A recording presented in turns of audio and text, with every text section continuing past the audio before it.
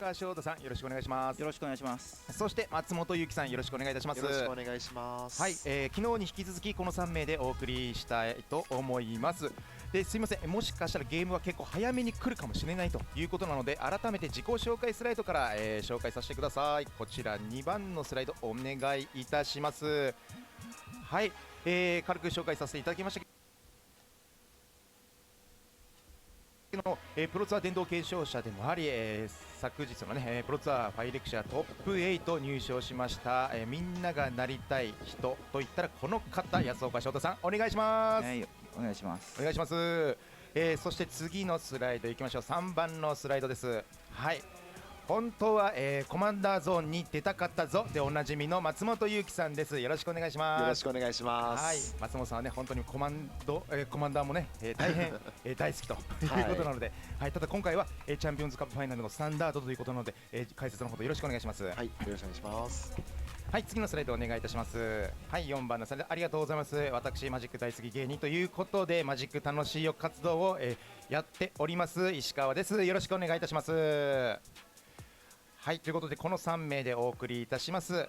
さあ次のスライドもパパと言ってしまいましょうかね。次5番のスライドいきましょう。ありがとうございます。本日お送りするのはマジック・ザ・ギャザリングでございます。こちらアメリカで発売された世界初のトレーディングカードゲームです。もう30年の歴史になりますね。現在では What is Magic the Gathering? さらには全世界で70カ国以上、そして5000万人を超えるファンとプレイヤーを魅了しております。What were you doing こちら tuning 年 into 間 the を通 stream して if 発売される新しいカードセットは、 you ゲームの don't 環 have 境によ at って least a 常に vague 変化して idea? おります。次のスライド、会場の雰囲気出ますね。ジャッジの、アナウンスがあって、今回ですね、チャンピオンズカップファイナルの他にも、楽天ブックス様協賛のもと、オープントーナメントもやっております。コンベンション熱い戦い非常に繰り広げられております。さあこちらありがとうございます。プレイヤーズコンベンションとあとありますが、こちらですね、マジックを始めた方でもお楽しみいただけるイベント、そしてアーティストの交流、グランプリを彷彿させる賞金制のオープントーナメント、そしてプロツアーへの参加をかけた戦い、チャンピオンズカップファイナルの観戦などマジックを心ゆくまで堪能できるイベントです。もう右も左もねマジックプレイヤーばかりで非常に、素敵なイベントでございまして、会場ではスタンダード、パイオニア、モダン、レガシー、そして逃走者制のリミテッドなどなどさまざまなフォーマットでイベントが開催予定ということでございます。でカジュアルな方もね、競技志向の方もお楽しみいただけるお祭りとなっております。じゃあ次のスライドいきましょう。はい、こちらチャンピオンズカップファイナルとは、こちら、世界初の、トレーディングカードゲームマジック・ザ・ギャザリングにおいてですね、未だかつてない取り組みである日韓最強の称号をかけた戦いが始まります。優秀な成績を収めたプレイヤーは次なる世界の舞台でもあるプロツアー、そしてさらにその上世界選手権へ招待されます。次のスライドをお願いいたします。でフォーマットはスタンダードでございます。 BO3 日本選手、そしてデッキ公開制となっております。プレイヤーはお互いのデッキの内容を知った上で対戦します。スケジュールなんですけども、今回2日目スイス5回戦終了時の上位8名が決勝ラウンドに進出でございます。決勝ラウンドはですね3ゲーム中2ゲーム選手、時間は無制限となっております。さあ次のスライドお願いいたします。はい、こちらチャンピオンズカップ、こちらジャパン&コリアのサイクル3、予選期間あります。こちら1月7日から4月9日まで、フォーマットはスタンダード、パイオニア、モダン、シールドとなっております。詳しくは特設サイトをチェックしてください。さあ次のスライドいきましょう。チャンピオンズカップファイナル映っておりますね。はい、こちら昨日勝ち抜いた64名でございます。皆様おなじみのプレイヤーも、続々と、進出しておりまして、グリクシストが、勝っている、雰囲気もありますけど、実は他にも頑張っているデッキたくさんあります。後ほどねメタゲームブレイクダウンデイ2等で、拾っていきたいと思います。はい、こちら賞金でございます。優勝賞金なんですけども、こちら8800ドル、さらに副賞としまして世界選手権に招待、アルティメットガード様より刀スリーブ1年分60個がプレゼントされます。2位の方もですね世界選手権に招待で、上位8名の方には、これゼンディガの同盟者ギデオンのフォイル版がね、もらえますと特殊世界に8枚しかないこちらのカード、こちらがプレゼントされるということですね。はい。ということで、以上紹介の方は、終わりということになります。はい、すみませんね、ババババと行きましたけども、昨日 Day1 終わって改めて、そういった感想みたいなのいかがでしたか、安岡さん。そうですね、はい、この環境は、ね、グリックスが強いと言われてましたが、やっぱグリックスを倒すために各種いろんな、ね、アグロが勝ち残っていて、赤タン、セレズニア、青白と、今日はかなりアグロミラーだったりとか、アグロのデッキが配信で出てくると思うので、その辺もねちょっと楽しみにしていただければと思います。なるほど、もしかしたらアグロ使いの皆様にはもう必見のねマッチアップが見られるかもしれません。そして松本さん、今回は独製デッキのセレズニアのね、デッキの台頭もありましたね。はい、ありましたね。そのセレズニアって本当ブロック構築に近いような、この新しいエキスパンションだけで組まれたものなんで、実際どんなものかっていうのって多分あんまり皆さん知らなかったと思うんですけれども、今回の配信で映って、しかもその4人しかいない中での、このトップ始まりました。早速来ましたが、じゃあここからは、私、石川とそしてまたいさん。 Good evening, everyone. Or I guess I should say good morning, since we're watching something that's happening elsewhere in the world at 9 a.m. We're here for day 2 of the Japan-Korea Regional Championships. Ryan, you asked about the entire RC schedule. I admit that I don't have that off the top of my head. I know that Southeast Asia and Australia, New Zealand were also this weekend. I believe that half of Canada is next weekend, the western half, but I could be wrong about that. I'll give you an answer between rounds. I'll look it up. It looks like we're going to get mono blue.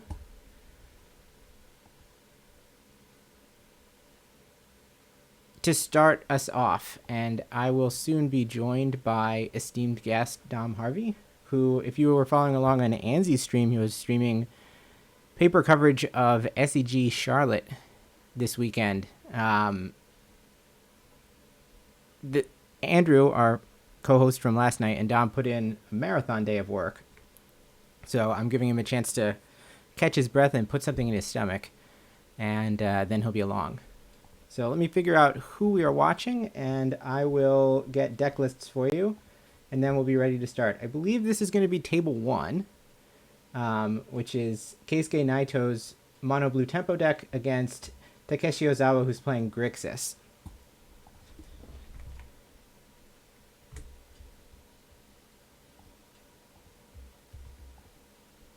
But let me make sure when the coverage comes up. Yeah, there are 2 mono blue players who are high in the standings. One of them was playing the Delver of Secrets version, and the other one is playing a more traditional list with 4 main Tolarian Terrors. The foil deck was all the Delvers, right?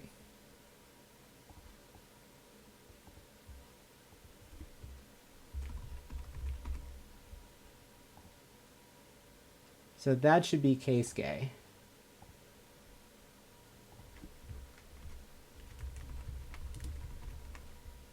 So this is our matchup of the only 2 players to get through day 1 undefeated. There were 2 7-0s.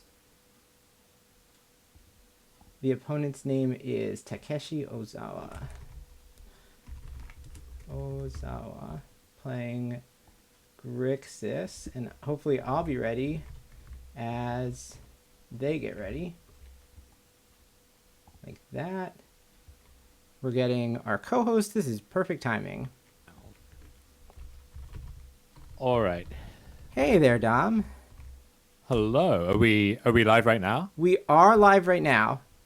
Okay, perfect. So we are watching. This is the 7-0 pairing. That's correct. So table 1 consists of the 2 players at 7-0.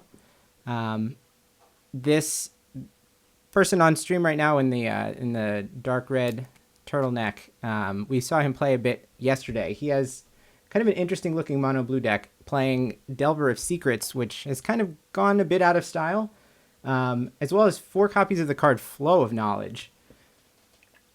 Yeah, this is kind of the arena deck, if you like, where if you're trying to grind up the ladder on arena, because this deck is so easy to build and it really attracts a certain style of player, you'll run into this a lot, but it really seemed like the consensus was it doesn't really have what it takes in an open format. Keisuke Naito clearly disagrees, putting up fantastic results with it so far. And as you say, the Delvers in particular, that has been the one inflection point. A lot of people just don't even have those. They have just 4 Terrors, 4 Jins or something instead. And so having the Delvers alongside, the full 4 flow of knowledge, like there's a lot of interesting choices in there. On the other side, it looks like Takeshi is playing a pretty stock-looking Grixis list. I don't have much to say about it, to be honest. It looks like the normal set of Grixis cards. Yeah, which you would think, if you're doing well in this tournament, or if you're showing up to the tournament at all, you need to plan for Grixis. If you're 7-0 in the tournament, you probably have a decent plan for Grixis. That being said, people always overestimate how good they are exactly against the best deck, so don't know how much you can read into it. And just doing a quick scan on Melee, it looks like Keisuke only played against Grixis once yesterday in the final round, in fact. So maybe the jury is still out on that one. We get underway with some untapped lands. Keisuke makes the first play of an Impulse. Is that like an F&M foil Impulse? Kind of doing it. That looks like a Consider, actually, to me. Yeah, there we go. And then, okay, foil F&M into Impulse, so, yes. Yeah, I'm a little bit behind here, but Keisuke bringing the bling so far. Keisuke's deck is 100% blinged out. I believe every card is foil. And yeah, kind of hard to tell with those islands at first, but yeah, all the spells are just gleaming off the screen. It's beautiful to watch. We're going to go straight in for a Haughty Jin, not super respecting the spells out of Takeshi's deck, I guess. And it gets met in the worst possible way. It disappears and then disappears from the graveyard as its corpse is appraised. Yeah, sometimes what this means is you have the second Jin and maybe a follow-up spell, and just you kind of need to force the exchange with the first one. But yeah, otherwise this is a risk from Keisuke that really did not pay off. So I would not be surprised to see a follow-up Jin, or maybe working towards a flow of knowledge here, something like that.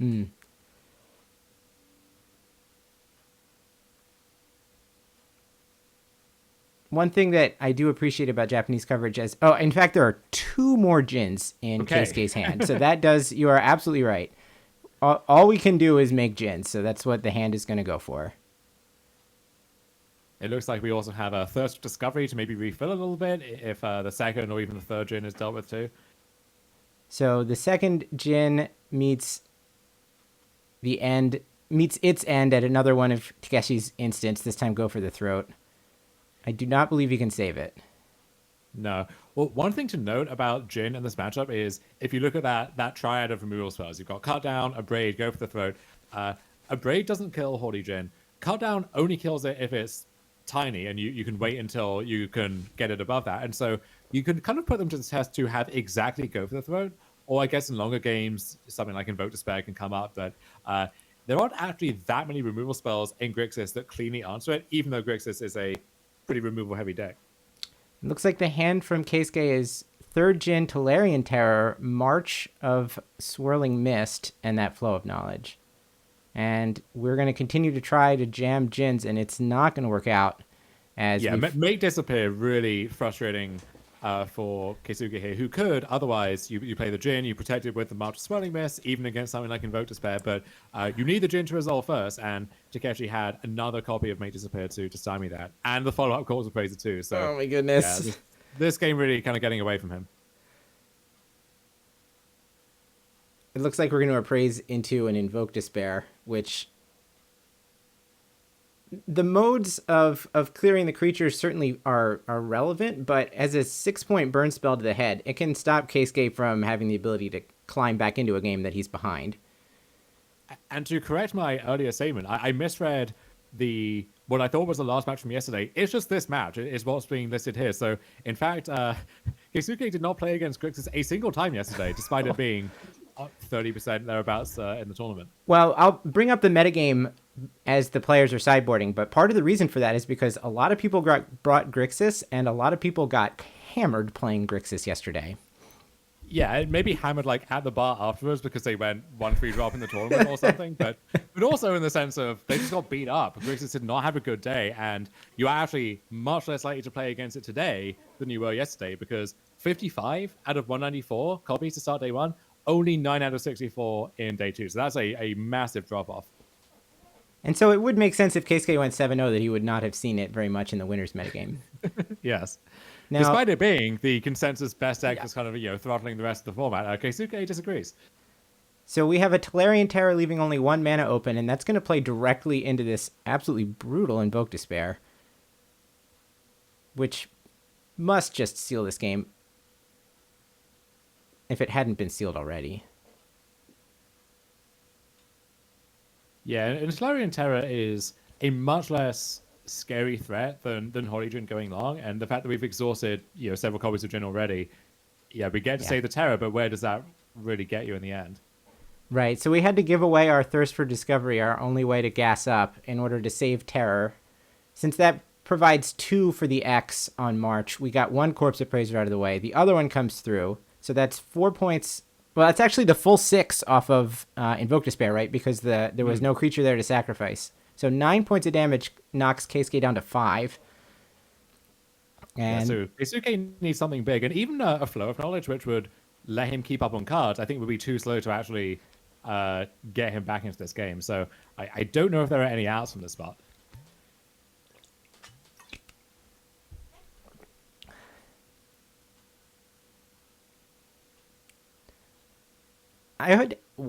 Wow. Here comes the Tolarian Terror. Does that suggest March's Swirling Mist was the draw off the top? It's a Blue Sun's Twilight for X's 3 to take the other Corpse Appraiser. Okay, well that's a good start. But then that's going to be tapped still, and so any way to deal... So another Invoke Despair would do it, or... Is that Blade Coil Serpent in Takeshi's hand? It is a Blade Coil Serpent, and both players know what that means. It by itself will mow through the last 5 life points of Keisuke and end the game. Serpent, a card I would expect to come out in this matchup, but really putting an impressive finish there in game one. All right, time to take a peek at the sideboards. It looks like I guess we start with the mono blue player. And I will throw deck lists back in chat for people who are catching up with us right now. We have access to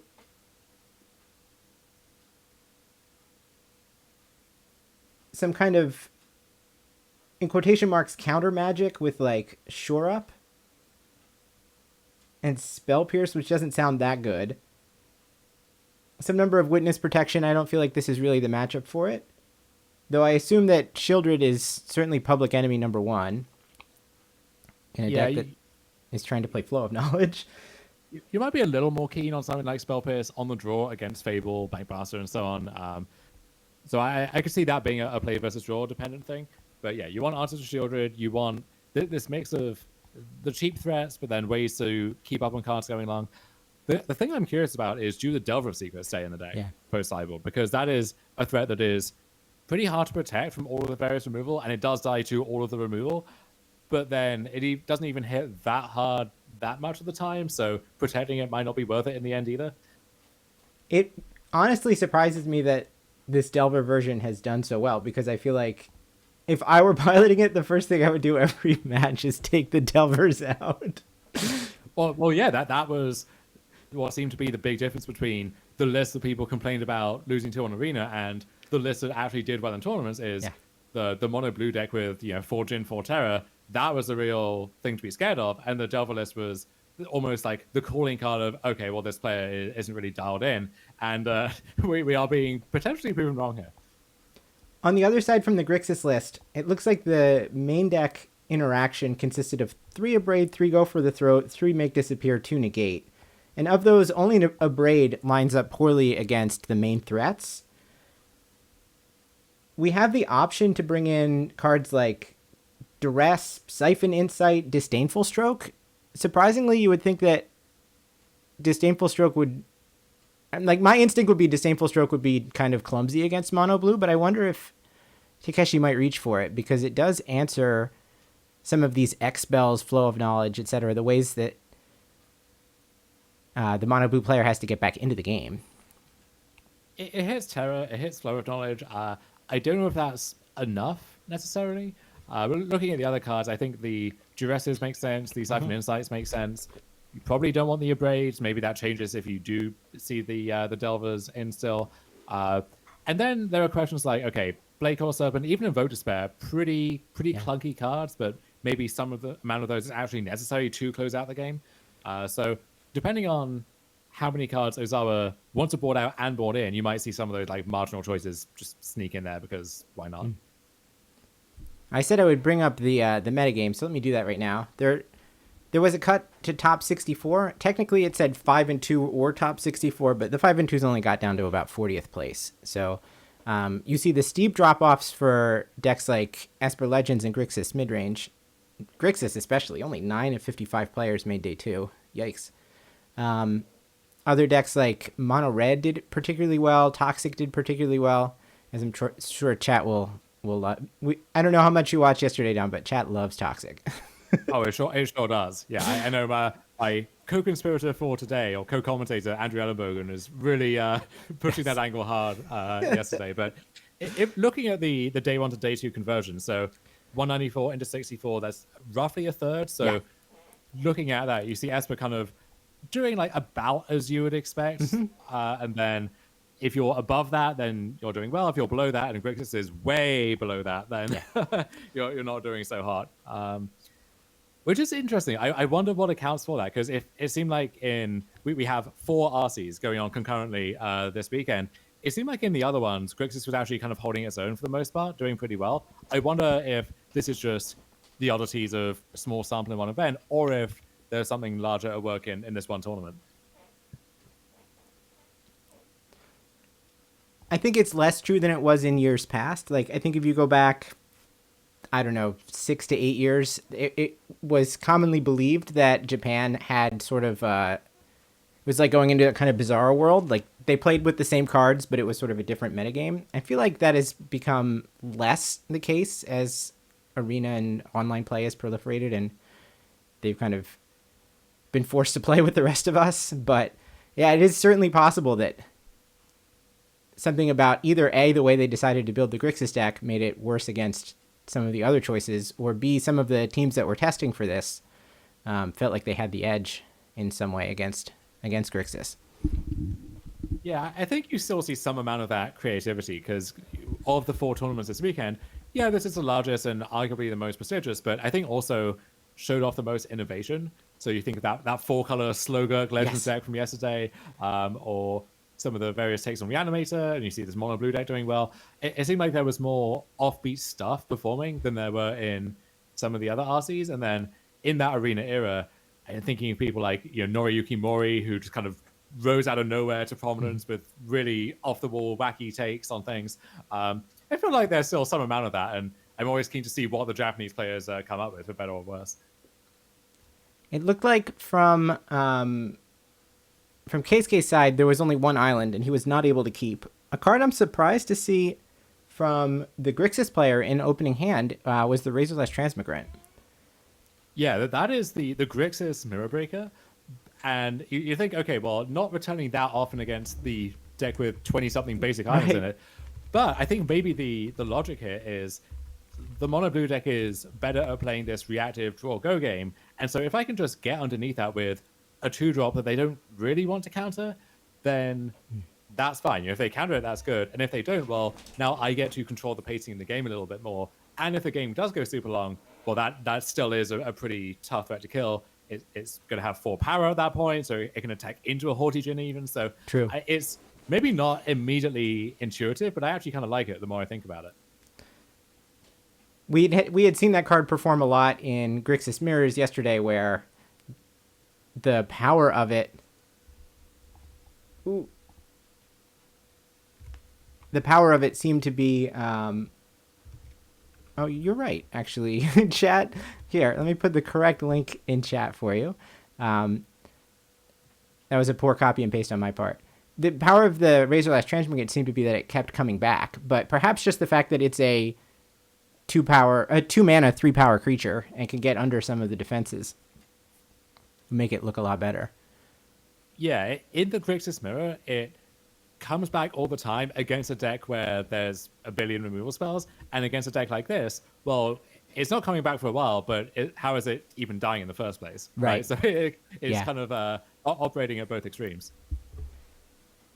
I wonder what that means about how Takeshi decided to sideboard. Like, is he trying to leverage Transmigrant alongside Blood Tithe Harvester to try to put power on the board really quickly?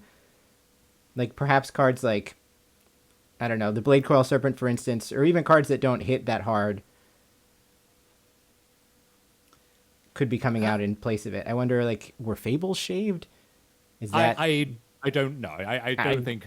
I don't know if you actually shave a Fable in any matchup with Grixis ever in this format, but that's kind of the nice thing about these conditional cards like Transmogrant is that because you have Fable and Blood Tithe Harvester, sometimes you're going to draw a dead one and you can just cash it in for something else. So the downside of that is mitigated a little bit.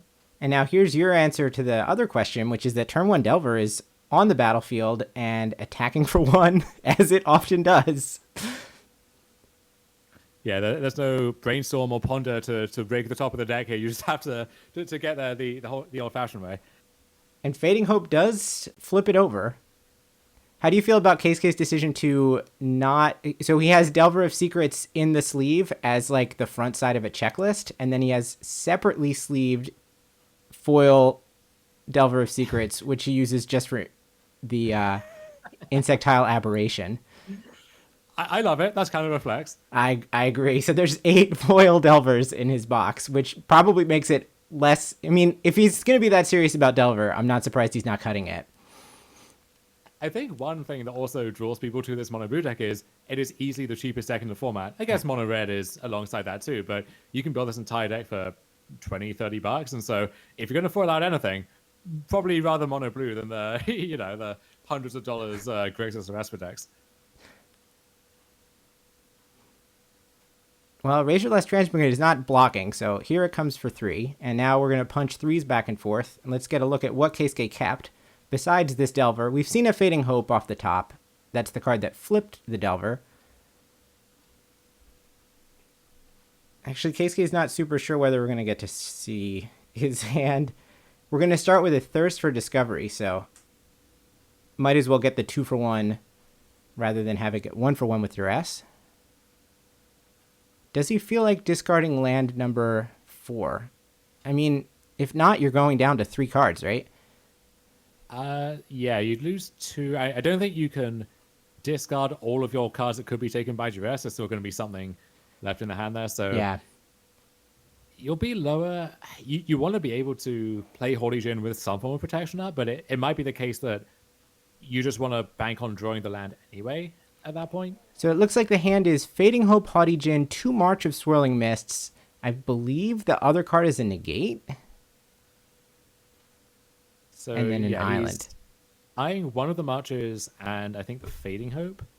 So we do have the line now of play Haughty Djinn. If it resolves, then we have March and negate as protection. That's nice. I mean, that's going to put Keisuke in a nice position. We'll get to keep only one of those protection spells, but one might be enough.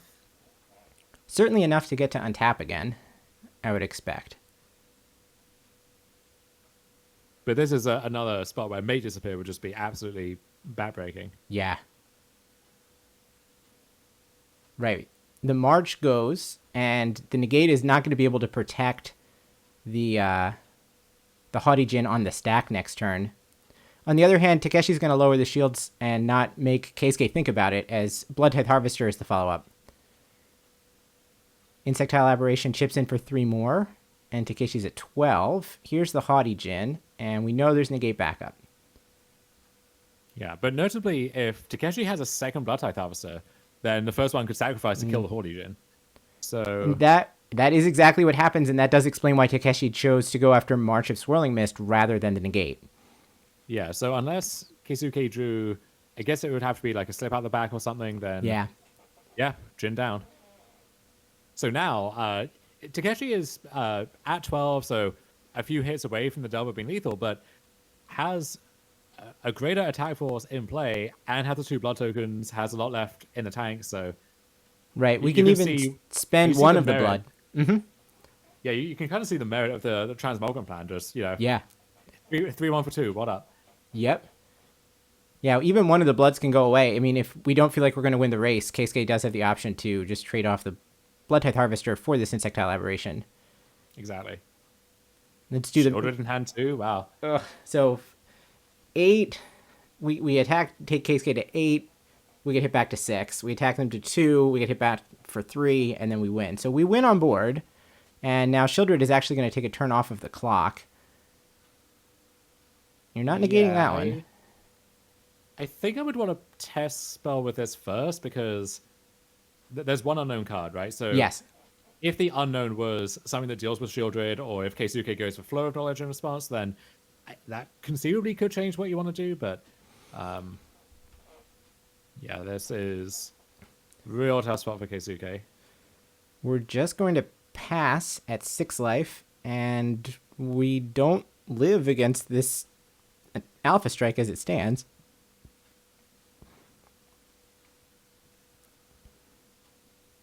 We can block Shieldred and go to 0.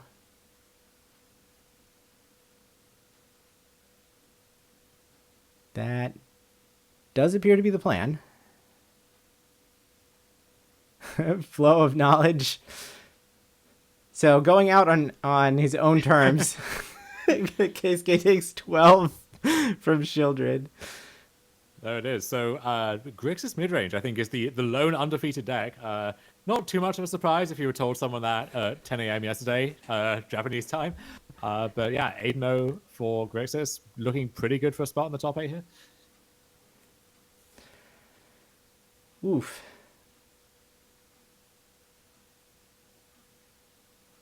Definitely the metagame broke very well for this mono blue deck, but hopefully it'll be able to dodge more of the Grixis menace going forward, because that didn't look particularly competitive. I did like the plan that Takeshi came up with post-board. It seemed very cohesive. Yeah, game 1, it seemed like Keisuke was... We had this steady procession of Horde Gens. Yeah. I think if one of those had got to stick, it would be a pretty different game. As it was, though, all the answers just lined up against them, and Takeshi ran away with the game. All right, let's see if we have a backup match. We no longer have Shota in the booth, though that says Shota Yasuoka. That is not Shota. By the empty chair or in the middle? So the two players casting, I forget Ishikawa's first name, but he's like the Rich Hagon of Japanese telecasts. Okay. The guy in the center chair is Yuki Matsumoto, who I think of as, I mean, he's played double-digit Pro Tours. I think of him more of as a limited specialist, though he is he's a very strong player. And then we also have Shota. I think basically Shota and Yuki are alternating color commentary. Are there any Japanese commentators who, or I guess players who are known especially for their commentary or for their particular style that they bring to the commentary?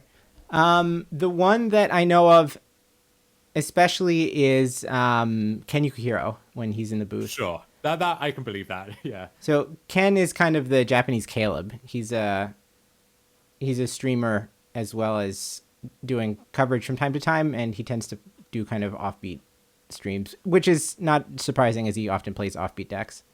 Is this Hisamichi on the right? Yeah. Yes. There we go. Yeah, so we have Riku Kumagai against Hisamichi Yoshigoe, and I think Riku is incredibly flooded and about to die. It looks like the Wandering Emperor has done a lot of good work in this game so far. On the plus side, this appears to be game 2, so we will get game 3, and for that reason I will pull up the deck lists for us. Riku obviously on mono red, and Hisamichi is playing a Jeskai deck, which Melee describes as tempo, but it's not really like an offshoot of the like blue tempo decks. It's more of a kind of tokens strategy.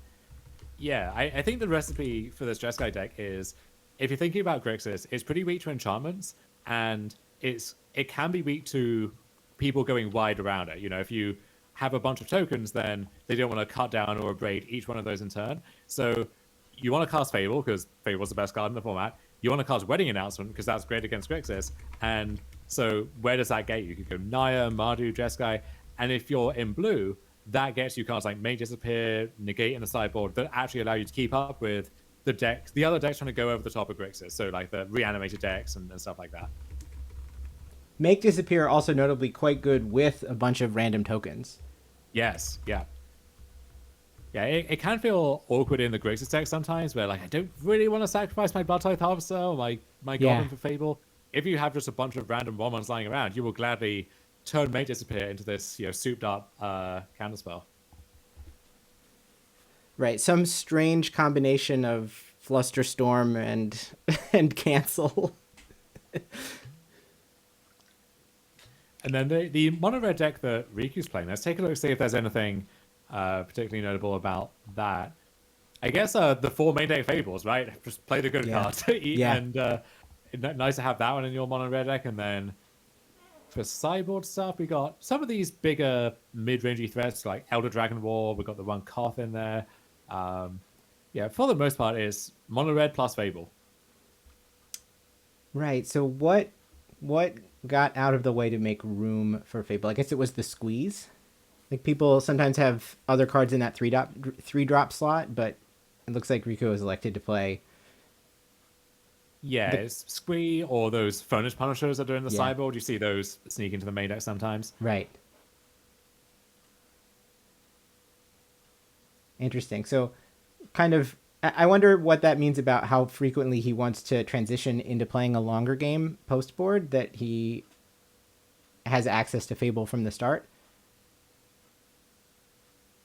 I think it's kind of the same formula as, against the Grixis decks.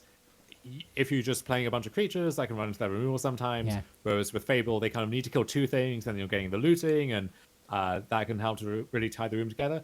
The other thing, too, is one of your 1-drops is Monastery Swiftspear. Tremendously powerful card, of course, but there aren't that many spells to juice it up a lot of the time. And so having a 3-drop that does also trigger Swiftspear is kind of nice, too. That's a very good point. And many of the spells are reactive. Like, you could get stuck with these, like, Play with Fires or Strangles in your hand and not really want to fire them off. Yeah, or conversely, if they're in reach, you have the first Lightning Strike. This helps you dig for the second one to close the deal there. So interesting. I also do like the idea of Reflection of Kikijuki copying Thundering Raiju. That sounds like...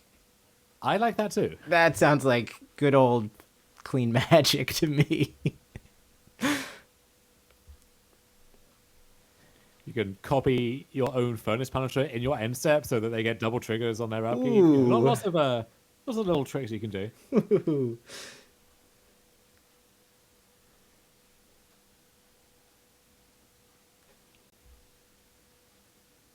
All right, we should have another moment before we get down to business here in game number 3.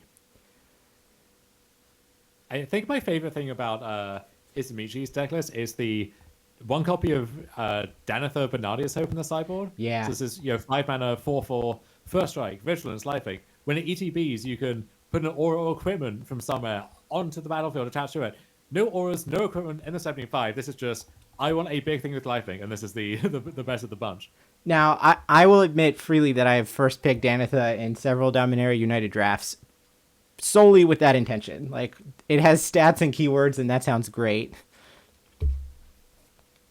Imagine this in play and my opponent has some 3/2s or something. I would feel wonderful. And that situation must... I mean, you don't put Danitha in your sideboard without bringing it in here, so I wonder if we'll get a chance to see it and whether Riku has any way to deal with it. Yeah, I would expect the one Danitha, the one Archangel of Wrath, who's in the sideboard too. We got some more removal, a little bit of everything, like 1 Flame Blast Ball, 1 Vortex Surge, 1 Abrade, and so on. And then 2 Denix, 2 3 lifelink. I'll take that. Sure. Yeah. And Circular Confinement, maybe, just more removal as well. So can mix up the interaction, mix up the threats. In terms of what to bring out, maybe some of the more expensive Planeswalkers, like the Saheelis, I could see, or Skrelv's Hive, I think actually probably is a big liability. Yes. That makes sense to me. It is interesting to see the strange mix of removal spells. I guess why load up on 3 Voltage Surges when you could have a mix, and like the first one is probably like the first one of each might be better than the second copy of any others, but I don't know. That's not the way I build sideboards personally. I don't know how I would ever get there. Yeah, maybe there's some very specific mapping that he's trying to work towards. But yeah, for example, Flame Blast Bolt, generally going to be worse than Voltage Surge, but Razorlash Transmogran is a big card in this tournament. Yeah. So this is a thing that does actually answer that card. Likewise, Destroy Evil, sometimes that is the only removal spell of these 5 or 6 different ones you would want to bring in. Ditto, Obliterating Bolt, stuff like that. So I think having a mix makes some amount of sense. And then Scrolls Hive, like we mentioned, not going to do any work here, but part of that recipe against Grixis, right? Yet another cheap enchantment that makes tokens, which is really hard to deal with if you have it early. And they need to have like exactly Brotherhood's End, which a lot of them don't even main deck in order to keep up with it. Getting a look at Hisamichi's hand, which has, it looks like a Denic, a Fable, and 5 lands. And I couldn't even tell whether any of those lands make blue. But if he's keeping, then one of them must, because otherwise that would make no sense. Riku leads off with Kumano, facing Kakazan. And the 1/1 with haste takes Hisamichi to 19. Now let's see if it's a 1/1 with haste on turn 2. And the answer is yes, in the form of a counter on top of Bloodthirsty Adversary. So Kumano did its job, and now it is up to Hisamichi to answer with the Denic, though he takes 1 off of Darker Wastes to accomplish that. So I think he should be at 15 at the moment. Denic does even block the Adversary. I guess it could potentially block the flipped Kumano, but if there's any burn spell here, then Hisamichi's going to be very far behind. Yeah. And there's an Abrade in hand. It looks like Abrade, Obliterating Bolt, Fable, Koth, and one more land. And one more card. No third land. And so I guess the question is, do you Abrade the Denic and potentially let it get disturbed many turns down the road, or do you obliterate it? And I think if we reach the point where we're disturbing Denic, then the game is probably long over, and we elect to Abrade instead.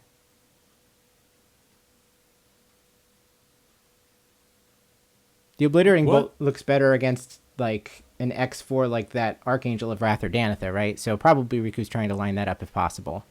Yeah. Well, worth noting, too, that this deck is kind of similar to the one that put Hisamichi on the map at the New Capenna Championship, this like Naya tokens deck, which with a lot of the same principles, same duo of Fable plus Wedding Announcement and Wandering Emperor. So kind of nice to see some of those teams coming back again. Getting the squad back together, as it were. Yeah, absolutely. All right, so the play is Fable, which unfortunately does not block that well. The Bloodthirsty Adversary is just going to continue to take axe swings at Hisamichi's trunk. And here they come. And the obvious block is tendered, and Hisamichi goes to 8.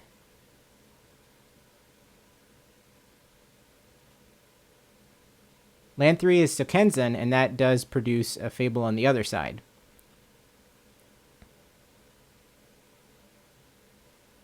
All right. We've got Wedding Announcement as well as the Archangel of Wrath. What's the back card in? No, that's not Archangel. It's Wedding Announcement, Steel Seraph, and some white card that I couldn't quite see. Maybe Destroy Evil, though I don't know if that one would make sense here. It is 1 and a white. Yeah, so I guess that does actually kill Kumano and Fable, which is maybe enough. Or Thundering Raiju. So yeah, okay, between all of that. Yeah, that's an easy call. Maybe the Circle of Confinement as well? Oh, it could be Circle. Good thought, Pulseid, but there is also Michiko's Reign of Truth in Hisamichi's main deck, but that would have a little symbol in the top corner, since it is a double face card. So I don't think that that's what it is. We draw Danitha. Ooh, that's enticing. So if we can just survive one turn, we're going to put something big into play. Though I guess we know that Riku has the Obliterating Bolt for it. On the other hand, Obliterating Bolt might be forced to go after this Steel Seraph. And Hisamichi passes back with Voltage Surge available. So if the play is remove Steel Seraph, we could see the Voltage Surge kicked to clear the Bloodthirsty adversary.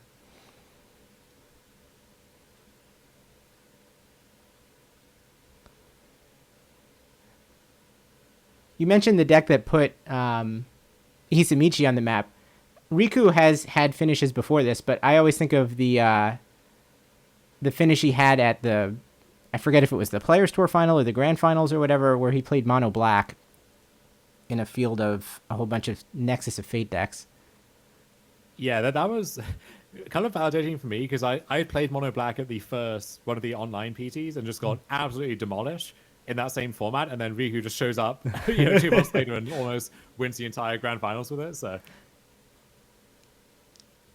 So land 4 enables Koth, and Koth will try to do a Chandra Torch of Defiance impression, and we will see the interplay that was suggested a minute ago of Voltage Surge sacrificing the Steel Seraph since it was an artifact. Now I think we're going to see Danitha get run right into this Obliterating Bolt, and it's going to be very sad. Yeah, there's really no margin for error for Hisamichi here. He kind of needs a few things to go right a few turns in a row.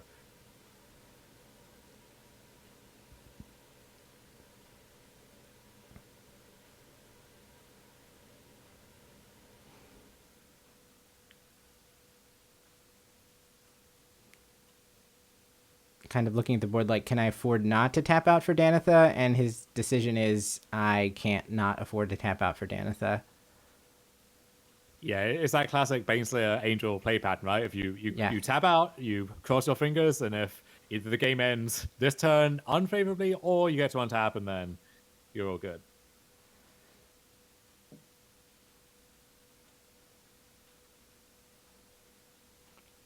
All right, Koth +2 finds a mountain.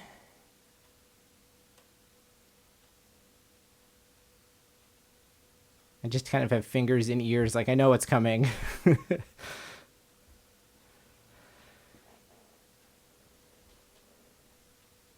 Before his online success, Riku won Grand Prix Tokyo 2016, which was one of the largest GPs ever held. It was like a 4,300 person event. I remember running the numbers on it that he, like, if you looked at total number of people, like sum of field size in all of the GPs that you won, just winning that one individually was like, it was more than if you looked at like John Finkel's 9 GP wins or whatever he has. Like that, the sum total of those was less than 4,300. Sure. Yeah, I the only other context I had for Riku before that point was I was playing this Pro Tour Fantasy draft way back in the day, like 2014, 2015, and one participant in it was just picking names from the qualified players that's entirely at random, and he had Riku on his team, and then Riku actually like did well or at that PT or something, and that was the first inkling that maybe there was something there for me. That's awesome. So we were able to sequence in a Swift Spear before the attack, and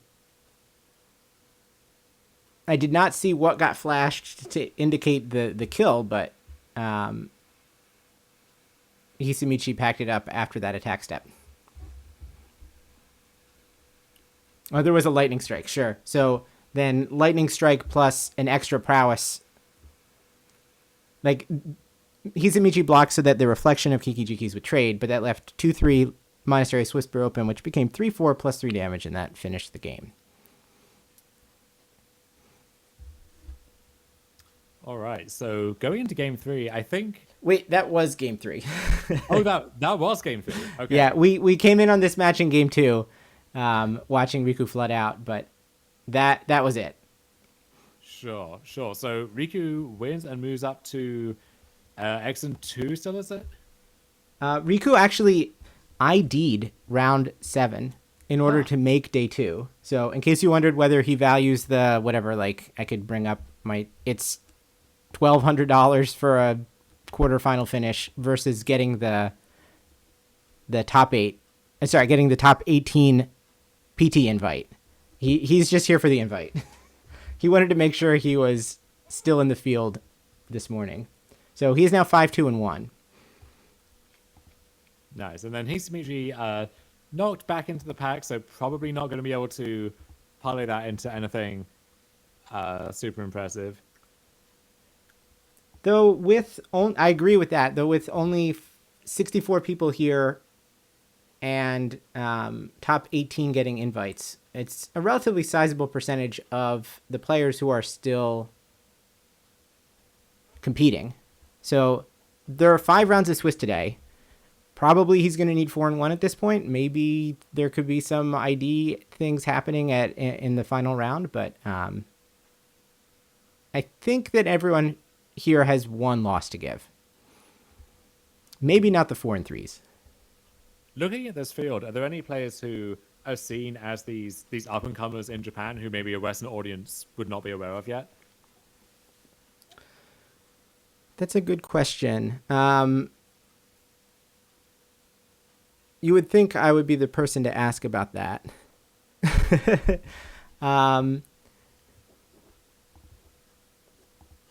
Many of the names that are still around are ones that have finishes, though I don't know how deep. I mean, I guess there's 2 different edges to that sword. One of them is that from my position as ELO project manager, I've seen all of these names so many times. Yeah. That it can be difficult to tell. Ooh, as I ponder our list of players to watch, we actually have Rei Sato playing Toxic against Masakuni Hamaguchi, who's playing Soldiers. We have not seen Soldiers on stream before. Rei, obviously, MPL member for the last couple of years. So if Ray top 18s gets an invite, does that pass down to 19th place? You ask another good question. I don't believe that it does. Okay. But I don't know. So yeah, Soldier's leading on the 1 non-soldier in the entire deck in Skrelv. Yes, it's a Skrelv mirror, and worth remembering that Skrelv is a might in the sense that it cannot block. So Skrelv is free to get in there. There's also probably not that much that Skrelv is trying to protect against in this matchup. Like, Ray is playing a bunch of toxic creatures and kind of pump/save, like, counter spells. Lauren's Escape and Tyvar's Stand and stuff. So you might as well get in while you can. Masakuni is trying to win with damage. Oh, hey, Carl. Okay, Terabat in chat does think that the invites do pass down. At least they did at the European Regional Championship. Is that at the discretion of the regional organizer, though, or is that mandated centrally? This I don't know. This is a separate question from, say, the Hall of Famers, who kind of have to, like, announce ahead of time whether or not, I think, that they have to announce ahead of time whether or not they're attending the RC as a Hall of Famer or if they're using an invite, if they have one.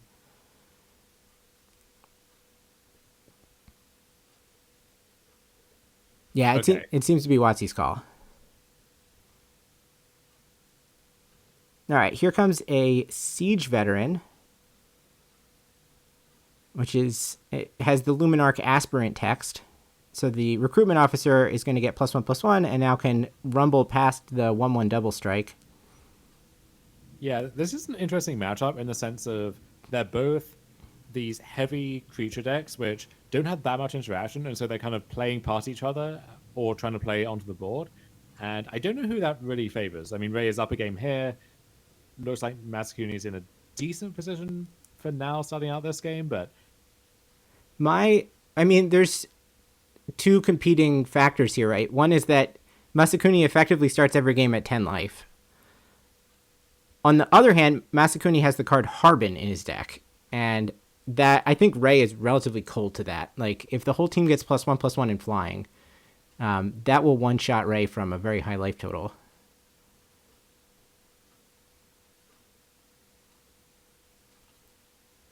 Ray seems to be trying to decide if and how he wants to use Skrelv to push his Jawbone Duelist through the blockers. So then, if you scroll through a Jawbone Duelist, it gets another instance of Toxic 1, which also gets doubled. Is that right? Yes. Okay. So that's a very nice little 1-2 punch here to start the game out.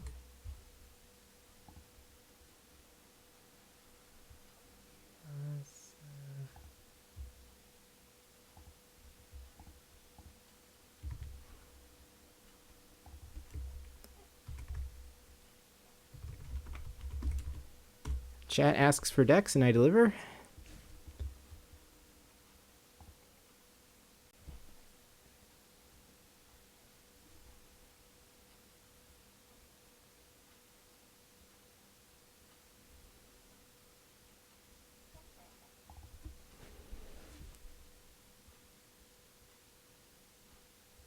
Okay, back with the game. It looks like that was the line that Ray took, which, and he chose life, interestingly, for the Skrelv activation. Yeah, so then this suggests maybe Charge of the Mites, I think is the only real option for 3 mana at instant speed. I wonder if the plan is to do that.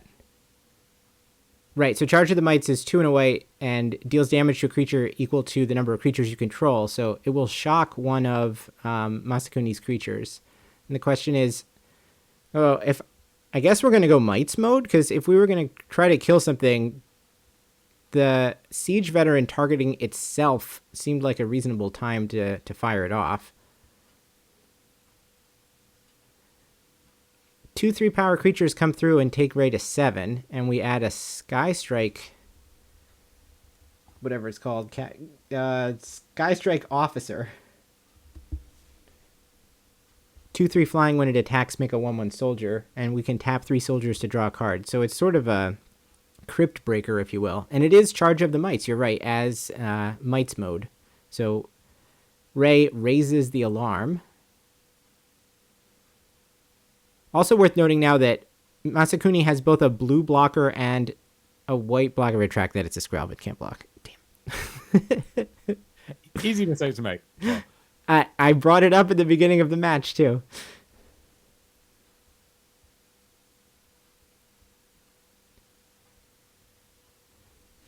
All right, my stream upgrade for this broadcast was adding the MTG bot. So now I can go ask about Fortified Beachhead. so that would mean removal spell for the Sky Strike Officer will just be lethal here, right? So if we Because get... the Jawbone is +4, and then the 2 mice bring it to 10. Yes, that is correct. So if we could just tap the Sky Strike Officer. I mean, there is a Skrelv in play on Masakuni's side next to it, so it would be difficult to force it through, but... Okay, sure. If we could find an extra Toxic, that would also do it, right? So Ray is again going to choose Life to activate Skrelv, and here they come.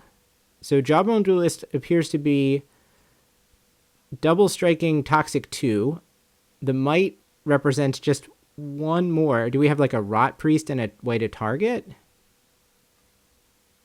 There really aren't that many ways to actually target your Rot Priest in the deck. It's mostly just a 1/2 Toxic 1. That you get a little bonus against opposing removal, but it's definitely not like these. Okay, well, there we go. There we see one of those combinations, but this is not like one of those modern Rot Priest combo decks or whatever, where you're just kind of going off with that as a central piece. I am actually, now that I'm looking at Masakuni's deck, it is somewhat different from the other Toxic decks we saw yesterday. I'm surprised to see 0, Lauren's Escape, Tamio's Safekeeping, Tyvar's Stand. All of that stuff is not in the main deck. Oh, wait. I'm looking at the other list. Retract all that. There's 4 Tyvar Stand there. Okay, that makes so much more sense. Though I don't think that was what targeted the Rot Priest at the end. Was it just a Charge of the Mites or something? I think it may have been a Lantern Flare, actually. I'm not quite sure. It doesn't matter either way. A nice kind of photo finish there from Ray Sallow to finish things out. But so Ray is now 7-1? Ray is now 7-1. Yeah. Okay. So let's... Is it top 2 from the Japanese RC Get to Worlds? That is correct. Okay, so even if Ray has the PC invite already, definitely has the Worlds invite in mind, I'm sure. Yes. All right, let me take this moment to add a couple of results. Terabad, I'm guessing you're checking to see whether or not those cards that could have been what Ray was casting can actually target your own stuff. Which is a good question.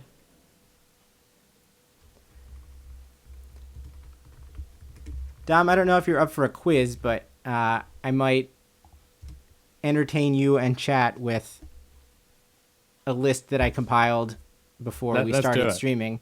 So I was looking over all of the decks that made top 64, and I found 5 cards that are in the main deck of players who made day 2. Okay. So I'm going to tell you the name of the card. You have to tell me what the card does. Sure. We'll start with an easy one for people who were watching the stream yesterday. And when I say easy, that's in quotation marks because these are 2022 Magic cards and they have novels written on them. Let's start with Old Rutstein. Oh, God. Okay, so 1 BG for 1/4, legend, some types or another. When it ETBs and attacks... No. Okay. ETBs or upkeep. Yes. There we go. So you mill a card. If it's a creature, you make a 1/1 insect. If it's a land, you get a treasure. And if it's neither, you get a blood. That is correct. So I'll put good. this up on stream. Easy. So now for bonus points, what are the card types of Old Rutstein? Oh, well, I can see the screen now, but human peasant. I would have gotten that so wrong. Honestly, I kind of knew the text from the stream yesterday. I would have thought that it was a tree folk. I kind of thought that too, or like something undead. I don't know. All right, next card on the list. Overcharged Amalgam. Okay, 2 blue for a zombie, 3/3 flying, exploit. But in ETBs, if you exploited something, you counter target spell or ability. I'll give it to you. So you counter target spell, activated ability, or triggered ability, and then obviously as it's a counter spell, it has sure. flash. I guess. Okay, flash. Sure. Okay, now I have to remember the order in which I put these up. The next one is Selfless Samurai. 2/2 vigilance, sacrifice itself something. Another creature gets indestructible until EOT. Okay, you've got one of the 2 lines of text. It has a different other ability. It does not have vigilance. First strike? I don't know. The other line of text is if a samurai or warrior you control attacks alone, it gains lifelink until of end course of it turn. does. Okay, now they're going to get somewhat more ridiculous.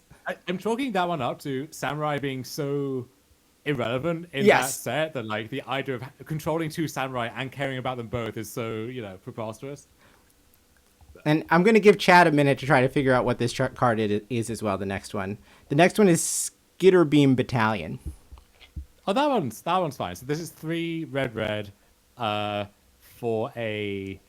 Well, okay, so it's 9, or Yes. it's 3 red for... It's got prototype, and then it's a 4/4 or a 2/2, and when it ETBs, if you cast it, you create 2 other tokens that are copies of it. And it's got haste, and I think it's just haste. It actually also has trample for whatever that's worth, but yes. It's a red card. Why does it have trample? Okay, the last one in someone's main deck in the field today is Miglo's Maze Crasher. 1 RG 4/4 beast, legendary beast. Maybe an orc or something, Phyrexian, or whatever. Has 3 oil counters. Maybe 5 oil counters? It has oil counters. We'll circle back to that part. Okay. Right, so you can remove some oil counters to give it a +2/+2, or to destroy an artifact or enchantment, or to... You do have 2 of the modes. There are so many numbers on this card. Protect itself somehow. It gets... Oh, it can give itself trample? Let me know when you're ready for me to bring it up. Yes, I admit defeat. Okay, so it is 1 green-red for a 4/4. It is a Phyrexian beast. It comes with 5 oil counters. A lot of counters. You can Vigilance and Mesh. You can spend 1 and remove 1 oil counter, or 2 and remove 2 oil counters, or 3 and remove 3 oil counters. Oh, look, I'm sorry. This thing having Vigilance and Menace, that is some real black-green Serret Angel. I 100% agree with that.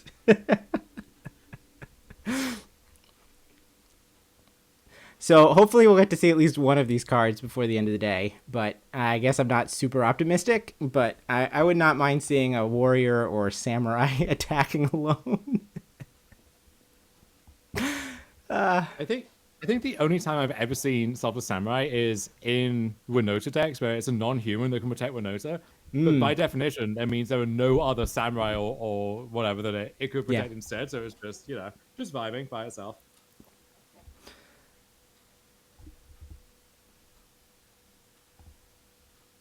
Yeah, I guess this does speak to the fact that Japanese players are willing to play some innovative stuff. Yeah. I'm curious, what is Shota like as a commentator? Because it seems like just by his persona, he would be like very dry, very analytical. But is there more to it than that? I think that's about right. And I don't know if you've ever watched him stream for any amount of time, but it is also kind of businesslike, let's say. Yeah.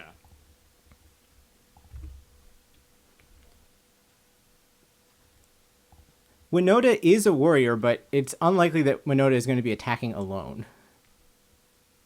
Yeah, if Winota is attacking alone, then something has gone terribly wrong. But, I mean, hey, 4/4 lifelink is, that's fine. Our Slogurk player has fallen to 5/3, unfortunately. No! Though our mono black player is soldiering on at 6/2. Mono black soldiers. I was really hoping I could talk myself into playing the Slogurk deck in my RC next weekend, but we will see how that develops today. I got a report from someone on Twitter who said that they took the Slogurk deck out into the best of 1 qualifiers and crushed it. Nice. So that made me feel very good. That's part of why I do these streams, to make people aware of this goofy tech that comes out of Japan. I don't know how much the best of 1 arena ladder really counts for it, but if I want to believe, I will use it as evidence. I'm not above doing that. I forget if it was like a constructed event, or if there was like some sort of playing qualifier or something that they it was a legit queue though that they were playing. It wasn't just on the ladder. Sure. Okay. All right.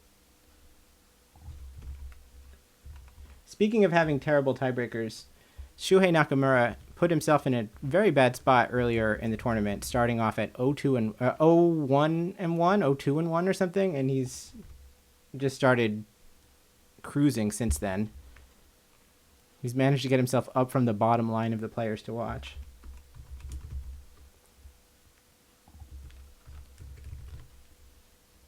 Yeah, it's always fun when a prominent player like that gets off to a bad start and you're kind of like, okay, well, maybe not this weekend. And then they just kind of silently cruise up the standings undetected.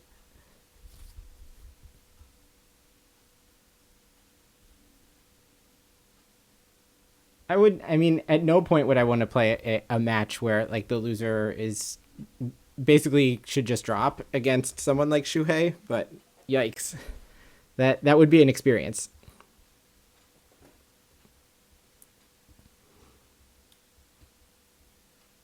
These streams are put on by, MTGJP, right? So between rounds, usually there's some combination of casters and or other people associated with WotC Japan who are trying to sell us stuff. I think right now they're trying to sell us on some of these Phyrexian bundles. So let me give us a chance, since we are between rounds, to catch our breath. We are going to be here. I'm going to be here all night. So I learned yesterday that stamina is going to be a factor. We finished at 4:30 a.m. yesterday. So I'm going to bring up the Japanese audio, Dom, and we'll be back with the start of round 9 shortly. Cool. It does seem like the Japanese broadcast like actually works the product and advertising into itself much more so than even the PT broadcast did. Yeah, it is so much better than anything that we were able to come up with the exception of GP Reduke. Sure. But yeah, they have a formula and they follow it pretty stringently.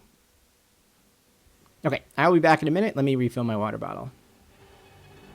But your suffering is at an end. We offer you freedom from flesh. Your realms are diseased, and we are the only cure.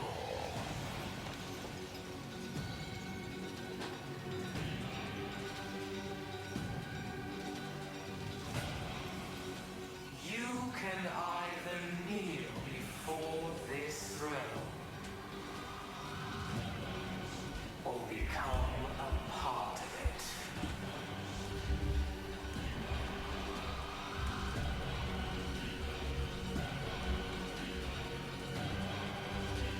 All will be one.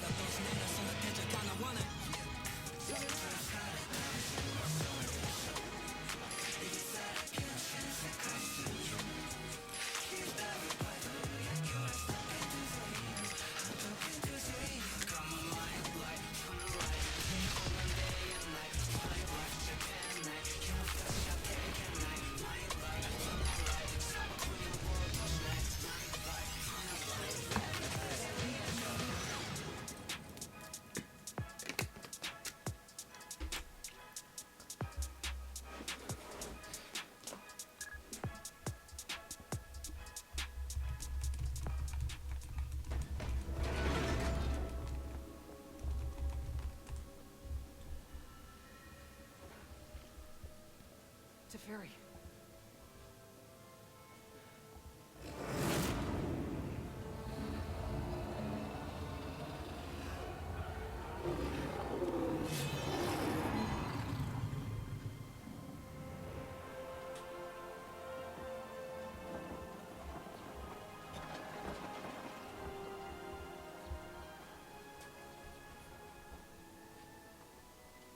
I've spent my entire life learning about time.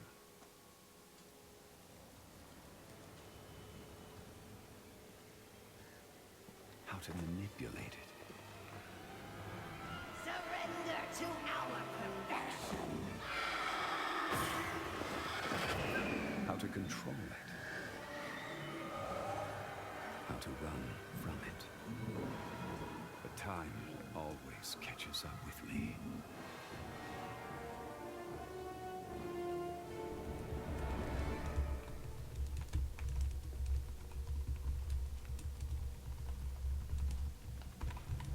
Were you followed? There are sleeper agents everywhere. Yes, Teferi.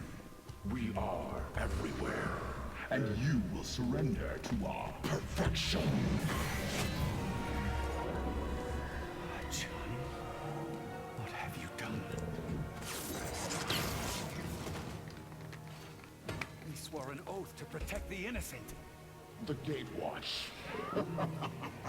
Don't waste your breath. Let me take the stone. I can fix this. Nobody has to die.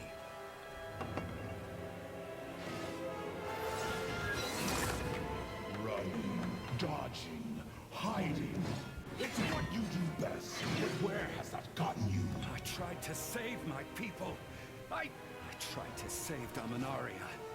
Phyrexians did not destroy your home, Teferi. You did.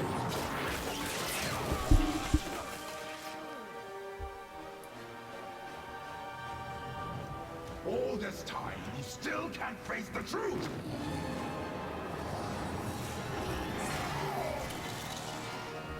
You are a coward! Enough. This ends now!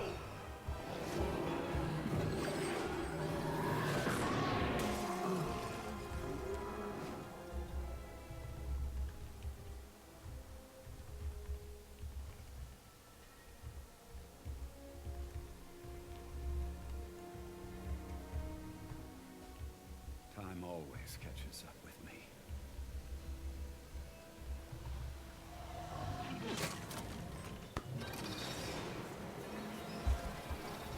Now, it's time to face it.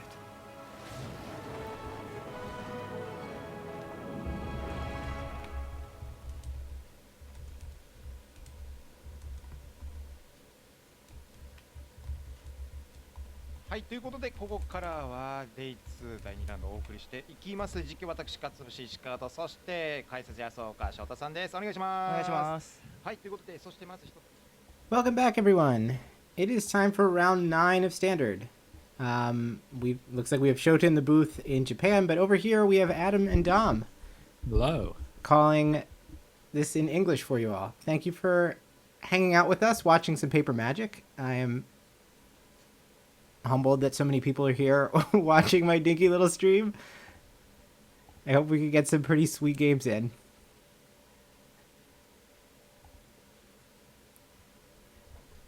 We've got... Oh, I should learn to leave it... I'm not great at translating the Japanese on the fly, but I can usually at least like pick out the names, so like I could get the decks ready ahead of time. But I think we're gonna have to just see what's going on. I could tell you I saw a Cruelty of Gix there on the left. Okay, so this is Kenta, is that right? Yeah, so this might be... I think that is Kenta. And it seems Hirane. like the Toxic deck, maybe on the other side? Let's see. Oh, that... Actually, the opponent might be playing mono red. I feel like I recognized Sangjun from yesterday, and that's what he was doing. So let's guess that that's it. Get this set up. 60-20. 53-88.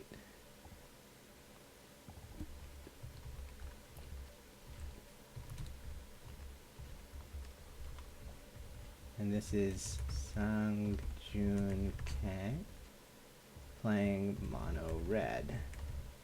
No, it's definitely someone playing toxic. So I have the wrong... Okay. Damn. I have the wrong list. So, all right, we'll wait a second and find out. I'll get you lists in a minute, chat.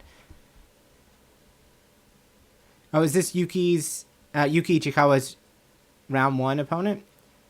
Are we down to... So is this 6 on 5 in game 1 here? Oh, boy.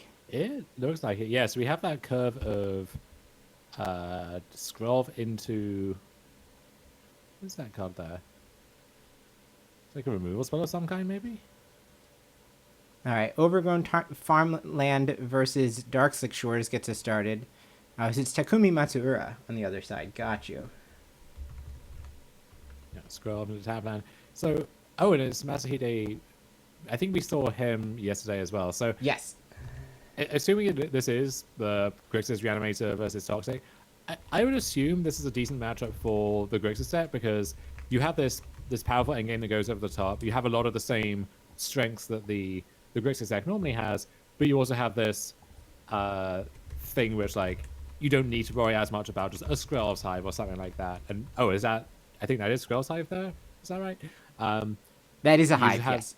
Yeah, you have this really powerful endgame that just trumps all of that. And the Toxic deck, unless it has one of its better draws, it's not so fast that it can kind of overpower you and punish you for having these kind of clunky payouts in your deck. Okay, exclamation point Dex works, and now I can get myself caught up. So we have Skrelv and their hive against a Fable and an Abrade as we're getting started here.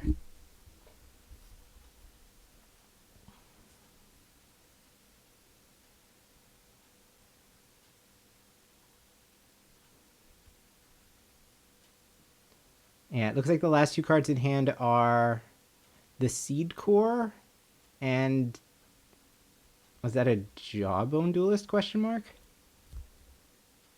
Kind of looks that way. Oh, it was a Charge of the Mites. So that's going to blow away the Goblin Shaman and enable an attack with Skrelv.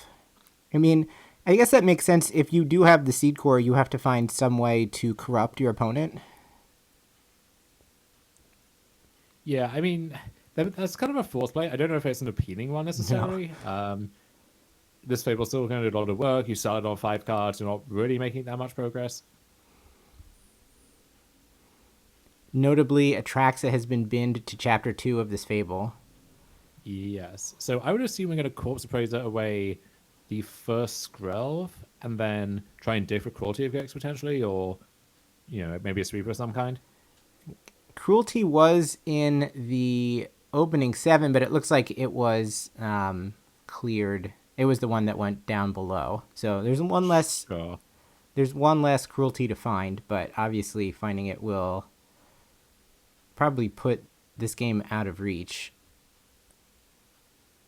Though, having said that, it does depend on how quickly it happens, right? Because we've seen Skrelv's Hive do a lot of work in going wide around some of the Grixis strategies, whether it's, a bunch of Blood Tithe Harvesters or the big Atraxa.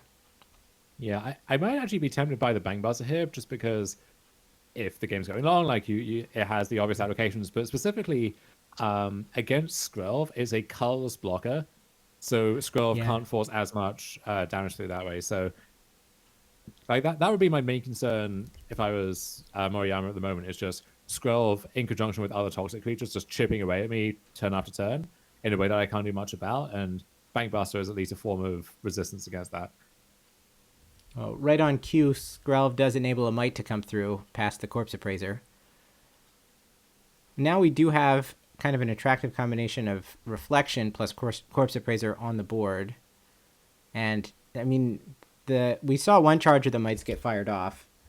It looks like there are 4 in the deck, but that's the only way that Takumi has to interact game 1. So it is possible that we could see some of the kind of disgusting shenanigans that Kikijiki can get up to. Yeah, I wonder if there's some consideration for actually eating the Atraxa with Corpse Appraiser, just because it feels like you won't need that to win this game with the tools you have. And if you can find, Blood Tithe Harvester to pair with the Reflection, or a removal spell for the Skrelv, like that could actually just kind of put the game out of reach right now. Whereas if you never find Cruelty, then, and one of them is tucked on the bottom, then right, where is that getting you?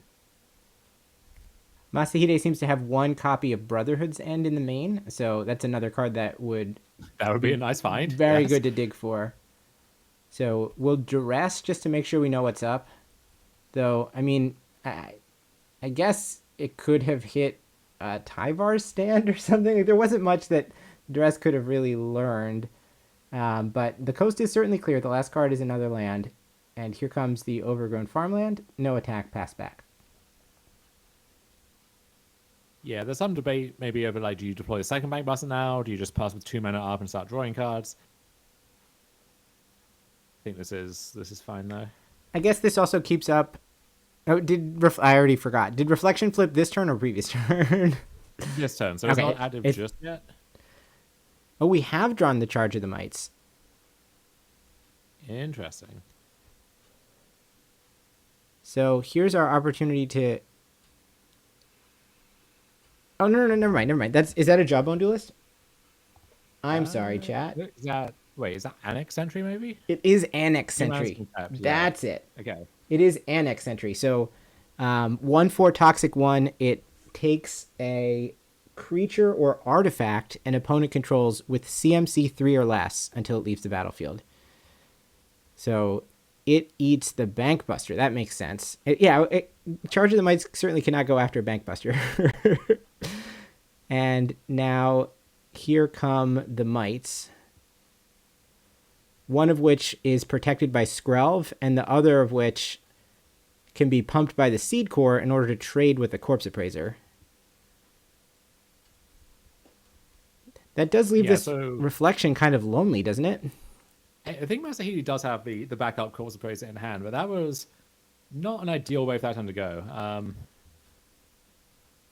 And that is a line where you wish you had just played the second Bankbuster instead, but I think we should still be in a decent spot here. We can kind of re-up on the Corpse Appraiser and then play another Bankbuster. Poison count is 5, and we do have 4 toxic creatures and a 5th one certainly on the way. So there is a certain element of clock here. Like, Masahide has to get enough material on board that he's not in danger of getting swarmed. But if he can make it that far, then things are going to probably start to turn around for him very quickly. The Seed Core is just a messed up Magic card. It's the other thing that I've learned from doing coverage this weekend. It lines up really well against the cards that people are trying to use to block these toxic creatures. It is fun seeing these. This is effectively like a tribal aggro deck, right? Yeah. So we have this, we have soldiers, we have a few others. It's kind of nice to see those theme decks doing pretty well, because often it's kind of sad when the entire set or block is built around this tribe or this theme and it just never makes any marking constructed.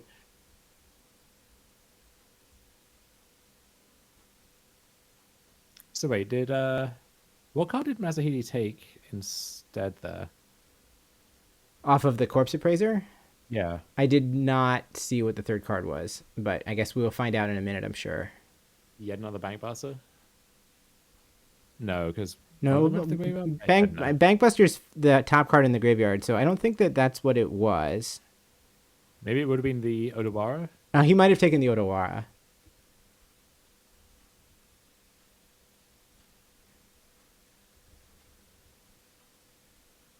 Okay, so Skrelv protects 1 Mite, but again, as you noted, not from the Bankbuster. After the Bankbuster is crewed by the Corpse Appraiser, it blocks the Skrelv Mite, and then the Seed Core pumps the other one. So that's 3 damage, 1 poison coming through. Masahide goes to 6. So we have Blood Tithe Harvester, I think another Fable. Oh, Blood Tithe Harvester is big. Yes, the ye old machine gun. And the third card is Otawara. So I think that was the card that was taken off the Corpse Appraiser. Okay, that all makes sense then. So now, we can play Blood Tithe. I assume copy it now, shoot the Skrelv. It's copy it now, shoot the Annex Sentry, get back the Bankbuster. So I guess the feeling is with 2 Bankbusters in play. Yeah, that works too, because now you can crew both of these if you need to, and there are only the 2 attackers, right? And now we can even cast the Fable if we want to as well. That's right. So we've found a way to mitigate Skrelv. It took some work, but a pair of Bankbusters is going to get the job done in that regard. And now it looks like Masahide is kind of set up a wall that Takumi is going to need some other angle to fight through. So this is where I'm going to go back over to Takumi's list to see, like, he does have 4 Venerated Raw Priests in the main as a way to kind of go over the top and burn Masahide out. But given that we don't have any in play, and it's not likely that we're going to find that many spells that target, we kind of need to put like something specific together, either another hive or like Skrelv, or like Rot Priest into some spells or something. We have found another Annex Sentry. Annex Sentry can take down Reflection. Okay. And there is a backup Skrelv, which makes sense as a card that would still be in Takumi's hand at this point. That's something. Masahide draws Negate, which is not at its best in this matchup. Well, that could deal with like a Charge of the Mites or a Lauren's Escape or something that might be the one way that could steal the game out of nowhere. But yeah, I think that there's a fighting case for just pitching that to Fable if we want to. I would think I would keep the Odawara just because that card is so flexible and can bounce something that has been given that Scroll Shield as well. It looks like Odawara got pitched to Chapter 2, and I don't know if the Negate did. It's possible that Masahide feels like we're stable at this point, but like maybe another Skrelv's Hive would be a disaster, and so he wants to avoid specifically that scenario. I think at this point he can keep up with the second Hive, just with the 2 Bankbusters, and we're going to have another Fable transform before too long. Like I think that angle is fine. It's just, how do I stop myself from getting cheese out of the game somehow? Here's another Corpse Appraiser to clear that Annex Sentry. And we find 2 Atraxas. And I guess now it's time to look at what riffraff Masahide happens to have among his lands, whether or not that Atraxa is castable. It might be castable with a Goblin Shaman attack. I don't know exactly whether he can create green or white mana at this point. It doesn't look like it. I think he is on just full Grixis, but he is one of these players who kind of stacks their land in that one tower, so not super easy to see. All right, we have found a way through these Bank Busters because we now have a Slaughter Singer. So Slaughter Singer is going to give toxic creatures +1/+1 when they attack, and the Seed Core gives +2/+1. So we have a Might coming in that's a 4/3. So it will trade 1 for 1 with this Bank Buster, which is pretty underwhelming from the Bank Buster side. And another backup 12 too. So that was a nice turn for Takumi. Yes. And so now the wall is kind of crumbling because the goal of just sitting behind a couple of 4/4s and getting advantage is no longer there. Yeah, Doverload, you're right. The Seed Core can only pump 1/1s, so I don't know exactly how it was expressed verbally, but I mean, I guess you could let it trigger and then respond to the trigger or something, like let the Slaughter Singer trigger and respond to it. I don't know, but it did trade for the Bank Buster. Both players agreed that was the situation. But yeah, that's a bad way to get got on Magic Online for sure. All right, here comes the Goblin Shaman, and I wonder if we're going to suss out that this is just an attack to generate a treasure. Yes, and so for that reason, we block with the 1/4. The land for turn is a Death Cap Glade, which does produce green, and that means it plus treasure for white lets us play Atraxa. So we're going to take creature, instant, go for the throat, really? I mean, I guess what does Make Disappear do, but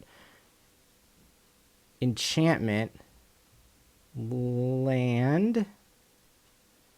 Yeah, so basically, if we untap now, the game is officially over, and we just have to make sure that nothing very bizarre happens on this turn cycle. So, I mean, looking at the board, there's 4, 5, 6 toxic creatures, and we have, not counting the Bank Buster, we have 4 blockers. Yes, so we only seem I mean, it is plausible, I suppose. Like, if there's another Slaughter Singer, let's say. Oh, wait, actually, is this just enough as it is? So there's 4. You just attack with everything, right? And then everything is 2 toxic? Or am I... Oh, no, Slaughter Singer only grants +1/+1. It does not grant additional toxic. Oh, okay. So, yeah, never mind then. So, yeah, we're in the clear. So it's going to be Jawbone Duelist pass back, is that right? And if that's the case, then this Blood Tithe Harvester, which came off the Atraxa, is going to start doing work.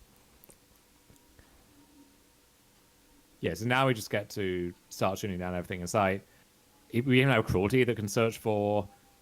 We have the main deck Brotherhood's End, or Brotherhood's End on artifacts looks really punishing here.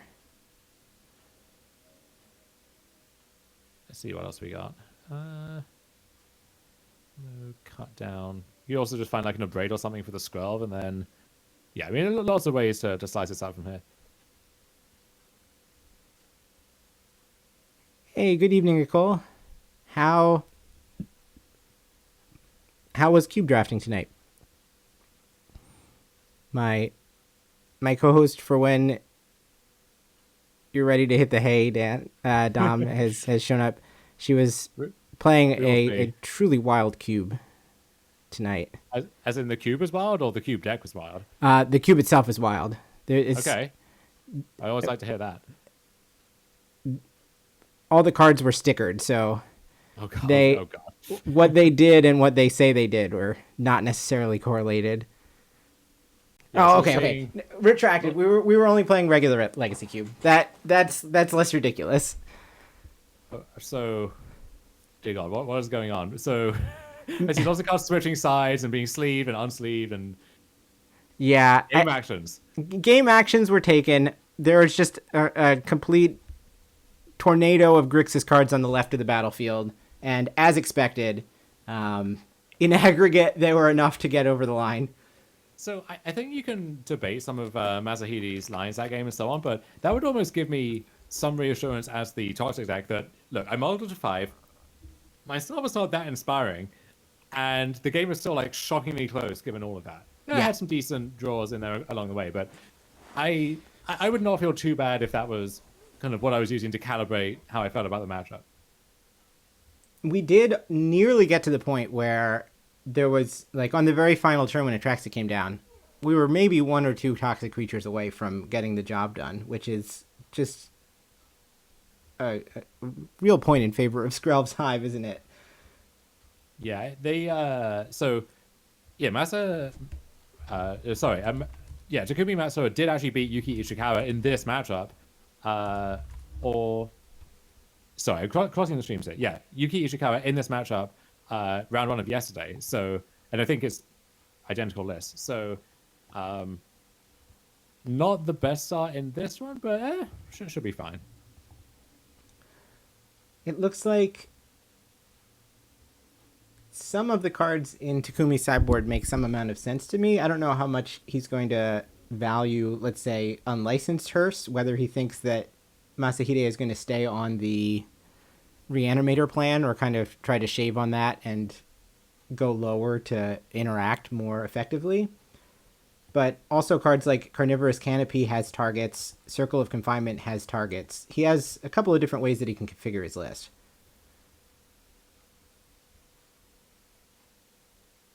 Notably, Blood Tithe Harvester is a vampire, right? So I guess that's the reason why Circle of Confinement is in some people's lists, because it can shut that off indefinitely.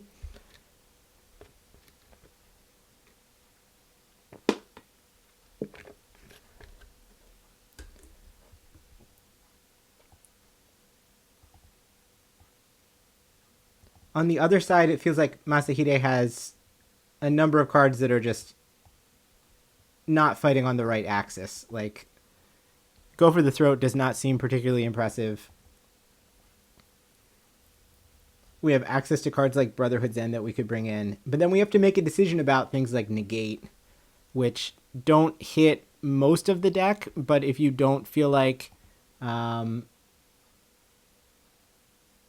you can beat Skrelv's Hive, then you need to have some way to answer it.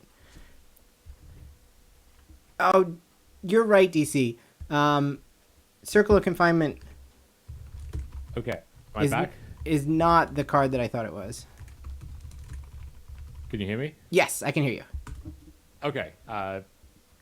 Laptop shut down quickly. You're fine.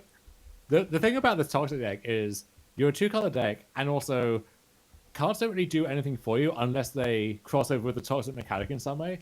So in that regard, you are limiting yourself to 1 set in a 6 or 7 set standard format. So yeah, if you look at this deck, every single one of the spells aside from Lauren's Escape, which is just kind of generic protection spell, 30 4 of these 38 main deck cards are from Obi-Wan. Yeah. And then we have, I guess, the lands in there, although 8 of those are from the set as well. And so the sideboard is just 13 various removal spells and 2 unlicensed spells, because, like, what else are you going to play, right? Like, if you you look at the Soldiers deck, well, if you want to increase how good you are against removal, you can bring in stuff like Extraction Specialist or Wedding Announcement, cards which they're not soldiers, but they kind of cohere with a normal game plan enough that maybe it makes sense. This deck, you really can't do that. It's Toxic or Bust all the time, and so your cards either have Toxic, or they remove their stuff so that your cards that do have Toxic can do their thing. This is a certain kind of standard deck that I like to think of as, like, perfect draft deck or whatever. Like, you somehow were able to just get all of the cards that fit this one strategy. We see that from time to time, but it doesn't often necessarily, like, get there. But sometimes I feel like people will at least try it, and then if there's some particularly linear limited mechanic, to see whether or not it has legs. Yeah, this deck is very easy to explain to someone who doesn't follow Magic that much. Is, oh, what does your deck do? Well, you know what Toxic does? Great, that's it. That's all you need to know. It's 38 of that. And we do have the turn 2 Skrelv Scythe. Terabad, I think that's not a bad way to look at it. That the smaller standard is, then the better these kind of parasitic one set draft decks will probably look relative to the field. Murex and a second Skrelv Scythe comes down without a third land. So I think we're going to find out how good Skrelv Scythe is, whether it can just win single-handedly against Masahide kind of at full power. Masahide does have Brotherhood's End in hand. Yeah, I think one issue with Skrelv Scythe in general is, unless you can enhance the might somehow, so Slaughter Singer or some other pump effect, it doesn't take much to stop a stream of 1/1s in their tracks. So, like, this Bloodtithe Harvester, already kind of annoying in terms of just making any progress on the board. And by the time Takumi has enough mites, let's say 5 or 6, to kind of swarm around that, well, Masahide can just use the Brotherhood's End and buy 2 or 3 turns on the back. The longer we go without reaching Corrupted, then the more these Skrelv Scythe are going to be playing for the other team as well. Right, Takumi's already taken 1 Bloodtithe Harvester worth of damage to the head from his own hives. Here comes Jawbone Duelist, Crawling Chorus, pass. So the Knuckleheads have fully assembled at this point. And the question for Masahide is going to be when do we push the button? Because we do have a button that we can push. I don't know that it can be right now. I guess the question is, like, is he going to try to hang on as long as possible to have something to do the turn after he Brotherhood's ends? Because Brotherhood, if you do it kind of in a tempo negative way of like, well, I tapped out, I blew everything up, now they start accumulating and I don't have anything back, then that's where I feel like you might get in trouble.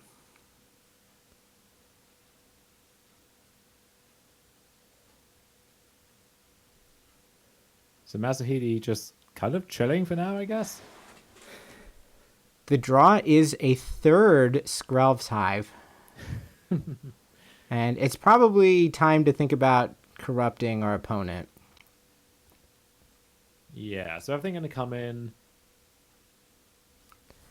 I'm guessing the Crawling Chorus is the most attractive one to block here because it would otherwise leave something behind post Brotherhood's End.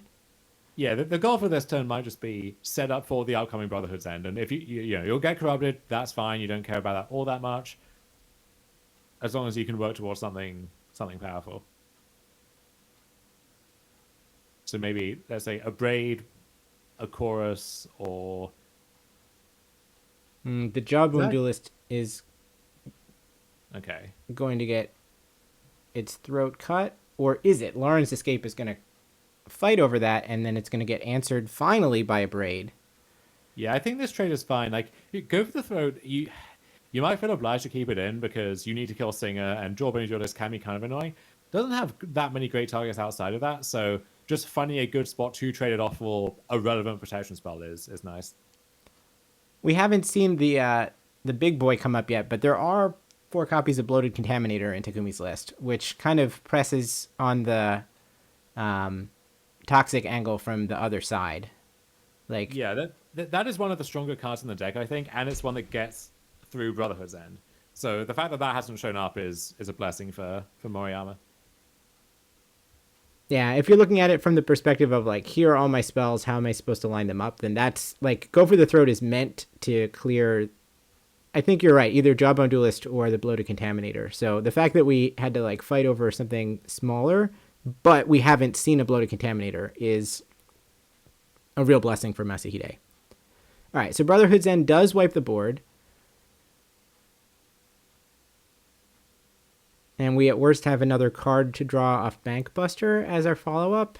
We shouldn't get attacked this turn for whatever that's worth.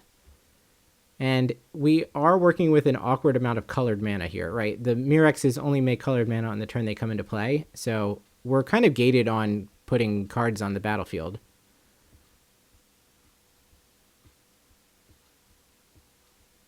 Yeah, you could easily have a 3-land hand that just can't cast or Slaughter Singer past a certain point.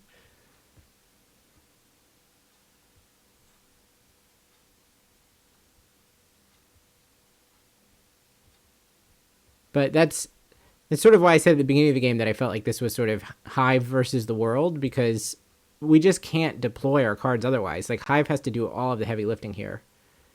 So Crawling Chorus is the one spell that Takumi gets to cast this turn, and Masahide will draw off of Bankbuster and untap. It looks like land, Fable, and Cruelty as the 4 cards. So we'll deploy the Fable and pass back. I think I would like just casting Cruelty there.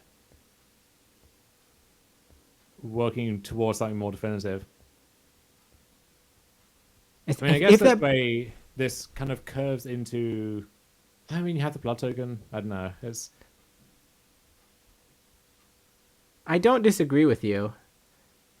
Uh-oh. We're going to clear the blocker with an Annex Sentry, and now there's nothing stopping the toxic creatures from getting in.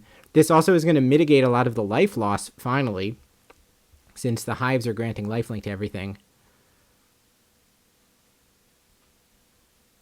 Was that card that was just drawn a Brotherhood's End? Big if true. It's certainly red.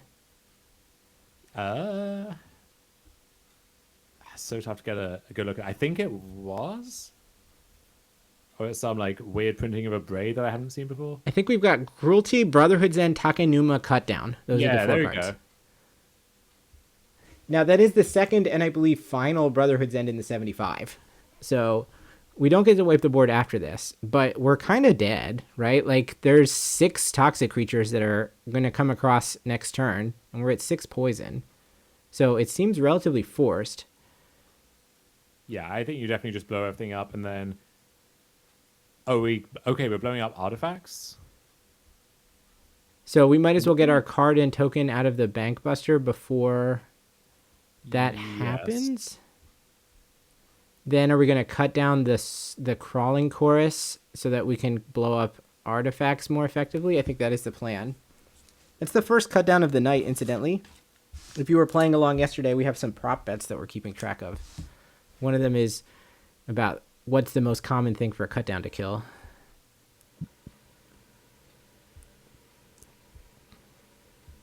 The answer might just be Fable token, honestly. Ooh, okay, so there's the Brotherhood's End, and we're left with just the pilot in play now. And Skrelv's Hive is again going to start working up a new army. I would say this looks good for the Toxic player at this point, because it looks like Masahide's hand can, like, maybe produce an Atraxa if things go well, but it can't produce more Brotherhood's Ends, and 2 1/1s a turn is not something that's going to be easy for Masahide to keep up with. Like, he has to put more or less real cards in play in order to answer the fake cards that Takumi is putting down.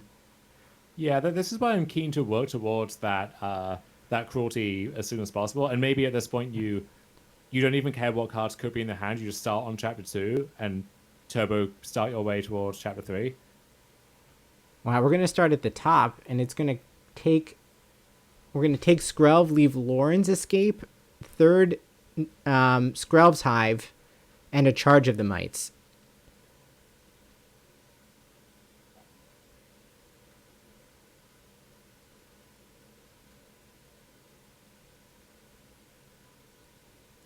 So we know there's a counter spell effectively and a removal spell in Takumi's hand.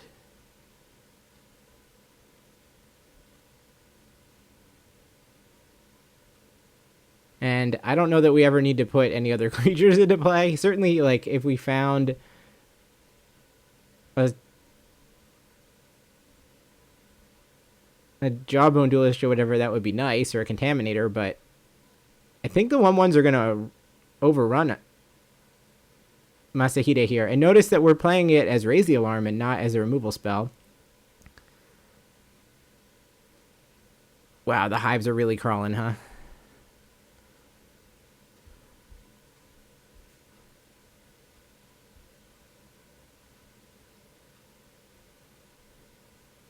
Yeah, I think this is like, so we had Skrelv's Hive into Skrelv's Hive, which in theory is your best start against any kind of deck like this, and it feels like it's just not really close to being good enough. Unless something strange happens this turn. And we have an Annex Sentry, which is going to clear the pilot. But we'll cut down the Annex Sentry in time to stop that from happening, and, like, some large number of mites are going to get in there. Take Masahide to 8.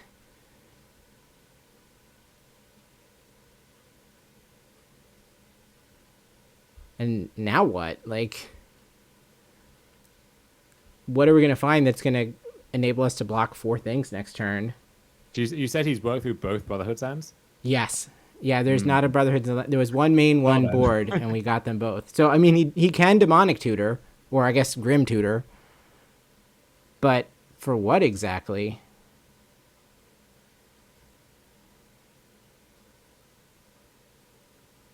Are we going to get to the end of our library and then discover there's not a Brotherhood's End in it? That would be a tough way to go. Now let's look in the graveyard. Yeah, they're both over there. So we're just going to take a Corpse Appraiser.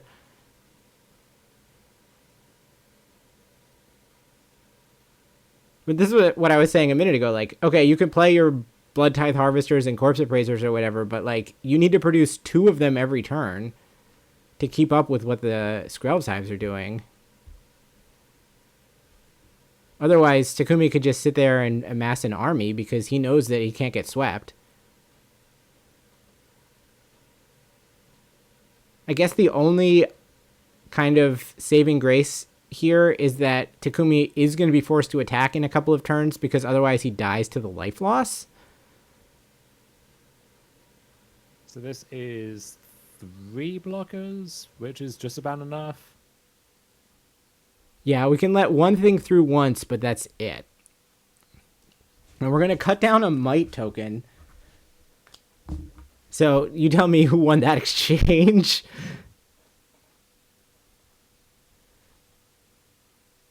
So here comes Mites 4 and 5.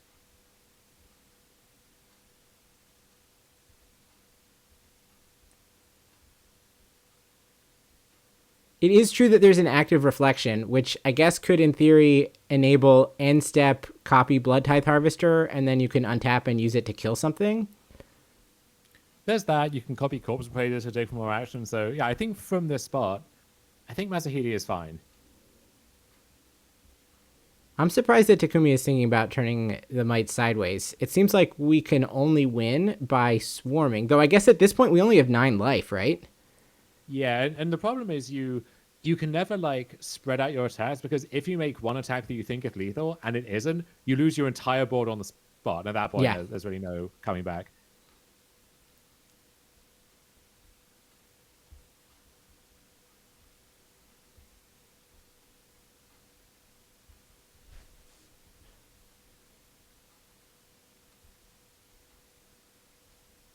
But that does seem like where we're headed.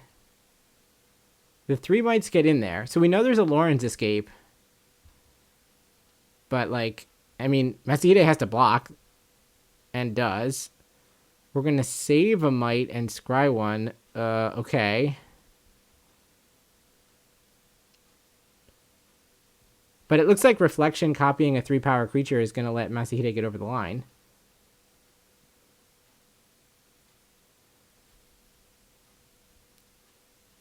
Oh, this attack did gain life. So it was that the only possible defense was offense. Yeah, it gains life, but there's no... Like, it's not you can't make any good attacks next turn, and then you just die in a turn or two anyway, so it's... Right. So that was, like, kind of forced to stay alive, but now we're just going to die to the riffraff, and we can't even... You're correct. We can't even force lethal through next turn. So we like to go for another Corpse Appraiser, which means we have an attacking force of 11, and then we'll die. Takumi will die to the Skrelv's Hives on his upkeep.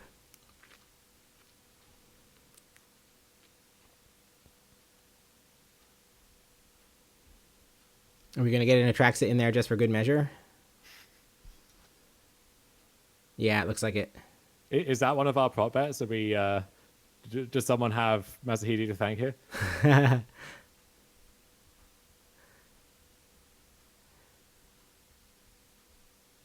One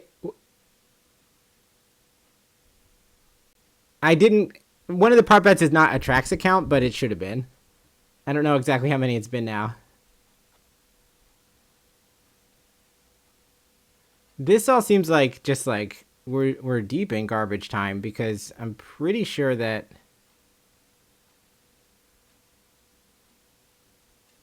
there's nothing that Takumi can do if he's lower than 2 life when he untaps.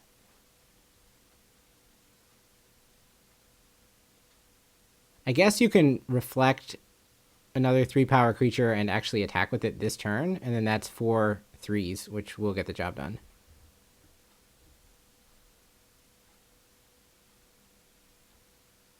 Yep. Okay, so the answer was that 2 Skrelv's Hive plus nothing else, not good enough to beat a bunch of Grixis cards. That was like a weirdly repetitive game from one side, where the Toxic deck just, after turn 3, just kind of did the same thing every single turn, and just hoped it was good enough, and then Masahide had to just take as many of these varied game actions as possible just to try and tread water for a while. But yeah, I mean, I think you saw the limitations of the Toxic deck there, where the draws were a bit awkward and they're stuck on 3 lands for a while and had some mana issues, but ultimately you're kind of a one-dimensional deck in the sense that you just put a bunch of stuff into play and hope that that's enough, and if your opponent can survive that or go over the top for it, there's not much you can do in return. Mirrex was quite unfortunate in multiples in that game as well, wasn't it? Yeah, this is always the case with those... I don't know what you would call them. They're not man lands, like city lands or something, where, yeah, great. If you flood out and the game goes for 12 turns, those can really take over. If you're stuck on 3 lands the entire time, well, it's not going to amount to anything. Ni in the chat asking, how is Ray doing? Assuming Ray Sato, he was X and 2, was it? X and 1, no, X and 1. Ray, yeah, that's right, Ni. Ray is, in fact, 7-1. I don't know if he's finished round 9 yet, but I will check. Oh, you're going to put me on the spot. I'll have to look at how it went last tournament, but there are 12 rounds of Swiss. I think that, 10 and 2 is safe, and then I think some 9 and 3s, but not all, will get in. But I will check on that between rounds. All right, we come in on, it looks like a Toxic versus Esper deck matchup. And I believe that the Esper player was just poisoned out. Always fun to come in literally as the coup de grace is being administered. Yeah, I think that was 8 poison dice, adding up to 8 on the poison counter at the bottom there, and 2 things were unblocked. All right, so that match is over. It looks like Riku is playing in the feature match area over their shoulder. I wonder if we'll move the camera over there.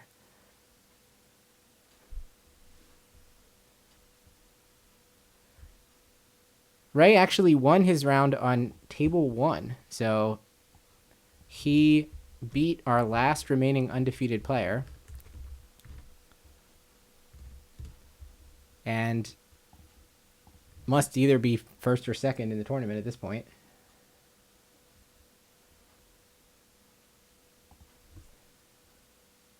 This is round 9, so there are 3 rounds of Swiss left, and then we'll have our cut to top 8. Andrew did, in fact, pick Ray to go all the way. All the way? Yes. Last night, Andrew said that he expected Ray to hoist the trophy. Chat, you have to tell me whether you think this is better or worse. This other sign behind us in the feature match area, the winner will get the world's invite, they'll get $8,800, and they'll also get a year's supply of katana sleeves. Now, that's a pretty nice prize, if I do say so myself. It is a very nice prize package. It is the same as the previous Japanese RC prize package, except that the katana sleeves were switched out for 360 instant ramen cup noodles. What's the going exchange rate on those at the moment? Yeah, so Ultimate Guard is sponsoring this event and not the noodles. So the question is, would you trade a year's supply of noodles for a year's supply of sleeves?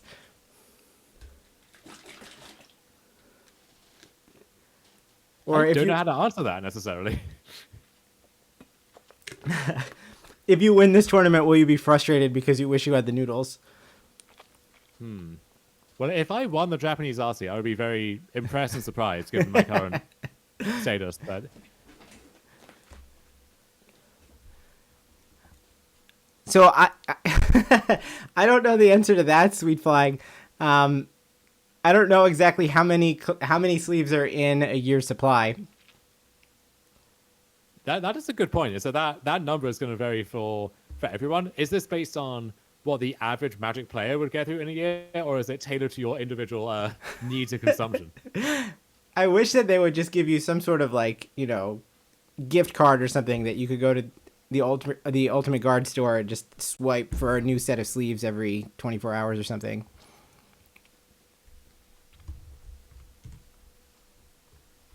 Well, one thing I've wondered about, which I don't know if you'll be in a position to answer, but when it comes to Magic content in Japanese, are there any particular Japanese writers who are especially highly regarded, or are there seminal Japanese language articles that still get referenced? Sort of like the Japanese equivalent of Who's the Beatdown or whatever? Yeah. I don't know the answer to that, but that would be interesting to try to find out. I bet that there's some, archive that gets passed around, but I unfortunately do not know off the top of my head. It looks like we're getting an interview with Ray, so I'm going to put the Japanese audio up for a second and see if I can pick up anything that's going on here. Oh, it's Masahide.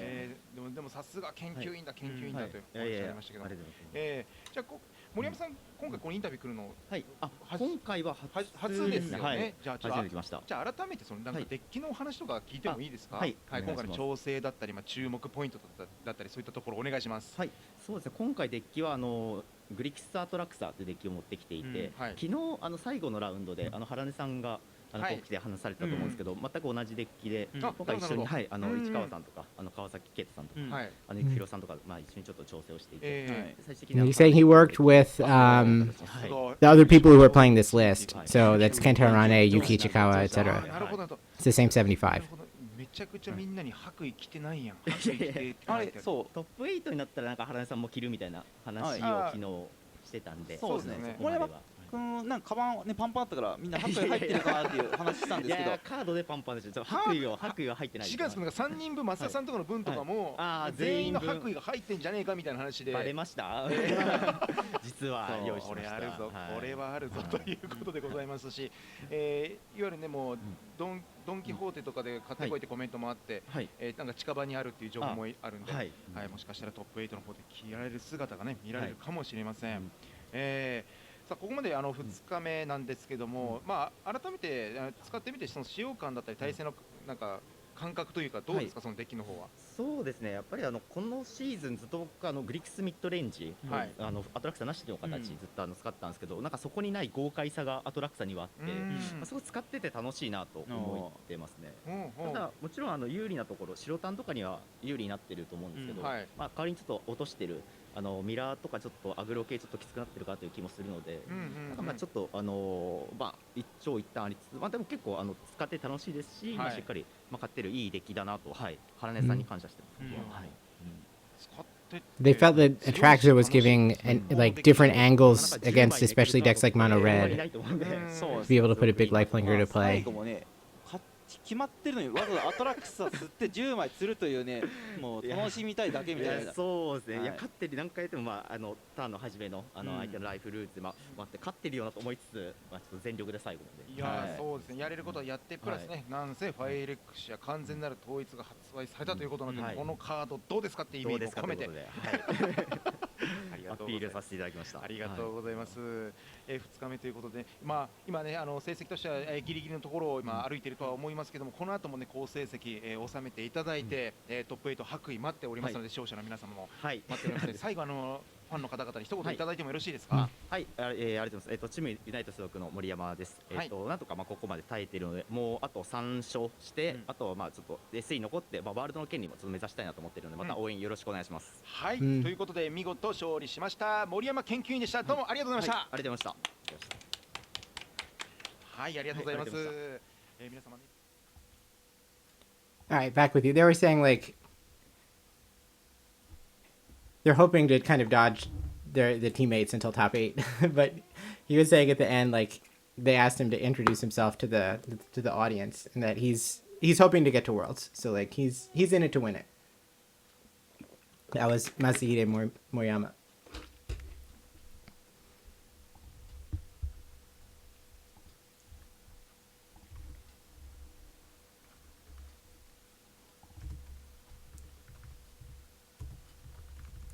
All right, it looks like Shota and Ishikawa are going to crack some packs in the background over here. So maybe I'll put the Japanese audio up and get an answer to Nee's question and fill out the results from the previous round. There are still a few matches out there, so we'll take a brief break and come back.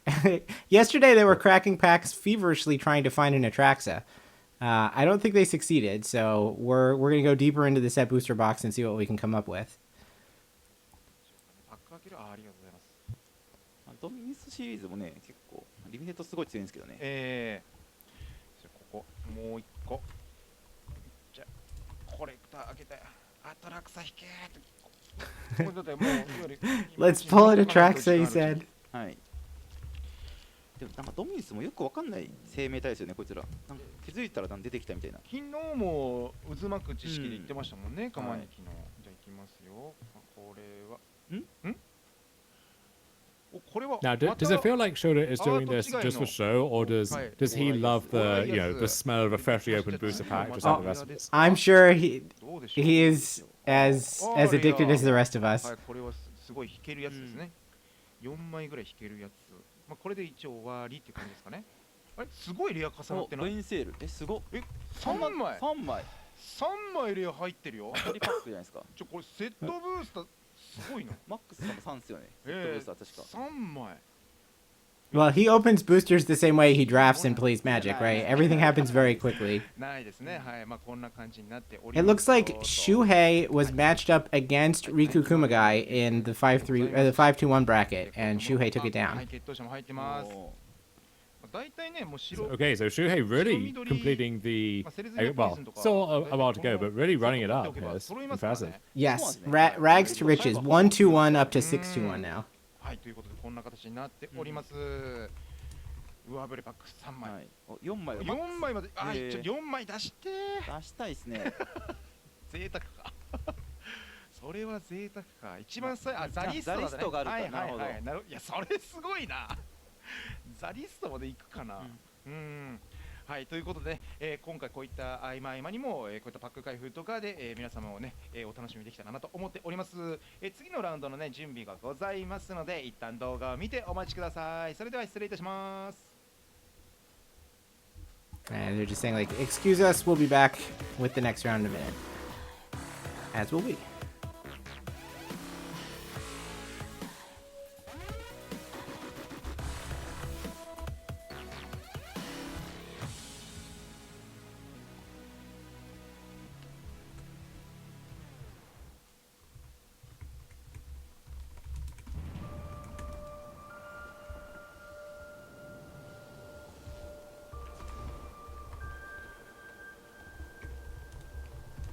Looks like there are 3 matches outstanding.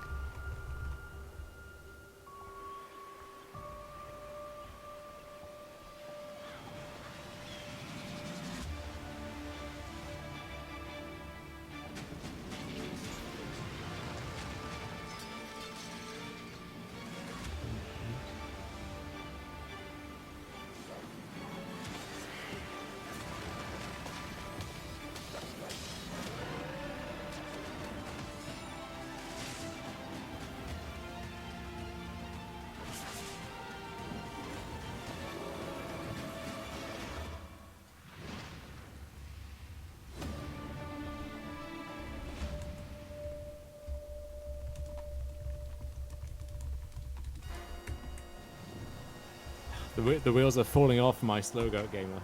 Yes. Though I guess he did win this round. Okay. The dream is alive. Do we know the overall standings? Is there anyone kind of sneaking around like 7-2 or something that we don't know of just yet? We deserved the respect we demanded. This isn't 100% of the standings at this point. But as the day goes on, like I guess it's time to cut 4-4-1 off the bottom, maybe even 5-4 off the bottom, since it looks like the top 8 cut is probably right around 27. And I'll try to get more of the people at the top onto here. After this round, there should be something like 4 people at 8-1.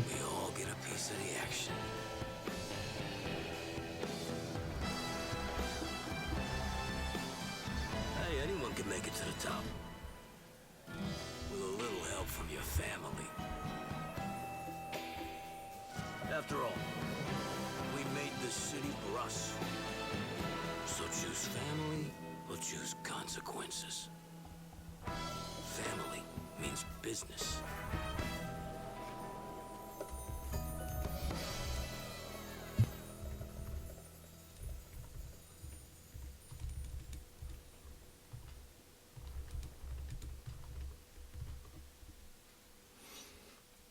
Looks like we have 1 match outstanding.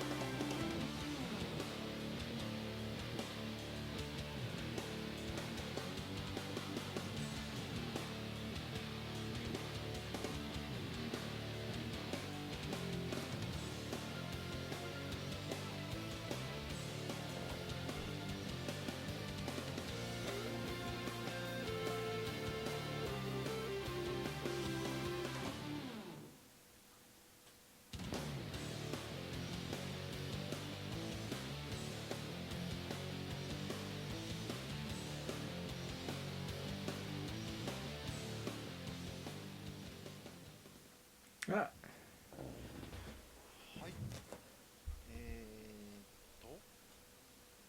れからが3回戦目ですかね。Shota tweeted yesterday that the headsets that they have them using are murder on his ears.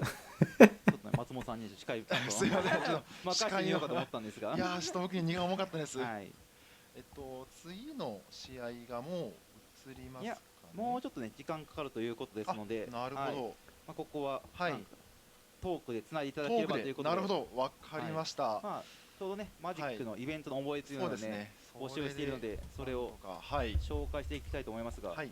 They're saying we have a couple of minutes yet. It looks like round 9 is done. Round 10 has not been paired yet. でもいっぱい送っていただいているということで、そちらの方を見ていきましょうか。はいはいはいはいはいはいはい。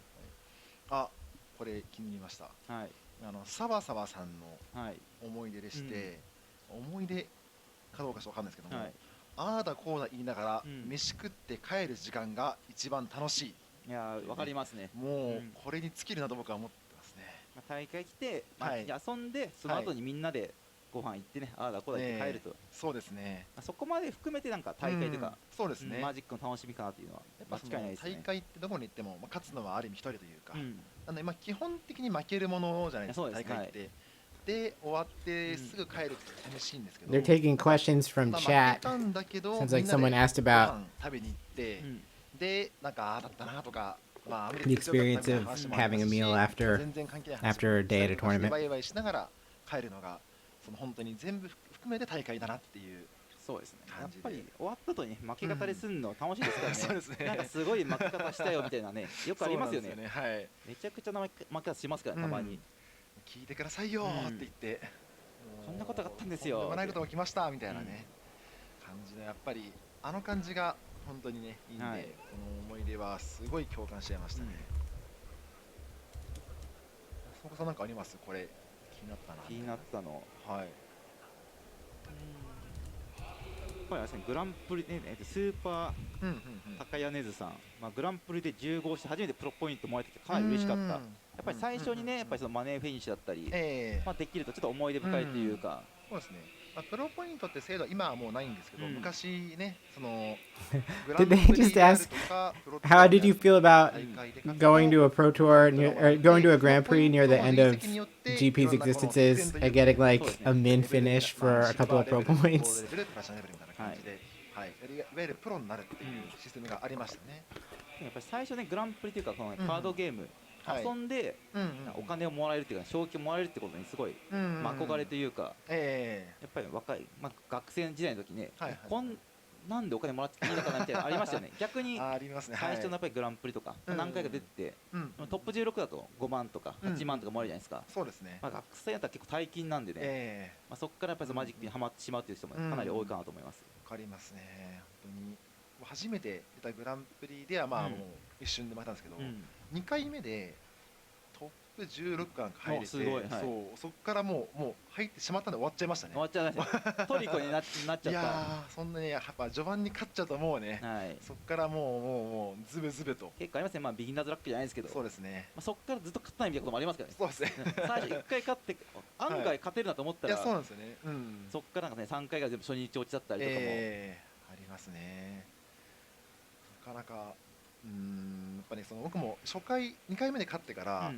その後もうトップ8すぐやんと思ったんですけど、実際トップ8入るまでは3年か4年かかったんで、なるほど。さすがに遠かったですね。あれ初トップ8って優勝した時？いやその前に1回あるんです。なるほど。グランタルキールハオダのリミットなんですけど、あそこでトップ8入ってそれが初めてのあれでしたね。ロツァーというか下がりましたね。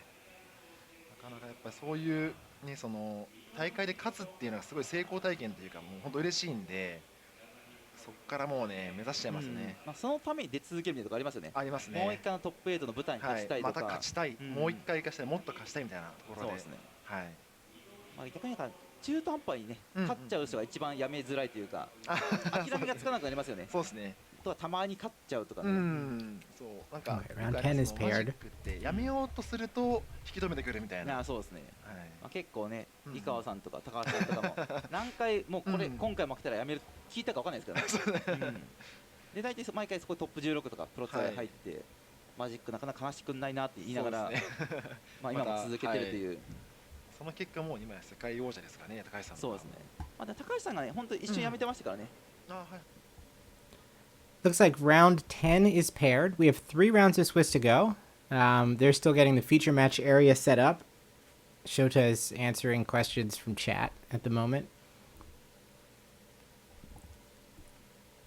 Nee had me look back at the previous Japanese regional championship, where it looks like it was roughly a clean cut at 27 match points to make the top 8. So we're going to have a couple of people who are going to get there in this round. There are 4 people at 8-1, 24 match points. And they're all in the players to watch now. So it's Rei, Haruki, Kenji, and Takeshi. And it's Rei versus Haruki. So it's Toxic versus Jun Midrange on table 1. And Takeshi versus Kenji. Grixis versus Esper on table 2.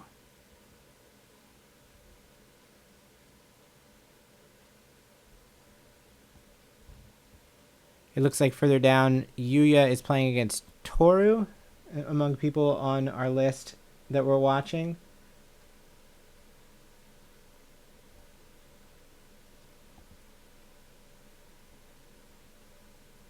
And there is one random mono white player who's still hanging around near the top of the standings. They're playing on table 3. So I'm guessing we're going to see either table 1 or 2 in this next round.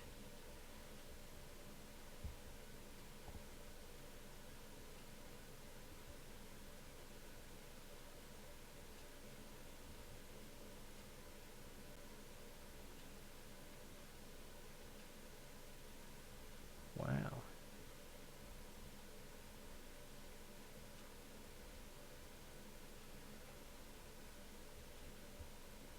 I'll see if I can hear any of the names so that I know which decks to pull up for us.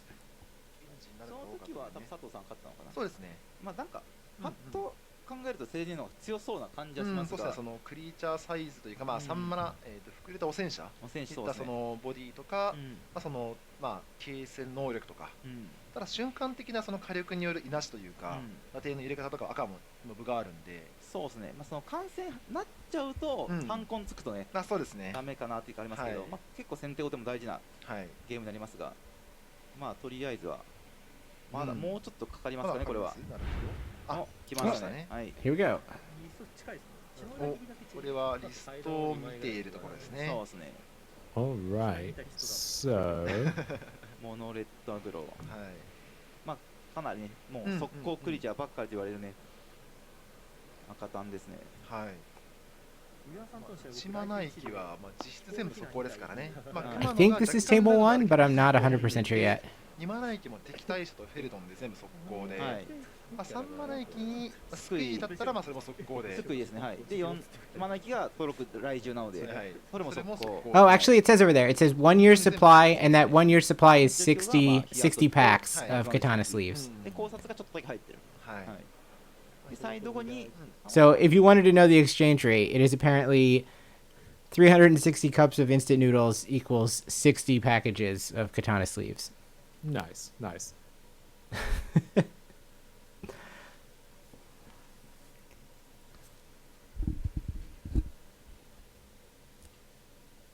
No, I think that said that the opponent's list is Grixis against Mono Red. Do we have names on here? Alright, Grixis versus Mono Red, huh? Now we read down to try to find that in... That might be table 17?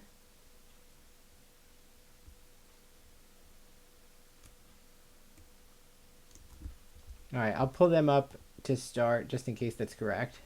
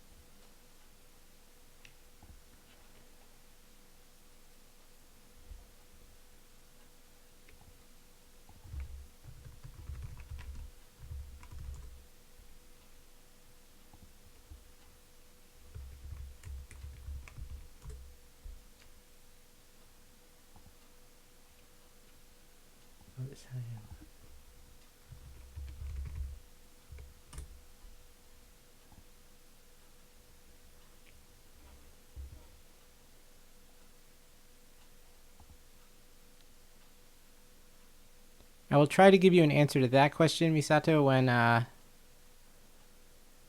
get confirmation as to who the players are. That was definitely a Grixis list that this person is shuffling for his opponent. So I think it is Grixis versus Mono Red.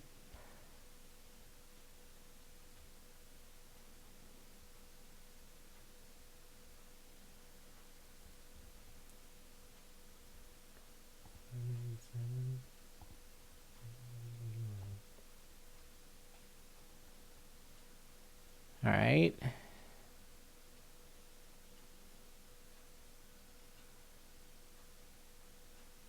The decks are ready. Now let's see if we can keep 14 cards. As is customary, we'll see the die roll, though I can't. I think that was a 6 and a 1. And we won't know what that was up against to know who's playing first for another minute. Yeah, there's Mono Red. We've got a Mountain, a Mishra's Factory, a Phoenix Chick, and a Feldon. So, I mean, that's Mono Red for you. All right, the table spotter says go ahead, and we're underway. Phoenix Chick enters the battlefield tapped and knocks the Grixis player to 19. Their play is a Haunted Ridge, and we go back. Okay, it's Riki Kamo, our caps locked friend. So, Riki, I would say, is notable enough as we followed him top 8ing the previous Japanese RC, and then he went 10 and 6 at the Pro Tour to secure another PT invite. He did that playing Gruul vehicles in Pioneer, and I guess this is the most Gruul vehicles like deck that you can play in Standard. Something like that. And it's Grixis midrange, not Grixis Reanimator. Okay, so we are ready with decks, and now I'll get myself caught up. Riki's list is pretty straightforward. He is playing the Squeeze in the Flex slot. And it looks like on the other side, the Grixis list is not particularly standard. We have cards like Siphon Insight and Blue Sun's Twilight in the main deck. It's much more black-blue with a red splash rather than potentially other variations of the Grixis list. Notably, the creature base is 4 Corpse Appraiser, 3 Blood Tithe Harvester, full stop. So there's no Shieldred, no Blade Coil Serpent, none of the other stuff. Yeah, that's not totally shocking, but I do worry with lists like that unless you can line up your removal slots properly, you end up pretty light on targets for your own Corpse Appraisers. Yeah. Yeah, and as someone points out in chat, actually the 4th Blood Tithe Harvester is in the list, but it's in the box. It's in the sideboard. Wild. Yeah, this first game looks like kind of a bloodbath. So is this the Grixis player going Bankbuster into Fable and taking 14 damage in the process? That's pretty brutal. It looks that way. Here's Squee, and I think that's probably enough material to get the job done against one blocker, right? So we can block a 2-mana creature. I guess we'll take 1, 2, 3, 4, 5. And face 4 blockers. Yeah, this is all over. Yeah. Some very quick maths, but yeah. And down to 1, and then I think there's no sequence card in the deck that helps him here. Because there's even the Mishra's Factory, in case there is something like Maydeck Brotherhood's End or whatever. Exactly. Yeah, there's no way back from this.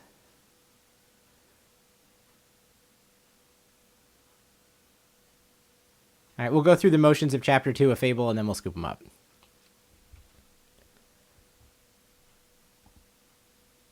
All right, well, that will give us time to catch our breath from a lightning-fast Game 1 and try to figure out what the plan is post-board.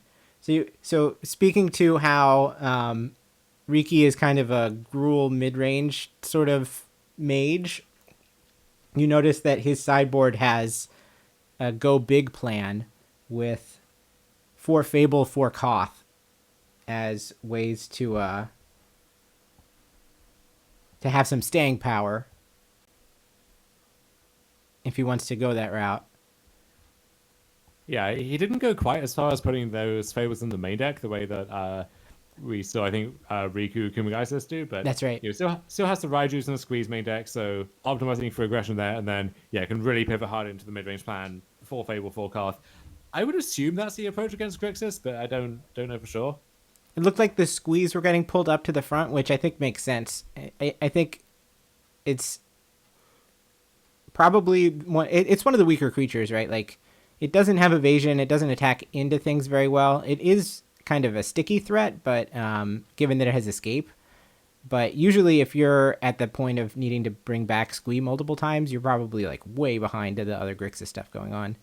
It kind of gets chewed up by Corpse Appraiser on both ends, where it either gets exiled from the graveyard and then just as a 3/3 trained Armadon, just so Squee just kind of runs into that. So not ideal on either side there. I would assume Play with Fire would come out as well, actually. I mean, maybe tagging one half of a Fable or Blood Tithe is enough, but it seems like the weakest pure burn spell by a decent margin, and it seems like you don't want a ton of weak burn like that. How do you feel about how you would configure Masahito's Grixis list post-board? Let's see. It looked like as he was rifling through the deck, he was looking to cut cards like, Make Disappear is in the sideboard, Negate is in the sideboard. He's not going to try to play any of the counter magic. Yeah, I would assume 4 cut down, 2 Shieldred. Maybe the Duress is actually, if you think, Fable plus Karth, and then however much of the Kamano stuff, Lightning Strike and so on is still there. And then I assume you lose, the counter spells like you mentioned. Siphon Insight, probably not great here. I wonder why he decided to put a Galvanic Iteration in his sideboard. Is he trying to hit double Invoke Despair somebody? Yeah, I mean, I think in the Grixis Mirror, it's actually a pretty reliable plan of just eventually get that 1-2 punch going. Or you can even do stuff like Galvanic plus Siphon Insight or whatever earlier on. It's a pretty neat card. The really awkward thing is that both halves can get trumped by Invoke Despair, or Make Disappear, which is a little unfortunate.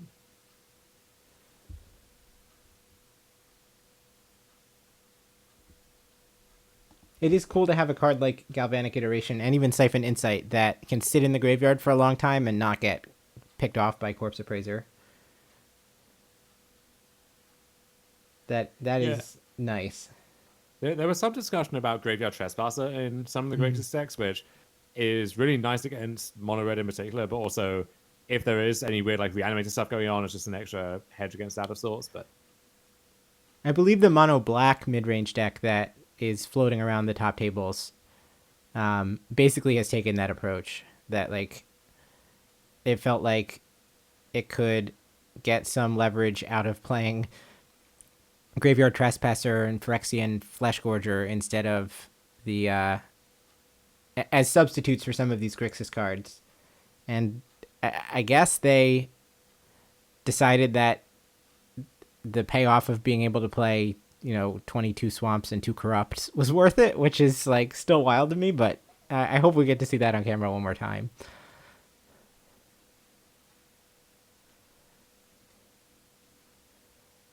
All right, both decks have been presented. We are now shuffling our opponent's decks, and we'll get underway in game 2. So I would say that right now we've been in this match for about 9 minutes or so, and we've seen about 2.5 minutes of action.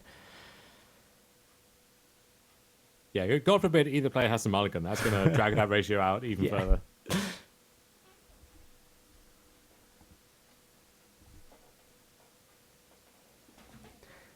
It does seem like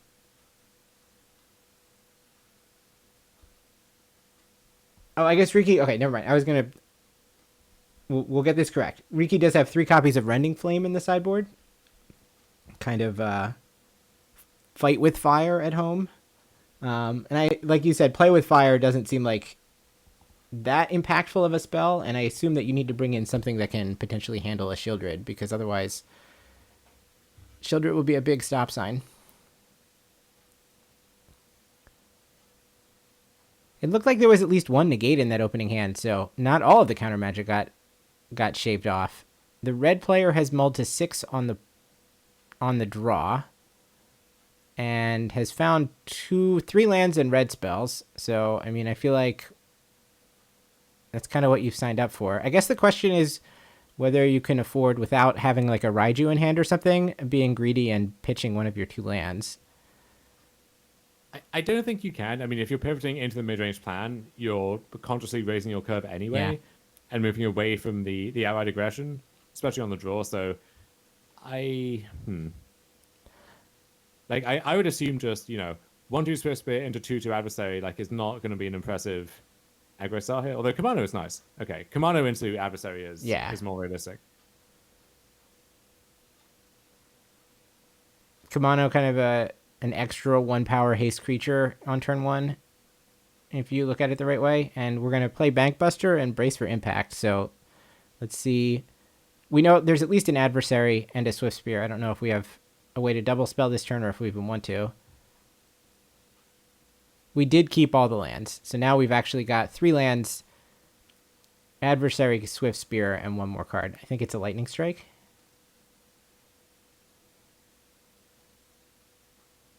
Yeah, I guess there is some question over if you think you're going to play a longer game, you have the Lightning Strike, do you just want to save the adversary until turn 5? Sure. Looks like the answer is no. I see some logic to that, in that you could potentially go Swift Spear with a counter here, then they play a creature attempting to block and you blast it. Though any creature that they play that can block will also be able to crew the Bankbuster, now that I'm thinking about it. So it is a Blood Tithe Harvester, and the shields are relatively up for Masahito. Now, what if I told you that 2 of the top 4 cards of your library were lands? Then would you have pitched a land? If a little birdie had told me, then yeah, I think I would. The Mistress Foundry is a nice form of flood insurance. Yeah, I mean, that's it's not right. one that really does much on this board. Yeah, unfortunate that we can't sequence in that as an attacker and do anything else, though. It looks like we're going to go for Swift Spear and Lightning Strike. Yeah, I wonder if it's worth doing that and then just, sending everything in, accepting that you're going to lose a creature just to deal some damage. I guess you can pass and then kind of force Masahito to have another creature if he wants to keep the Bankbuster up, and then you can kill whichever the better creature is. Cut down goes after Kumano. Yeah, it feels like Riki just kind of out of steam already. Yeah. And the Shieldred coming down as well. I wonder how long we're going to play with the Shieldred on the other side. I mean, the answer might be not very long, because it will end the game very quickly.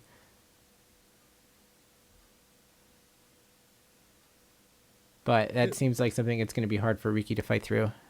This mono red deck is a little strange to me, because half of it is some really top-notch, top-quality red aggressive cards, and then the other half is just, we really have to make up the number somehow. We're a monocolored deck, you do what you got to do, So you compare it to red decks from standard seasons past, it feels, especially if you were raised on those, it feels a lot less impressive than some of them. Yeah. Well, many of those red decks had threats at the top of the curve, like Hazoret or Chandra Torture Defiance or whatever, and no offense to Thundering Raiju, but it doesn't have the closing power that those other cards have, and it doesn't really attack on more than one axis the way those other cards can attack. It's a really cool card, don't get me wrong, but I think it needs a little more support than a lot of those did. Yeah. Right, it was old mono red decks were kind of like, here's a card that can single-handedly win the game, and you have to fight with all of these other things while knowing that card is eventually going to show up. And I mean, Riki has drawn a bunch of air this game, but I don't know if if you took 2 random spells and replaced 2 of his mountains with 2 of those spells, would that have really helped? In the face of, what, a Blood Tithe Harvester, a Reckoner Bankbuster, and a Braid, a Negate, and a Cutdown? Like, Grixis cards.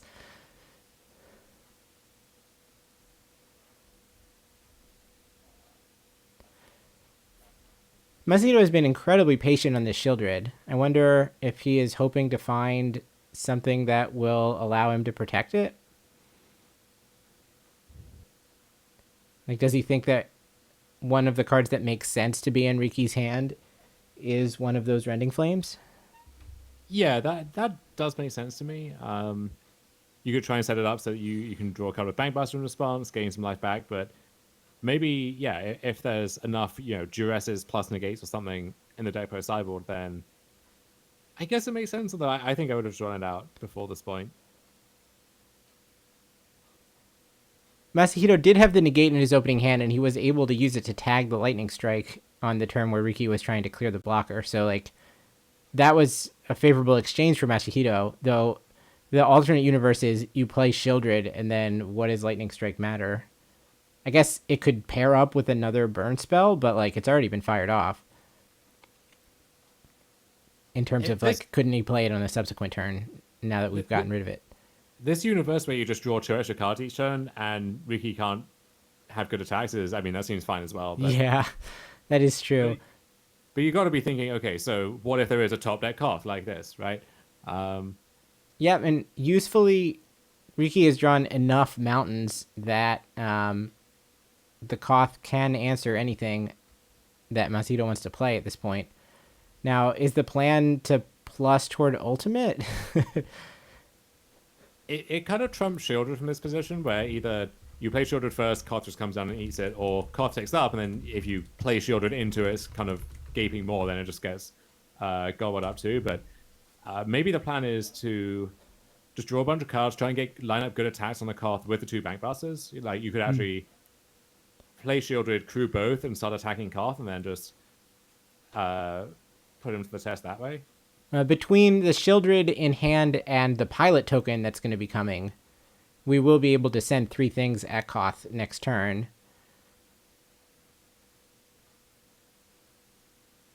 And it's not really tenable for Riki to spend all of his resources to keep Koth on 6. ... Is it?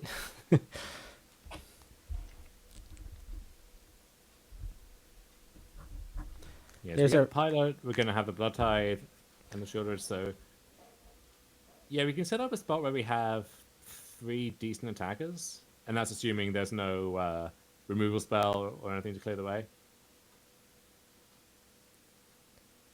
Also, if Invoke Despair is still in the deck at this point, then that kind of cleanly answers everything.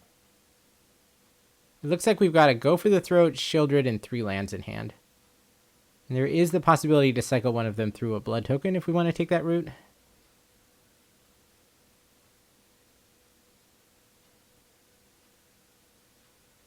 So yeah, let's see. What happens if we play Shieldred, we go for the Throat, Swift Spirit, and then we attack Koth with Blood Tithe and 2 Bankbusters? Koth would have to take 3 and go to 3, and then it would trade for the Shieldred at that point. Which would, like, I don't know, that sounds fine. That would be at the expense of the rest of Riki's board. So then Riki would have literal nothing against your Riffraff. It looks like we're just going to go crew and attack with 2 Bankbusters.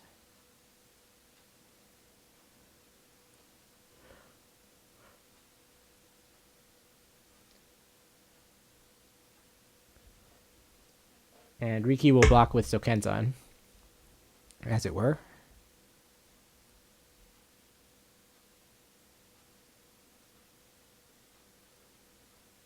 But now we definitely can't play Shieldred.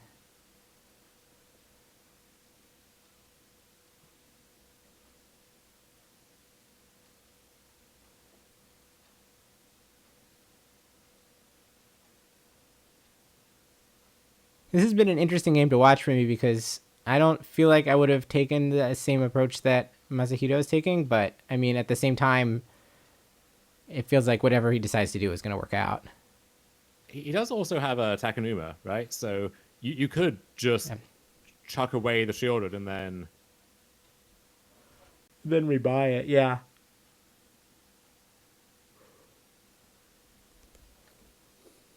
All right. Well, we know Riki's hand is at least one mountain that came off of Koth, and I think another one on top of that, but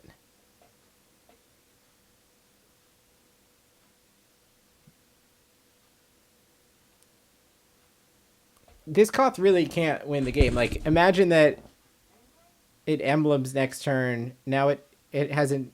It basically, it would give Riki a Valakut emblem. His mountains deal 4 damage to any target. You could still only play 1 land a turn.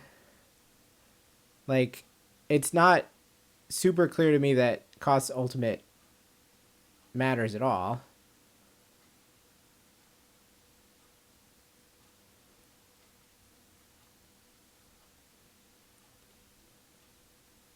Down goes Swift Spear. At this point, just effectively trading the Shieldred for the Koth might have been the move. I don't know. It is amusing that I think we've reached this point, and now if I'm sitting in Masahito's seat, I'm just going face. Like, what difference does it make if Koth shoots down my Blood Tithe Harvester or something? Like, that's not a very impressive turn. Like, what sequence of cards really matters? And if he does minus the Koth all the way down to 1, then once again that uncorks the Shieldred. Though, I mean, I guess there's no reason not to kill the Koth now that you can, but like, all right, here's the Apocalypse finally into a Bankbuster. Pilot in the other Blankbuster.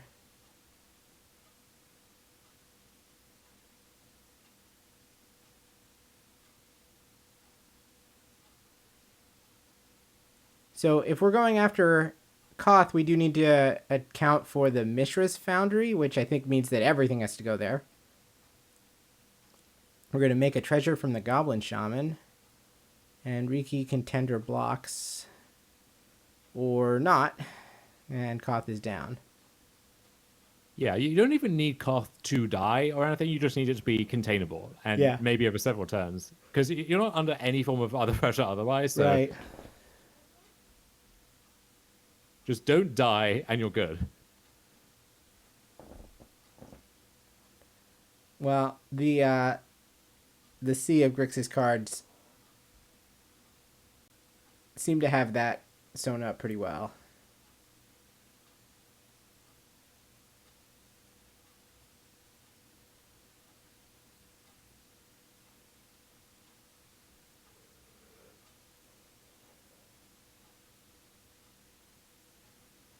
All right, we'll see if the two players want to make any meaningful changes, play versus draw. Obviously, Riki went at least a little bit bigger. We didn't see a Fable, but we did see the Koths on the draw. But now, what's the plan on the play? Looks like the Play with Fires are out. The Raijus are out. Interesting.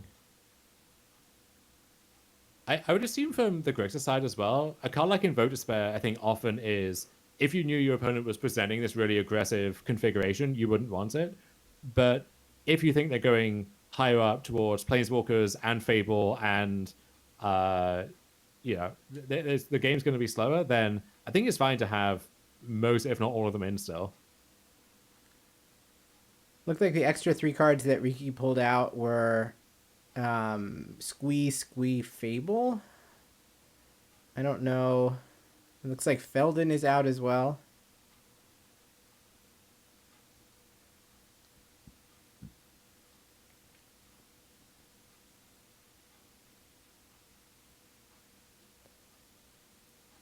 Take a look at this mono Redis again quickly. So I'm curious how many Rending Flames exactly he wants. So you know that there's, I guess it's exactly 2 copies of Shieldred, which makes it awkward. It does kill Bankbuster, but it feels like if the game reaches a point where you're spending it killing Bankbuster, something has gone terribly wrong. So yeah, which maybe is not a good way to look at things, but It does feel like you need to try to limit the pilots, and then if you can reach a point where they've invested time into this bankbuster, which is not giving them any real material, then you should run them over with your haste creatures.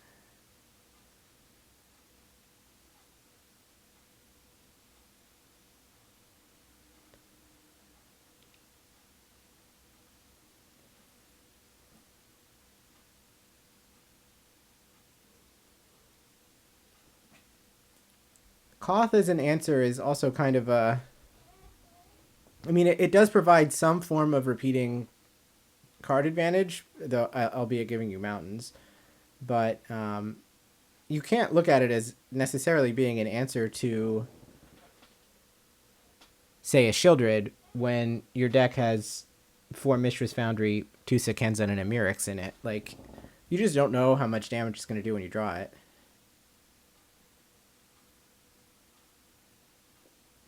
Yeah, the Sekenzan did actually prove to be surprisingly annoying in that game. Yeah. There's a weird clash between it and Koth where, like, it doesn't really... It clashed with Koth's mountain requirement, and yet the tokens were as good at protecting Koth as you could really ask for a land to be, so... It looks like Riki is not going to keep a 1-lander.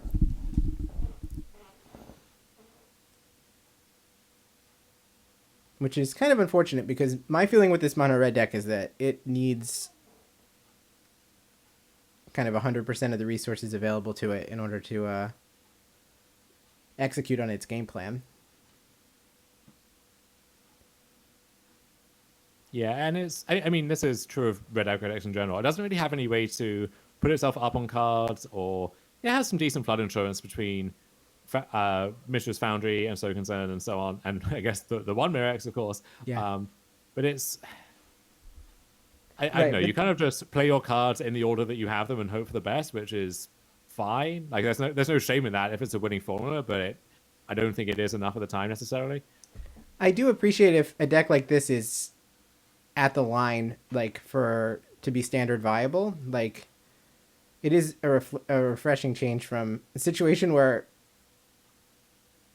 you know, a couple of years ago, you couldn't play a deck like this because the amount of card advantage available to the rest of the field was just so overwhelming. Like, everyone else was playing, say, Edgewall Innkeeper into Lucky Clover into Omnath or something. Like, there was just no hope of fighting that with the Earthshaker Kenras of the world or whatever. Well, the red deck in that format was basically... It was this weird kind of twin deck almost. It was just, 50-something permanents. You had this Anax, Emicleave, 12-man top end. And that's very different from, we've had red decks in the past that are, 20 creatures, 20 burn spells, 20 land effectively. Right. And those both get labeled mono red aggro on the, Goldfish page or whatever, but those philosophically very different decks. Yeah, you're right, Misato. Earthshaker Kenra was not the right card to bring up, because the Earthshaker Kenra mono red deck did have staying power in the form of Bomat Courier and Chandra in a way that some of these others don't. Like, yeah, a 20 burn spell mono red deck as a point of comparison, like, a shock is just a shock. It's not going to accrue value over time. And, well, we're back. Corpses are being appraised. You hate to see it. I think we're still here. Everyone with me? I think we're good. Okay. The stream, the feed is flickering in and out a little bit, but I assume that's... Yeah, I think we're okay. Okay, good. I was checking to see, like, if I was dropping frames, and I don't appear to be. I think you're fine. Oh, DC, that is a great story. Wow, that is the Bomat Courier that could. I mean, meanwhile over here, Riki has played a couple of Phoenix Chicks and a Fable, and the Phoenix Chicks will, I guess, eventually demand some sort of response, but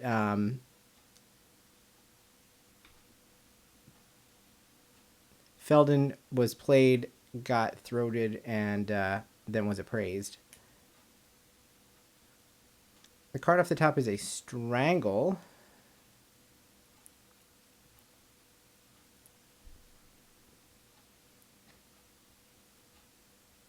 Which I guess kind of enables attacks on the ground. Would Riki be okay trading the Goblin Shaman tokens here? I would assume so. I think in general the Grixis deck makes a lot better use of the extra mana and so on than Mono Red does. I don't know if there's some like crucial missing fourth land for Koth or what have you, but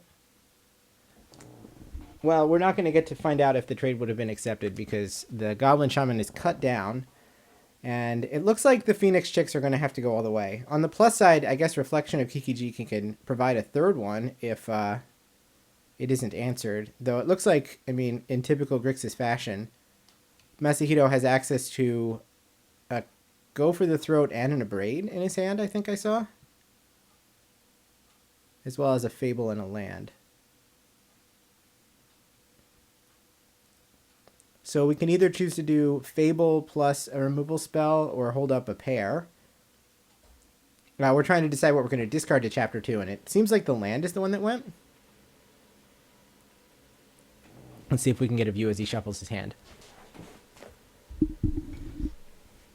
In with the Goblin Shaman token to give access to the 5th mana. So it might be just Fable plus hold up a Braid or Go for the Throat.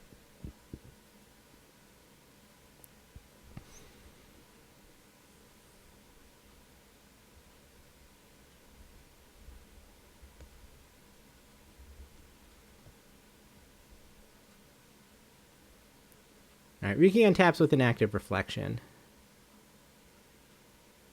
And his hand is, again, 2 mountains, which is quite unfortunate.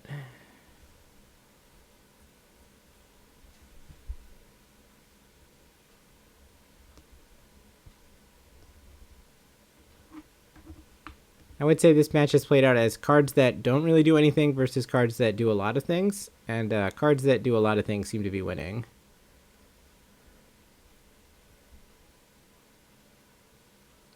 And there's just no real hope of breaking serve here from the mono red side. Like, what is like the best top end play would be Koth. I mean, even that. Like, this is where you might want the Raiju instead. But even that, it seems, is just going to be too little, too late here. Yeah, Koth just is not good at pressuring the opponent's life total in the same way that Raiju is. At least in the situation where we seem to always be in against Grixis, where we don't have a board to leverage. Like, if Koth is clearing the blocker that's letting us get in with all of our Feldons of the world, then that's a different situation, but it doesn't seem to be where we are.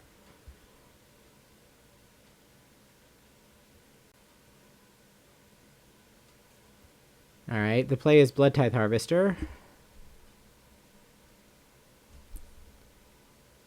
These Phoenix Chicks are running out of time.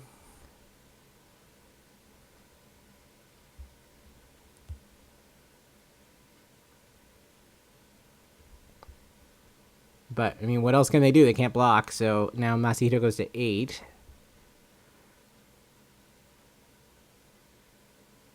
I could not see what the fresh card was. We knew that Riki had 2 mountains, played 1. There's still 1 in hand, and there's a mystery card. But now we also have Splinter Twin. So the ground is gummed up.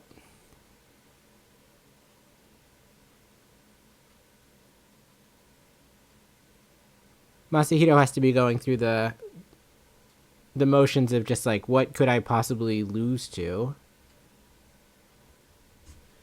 Riki doesn't have access to anything like a Shivan Devastator or anything, does he? It does not appear that he does.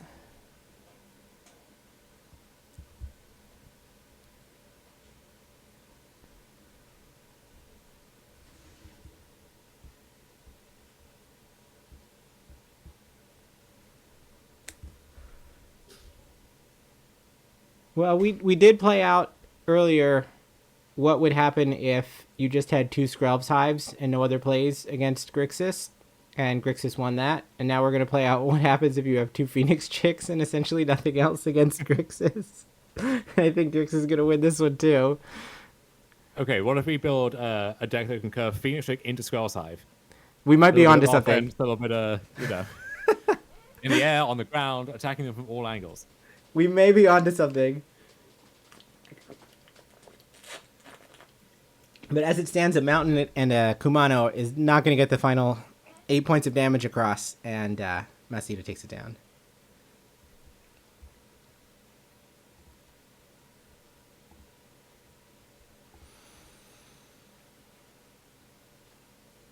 All right, we'll catch our breath. I see one table over Macedo's shoulder is vacant, though the one in the near left side, I believe,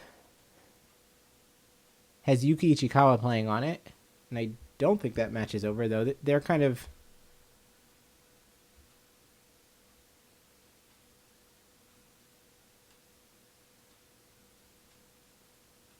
I mean, if we're going to try to guess what's going on based on the number of permanents at play, Yuki seems to be pretty far ahead, but we'll see in a second.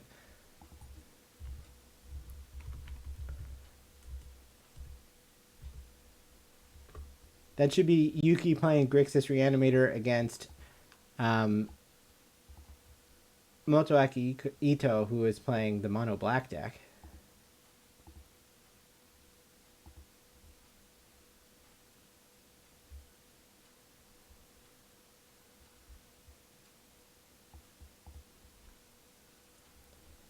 And that match is not done yet, so we'll see if there's something to check in on in a minute. In our winners, our top tables, the two battles of 8 and 1s, Rei Sato defeats Haruki Usui and moves to 9 and 1. The other one is not done yet, so Takeshi is still playing against Kenji.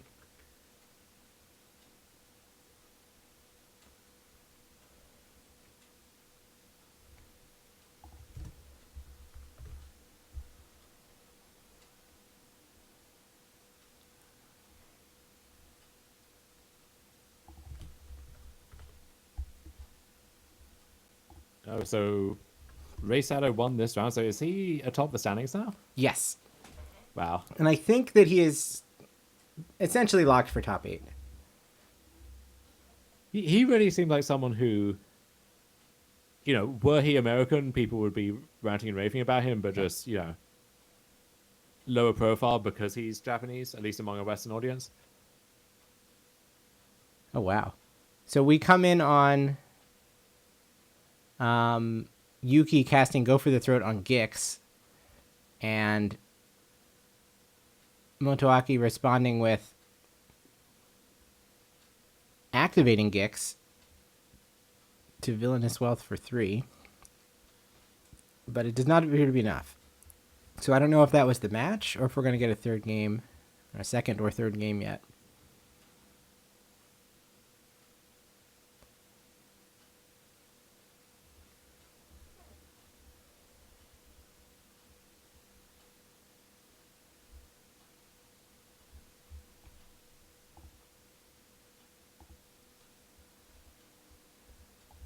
Looks like Takeshi Ozawa won the other one, playing Grixis over Esper. So we have 2 players now at 9 and 1.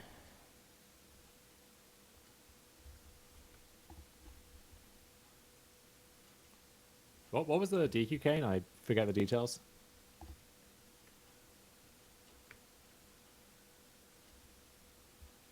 I admit I forget the details as well. I know chat brought up a link earlier. See if I can...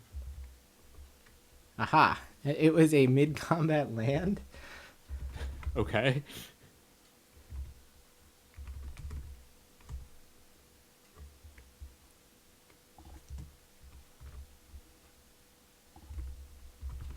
I mean, if you think about it, Premier Titan just plays lands mid-combat. That is true. No one complains about that.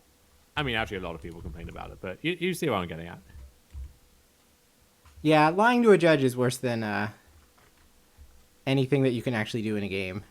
Don't do that, anyone watching.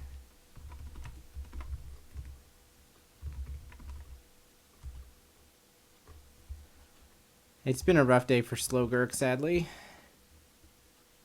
Takahiro falls to 6 and 4. And we just watched... Is the dream dead? Yeah, I think the dream is dead. No. I think the top 18 dream may not be dead quite yet, but pretty close to dead. Certainly, the top 8 dream is dead. Okay, I think we are going to get a game number 3. So I'm going to find the lists here. We've seen Yuki. He was part of the team that put this Grixis Reanimator list together. The one that Kenta Harane is playing, and Masahide Moriyama, who is the person who had the winner's interview a couple rounds ago.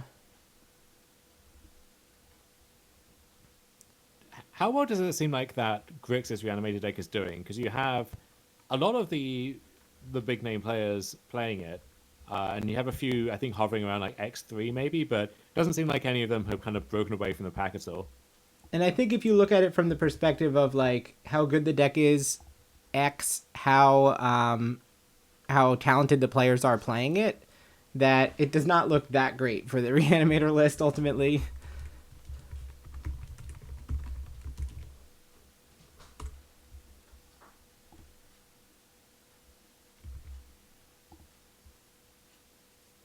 I would not say that I've been super impressed with what I've seen over the first 9 rounds. It's looked fine, but mostly, I don't know. It seemed pretty rare that you just go, okay, turn 5 cruelty into Atraxa, and that is winning games that the normal Grixis formula wouldn't. And it seems like a lot of the time when you've seen it in action, it's like, okay, well, if they had just cast Invoke Despair or something instead, you know, yeah, it would have been just as good. Yeah, get the same conclusion.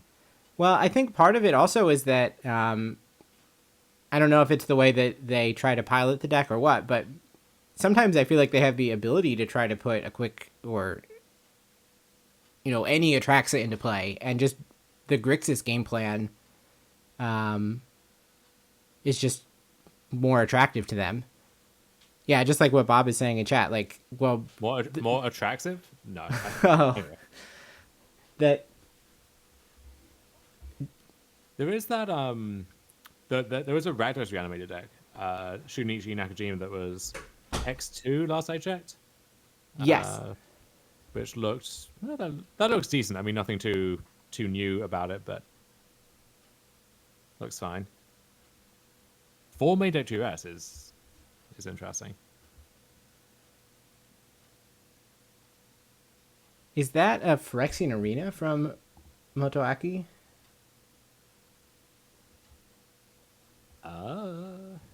Well, it's got a Phyrexian watermark, so that's a good start. I think it is. So, some would say that into Shieldred is a combination. Yeah.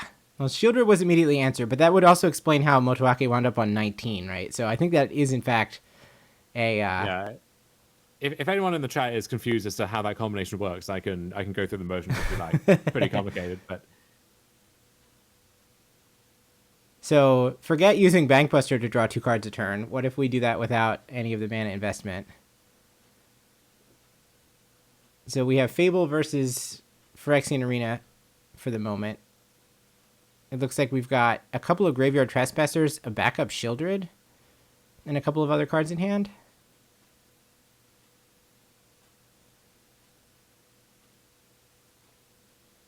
One of them is a Flesh Gorger. We're going to invoke Despair, and that's going to get met by a Disdainful Stroke. Yeah, I mean, this is just why you can build Rakdos decks, you can build Jun, Mardu, whatever, but the blue cards just really add a new dimension to the Grixis deck. Yeah. Like, all the decks that claim they go over the top of Grixis eventually run into, what if they just have a bunch of Mages Appears and Disdainful Strokes and stuff? You kind of have to go over the top with cards that are smaller. And at that point, you will have reinvented Grixis. Okay, so the hand is 2 Graveyard Trespassers, Phyrexian Flesh Gorger. Is that a Soul Transfer? And a Liliana of the Veil? Really testing my my knowledge of Kamigawa alt arts.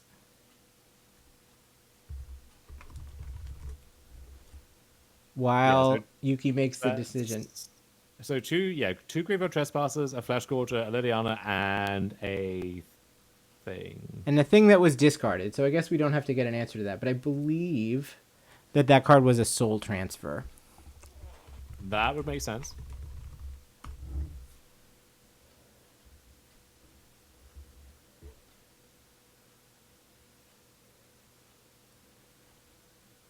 Which I guess threatened along with the Flesh Gorger next turn to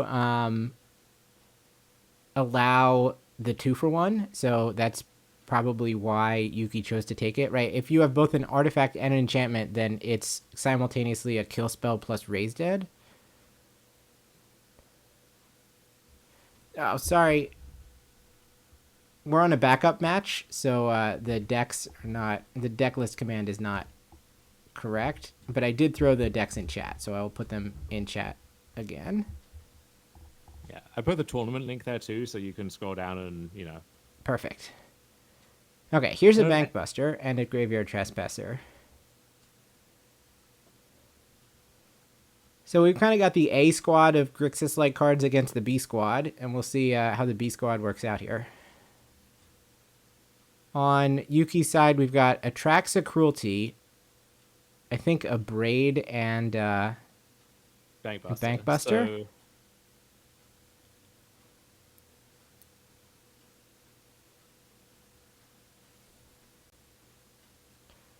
So we're just casting Atraxa? And we can just cast Atraxa off the mana generated. Here we go. 5, 10. So we've got a choice of Atraxa or Corpse Appraiser, Bankbuster, Brotherhood's End, and Land. Oh, and Duress. So we have there's a couple of choices. So we have a land drop left, so we could Duress again this turn, right? You take Land, Duress, Corpse Appraiser, Bankbuster. Yeah, so we have to make a decision between Brotherhood's End and Duress here. Yeah, we did Duress last turn and saw nothing that would answer the Atraxa, but there's been, I guess, 2 new cards since then. Yeah. Is it with you? Or is it just one? Because the Bankbuster... The Bankbuster hasn't been... Last turn? That's correct. Hasn't been activated yet. And sometimes the heuristic is that, Thoughtseize doesn't work against the top of the deck or whatever. Thoughtseize must be even like 200% worse against Phyrexian Arena.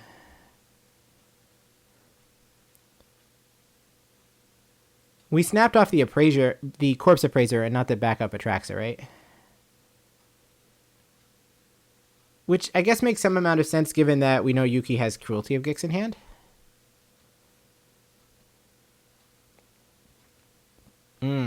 Graveyard Trespasser attempts to eat the Bloodtithe Harvester in Yuki's graveyard, but he will respond by Reflection on Corpse Appraiser to eat it himself.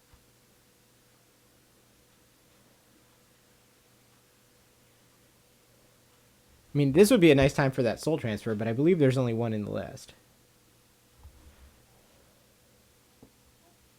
Yeah, there's in fact only one. So this is feeling like more and more of an uphill battle for Motoaki, especially since taking 7 across the face by getting hit by this Atraxa is A, very painful, and B, it's going to put him in range of his own Phyrexian Arena. Yeah, there's also Brotherhood's End, right? So we can attack for 7, clean up the entire board if we want to. Yes. I guess there's, Right, so Motoaki felt compelled to play the Phyrexian Flesh Gorger to try to gain life to get out from under. This is even better, because now both Trespassers have to block. We have to keep our Fable. Yeah, okay, we're just... Yeah, garbage that's time. That's enough.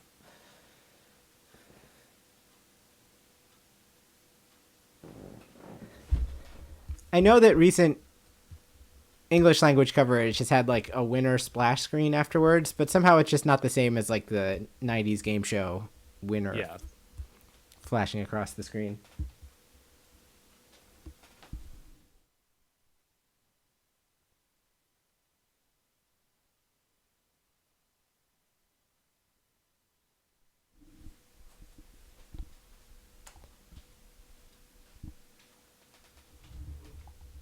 Yeah, bearing in mind that I don't understand what any of the commentators are actually saying, just the production values of the Japanese coverage seems a lot better than anything the English language version has to offer. Though I will say that Anurag's setup has been getting better and better and better. I mean in terms of the official coverage, like yes, the fact that Anurag by himself is putting on a better show than the official one is not ideal, but.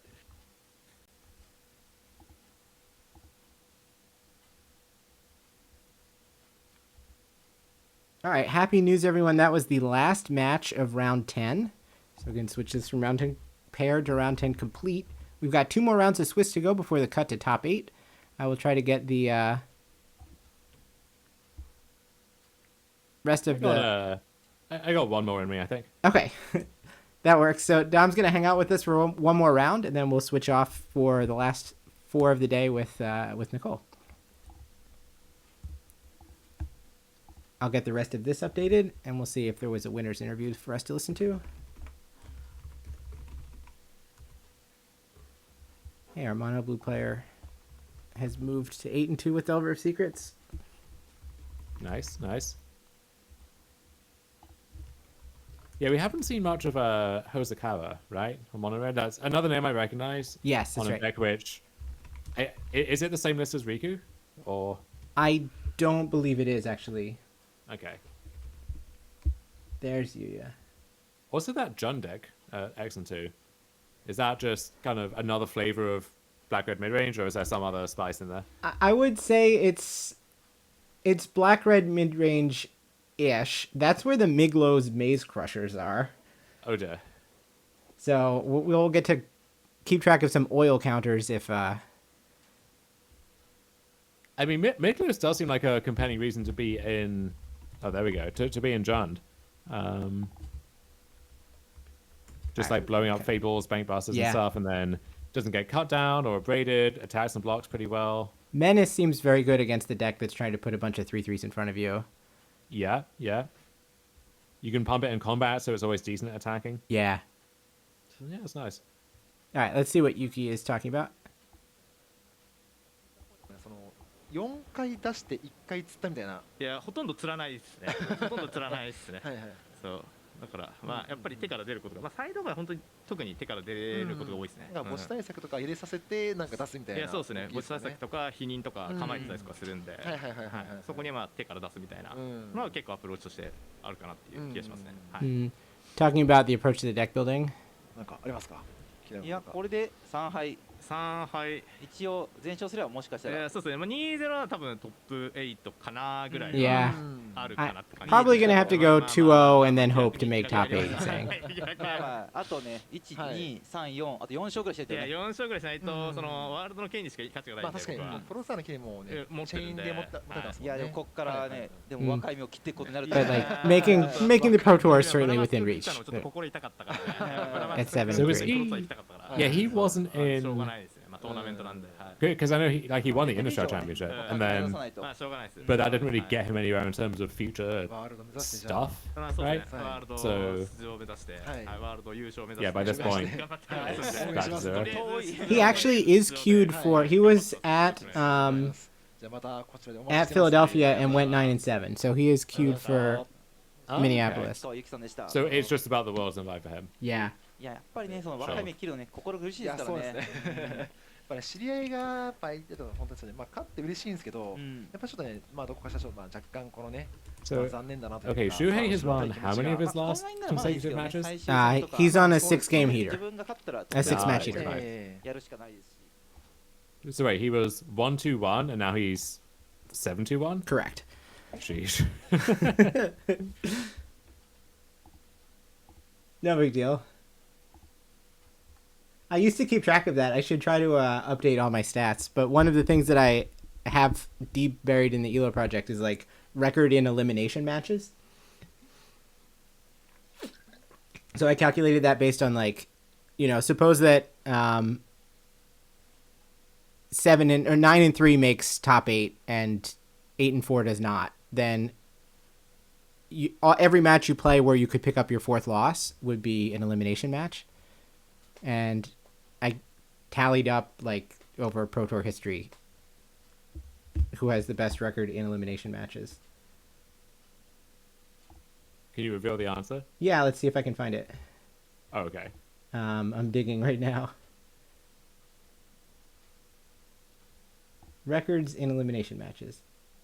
In terms of games over 500, the answer is Raf Levy, who is 119 and 69. Oh, we're back to cracking packs.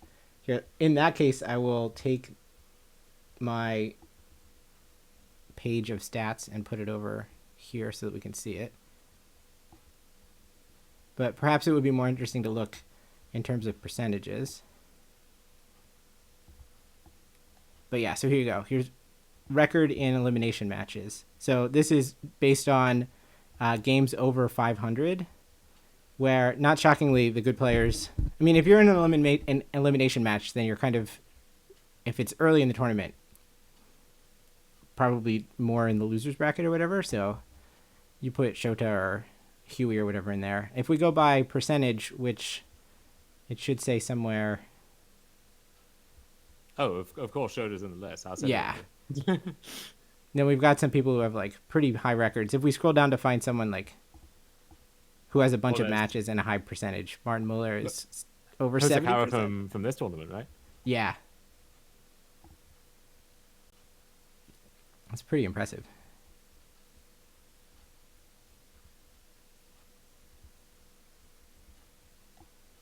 Just things that you can go dig up in the ELO project if you go too deep. Oh no. What happened? F. Yeah, F's in chat.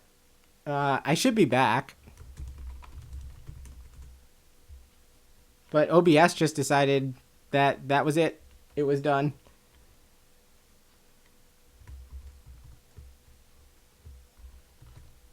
I mean, I didn't see exactly how long I'd been up, but maybe there was some sort of 4-hour timer on OBS or something, because it just closed.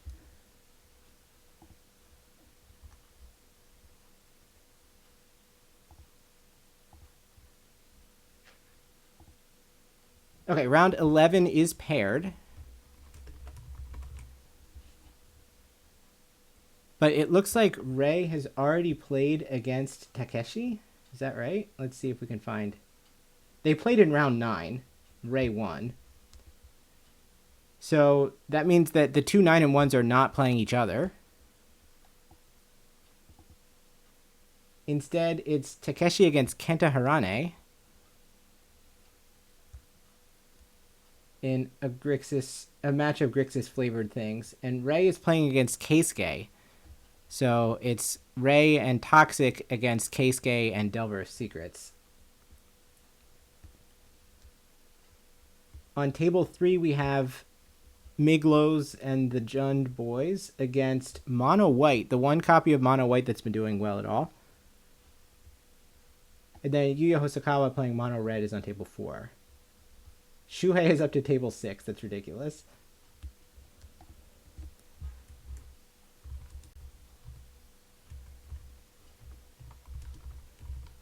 Yeah, Ben, unfortunately, Ken Yukihiro went 4-3 and didn't have good enough breakers to make day 2. So he finished like 75th or something. The quest for Atraxa continues.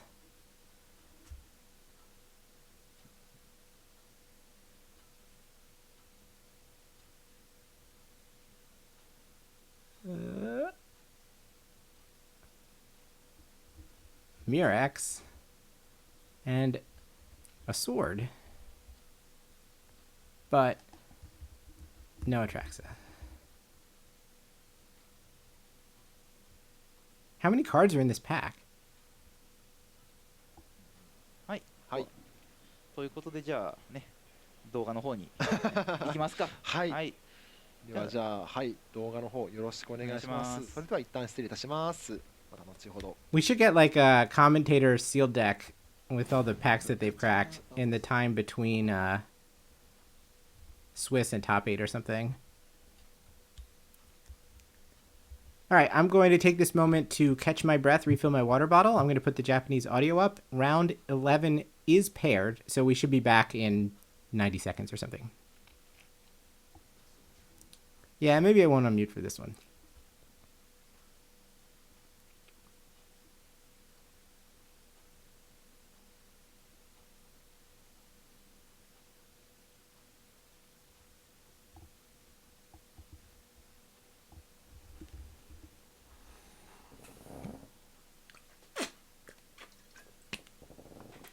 I guess if we're going to show the day 2 metagame, I could show the day 2 metagame too.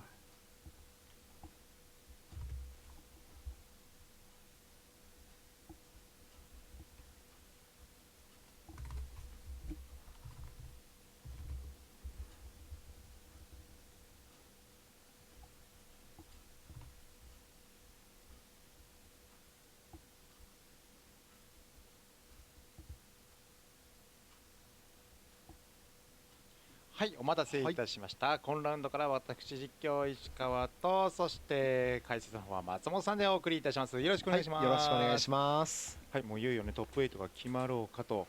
そうですね。もうあと残るとこ2戦ですか？今11ラウンド目ですかね。はい。はい。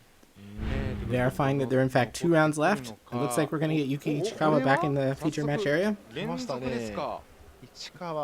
He's playing against Toru Sato, who is on Toxic. Alright, so I'll get the decks ready. Hopefully I can do this early enough that be able to keep track of their opening hands and stuff. This is table 11. Yuki on Grixis Reanimator, part of the team that put the Grixis deck together for this event, against Toru on Toxic.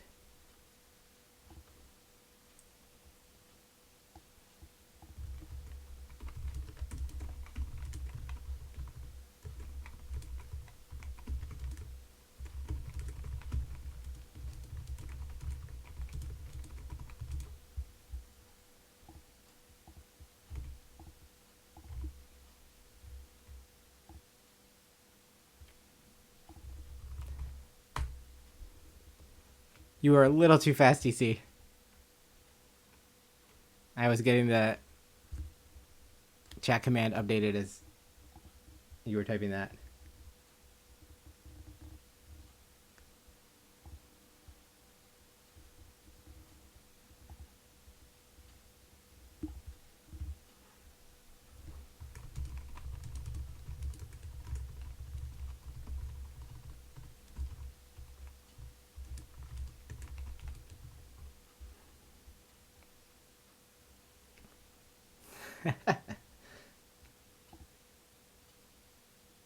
Wow. Ben is right. Toru's list is very clean.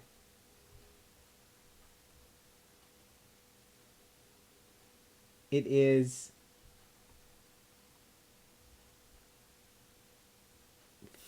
13 4-ofs, 6 planes, 1 Aganjo, 1 Lawrence Escape. Also interesting to see 4X Soul Partition. That is a card that we saw a lot at the Japanese Pioneer Regional Championship. There are definitely some people who swear by that card. I wonder what it is about Japan in particular where they have this strong kind of regional attachment to it.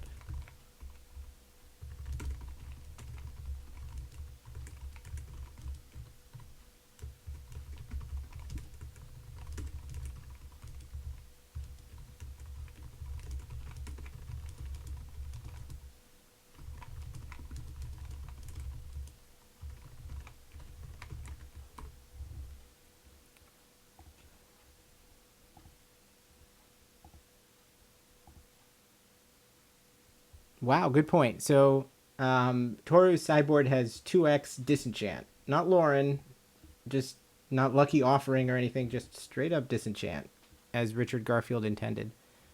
Yeah, I mean, I think there is a strong argument to be made for just mana efficiency, where if your opponent plays a Fable or Wedding Announcement, you get to, or Bankmaster even, right? Disenchant it, untap, play your own 2-drop or 3-drop, whereas Lauren is a clunky 3-drop sorcery, and often the body itself is not going to matter that much, so yeah, unless you're a creature deck that cares about having a creature, I think Disenchant might be the way to go. Also interesting to see Toru's got the bloated Contaminators in the sideboard. I guess to make room for Annex Sentry, and like the 4th copy of stuff like Slaughter Singer, Jawbone Duelist, which were not auto 4-ofs in some of the other decks. Okay, we're underway with Toru playing one of those Alt-Art Skrelvs. If you're curious as to what is being played where, that's lands and creatures, etc. What round we're in, life totals, there's your overlay. Skrelv in for 1. One of the things it said in the overlay is when that number gets down to 0, the game is over, and I don't know if that's necessarily the way this is going to go, because that's 1 damage, but also one poison. Dom, how do you feel about people saying 1 infect instead of 1 poison? Ugh, hate it. I mean, you do you, of course, but I don't disagree with you. It's not like a crime or anything. I just, Hey, I certainly understand what you mean, but I will politely disapprove. Poison counter number 2 comes across, as Yuki does not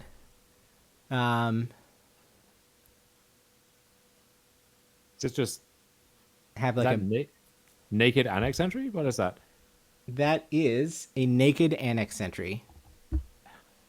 It's interesting, but the 2 times we've seen this kind of matchup of Toxic versus Grixis, both times the Toxic deck has been out to this really just kind of clumsy start. We haven't actually seen the kind of proper Toxic nut draw yet, which maybe is a reflection on how likely or unlikely that actually is. I don't know, but sign of respect, I guess, from Yuki, that it's like, well, if that's the best that your hand can produce right now, I guess that means that the Make Disappear should be targeting it.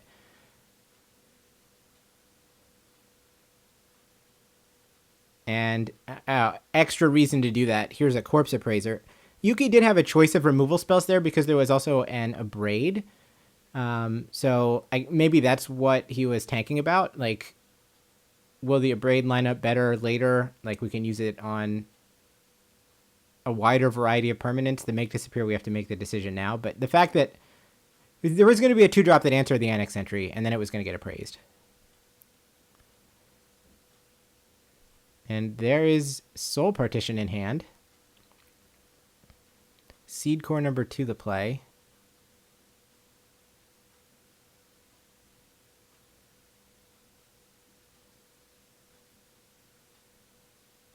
And Yuki is now corrupted.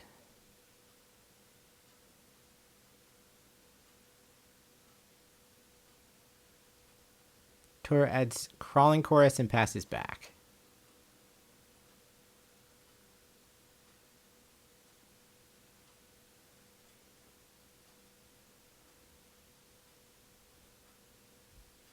There's also this weird effect where the games we watch the Toxic decks play don't look that impressive, and yet enough of them are going towards the top of the standing, so you have to think they look better than this most of the time. So yeah, there's got to be some disconnect in there somewhere.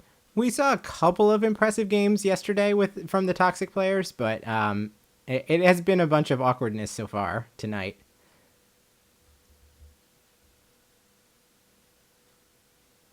All right, Fable. Now, the fact that Toro has achieved corruption means that these seed cores are active. It looks like there's a backup Annex Sentry, and we're going to play that. And the fact that we tapped out of seed cores suggests Lauren's escape, question mark? There must be something that we're doing with white mana rather than seed core, right?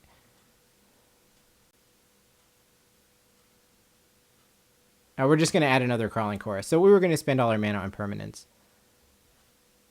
So now it's time to go look at Yuki's deck really quick. Is there a main deck Brotherhood's End? And the answer is there's one. Right. This is the same list that we had seen from a couple of other Grixis Reanimator pilots. There's one Brotherhood's End main and one side. It's often just very good to draw, and then just as a cruelty of Gex target, it adds a dimension that just simply wouldn't be there otherwise. Very good point. I guess that's one thing that is attractive about playing the Reanimator version of this deck, is that you do have access to some of these. You do have, like, the ability to play some of these sideboard cards main, given that you have virtual copies of them.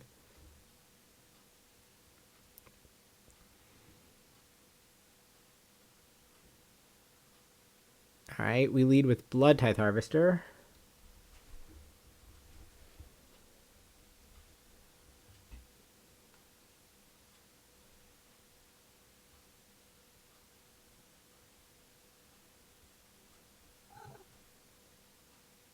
Whoop.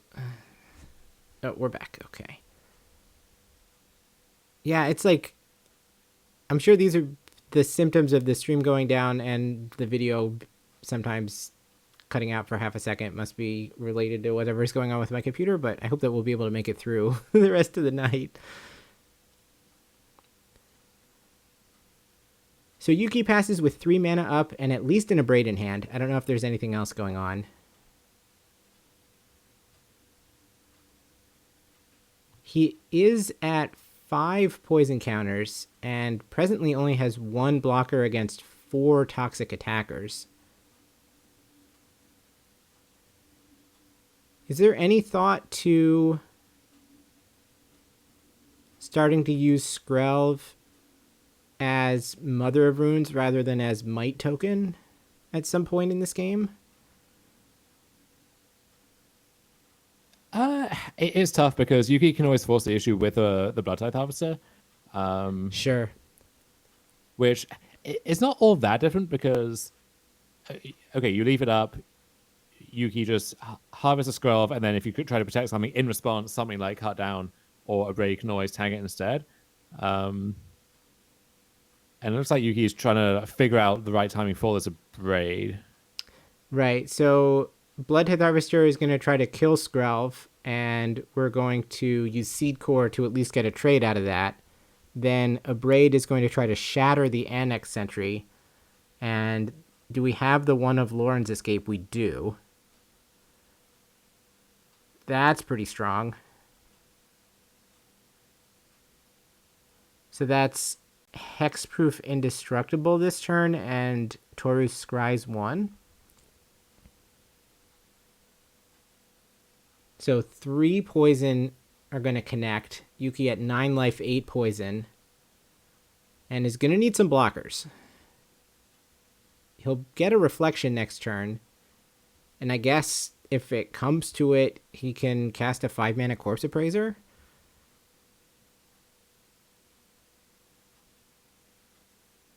Cycle Atraxa through Blood Token.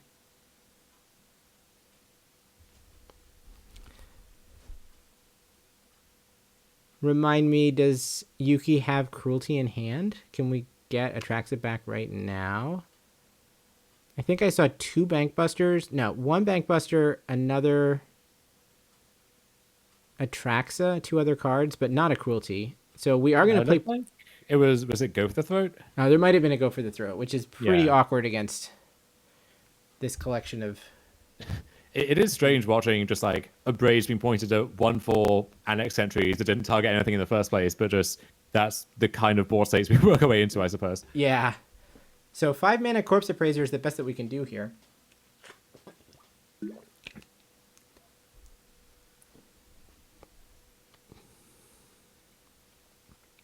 And here's where the Seed Core really shows its power, because that Corpse Appraiser doesn't block the 1/1s particularly well, which is a very strange thing to say.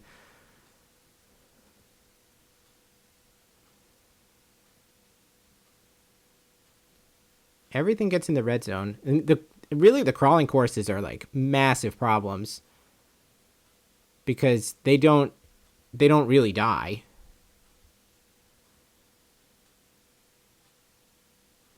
All right, we're going to Seed Core both of them, so that'll force through 3 damage, 1 poison. And Yuki is at 6 and 9. So now, literally everything is lethal. You know, we cannot afford to let anything go unblocked for the entire remainder of the game. Oh, no. And the Mirex finally produces green mana, and that unlocks Venerated Rot Priest. So we can't remove that through conventional means, and we also can't let the game go long enough because eventually something could... Yeah, I mean, okay, the game is over anyway. But yeah. Really in a Zugzwang there. We all agree that was a poison kill, right? Who's counting? Who's counting? If it's both, does it get labeled as poison by default, like we're rounding up from 50%? Yes. Well, so I think it was like ambiguously a damage kill, but unquestionably a poison kill. Okay. And Chad, if you're wondering why we're asking this, there was a sheet of prop bets that people filled out prior to the tournament. You could see what we've been tracking at the link in chat. One of them was, will someone die to poison? And the answer is a resounding yes. My count on Cut Down is that it has targeted 3 things with power and toughness total 4, 3 things with power and toughness total 5, and 5 things with power and toughness total 2. So right now 2 is leading, which I didn't really expect going into the tournament. And you would think that most of those would have been Skrelvs, but I think it's actually been a lot of Skrelvs Hive Might tokens.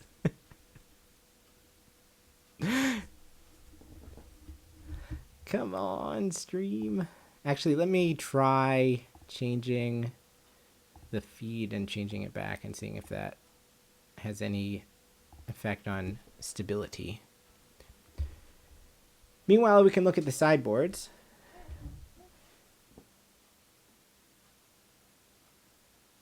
So Toru has access to the bloated contaminators, which are not in the main.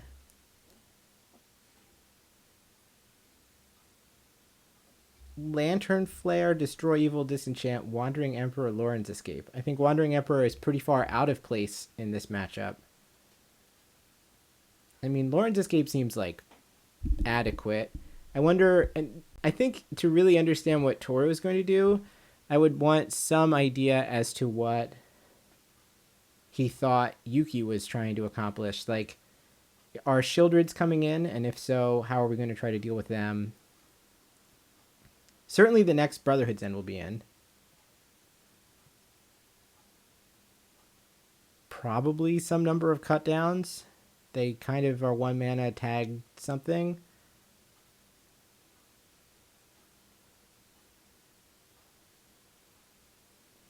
And then to what extent is Yuki going to try to play the Duress Negate game to try to mitigate Skrelv's Hive? Yeah, I mean, I think Duress and Negate are both pretty unreliable answers to Skrelv's Hive. It is really the only relevant card that either of those can target in a useful time frame. And even then, like, sometimes you Duress 1, they have the second, you hold up Negate, and they just play a normal 2-drop instead. Like, I think it's pretty hard to find a good window for those cards.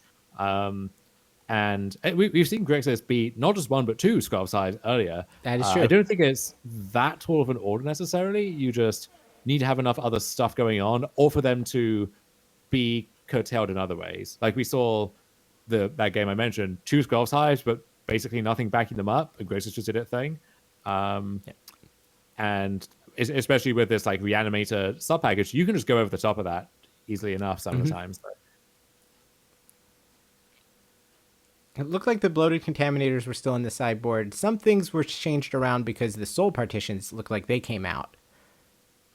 Yeah, I really like the contaminators, both just in general and also in this matchup. I think having a 3-drop, which is really good at attacking, only dies to a small subset of their removal, doesn't get hit by Brotherhood's End, is a pretty nice component of your best draws. I don't know. The card just seems excellent to me.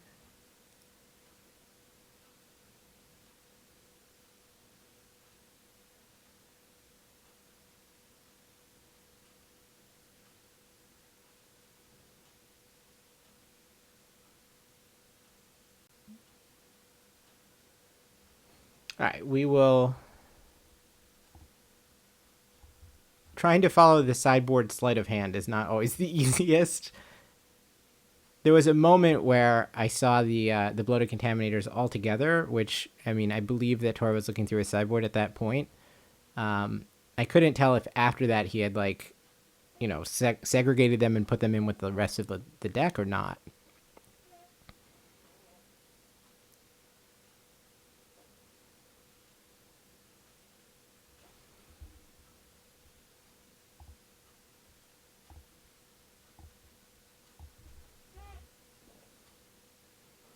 All right, will we keep 14 cards?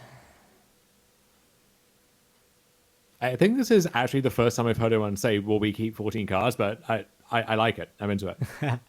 I think Yuki's hand was fine. I couldn't tell if there was a third land, but there was a Brotherhood's End, which would undo a lot of the early game from Toru. And land is in play, so I guess we've kept Storm Carved Coast versus Skrelv.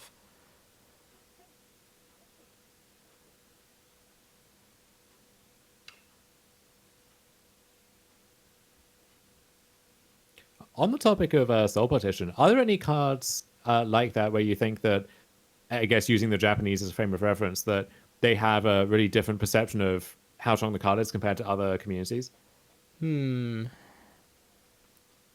feel like... Now, here's where I wish that Andrew was in chat, because I feel like there was something about the way that they had built one of the Pioneer decks last time that was not typical, but I don't remember which one or what. I mean, Shota built his black-red deck very differently, but that might just be Shota being Shota, and on a different level than us mortals. Yeah, I don't get the sense that Shota really approaches deck building in quite the same way. Like,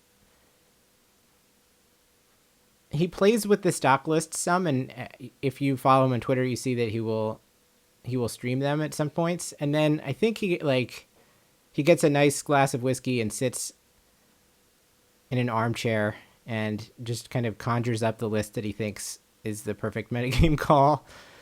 In his, smart coat, in his, winter coat, boots. Yes. The man has style. All right. We didn't clear all the soul partitions from the deck because one is there to get the Corpse Appraiser out of the way and enables a Jawbone Duelist to hit for 2 and 2 poison. I guess what makes me skeptical of, the card in general, but in particular here is, okay, you've banished the Corpse Appraiser for a few turns. You're not applying enough pressure that you can win the game before you can get back to 5, right? And then, okay, so here's just another Corpse Appraiser. And when the Corpse Appraiser comes back down, you're just getting like another very valuable ability again from it. So I don't know. It's if you were some hyper aggressive deck, like some really aggro former soldiers, I guess I could see it. Or if you could, because you can use partition to kind of blink your own cards as well, right? So if you could leverage that, maybe. But this deck kind of doesn't really do either. So it's a little bit of an awkward card, I think. My guess is that it was put in the deck more on that second plan than the first one, and that we've kind of seen it out of necessity try to clear blockers to get the initial poison count started, but I don't know for sure. It is nice against tokens, so as a response to Fable or something, but right. Even that is an exchange. It's not a great one unless you're also doing something else. Well, 3 Corpse Appraisers is probably going to just completely invalidate the entire toxic plan here. I can see, all of your permanents are super cheap, so blinking them out with Soul Partition does potentially act as a counter spell. It does synergize well with Rot Priest, and it can sometimes clear blockers in an annoying way and or tokens, like you say. I don't know if that adds up to a card. Like, is that better than Tyvar Stand, which is the card that was cut to put Soul Partition in? Nah, but that must be the logic. Tyvar Stand seems pretty nice to me too, but I guess that goes part and parcel with stuff like the Contaminators, where, to me, I'd be trying to set up Contaminator with Tyvar Stand just in case they can somehow kill it. Whereas if you're de-emphasizing one, then maybe the other one is less useful. Well, this is one thing that I do like about Standard, just as a exercise in human creativity, that you can take these decks and, depending on exactly how you intend to pilot them, oftentimes it should lead you to take different decisions than other people are making. And I find examining that subtlety and trying to understand it really interesting. And I think that's something that Brad Nelson and some of the other Standard masters are really good at. And as someone who tries to net deck when I'm trying to learn a format, it's interesting because you have to look at it from the perspective of what is the player attempting to accomplish with this list, more so than what do the cards do and what are the interactions that I should be familiar with. And I find that fascinating. Meanwhile, Shieldred is going to rip Torosaido's face off. Yeah, it turns out even if the explicit theme of your aggro deck is you don't care about life gain, Shieldred's still a pretty scary card if you're behind on board. Shieldred is both life gain and life loss. Gives a little, takes a little.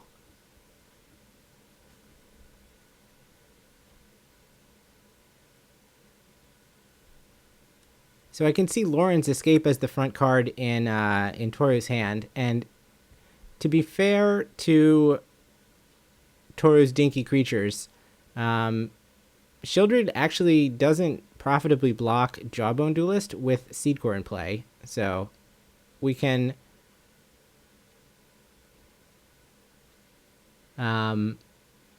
force through 2 extra poison that way. And if you're confused, chat, about why the Annex Sentry did not take the Shieldred, that would not be a legal play.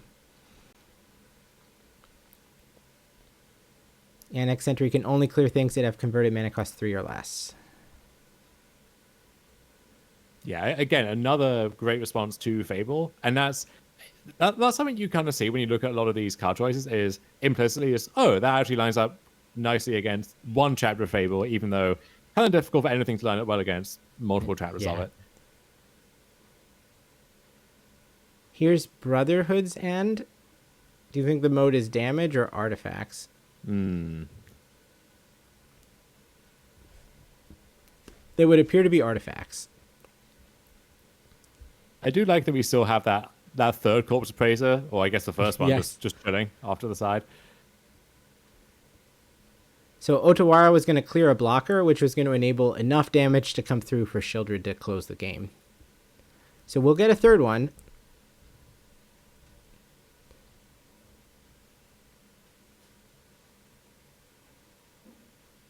That's a couple of games where Toru's deck has struggled to produce green mana. I mean, I guess there he finished with what? A Plains and 2 Seed Cores in play?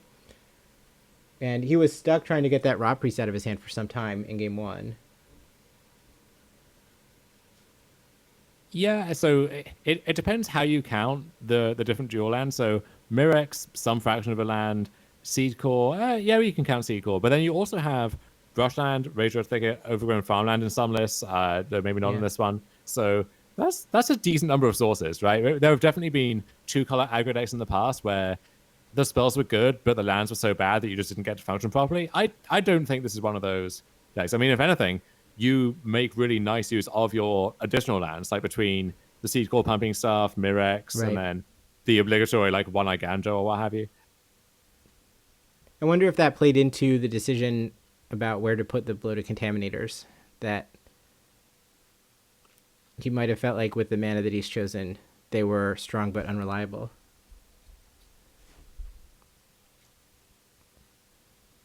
Maybe. I mean, that situation doesn't really change pre to post sideboard, right? So That's like if you can't cast them in the first place, why are they in the deck? I think you can. Right. The Seed Core does let you cast Bloated Contaminator, though it doesn't let you cast Tyvar Stand. For whatever that is worth. That is an issue, for sure.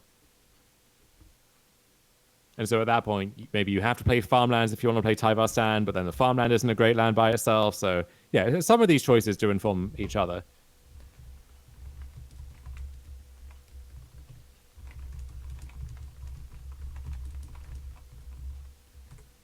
I do wonder as well if the format will react more explicitly to this toxic deck going forward. So we saw Brotherhood then be a really nice card there. A lot of these Grixis decks, it's like 1+1 or 2 in the 75 somewhere. I wonder if you're going to see just even more copies of that now, or I don't know what other cards would line up well against it too. Right. Some of the Esper Legends decks have had, like, I believe the Slogurk deck had random Maliras in it, right? Like, I don't. The Slogurk deck having main deck Malira is one of the more charming parts of it all. But yeah, it's kind of nice when your 2-drop that also protects your other threats is actually itself just like this game-winning threat against one of the aggro decks. Yeah. It's like, you can't really attack into me, and even if you did, it wouldn't do anything, so what's going on here? All right, we are drawing opening hands. I see 2 Plains of Ganjo Mirex, Rot Priest, and a 1-drop. I'm not sure what else was there. It looks like Yuki has 5 lands, 2 spells. The only spells are Atraxa and Corpse Appraiser, which seems pretty medium. You have to send this back. And this is one issue with the Atraxa approach. It's like sometimes you just draw Atraxa in matchups where it's not going to come down anytime soon. So I believe that... Oh, wow, right? Toru is also going to sideboard. Is also going to mulligan. It looked like he had Rot Priest, Slaughter Singer, and another white card, maybe a Jawbone Duelist or an Annex Sentry, alongside 4 lands.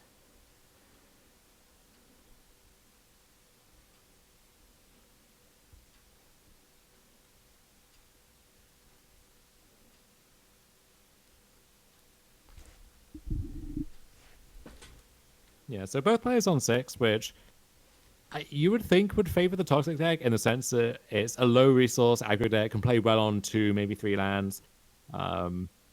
Yuki needs to have like specific answers, but can't have too many answers because then you just maybe die to a Scrolls Hive or something. So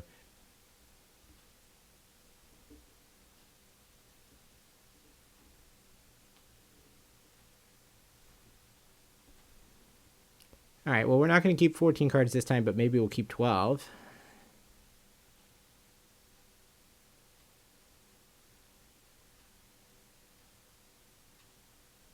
It looks like Yuki's got... Both players have enough mana to work with, and we're going to see a keep from one side. I think Yuki's deciding what he's going to bottom. Sheldred, Bankbuster, Duress, Cutdown, and 3 lands. See, I think it just has to be... Can he cast a Duress on one? He does have the Cliffs. Okay. So you might want to gamble and say, all right, if there's a Scrolls Hive and the hand has been kept on the strength of the Scrolls Hive, maybe I Duress that, and then the rest of my hand lines up well against the rest of the Toxic hand. Otherwise, if this Duress misses, well, now I've put myself down to 5 cards effectively, and I've bottomed one of the best cards of just stabilizing a board. So, well, I would say like that worked out. That out. gamble did pay off. Yes. Yes, that worked out wonderfully. So we won't have a Hive on 2. We're only going to have a Jawbone Duelist on 2.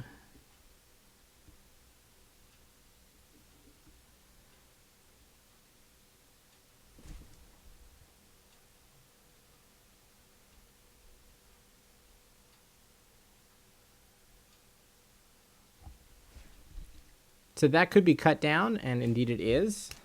Another 2-drop meets its end. Is Yuki trying to decide whether or not he wants to sequence in the Xander's Lounge here, or if he's going to try to hold it because he doesn't have very much action? He's elected to play it. Draw for turn is Seed Core and no play.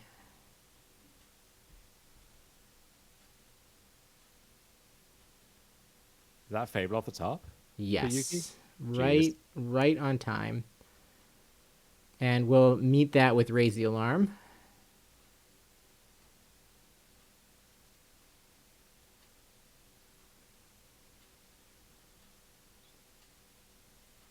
Was that an Annex Sentry off the top?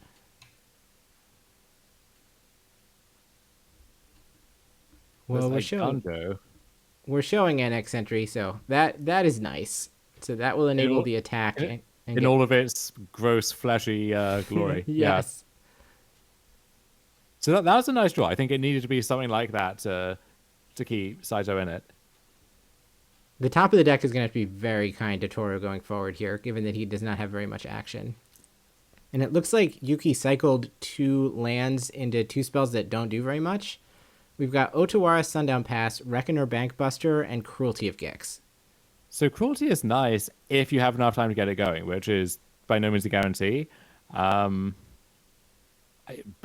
Pass seems fine, and then if you draw anything relevant between that card and then your next draw step, then you can kind of turtle up behind Reflection plus Bankbuster plus something else. Yeah. Or just cast a Cruelty if you have time. But what Yuki doesn't have this turn is a blocker, so he is going to go to 5 poison. And that, I think that's what he's counting. Like, all right, imagine I play the Bankbuster, I draw a card off the Bankbuster.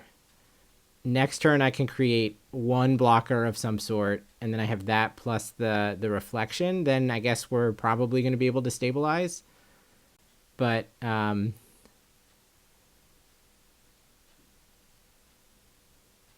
I don't know that there's a very exciting target. Like, we can't just play Cruelty as a blocker right now.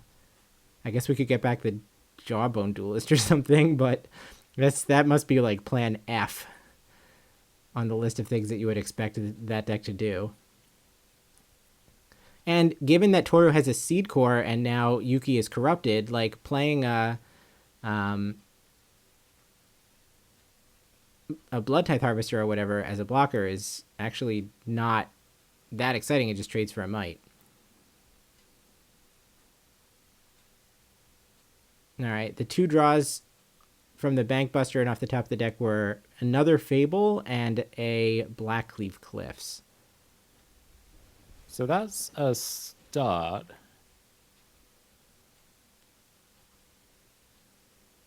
I guess the question here is, do you play Cruelty, search for something specific, and then I guess you could like Cruelty find Brotherhood's End? Yeah. And just hope, and with the intention of just chucking the reflection in front of the first thing that it can.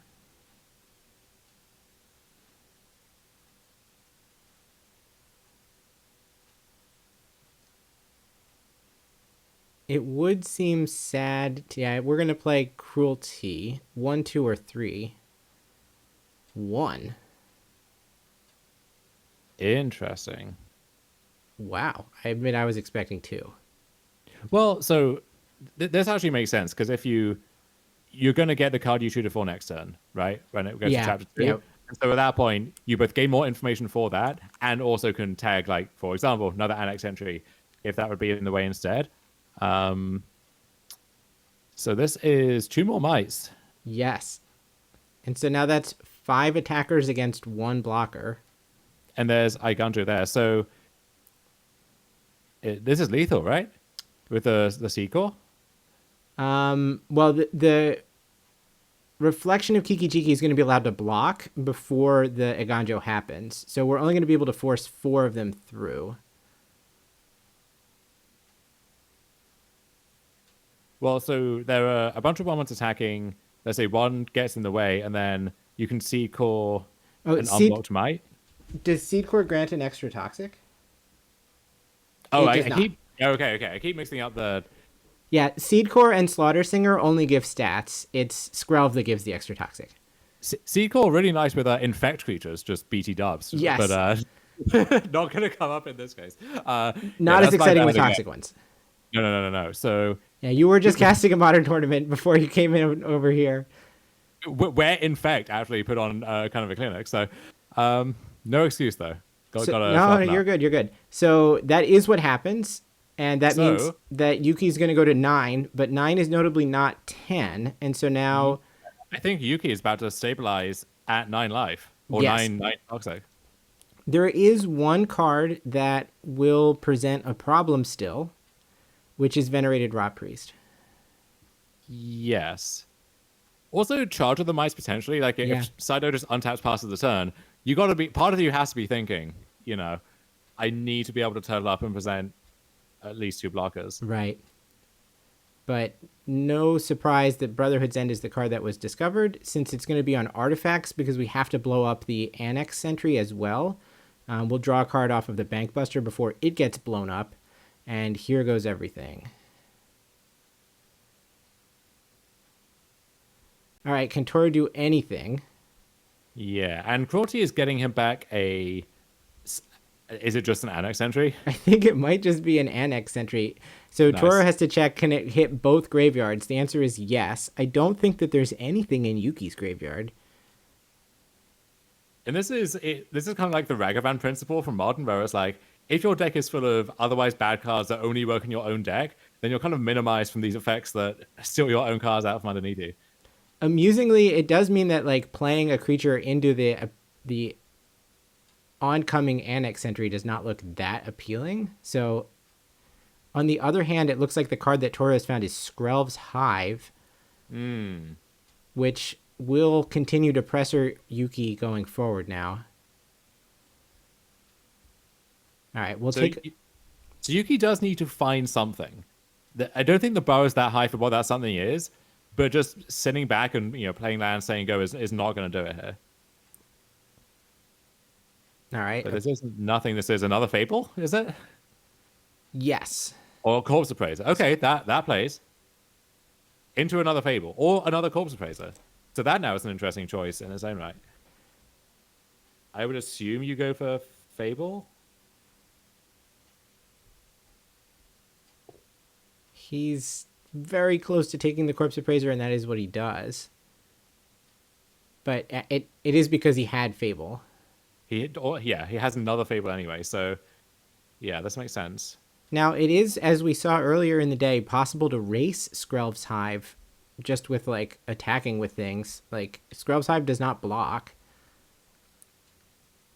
This Crawling Chorus does, though, as does this Skrelv.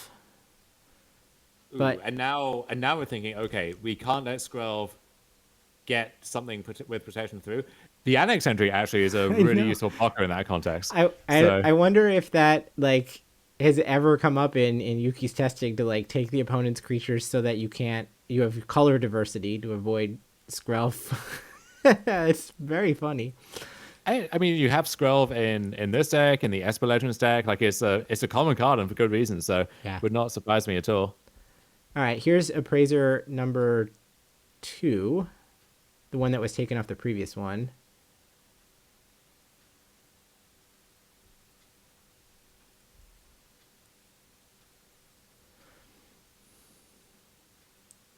I think that's the other Brotherhood's End. It is. So what you could do is Brotherhood's End away artifacts now to get the Skrelv and the Might. And then you lose your own Annex entry, but that's fine if you don't then also have to care about the Skrelv. But then you might be in an awkward spot of, well, what if Toro destroys another Skrelv, and it gets tricky. Well, not shockingly, the Brotherhood's End was accepted. So we're going to offer the trade of Goblin Shaman for Crawling Chorus, presumably to try to turn all of Toru's creatures into artifacts.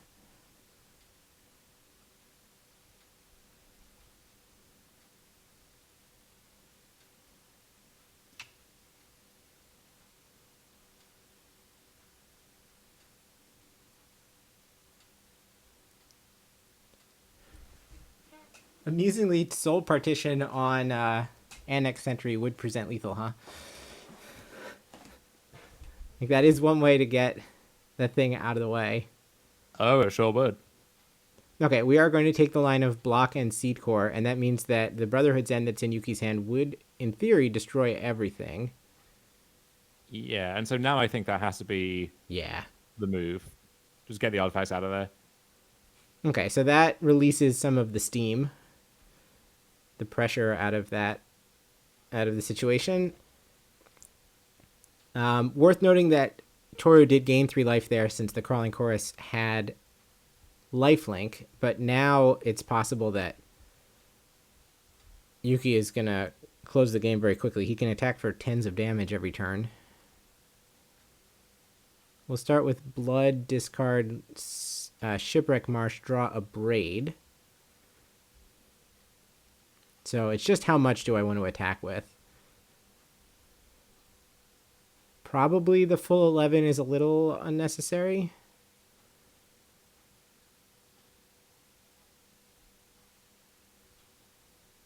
But it's probably going to be 3, 6, or 9. And I bet what Yuki is trying to count up right now is how do I make it a 2-turn clock? How do I make it a 3-turn clock?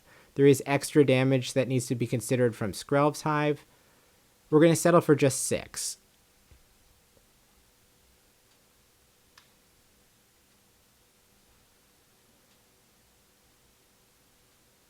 Yeah, and Yuki is not interested in letting Toru forget the Skrelv's Hive triggers. 14.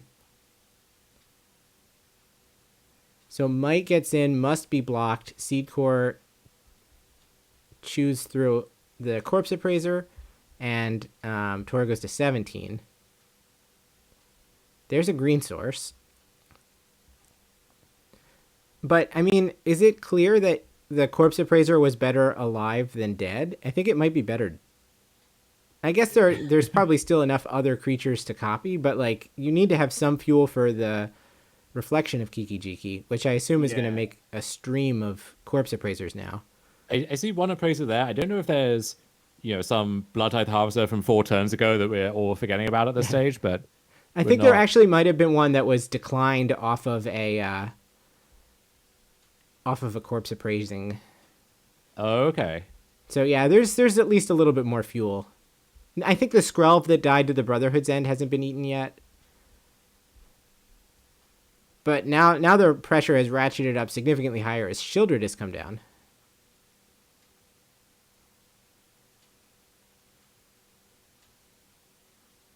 We do have a charge of the mites, but we're at the point where we can't just take the next attack because it would be for more than 11 damage. So this is a bad situation for the toxic player to be in. We'll pump with Seed Core, and then if the plan is to kill the Shieldred with Charge of the Mites, it has to happen right now. Otherwise, we're not going to have enough damage on it. So again, the charge is one way that Toru could just steal the game out from underneath Yuki. So having to potentially burn that in this kind of just to stay afloat is really not ideal either. Yeah. I mean, this attack will take Toru to 14, and so now he's trying to decide, do I actually have to clear the Shieldred or not? But I think the answer is clearly yes. We're going to go after the Reflection. And the Abrade that's been sitting in Yuki's hand clears one of the creatures, so the Reflection doesn't even die, and everything falls apart. So I guess clearing the Reflection there before we reach the end step meant that, in theory, Yuki would only have had the Blood Tithe Harvester, the Corpse Appraiser, Shieldred, that's 10 damage. The Skrelv's Hive trigger is 11, and Shieldred drawing a card is 13. So it would have kept him alive. Now, to what end, I don't know. What card is getting him out of that situation at that point. But as Yuki had the Abrade, there was really no way out. Yeah, so Yuki continuing this kind of march towards the finish line here. Maybe going to be the one representative of this kind of a conglomerate's take on the Reanimator deck in the top 8. Arash, we are not at the finals yet. We're actually 2 rounds from the end of Swiss. So we've got, this is round 11, round 12 will follow, and then we'll get a cut to top 8. And we can now put in that Yuki is still alive, 8-3, and is... What?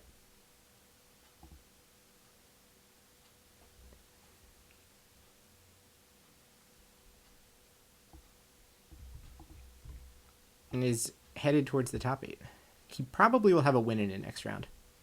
So we'll get to do some tournament math in terms of who gets to ID and who doesn't after this round. Mm-hmm. Do we have a time switch match or anything like that for this round? Yeah, it looks like we do.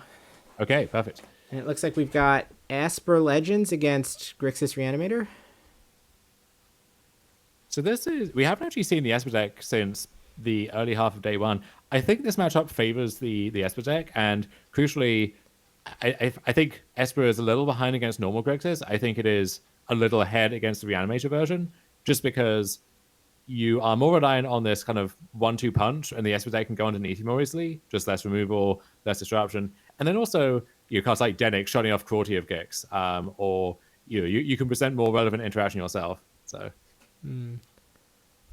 we come in on Masahide playing Yuki's team's Grixis Reanimator list on 4 life. I don't know if that's 4 life pre-Cruelty of Gix resolving or post.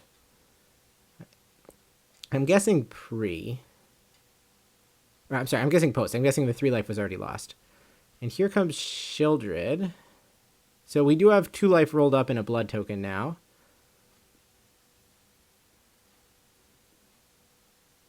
I assume that Lauren was activated in response to Shieldred.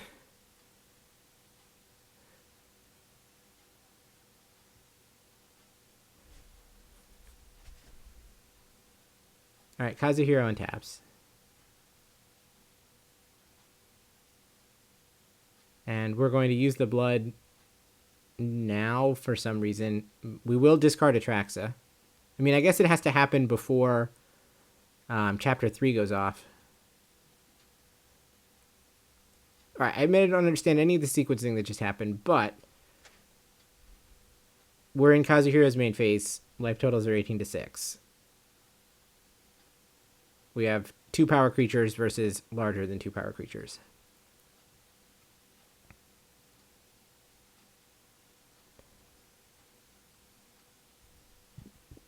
And all he can do is cycle Rafine's Tower, play an APAC Plains, and pass.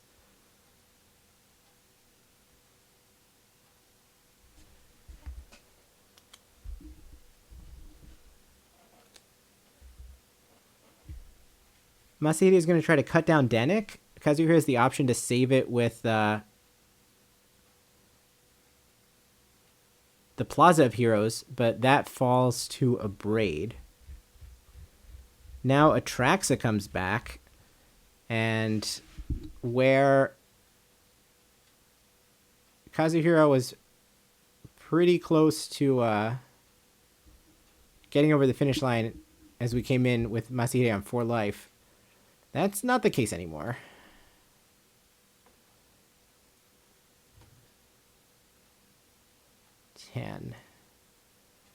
So we've got an Abrade, an Otawara, a Fable. So that's enchantment, instant, land.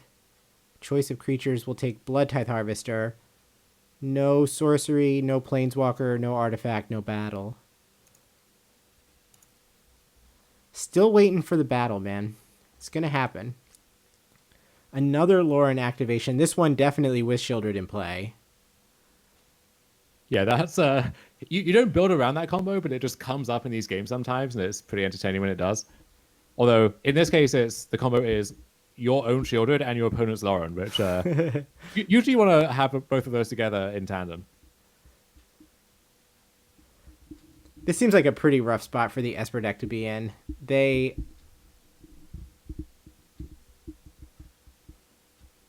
do kind of need to have a board for their cards to be more than their individual parts, and there's not a lot going on right now. So Urtai clears Atraxa before it can attack, but Shieldred continues to just run all over this battlefield.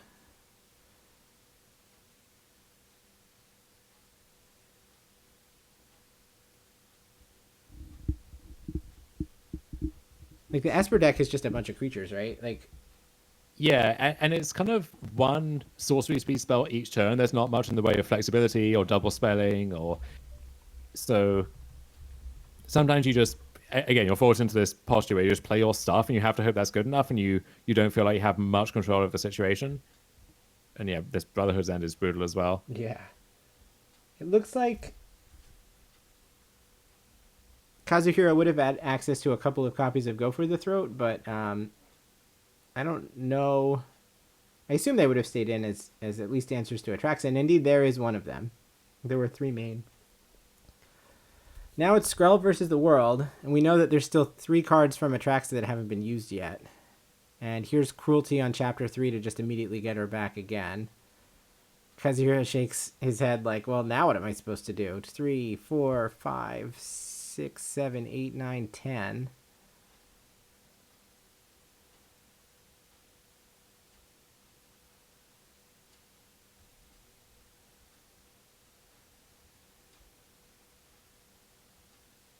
Yep. Still no battle, but I wonder if the people in the booth are lamenting how many Atraxas have been played that they can't pull one from the packs that they've been using. Now, those 7 face-up cards under the lands, those are all cards that have been revealed from Atraxa and are in hand. So we've got to get a bunch of these things out of hand, or we're discarding to hand size. I would rate this game as very over, and Kazuhiro seems to agree.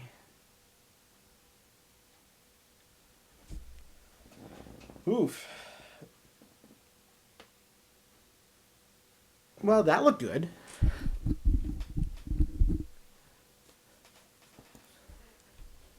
I think that has... I mean, I think it both looked good and felt good. Like, there is something to be said about playing a deck where when it does its thing, it's just...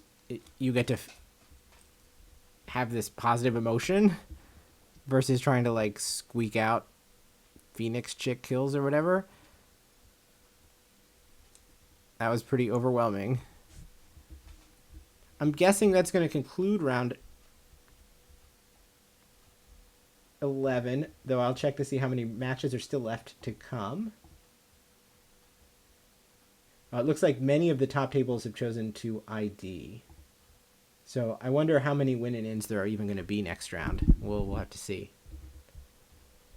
So we have... Who do you know who is a lock at this point? Okay, so I'll put in the standings after round 10, and I'll tell you what has happened since then. So it was...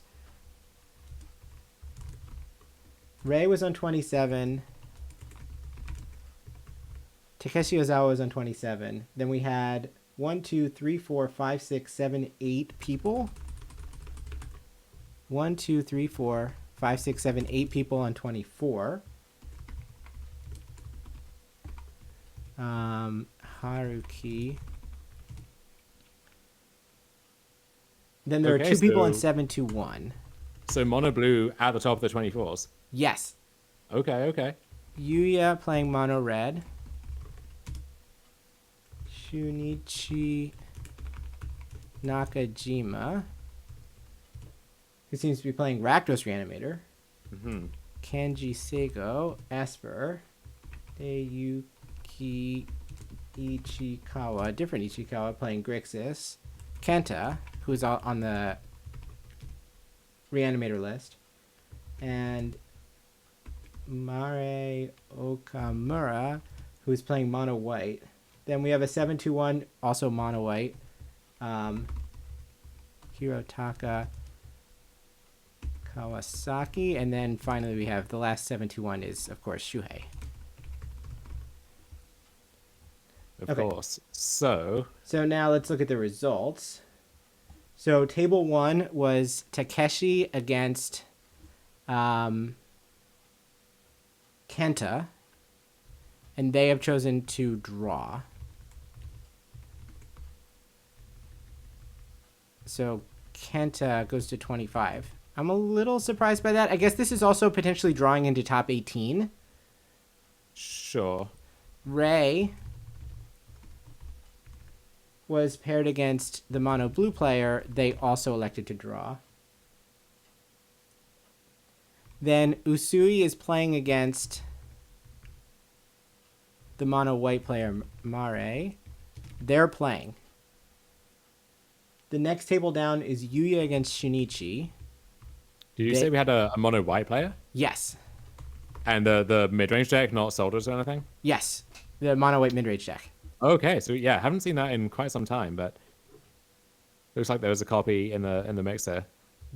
So then the next table down has drawn. Then below that, Kenji Seigo beat Hideyuki. So Kenji is now on 27. Hideyuki stays on 24.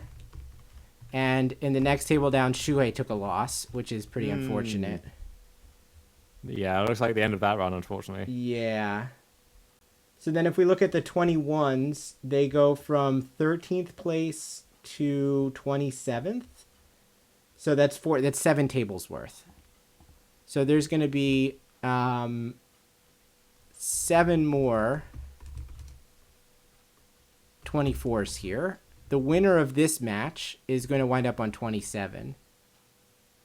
So I think the 28s probably are safe. The 27s are probably safe. And I don't know how many of the 25s feel like they should draw. So we'll need to see exactly how everybody's paired in order to figure this out, I think. Poor Shuhei, but still a pretty stacked top 8 by the looks of things. Yes. So, So we know that one of these other 24s is going to be Yuki Ichikawa. So I'll add in, I'll put this up here and then we'll say the winner of this match is also at this spot. That's correct. So top 18 will get the invite to the Pro Tour. Money is paid out to top 18, and then obviously it's the top 2 that go to Worlds. So 911, 911, Kenta 821, Yuya 821.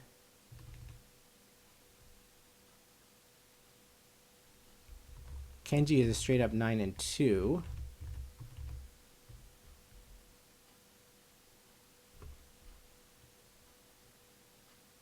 Naito is 821. 731.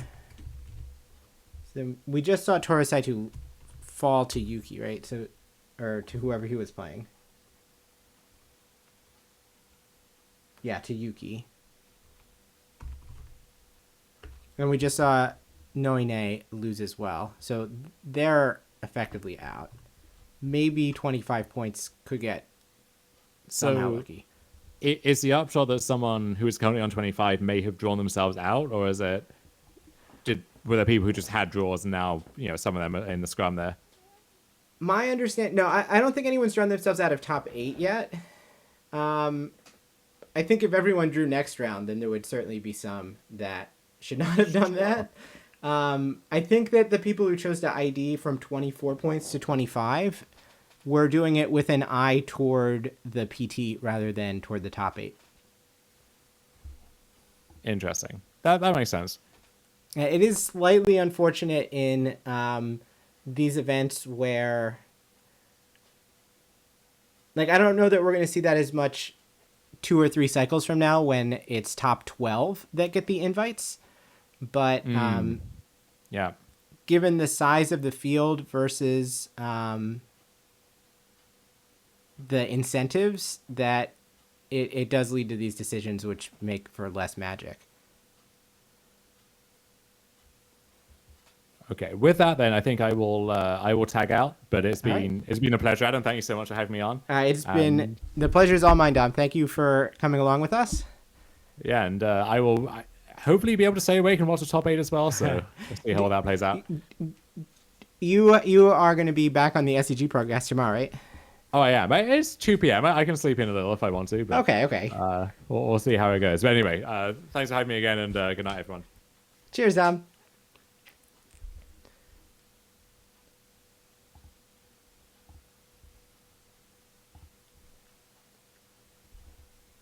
All right, so we have, let me catch myself up over here.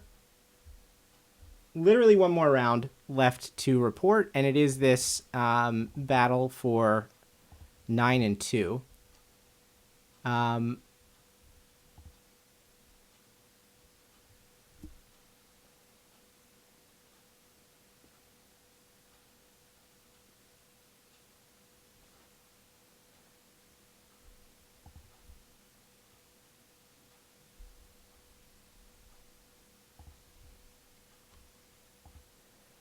All right.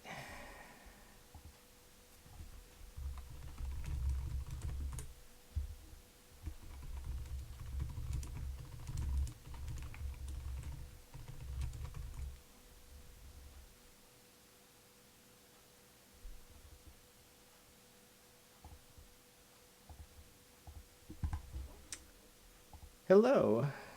Hello. How is my audio sound? It sounds good to me. Chat, can you give confirmation that we are okay relative to each other? I hope so. I mean, otherwise we have a serious problem. Yeah, it looks okay to me. Just looking at the levels, but like that only ever tells some of the story. Also, it does kind of like depend on how loud my actual speakers are in the room. My voice is going to be relative to that. So, okay, yeah. We're getting thumbs up. Excellent. Wonderful. Nicole, thanks for coming along. Yeah, of course. I'm excited to cover the last rounds. I don't know how serious of the matches we're going to get, as you were mentioning that they're going to be potential for multiple dimensional draws in the final round with the top 8 competitors locked in. People at the top of the standings locking up their top 8 slots. So we may just get the dregs of the scrapping the win-ins for pro tour. I guess is the reasonable.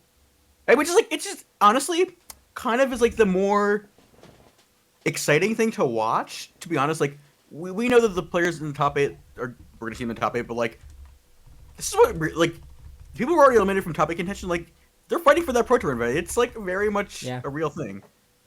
When I spectate, like I've attended four or five pro tours now. I have not played in one, but I've when they've been local enough that I can drive to them. I always like Saturday. Like I want to watch out on the floor where there are matches that have significance. The people who are, and sometimes it's like round 15 trying to get to trying to make top 8, but then also those are all in the feature match area at the end of the Swiss. I can't really watch them from the rail as well. I would rather go watch people who are looking for pro status or in Philadelphia trying to get the requeue and so on. Exactly. Yeah. No, I'm looking forward to doing that in Minneapolis. I've only been to one MC, and that was back in MC1 back in where was that? Cleveland. That was in Cleveland. Yeah. Cleveland. Yeah. That was a good one to watch. The finals of that was a great one. But they had a nice viewing area in Cleveland as well. I was like on the edge of the whatever coverage area, watching Autumn final match, and I still have that the video of the tackle hug on my phone. That was 4 years ago. That was just over 4 years ago. This last month. It's wild to think about.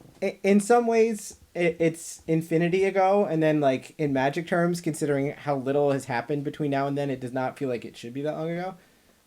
Yeah, but I mean, we're back. Pro Tours are happening again with the correct naming conventions, or in some people's minds. Yes, but this is one of the best ads that they've ever made. It's Carl Weathers, right? I could not tell you, but I think it's Carl Weathers. Yeah, as the mentor. So. All right, checking on Melee, we are still waiting for this last match to finish. So if you're joining us, we've got one. It's the one match left. Yeah. So I was taking a look at the conversion rates from. Yeah, I can scroll down to that. D1 to D2. I've got them pulled up here. The half the Grixis Reanimator players made it to day 2, which is like I'm skeptical of these reanimation lists, but like they're just a normal Grixis that just like occasionally gets to go over the top in the mid range mirrors. But I don't know if these toxic decks are the real deal. And like we saw 7 to 4 soldiers like conversion, like I don't know if that's a viable plan, or are you just expecting to like go up against normal Grixis and have to go over the top in various ways. If the intention was to beat the regular Grixis decks, then I could see them having the situation of calling the metagame relatively correctly and then still not getting paid off for it because of how poorly Grixis did. Mm-hmm.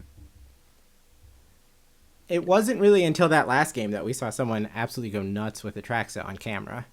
Yeah, and I think once the Atraxa resolves, it's very challenging to lose, but still it's if you're going wide, you're going toxic. Like I mean, it's one thing. We have 2 toxic decks that are live for top 8, right? Yes. Or is it just 1? Ray is 911 and should be safe. I don't know. Let me see. Where's the other one? We just watched Toru Saito lose with toxic. Yeah, it looks like he was in 24th place. So I think dead. I believe the other ones are dead. All right, so we just have the one that's in top 8, but the deck looks like it has actual game. And in the games that I played with it, it did not feel great on ladder. But if this deck is like roll the punches, and the configurations where they have the cyborg contaminators and the main deck, it's like they're literally playing a draft deck with Card of the Might. It's like that. I think the two bodies, instant speed going wide, like C-Core is really just like so much better than Pendelhaven ever was. It lines up very well against the creatures that a lot of the mid-range decks are putting out there. Like many of them are X2s, X3s, and the fact that Seed Core turns Might tokens into things that can trade with actual cards at very little cost is quite impressive. Yeah, and it's just like minor tempo things. Yeah, exactly. Like the 39% win rate was atrocious. And yes, exactly. Like if you have to mulligan to a hand that has Bitter Blossom, Cedar Blossom, whatever we're calling it, Skull's Hive, like the deck already has so few resources. Like it needs every single card that it can get, and while yes, it's likely going to land in almost every matchup and probably not going to get removed, I think that I just don't know if the deck is viable. Like we in the old days, Fairies decks like had the Bitter Blossom on too, but they had other 2-drop plays that were impactful, like Spellstutters, right? To be able to, if you don't have the exact draw you need, like I don't know if we may see an increase in Brotherhood's End numbers as the format evolves, as we get closer to San Diego, which is in 3 weeks. 4. I think it's in. It's like the first weekend in April, so I think there's still 4 weekends between now and then. 4th through the 7th, yeah. So we're definitely like one of the decks that disappeared off the face of the earth was that blue-red ramp deck with Power Stones and nonsense. We saw that one Rakdos list, the Rakdos Power Stone deck that like I don't think I made it to, but just like that axis of mana acceleration generation is it's something that I think could be explored again. Like I don't know. I think that Brotherhood's End is just like so well designed and looking how the format evolved as we get into March of the Machines. I guess not yet. But the current set. Why am I blanking on the name? But yeah, the fact that like this card is so modal. It was cool last format to blow up treasures and stuff, but being actually killing artifact creatures is like a real thing. I think just like we saw the Grixis decks that the Reanimator decks were playing have one in the main, one in the side, and I think those numbers just have to go up. Yes. Yeah. I was surprised that Yuki's, given how it seems like many of the games revolved around it, how few copies they were actually playing. And I guess like the Reanimator decks, like given that they do have the Fable of whatever, not Fable, Cruelty VX, like you have a way to tutor for it, but still it's like it's after 5 mana, and then you have to tutor. You're also taking like normal damage. Like you may not have the time to tutor for it. So I guess you're not really playing more copies, air quotes, but you're gonna see it more often. I guess I don't know. Atraxa digs for it, but again, you have to like do all the things, and everything has to line up perfectly, and you have to interact in a normal way. And I don't know if it's too slow, but it may just be that Green-White was a fine choice for this like evolving metagame, and its existence now will change how people construct their decks. Yeah. To be more cognizant and respectful of the Green-White, because that Green-White deck certainly like you saw the content creators like at the start like Green-White toxic best deck in standard question mark clickbaity things, and it is an actual archetype, but like when people didn't respect it, and now it showed up, and we may see it needs to be a little more respected. And I don't know. One thing that I do like about standard when it's good is that there is a lot of kind of week to week metagaming that you have to do in a way that like older kind of know your deck formats, it's less about like maybe you change 5 cards or whatever, but like if you're playing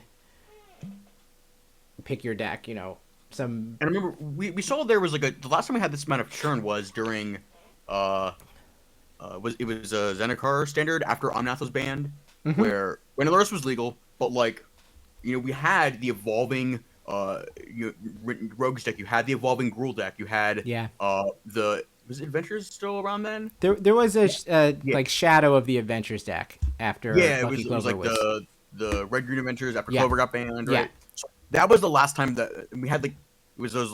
I'm playing on the other decks in the format, but like those were like where every deck changed, numbers changed week to week. Like that was so enjoyable to like play. You know, like do we need answers for more answers for questing beasts, or do we need more spiteful hazards for the ninjas decks or not ninjas rogues decks? Like figuring out like how the decks move quickly, and I really feel like we're almost there again. We're so close there again. Well, I will be interested to see it. Europe is next weekend, right? What exactly we wind up seeing over there? Yeah, what lessons people take from what's happened this weekend? Well, I mean, decklist I assume we're due at some point like later in the week, but like again, like card availability, like you have to take these things into account. Like people are probably locked in at this point unless they have access to a Rodney Bedell-esque figure in Europe and whatnot. But I see we're getting more pack cracking. Is that a Goldspan Dragon in the back? Yes, we have hit a Goldspan Dragon off the list. That is certainly a card that used to be $40 and is now on the list. So yeah. Constructor staple, Rot Priest and Calling Chorus, but I do not think that we have found the Atraxa that we have been waiting for. Okay, do you know what this card does? It is a commander deck only card. It's 5 mana. Target player draws X cards and loses X life, where X is the number of artifacts you control. Wow, it's a very cool, it's a burn spell in some ways, right? If you have a bunch of artifacts in play, but it's a cool one that I like the design of these like set booster only cards that they've thrown in, but all right, packs continue to be cracked. We are still waiting on this last match to finish. Jorkadine, very good limited card, but probably not constructor playable. Now, have you how much of this limited format have you played? Very little. All right. If you ever get to proliferate onto that 3/1 with the indestructible counter on it, with oral counters, that sounds very fun. Beating. A giant. Shota is pulling the whole list, as we now have in a Johnny's Last Stand. If you ever mind rided your opponent in that limited format and you hit a Johnny's Last Stand, the unplayable Juggernaut. I thought this card was going to be so good in this format, but 8 mana is just so much mana. Aren't people doing some like meme decks with that in Modern? Did see a Trash or Treasure deck that is playing that card.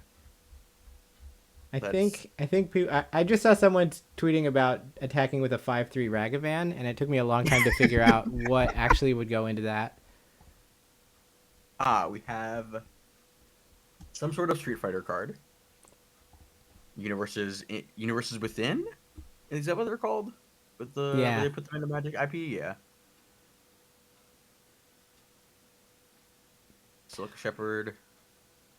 That's Tyvar, okay. It's Universes Within when they make it Magic themed. Yeah, like the Magic skinned version of the other IP cards. All right, well, I wonder how many packs they have in front of them over there. They have multiple boxes to go through. Like, I mean, they're just going to keep going. They're going to find one eventually. I kind of feel like I should have the audio at least a little bit up in case they actually hit the Atraxa that they've been waiting for the entire tournament. I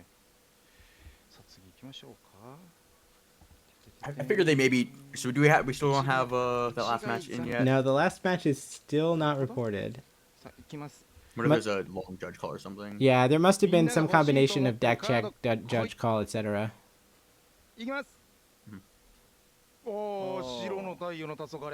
Bomb.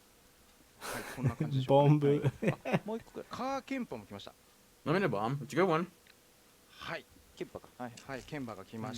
Yes, Kemba. Okay. There's some solid draft packs that we've opened here.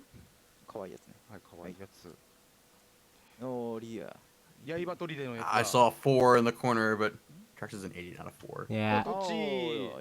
Down Catacomb. Dark Slip Shores. Oh, yeah. Okay, Wow. so if you had to play a standard tournament, would you choose original printing Dark Slip Shores? If you had the opportunity, Zendikar Expedition Dark Slip Shores, or the new ones? I tend to go for first printings. Yep. Okay. Cool. So I would be playing Scars of Mirrodin ones. We're both purists. Banalish Infantry. Infantry. Banding. 1/3. 3 mana 1/3 banding. You love to see it. I know. Okay, Obliterator. Obliterator. I hardly know her. I'm sorry. こんな感じでしょうかね。結構このなんか枠がこの黒枠じゃなかった時とかってちょっとね、ちょっとテンション上がりますよね。あ、これもしかしたらなんか出るかもみたいな。You know, why? I wonder what if they should be correcting complete editions. That would be interesting to do that on stream. I wonder if they well is that a hex gold / art card? That was pretty sweet. That's dope. You can take all the set boosters you want, but we're gonna sell the bundles to people. Look at disappointment on his face. It's like, yeah, just want part of the playable. Please. They are digging. They are digging. We are still waiting, chat. The last match has still not been reported. I'm checking every like 30 seconds or so. There's 6 packs left, I think, for each of them in the box. 追加の1パック持ってこよう。Alright. 向こうの方見れないですか。はい。はい。はい。はい。さっきあれ出ましたね。ファイレクシア版。そうですね。We're at the point where we're checking the rares, and then the slot before the rares is like the alternate, the Icar style, and then we're not looking at the commons and uncommons. Yep. We just do not care. Your tracks are just hidden, buried in them because there was a collation error or something. これもあんま残ってないですよね、多分。そうですね。あんま。We do see a complete bundle on the table, so maybe we'll get that during the top 8. ちょっといろいろね。あると思いますから、まあまったりやっていきたいなと思っております。Snugs, it's like a これはもうどうしますかこの a syllable you say is like agreement to the previous thing that was said, like とかなるんですか？どうなんですかね。ちょっとその辺我々でも I'm listening and I agree with you kind of thing. そうそうそうそう。It can mean just straight up yes, but usually when you say it in conversation, like そうですよ。で僕らが it's like I'm following along. じゃない可能性があると思いますので。プレゼントくださいみたいな。 If you pay attention, like you'll notice まあもしかしたら送る可能性も a lot of それこそ安岡さんがこういっちゃい a lot of Japanese conversation is kind of two-way. So like there's you're expected as the listener to provide a bunch of input that like I'm paying attention, I'm listening. So like you'll hear the other person say like with kind of like yeah, hi. こちらどんどんやっていきましょう。こちらマジックイベントの思い出更新されております。Oh, we have a winner, and the winner is Mare. So the mono white player has moved to 9-2. Game 1 win. Love to see it. Wow, 1-0. That is crazy. So hierarchy falls to 8-3. And that means that we should get pairings, and with pairings we should be able to figure out who is actually going to play. Okay, so round 11 complete. No round 12 pairings yet. Refreshing standings. But now we refresh over and over again. Okay, we do have standings. All right. So we can now fill in. So it's Takeshi, Rei, Kenji, Mare. Then the 25s are in order. Keisuke, then Yuya, then Shinichi Nakajima, then Kenta, and then Hirotaka. There are 1, 2, 3, 4, 5 of them. So it's almost everyone has to play, I believe. I think pretty much everyone has to play. 29 points is going to be safe, but I don't believe Takeshi and Rei can play again. I think they've already met. Yes, they met in round 9. So there's going to be some pairings that we're going to have to worry about. As we go further down into the 24s, it's Haruki first. Then Kenta Masukado.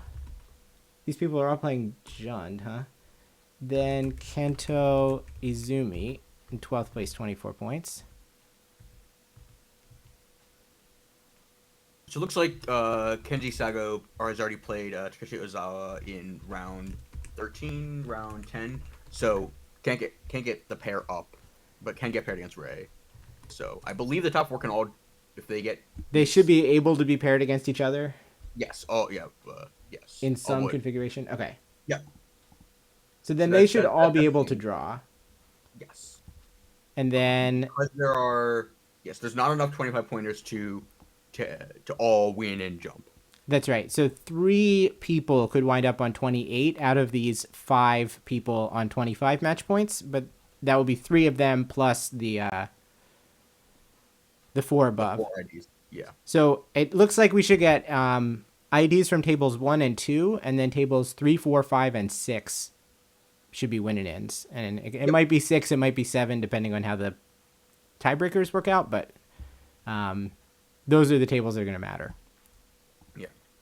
So on those tables we have mono blue, mono red, Rakdos Reanimator, mono white mid range, and then an amalgamation of Jun mid range and Chris River. And I think that the breakers are too low for Riki Yoshida and Esper.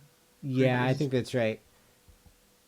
There's a big jump between Kento, who has a 63.47 OMW.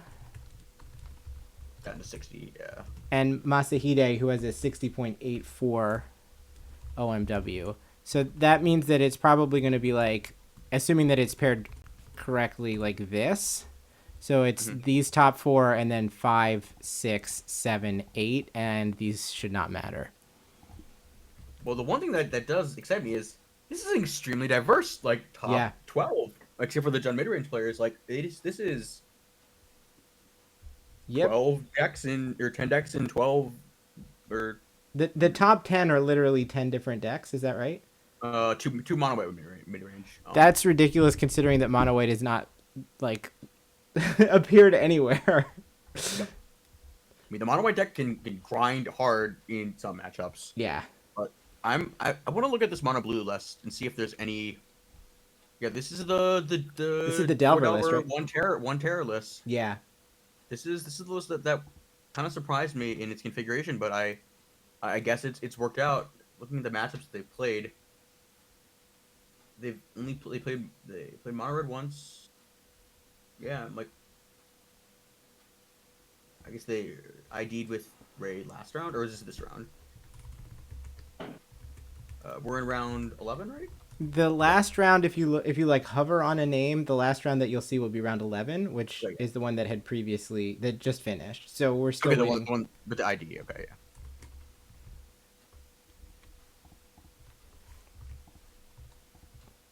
Regardless, I'm excited. Like, the format diversity is just like something that we didn't really have last format. And yeah. The resurgence of mono red, while albeit I don't love the decks, its existence is something that has to be respected. And I don't know. I love the sideboard plan with the 4 costs out of Hosokawa's configuration. Just like being able to just go bigger when it matters, when like your cards don't matter, your Thundering Raidus are not connecting or aren't real cards, etc. It does. It does seem like a couple of the mono red pilots have settled on that way to go big in the sideboard, which I think is pretty interesting. It's really fast, and if we look at the interactive spells that like people are playing, there's not much planeswalker interaction. It's just like creature damage-based removal or go for the throw. It's like we don't really have that. I guess there's white cards, right, that do it. No, not really. Yeah, there's just no really ossification. I guess is the card that like interests planeswalkers these days. Yes.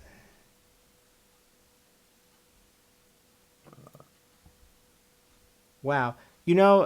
Well, this mono white deck with the adversaries is really. Oh, is Mightson and Weakson mono white? Okay, that's kind of cool. this is an interesting take on Mono White, like going slightly bigger, like using. I do find Good. some of the sideboard choices interesting. 2 Urza Silex, 2 Stonebrain. Which list are you looking at? Oh, I'm looking at Mare's list. Oh, I'm looking at the 8-tune one list. Oh, so Hirotaka's. Yeah. Yeah, this is the My Stone, We Stone version? Yes. Like, wild. being able to use those. I really like that axis, because, like, you're getting to grind with recruitment officer is, like, a real thing. Yeah. I'm a big fan of that. All right, round 12 is paired. So let's actually write in what's happening. So we've got... Is there 22 lands? Oh my goodness, that is ambitious. Ozawa versus Mare. So they should ID. Then Sato versus Kengo. Seigo. They should ID. Yep. Then we've got Naito, Mono U against Hosokawa, Mono R, and I know that just went off the screen. Is your feed flickering? Is your feed flickering? Are you watching Yes. me or? I'm watching the original, the Japanese. Oh, okay. So I can now get confirmation that it's not me. Yes. Oh, that's great. Nakajima is playing RB Reanimator against Kenta Grixis Reanimator. Table 5 is Kawasaki. Mono white, but weird version. And he's playing against Usui, who is playing Jund midrange. And then table 6, which should be the last one that matters, is Kenta Masukado, who's also playing Jund, against Moriyama. Okay. So actually, I think that means that table 7 might matter because they were not able to pair all of the top 12 within each other. Someone got paired down out of the top 12. So I think we need Kento Izumi, still could make top 8. He's playing Jund and is playing against Yoshioka, who's playing Esper. So I top 2 tables should be fine. 3, 4, and 5 are almost certain win and ins, given what the tiebreakers look like. And 6 and 7, it depends on how it works out. Top 18 get Pro Tour invites, which could also affect what players decide to do. Oh, that really does matter. That could induce some intentional drawing, right? Yes. If the you said Masahiro Moriyama got paired up. Yes, Moriyama and Yoshioka were kind of paired up based on their breakers because Masakado and Izumi are 11th and 12th. Okay. Interesting. So yeah, it's possible that some of the bottom 24s will choose to draw for top 18 and in so doing will draw themselves out of top 8. That's Keisuke Naito there. We're going to see table 3 as our main feature. That's a 25 versus 25 match, and so they should make top 18 with a loss. So they're good to play. Yep. So I'll get the decks ready. But yeah. So it's blue versus red? It's blue versus red. It's Delver blue versus red. I don't know how Delver blue wins this matchup, but yesterday it did happen on camera. So. Yeah, we did see Keisuke end the day 7-0 by winning against red on camera. So Keisuke Naito, Delver Blue versus Yuya Hosokawa, Mono Red. And Yuya's list is here. Cut, paste, update, and decks. There we go, chat. So we've looked at Keisuke's list a few times. I don't know that I've paid too much attention to what Yuya is up to. Pretty stock-looking mono red list. He's playing the Force Squee instead of the other potential options, and he does have the Fable Koth sideboard plan to potentially go over the top, or at least have some staying power against some of the card advantage decks. I don't know that that's the position that he necessarily wants to put himself in this matchup, though. I think it very much like play draw dependent, and also just like, do you think that you are going to be able to enact your game plan in a way that is effective against the way the blue deck is constructed? Yeah. Because like your cards line up so damn well. That's true. I was gonna say, like, sometimes against the blue decks you would expect cards like Play with Fire or Strangle to have no targets. Like they just have Haughty Djinn and Tolarian Terror or whatever, maybe a Leer. But because of the Delvers, they actually aren't dead. Yeah. Oh, this will be interesting. So we're getting the customary coverage dice high roll, and I assume that the 10 from the mono red player just took it down. Yep, that's big. That's very large. Yes, that could have been a quite important part of the game. Now, will we get to actually see what happens here? Come on, camera. It's all Delver. It's all a Delver, and it's all Phoenix. It looks like 3 lands and a couple of Delvers, maybe, from Keisuke. And we don't know what is going on with Yuya, but I think he's keeping. Rocking those Koth sleeves. Yes. Koth one of the, we're being told to hold by the table spotter, I think. Already. I think I see a Ronam. Yeah, Feldon. I think it was Ronam Unicorn. I saw that card today in on a table. Amazing. So it looks like Kumano, Squee, Play with Fire, Feldon, and 3 lands. Oh, this hand is excellent. That is just how you draw it up. Oh yeah. 1 into 2 into 3 like you want it. Yep. So chat, let me take this opportunity now past midnight. We're into Sunday where I'm sitting. To thank you for coming along for the ride. We're in the last round of Swiss here in the Japanese regional championships. We've got 4 players that should ID into top 8, and this is going to be a win and in between 2 pretty good players looking to stay alive to potentially make it to the World Championships. I am Adam of the ELA Project, and we're joined by Nicole Dubin. Sport 8 in chat. This is, I think, the 4th tournament that I've done. 5th? I've not done coverage.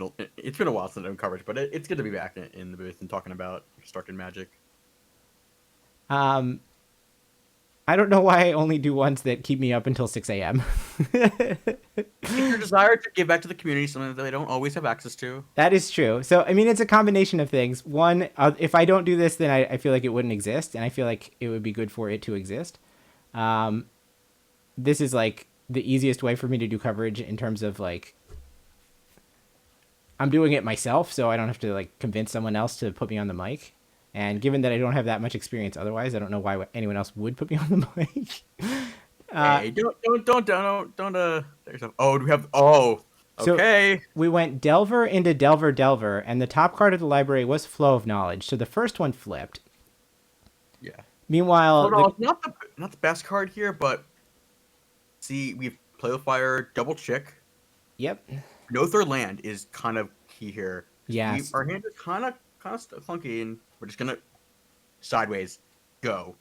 So we can't deploy Squee here. We're just gonna send the Phoenix Chicks in. So 1, 2, 3, 4, 5, 6, 7, knocking Keisuke to 9. He's got a strike in hand. If these Delvers flip, it's basically like the game is determined. Oh. Okay. The Delvers have flipped. Yeah, this is Katsuki's legacy dream.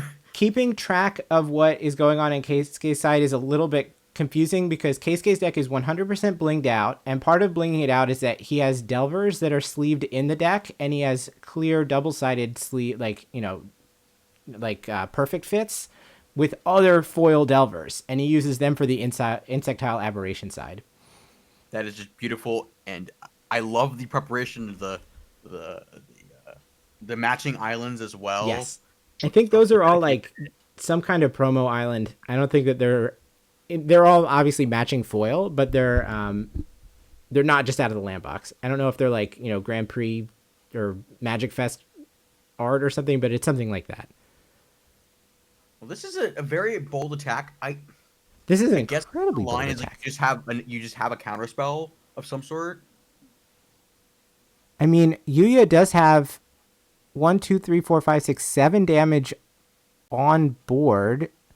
But do you have enough counterspells to deal with potentially 2 ways that you could die? Because you could die to Monastery Swift Spear, and you could die to Play with Fire.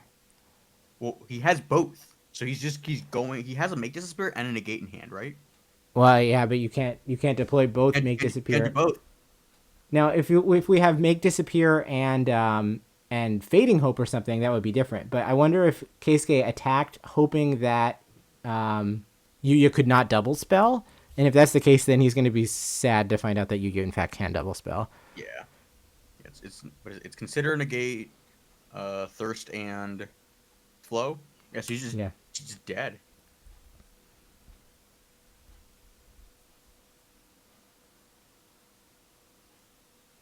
He does have to cast the Play with Fire to get the prowess trigger for the final point of damage, though. That is correct. This is only an attack for 8 as it stands, but the Play with Fire is going to represent lethal in 2 different ways because of Monastery Swift Spear.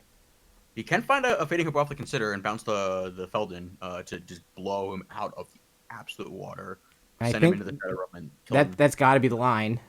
All right, Play with Fire your head.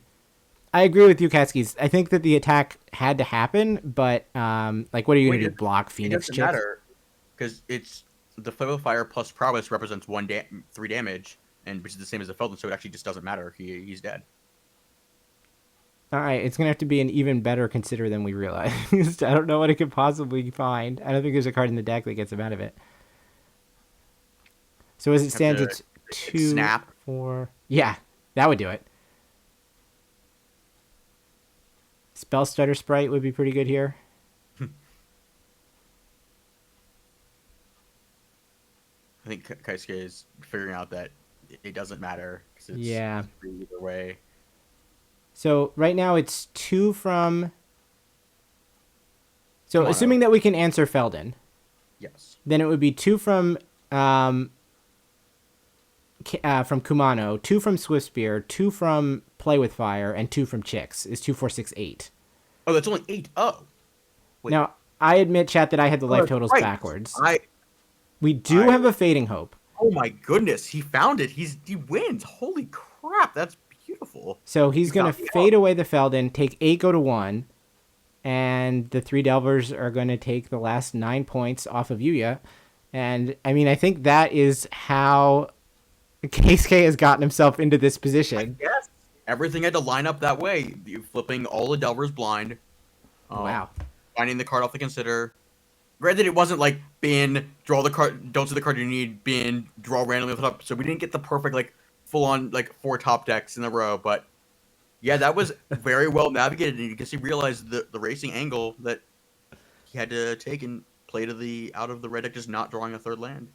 All right, while they look at deck lists, I will put the decks back in chat, but I'll also give an update. Table 1 did ID, Table 2 did ID, and as some people in chat were suspecting, Table 7 ID'd and Table 8 also ID'd. All right, so those are just locking up the top 8 teams. Yep. And so there should be a couple of win and ins for the Protar further down beneath that, but I guess the only person that I think may have ID'd themselves like out of a chance at the top 8 is Izumi, but I mean, we saw some people ID into day 2 to have a chance to play for the Pro Tour, so it is clear that the incentives are different for some people than just winning, a year supply of katana sleeves or whatever. All right, not surprisingly, it looks like Keisuke is reaching for that 1 Tolarian Terror in his sideboard. Oh, yes. I think we're trying to decide. A couple of shore ups have been pulled to the front. I think the other copy of Blue Sun's Twilight also has been. Interesting.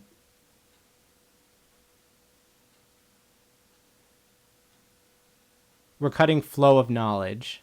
Yeah, a card I don't think you have time for against Mono Red. Maybe you put 1 in your deck for... We're trimming Delvers. Interesting. And it looks like we're trimming Delvers. And we're not going to try to ride out on the horse that we rode in on. That horse, not served you well, but I guess we get the changing game plan of... I think it also kind of puts Yuya in a sort of cat and mouse game in terms of how to sideboard, because without as many, or it looks like all 4 Delvers are in the sideboard right now. We're pausing on Invoke the Winds. Yeah, all four Delvers are out. So that will make like Play with Fire and Lightning Strike significantly more awkward. Presumably some of those have to get cut because Obliterating Bolt is just so good at lining up against the higher, like the 4-power Haughty Djinns. Yeah, I did not get a chance to see how the mono red player decided to sideboard for this game. Did not get a chance to look at the hand cam or perspective. Yeah. But the cards that we would be looking for, will they bring in Koth? Bolt. Obliterating Bolt probably coming in. Rending Flame also possibly coming in. And then do we want Fable or Chandra? I'm guessing, well, I don't know. Does Chandra do more damage than... I think when there were the brief glance we got was no Chandras, but not certain for sure. And now, like, on the draw, I think it changes a little bit. Well, I guess we're still on the draw, but like with the bigger sideboard plan, Spell Piercers are just like even more backbreaking. Yeah. If they go bigger.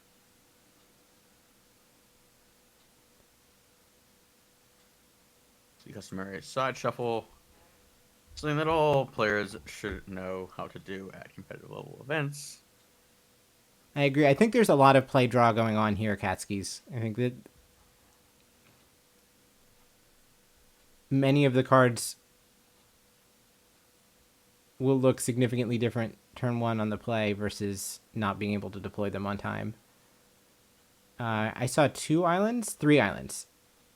So it's 3 islands, Impulse, Thirst for Knowledge. I believe there was a Haughty Djinn in there. Scatter, I believe. If I saw correctly, are there any in that list? It looked like a Ikoria Essence Scatter, but there is one in the Essence sideboard. One in the sideboard, yeah. So that could certainly have been it. All right, Mountain Swift Spear. See, can't get a great look at the red hand, but it looks like a Mountain Obliterating Bolt. Foundry Strike. All right, the Haste Tribal has begun. Bloodthirsty Adversary is the next one, and Case goes to 16. Now, does he actually have any interaction, or are we going to just pass the first 2 turns and have to like run out a naked Haughty Djinn? Because I don't think that's going to go very well. Only you can't afford to run the Naked Djinn out, I don't think. There's a Phoenix Chick. The question is if he can afford not to run the Naked Djinn out, because now he's at 12. Double strike in hand. Ooh. Yeah, we're just going to strike for the Prowess trigger right here, so that'll make it 8. I believe there's no non-creature counterspell in the hand. It's just Essence Scatter and I believe a Scatter Arc as well in the hand. So we're going to Impulse and find 2 lands, Djinn, and make disappear.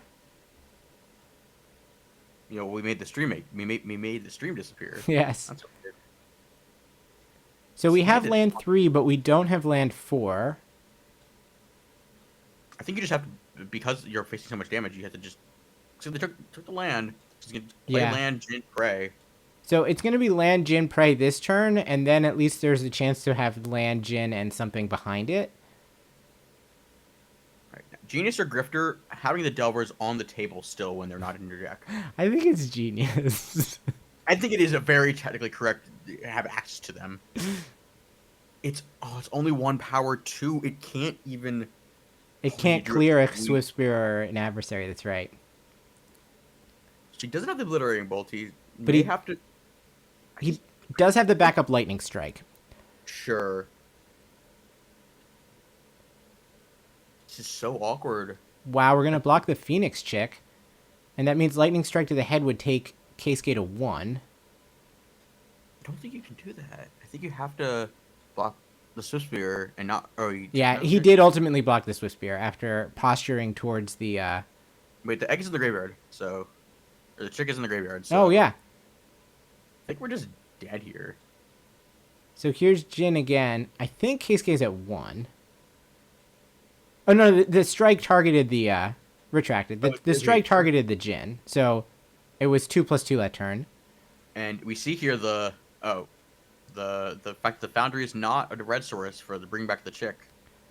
But we do have enough extra haste that I think we're gonna get over the line. We do have the Essence Scatter, though. Oh, so we can scatter the Bloodthirsty adversary, and then that would let us actually start to take creatures off the battlefield, which would be a welcome sight from Keisuke's perspective. Though we have the Squee in hand that we know about. Yeah, Squee is a problem at 1 life, isn't it? Squee, the new Squee, old Squee, every variant of Squee is a problem because it always has 1 power. Or 2 power, I guess, in this case, but. Okay, so we block and take down the other adversary after Essence Scattering the first one. And so only 2 points come through, and Keisuke goes to 2. Another Thirst for Knowledge. I think there's a Fading Hope that was picked up. I think that was a Fading Hope. Sorry about the flickering, chat. That is coming from them, not from me. But I don't know, this feels kind of more exciting. Like, we're playing in some kind of haunted house on a strobe light. So we're going to spend 2 mana to Thirst main phase. Finding the 5th mana source may be really important. Oh, there's a March of Swirling Mist. No land! But no land. No! So we're going to have to discard 2 cards. But March of Swirling Mist should stop us from dying to creatures this turn, at least. That's absolutely huge, because you can make disappear the Squee, and then March pitching cards. Yeah, I think Mono Blue may take this set from 2 life. There's no way. There's got to be some number of burn spells left in the deck, though. If we have sided out Fading Hope, Play with Fire for Obliterating Bolt or something, then it's possible that only Lightning Strike can go face, and we've already used 2 of them. All right, so we're pitching Spell Pierce Consider. The Djinn is now at 5 power. I mean, for Mono Blue to actually win the game, it's probably going to take a double Djinn attack, right? Like, there's no way that this one Djinn is going to get up to 20, and I feel like it needs to hold down the fort for the rest of the game. We also know that a Djinn went to the bottom off of the Impulse. Sure. So. Squee. So that should get answered by... Disappear? Yeah. And then, can Keisuke even attack? Or sorry, can Yuya even attack? It doesn't... I guess forcing 1 point through here would make Kumano lethal off the top. That's fair, yeah. Okay, we're getting bigger. And I think we have a flow of knowledge. If we're able to... No, it's too risky. It is unfortunate. I don't know how many flows are in the deck. There might be just 1 at this point. So there was 1 that was sided out. There's 3 in the main deck? Okay. 4. There's 4 in the main deck. Yeah, I think I saw 1 copy left in the sideboard, so... Wow, and it looks like Keisuke does respect the fact that going to 1 would open up outs for Yuya, and has elected to Fading Hope the Swift Spear to stop an attack at all that turn. There's the 5th land. Okay, all right, there are actually 2 flows in hand. There are actually 2... Flow, March, Thirst, right? Oh, no, it's double... Oh, wow. It's Flow, March, I think. Or did the March get discarded? No. Huh. I'm a little surprised that he binned Thirst to Thirst, because it seemed like Thirst was that middle ground of a card that you could cast and still have other interaction. No way. Oh. Wow, the attack for 6. Oh, is he gonna flow, discard spells, March? Oh my goodness. This is... Well, I don't think we can do anything this turn because we need to be able to answer the Mishra's Foundry. Oh, well, you can march that, though. But we can certainly march the Mishra's Foundry. Apologies for the no worries. Here comes the Swifty, and if our plan is to march, I mean, we just have to let everything happen. Yeah. I think you has to put the read on him having to march with this line. So now do we go march a Mountain Foundry or do we go other Swift Spear? And I think putting a lethal attacker into play sounds better than putting a dinky creature into play. Animate. Now will Keisuke says put him in the red zone, and now the question is, do we flow into March pitching or do we just march for 3 here? You definitely flow first. You have to get greedy here. I mean, we know that Yuya is completely tapped out. Yeah. He's played a land as well for turn. Yeah. So we have free reign to draw 5. We got here. But we do have to draw enough spells to clear, and we succeeded. But, I mean, that was not nothing, right? We had to draw enough spells to make sure that we can march away the whole thing. Though I guess march X equals 3 only requires 1 pitch. Yes. Because of the Haughty Djinn. So pitching is interesting because that does make Kumano alive draw. All right. So all of Yuya's permanents have been faded out. They're phased until next turn, and we're going to start with. We're going to go for the kill here. Yep. So we have 9 spells in graveyard. If we cast Thirst for Knowledge, that'll be 10. Then we just have to bin enough spells to play the second Thirst. So as long as we find enough blue cards, if like the top of the deck is mono islands, maybe we could get screwed up here. But let's find out. Draw 3. What we got? That's number 10. Spell. Oh, yes. What is that card? It's the blue sorcery from Crimson Vow. Whelming's Crashing Wave? Consuming Tide. Consuming Tide. What a card. Each player returns all but 1 non-land permanent they control back to their hand. Then you draw a card for each opponent that has more whatever creatures or cards in hand than you. The EDH trigger text. There's spell number 13 in the bin, and Haughty Djinn takes it down. That was an amazing game of Magic. Okay, so this is actually just a combo deck, not a mono blue deck. This is a combo deck. I may have to give this deck a little bit more respect than I have. It's underpowered, but I guess Delvers are like the lava spikes, and the Djinn is the grape shot. Wow, that was incredible. I am very impressed with how Cascade navigated that game. That was very, very, very well played. It's clear that he's played this deck quite a lot. Just be able to navigate that, and knowing when to turn the corner is just so important. Like identifying that, like I'm at 2 life, I have drawn a march, I'm safe. Yeah. Attack now. Yeah. And then like I have the resources to be able to kill on the next turn. That was very well executed and navigated, and the changing game plan of like having that Delver draw in game 1 and completely just changing tides, and that was quite impressive showing. Wow. All right, you say please wait a minute. Shibarako Machikudasai. So I don't think that we're done with feature matches for this round, so let's hold on for a second before we step away. But I can now say that Naito I think they're taking care of the blinking issues. Oh, that would be good if true. All right, I'm gonna take a quick break. I'll be back in 2 minutes. But, yep.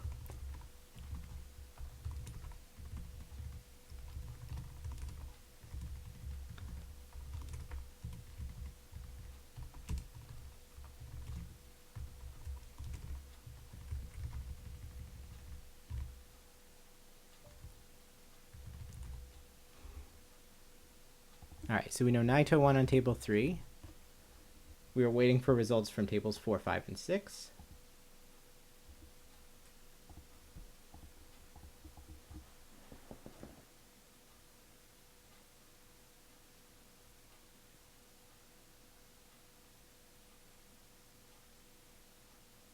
Wow, I did not see the path to a, like, what was it, a 7 plus 13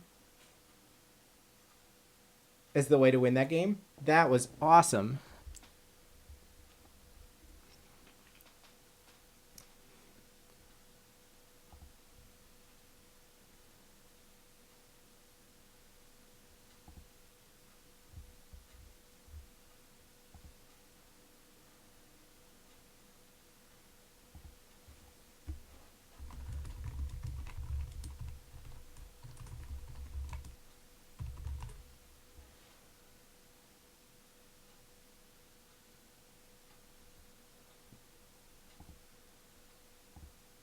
Sorry, Chad, I'm still here. I'm just like, my mouth is agape. We're watching Hirotaka Kawasaki.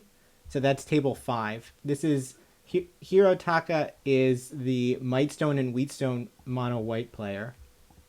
So I'll get decks for us, and we'll pick this up post board.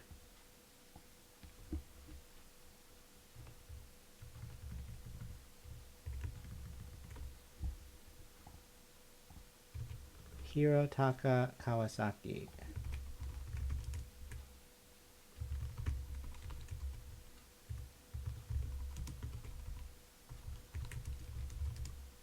And he is playing against Miglos. Oh boy. Haruki Usui, who is playing Jund.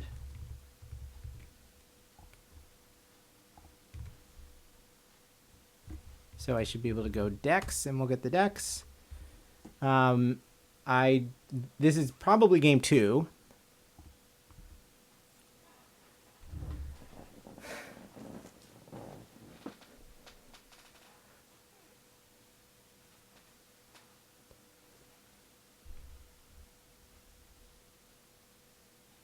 Wow, I'm still here, chat. I'm like, I'm just stunned. That was such a good game. It looks like the player on the left, that's Hirotaka, has blown a tire, so we're going to get a replacement sleeve. The winner is going to get 60 containers of katanas. It's the extra prize for this event.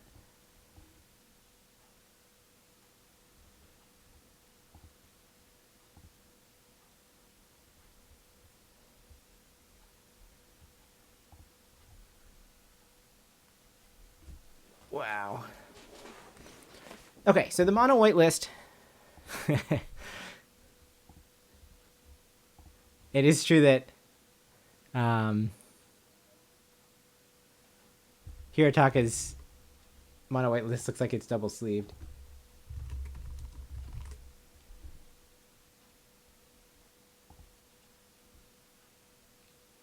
Those sleeves, I believe, say planes on them.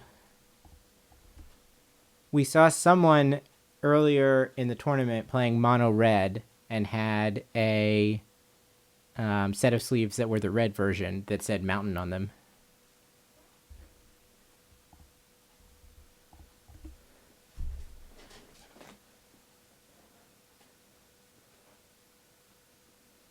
No obfuscation. I guess with open deck lists, why bother trying? So I've got 4 planes, Elspeth, I think. Oh, maybe that was the Wandering Emperor. On the other side, 2 copies of Miglos, Shieldred. Is that a Riveteer's Charm? Oh boy, this is going to be an interesting one to commentate. Right, there is this an extra version Wandering Emperor, right? And the hint that wasn't actually an Elspeth is that I believe the card name was only like 3 or 4 characters long, and Elspeth would have to be spelled out. So it would be much longer. All right, chat. It's time to see if you remember. What does that card do? Ooh! I know. Go ahead. 1 mana, remove 1 oil counter, gets menace and vigilance on a turn. 2 mana, remove 2 oil counters, +2/+2 until end of turn.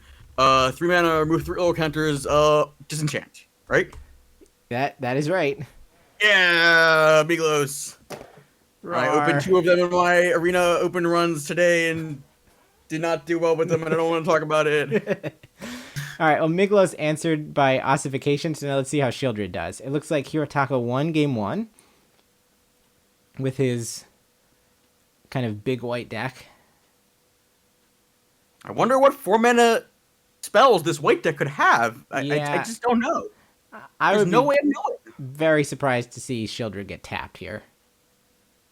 I think Shieldred just has Defender. Yeah. It has text on the card.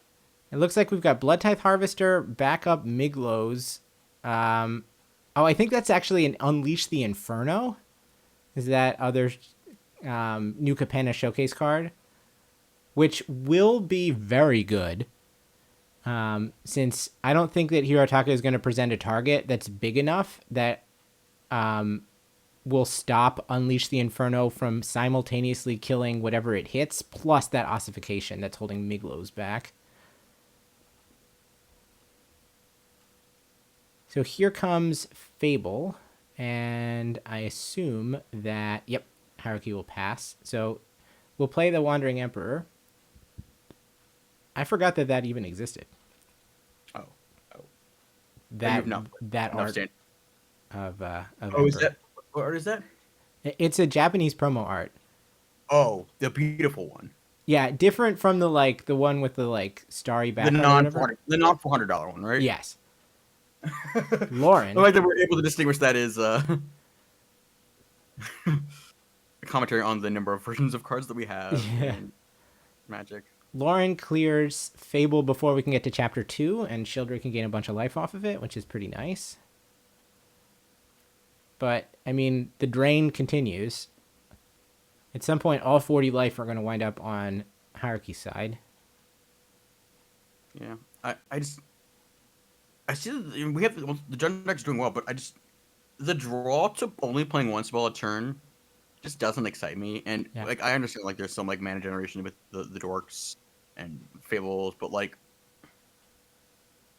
feel like that's just not the way you want to approach the axis of the form. It's yes, these decks can apply significant pressure, but I just don't. It's like playing Sarulf in Cube, would you say? Okay, that's a card that they put in Cube, so I guess that you could, in theory, put it in your deck, but why would you put that in your deck? Is there a Sarulf on this list? No, it's not there's legal, right? Sarulf was from Kaldheim, so it's not legal. Yeah, questioning everything. No, but I would say that Miglos and Old Rutstein are kind of the Sarulfs of this format. Okay, I played with some of the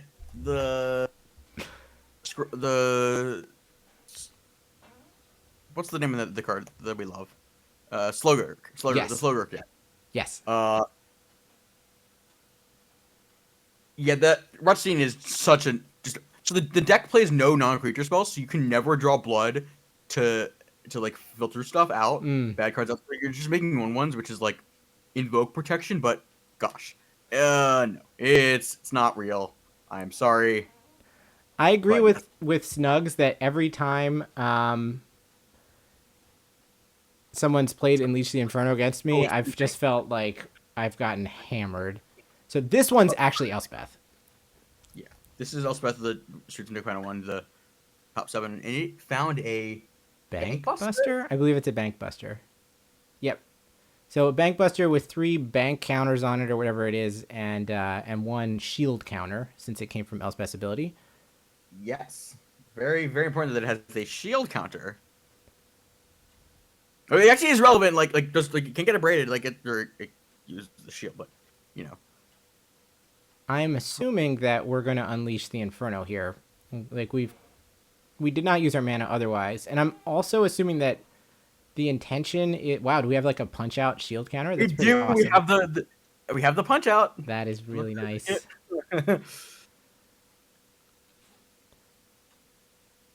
And given that there is a disenchant about to be fired off, that shield counter is also relevant in forcing the other mode to go after the ossification.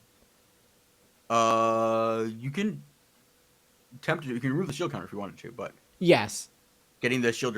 Wait, isn't it just? Oh, it's a. It's a Miglos under there. Oh, that's big. So now Miglos can also do some disenchanting if it wants to. Yeah. There is a backup Miglos in hand, so I assume we're going to see this one kind of get used up as quickly as possible. Meanwhile, Shieldred continues to grind. Usui, Haruki at 24 and Hirotaka at 14. So there's Riveteer's Charm, Fable, Blood Tithe Harvester, few lands, and a land, I think. Yeah. Oh, and then the backup Miglos. So that's the 5 cards in hand. Solid grip, but I don't know if he's going to be able to deploy them Well, we can't really play Miglos. Yeah. Well, I mean, sure, but we get to. Yeah. So what's the most efficient turn that we can put together here? All right, chat. I'm going to admit that I only know what one of the modes is. Riveteer's Charm. Okay. So it's greatest CMC edict. Exile the top 3. You can play them until the end of your next turn or end step. And yes. What's the last mode? Exile Graveyard? It's Exile a Graveyard. It's like Rakdos Charm or whatever, right? Like that also has an Exile Graveyards mode. Is Charm both? Oh, that's both nice. Players. Soul Shatter, Act on Impulse, Tormod Script. Oh, Richard Charm is Planeswalkers, right? Yes, that's right. Yeah. Okay. Yes. Right, so Riveteer's Charm would and did clear the Wandering Emperor. Elspeth was one, you mean? Or no, Elspeth got... One of them got Infernoed, and then the other one They're all gone. All the Planeswalkers are dead. The other one got Charmed. Yeah. I'm going to see another ossification here with the land being pulled aside. Yes. Sarah Paragon. So we are going to get an ossification, but it's going to be the one that was previously in play. I guess this has to target Miglos. Yeah, otherwise Miglos will just spring it free, right? I mean, honestly, yeah, I think you have to. Like, making him spend the 3 mana, because you have the Paragon to just, like, do it again the next turn, but... Well, not with this ossification, right? Because Sarah Paragon does have extra text. What does this card do? Oh, right! If it gets destroyed, you gain 2 life and gets exiled. It's that weird judge rolling. That's correct. That's okay. right. Yep. So this ossification will go away the next time it leaves the battlefield. You know, I'm going to be honest. How many judge calls do you think are going to happen in San Diego with people trying to replay ossifications from their graveyard with Sarah Paragon and various permanents? Oh, he put his sticky note on. I love it. It's great.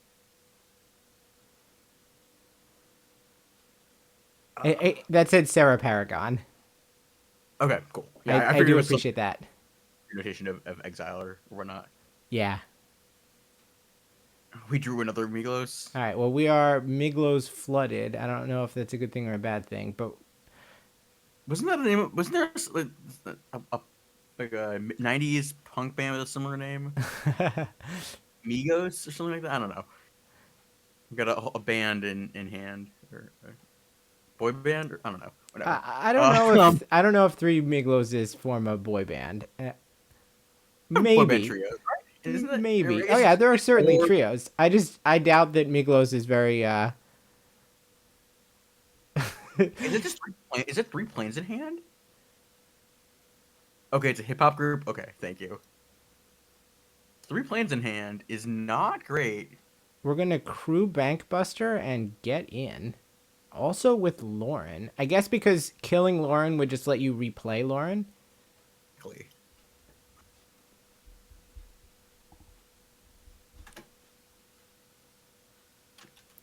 Google's claiming that Migos is a group from 2008 to 2022. Okay, it's Quavo, and I don't know anyone else. Okay, sure.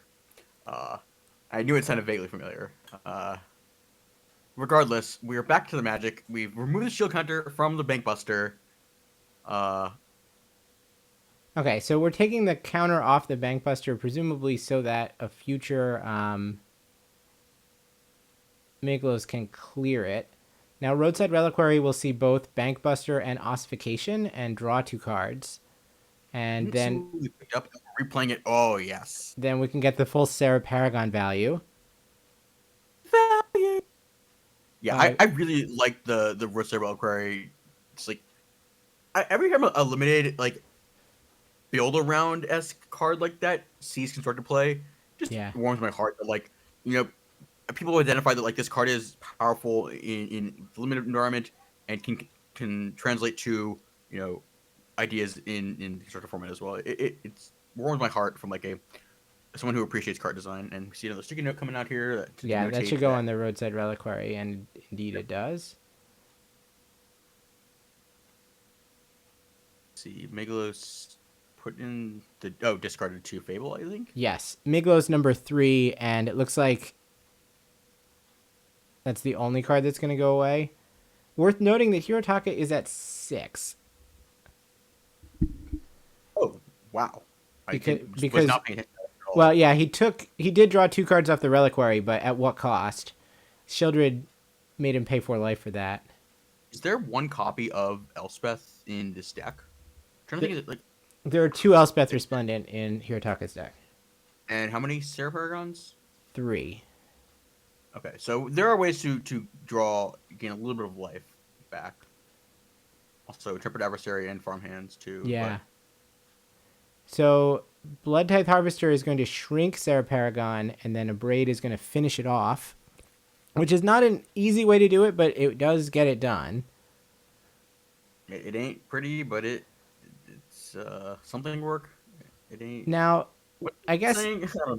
It's worth wondering at this point what Hirotaka is going to do to clear the Sheoldred, which has just been sitting on the battlefield since turn 4, because he had 5 mana available, right? Like that top land is covered by an ossification, but that's an untapped plains.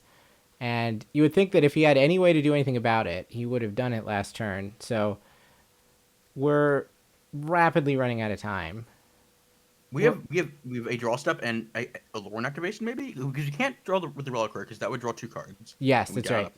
You have to activate Lauren here, right?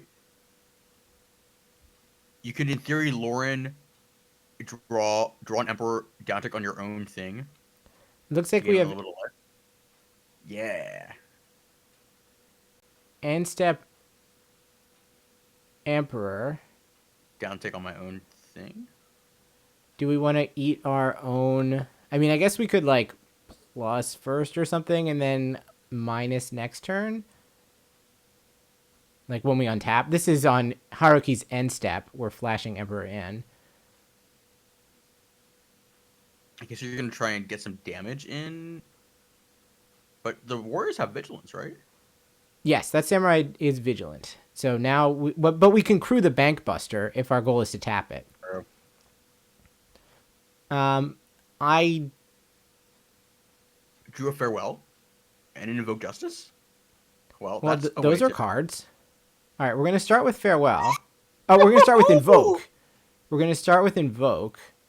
Here comes Elspeth. I'm gonna put a bunch of 1/1 counters on the Samurai. Give the Samurai lifelink. Oh my. We've got the Ixalan Punch-Out cards. That is awesome. Yeah, the Ikoria Punch-Out cards. So that is a lifelink counter. And now Wandering Emperor is going to tick up. So this is a 10/10 with lifelink coming in. Well, this is problematic. Well, all that we were just saying about how we were running out of time and we were going to see like one more card or whatever. It looks like Hirotaka had it under control. This is a one of Invoke Justice, yeah. Yeah. One of that. I was like, is he packing it in? No, he's untapping his lands.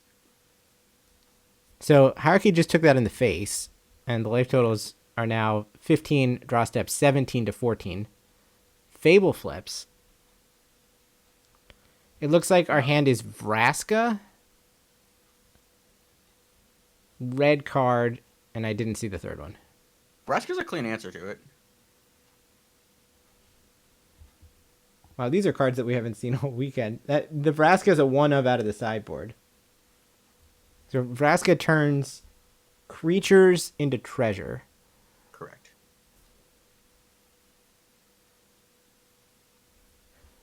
We're going to see it come down here. And yes. Yeah, well, we can't leave a 10/10 with lifelink in play. No, not usually a good idea. Looks like we paid 2 life as well for that. Yeah, we had to. We only had 5 mana. Definitely didn't try to put this in a non-black deck thinking that I could pay 2 friction mana to it. Looks like we're getting crew before well targeted. Tractor Planeswalkers. Yes. So at the very least now we can block Miglos with Bank Buster. And there's absolutely no way that Sheoldred is going to get into the red zone when there's a Wandering Emperor on 5 on the other side. So that pretty much shuts off attacks. Usually something it's going to happen very often. Yeah, this game swung hard. We thought it was down to just 4 life. Yeah. So now I don't exactly know how the life works out here, but I believe it's exile gain 2. Going to 12. Yep. You get go to 16, draws 2. Yeah, and then goes back down to 12. Goes to 10 on draw step, unless he has an speed removal spell for it. But no, he's just going to take 2 to 10. I think we do have the farewell in hand, so we at any moment can just exile all creatures, and I mean, I think that's what you just snap that off here, and. Oh, I see the Eternal Wanderer as well. Oh. Worth noting that, I mean, Farewell does not have a mode that clears Planeswalkers. I mean, we have... Well, you can downtake Elspeth after you Farewell. You can downtake the Elspeth to find something to clear the Bank Buster. So. I guess we could put a Samurai into play with a Wandering Emperor, and then go from there to...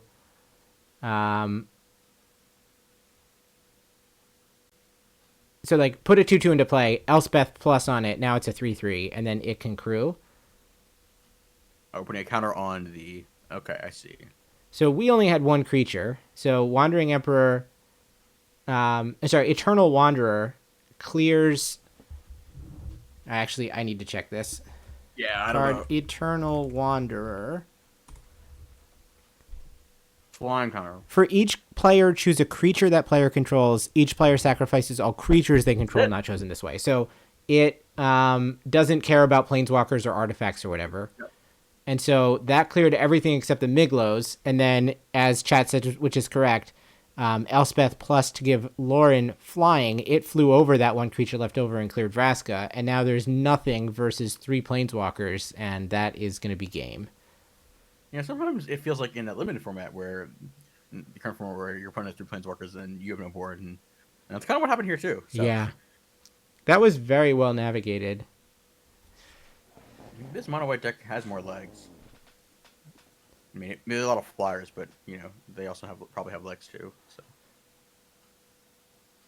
Well, I will say that match did not really sell me on Miglos. No, not really. 3 mana is a lot. I think it is. Properly costed. Hey, I think if you've never seen Andrew Ellenbogen play a mono white deck, you haven't seen anything yet. As someone who's played my share of mono white, many of the choices in this list are intriguing. Let's say that. I do like a lot of how Hirotaka decided to configure things. Yeah. So we know about the top 8s we have. Right, so I can update that. So now we know that Kawasaki won that match. So he goes from 25 to 28. Yeah, so we have 2 mono white, 1 Esper creatures. This deck has Uncas in it? Oh my goodness. We are still waiting for the results from tables. Reanimator Mirror and... from table 4, it looks like Kenta Masakato playing Jund won on table 5. Yep. So looks like we're going to have Jund, mono white, mono blue, green white, Grixis, mono white, Esper, and then the winner of the Reanimator Mirror. And here, so we're going to go down to it. So Yuya's still, I guess, kind of in the mix. I don't know exactly how the tiebreakers are going to work out there, but I think we've got 1, 2, 3, 4, 5, 6, 7 people locked for top 8, and the last person should be in the winner of this attracts a mirror. The top 8 is tonight. It's going to start about 30 minutes after round 12 ends. Wait, this round... Oh, it's the wrong... I'm looking at the wrong round. Yeah, so it's Reanimator versus Reanimator. Yeah, one of them is playing blue cards and the other one is not. One has Liliana the Veil. Yes. So that's the ability to, and 4 mana duress. So like the ability to control when your attraction gets discarded is huge in this matchup. Especially when there's 4 corpse prisoners and none on your side.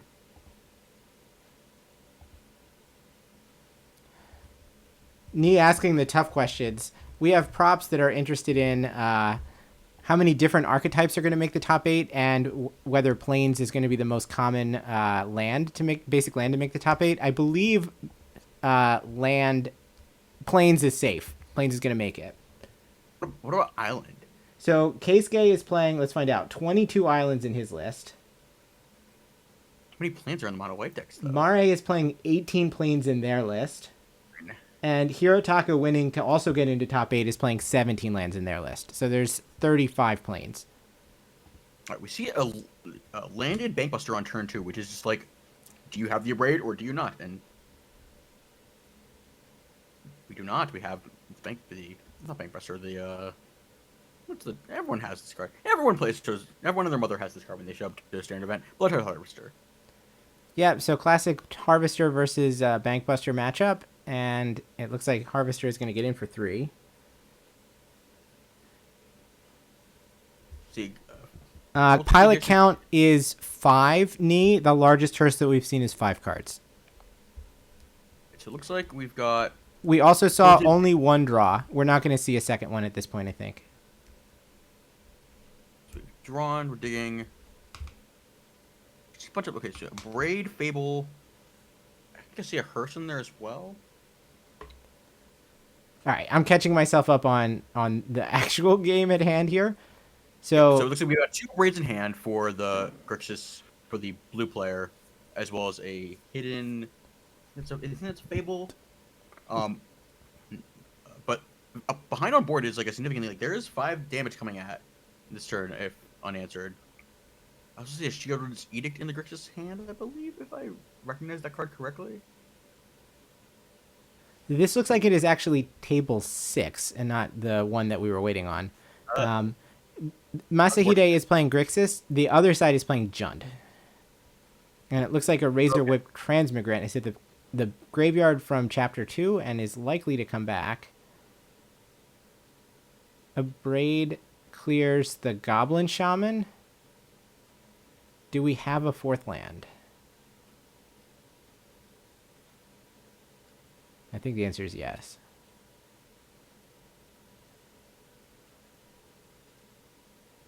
Yeah, it's a Haunted Ridge, and we're going to play our own Bankbuster.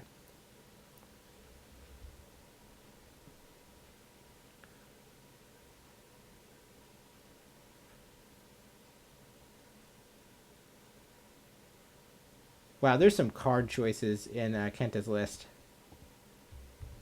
I'll put it in. I'll put it in chat. Perfect, thank you. Kenta's got 2 Jaya main deck, and the Hellraiser deck. Oh, I played against this on Hellraiser. Hellraiser is a fun card. I like that this card is the thing, but it probably isn't good. But it's sweet and fun. So who knows if they're still in? Obviously, this is post sideboard, but they could be.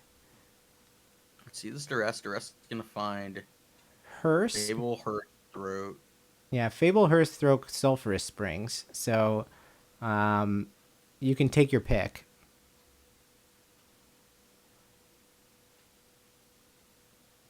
And looks like in hand, which means this Fable or the Hearse is kind of interesting, but I guess we have the Braid for the Hearse if it comes down. Yeah, and the Fable just represents so many different angles, I guess. Well, also just like on board, there's just a lot of pressure.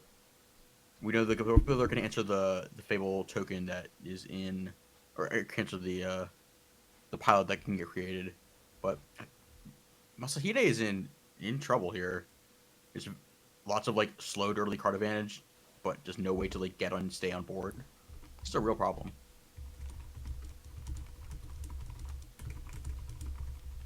I think you have to draw here, get the treasure, use the treasure, make the token, make another token, so you have ability to like chop block if needed. So you're way behind on board. All right, there's a pilot.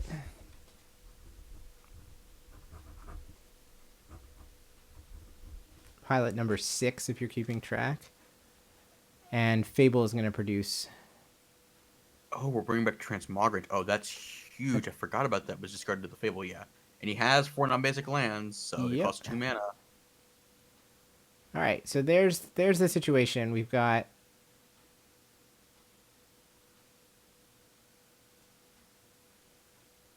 we're close to machine gun time. Yeah. We may just see the fire off of the Go for the Throat, usage of the Put Harvester, just attack for you can't crew the Bankbuster with the everything in spec for 8.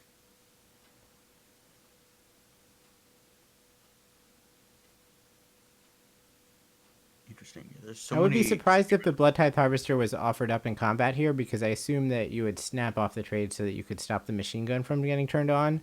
It's possible that you throw it in the car. Yeah, I would put it in the car. I assume the transmigrant's getting in there, because otherwise, why is it on the battlefield? Or why is it in your deck if you're yeah. Yeah.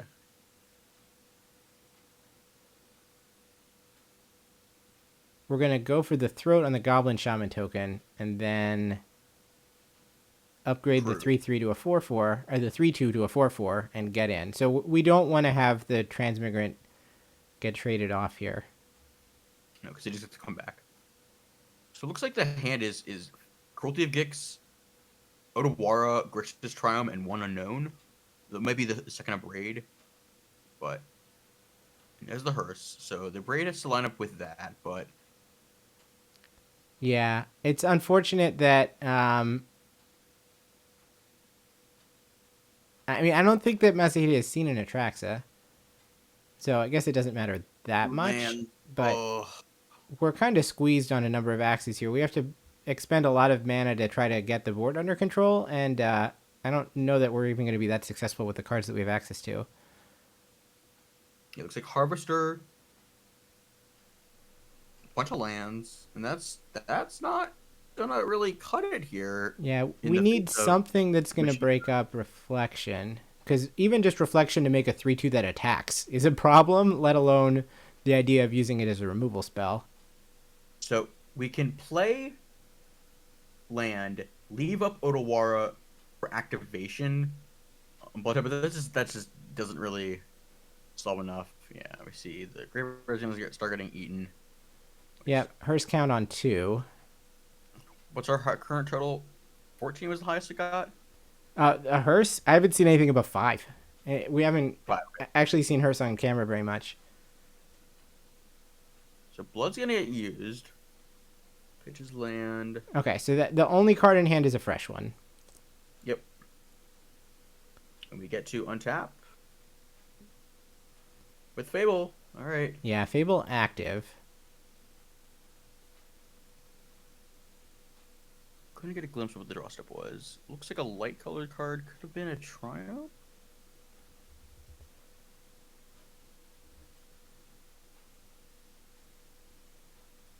So right now there's 2 blockers on the other side. We can look at it from that perspective. One of them might be a car, but...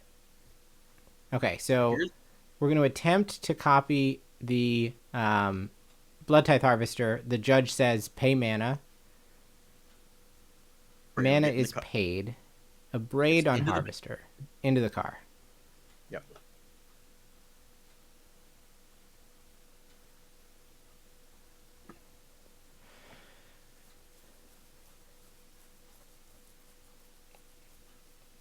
So now if the 2 4-power creatures come in, how are we going to block?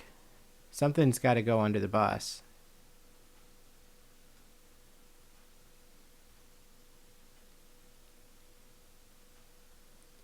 I'm not sure what Masahide's plan here was. Like, I think you're better off using, but I believe it was an Otawara in hand to bounce.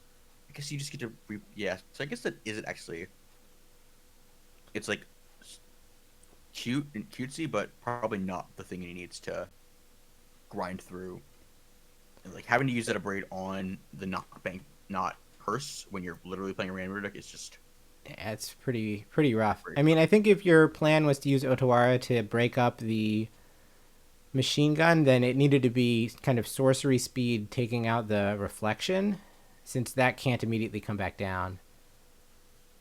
All right, we're going to try to trade Bankbusters, and it's going to succeed. The Transmigrant knocks Masahide down to 2. That thing's going to be a real problem. I wonder, does Masahide... I mean, he's playing Grixis, so he should have some number of Corpse Appraisers that could potentially answer it, but you need that to line up very carefully with the way that the opponent has chosen to spend his mana. Timing restrictions as well, yeah. Yeah. I don't know how he can get out of this. He probably will have access to a hearse or two as well if he wanted to bring it in. I guess it depends on whether or not he knew that the transmigrants were going to be there or how much he thought that that was going to be relevant in the matchup. No hearses in the sideboard. Brian, I don't have the answer to that. I guess there are two. Sorry. It seemed like you would want to clear the reflection. Was he afraid of something off the top that would have required an abrade? I have no idea. It didn't seem like it was the best use of the card. But okay, a follow-up abrade does clear the reflection. Now Hearst is going to go to 4, eating 2 more cards. Eats the 2 permanent or non-land permanents. Yeah, this is probably we've reached. I wouldn't say garbage time, but we are getting to like clearing the table, putting the dirty dishes into the sink, and scraping the food off. Yeah, the dishwasher is loading right now. Fable comes down. Now, the thing about Fable is that it doesn't produce a crewer for Bankbuster, but it can produce a crewer for the hearse, and a Boseiju clearing the enchantment reflection of Kiki-Jiki means that there are not enough blockers to deal with the 3 threats coming through, and that finishes the game. So we're still waiting on the Nakajima versus Harane match. Yes. Which is our final, we believe, winning for top 8. So it looks like if there was any chance that that any of the players beneath Kenta were going to be relevant, Yuki Chikawa lost on table 9 below the IDs, so that's unfortunate.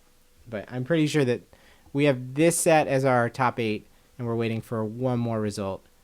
And it's either going to be Shinichi or Kenta.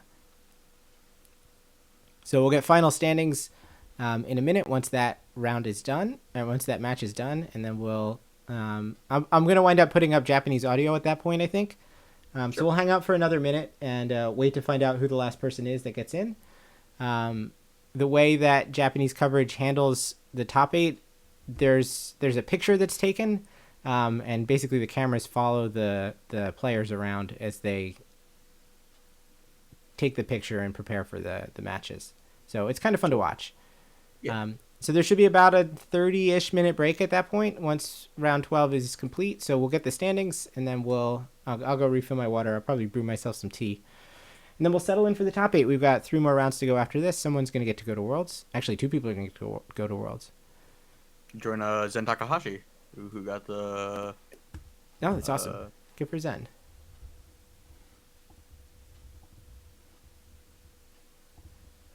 Shota is wearing a suit, and he's wearing a very nice suit.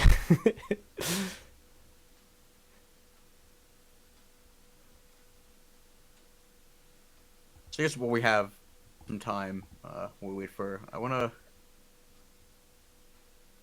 look at some of these. What didn't do so hot this weekend?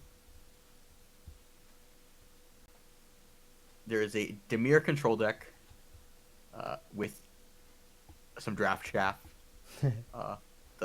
Looks what, O2 drop? The only non-card from this set is 4 Silver Scrutiny, 1 Cut Down, and lands. There are 2 sideboard Life of the Shiro Umezawas, Lantern of the Lost, and Parasitic Grasps. Wow. This is very... This is from Noriyuki Mori. Name sounds vaguely familiar? Yeah, no, Noriyuki, I don't know if they won or at least top 8 at one of the arena PTs. They have had results over like the arena era. MPL looks like, formerly. Yeah, I could believe that. Yep. Yeah, the Twitter page has a picture of them with the Pro League jacket on. So yeah.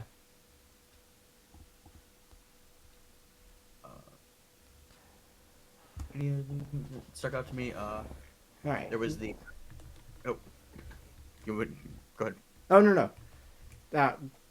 I thought I was muted. We've got a blue-black tempo list with Kaito Suzuki and Kaito Dancing Shadow. So Kaito travel with Spectral Adversary, Ledger Shredders, Childred's, Tenacious Underdog. So Rotten Reunion, 3 main deck Rotten Reunion. Do you know what that card does?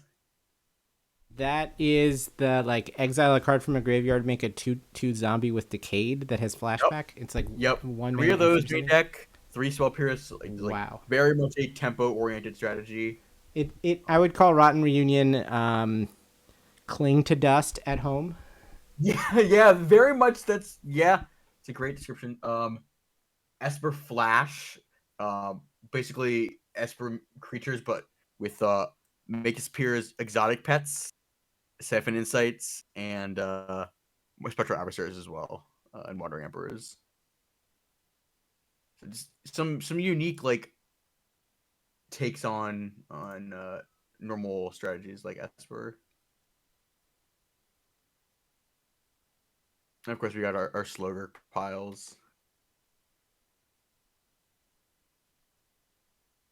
I guess there. So top 8 is 2 mono white, mono blue, Grixis, Toxic, Esper Legends, Jund, and Traxa. So yeah, very diverse. I believe the prop bet was 8, right? The prop bet was in terms of how many archetypes would show up, and I think that the options were like 1, 2, 3, 4, 5 or more. So 5 or more definitely took it down. That's great. If it said up to 5, then my bad. The last one was meant to be 5+.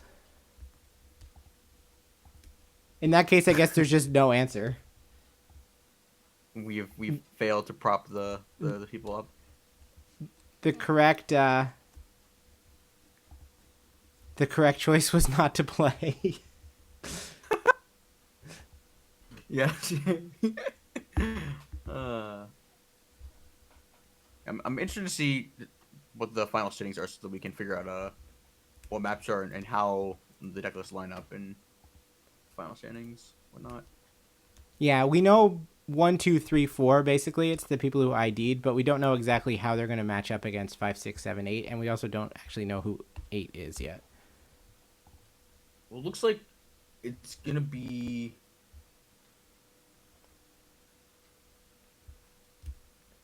It's actually not. I mean, there's like a 1% difference between Takeshi and Ray, so it's probably Takeshi is going to be the 1 seed, but that's not totally certain. I was just trying to figure out where Ray, if Ray gets a great matchup or a horrible matchup, because I think that's Ray played against Grixis. How many times in the Swiss?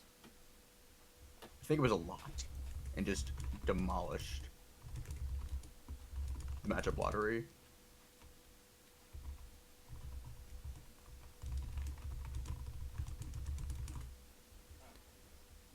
Melee getting overwhelmed.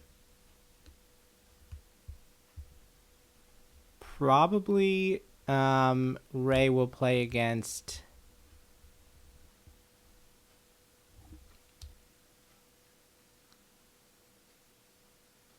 Oh, I don't know. I think it's going to be one of the 28, so it's going to come down to tiebreakers. Yeah, it could either be good matchup or I just don't know.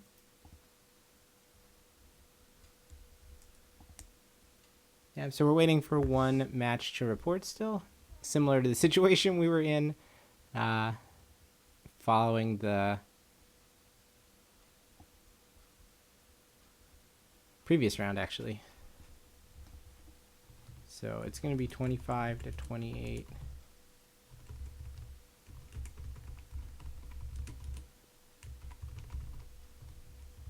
How does the blue versus white matchup seem? Because we think that it's going to be...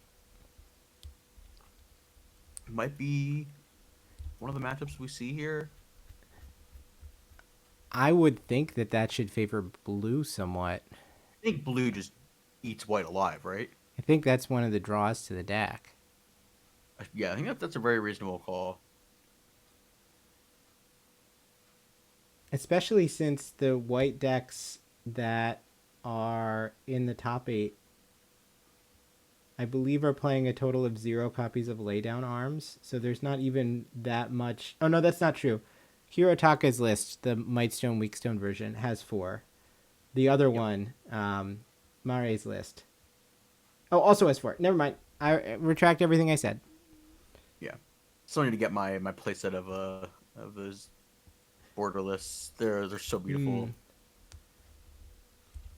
Yeah, I guess that's the interesting angle, right? That like they are playing essentially a sorcery speed Swords to Plowshares.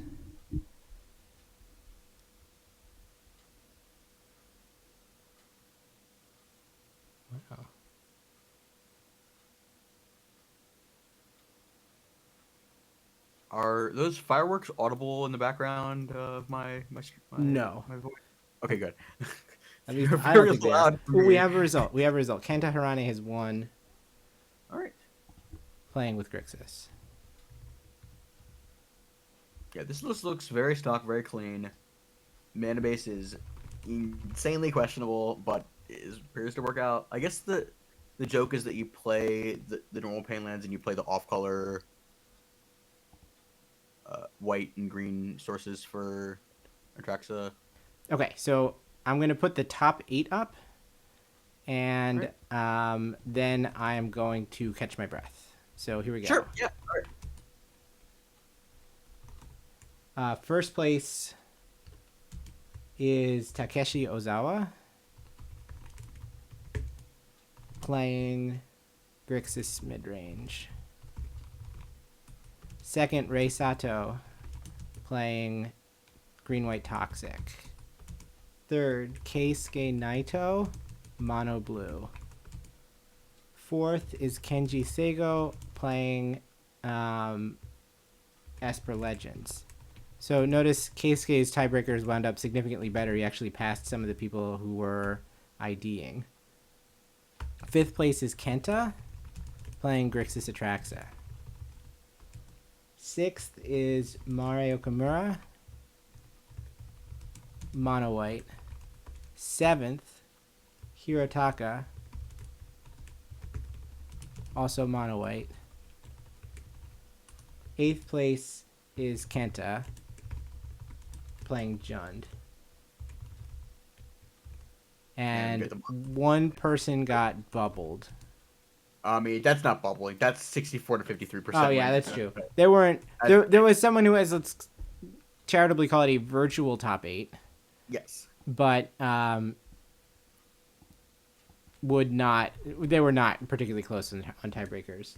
So other people going to the Pro Tour. Oh, the Grixis person got 19th. Oof. Ooh. Yuya. Kento Izumi playing John Mid.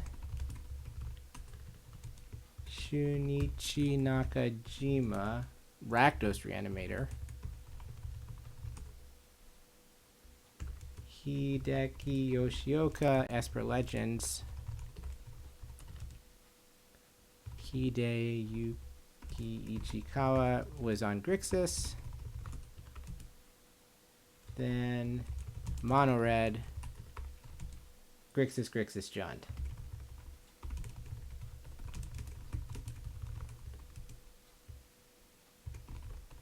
And look who won last round to wind up 8-3-1 and sneak into the Pro Tour. Fucking Shuhei Nakamura. Oh, freaking Shuhei Nakamura. That's Usui. Haruki Usui. Alright, so there's your standings. Masahide lost that last round on camera and wound up 19th, which is, as you say, quite unfortunate. But there are the people who are going to the Pro Tour. There are the people who are going to battle for sleeves and money and Worlds invites, and we will see it very soon.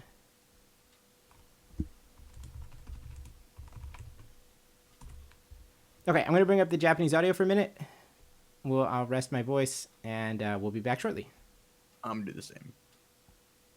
の発表がもしかしたら間もなくあるということなので、ちょっとね待ちましょう。はい、今ですね、練り歩きの方を見ていただいたんですけども、本当に人が多くてですね、結構ちょっと前とかだと名古屋の時とかですと結構ね歩けたんですよ、そのカメラを回しながら。で今回結構やっぱそのスペースがなかなかなくて、結構ここで撮ってここで撮ってここで撮ってっていう、ちょっとね編集の方々のそのテクニックをいかんなく発揮していただいてという形の動画になっておりますので、この後も続きが流れると思いますので、しばしお待ちください。はい。さあトップ8に向けてですが、なんか情報収集というかプレイヤーの方と松本さんなんかお話とかしました？なんか今日に限ってでもいいし、はい。知り合い何人かとお話したんですけど、みんな負けちゃったみたいで、なんかちょっとあれってなってましたね。なるほど。まあトップ8はかかっていた試合は何人か僕のねネタバレ、はい、ネタバレ、いやみんなじゃ何人か負けちゃいました。何人か負けちゃいました。はいはい。その時に話した人がちょっとねみんなね口を揃えて、あ、みたいな感じで。今ね鋭い安岡ジャッジが入りましたけど、何人かでぼやかしがあったからセーブってことですよね。はいはい。よかったよかった。でもね勝った人もいるんです、その中にもね。ああなるほど。じゃあトップ8発表にちょっと楽しみにね待ちますか。楽しみですね。はい。ということでこの待ってる間にですねパック開封とかもやっていいぞっていうことなので、もう全部剥いちゃいましょう。松本さんとねもう安岡さんでいいですか？いいんです。剥いちゃってください。4パックずつやっちゃいましょう。いきますか。じゃあ私からちょっとパパッと。すいません。カメラさんがね剥くぞってなったから駆け寄ってきてくれるんです。すいません、ありがとうございます。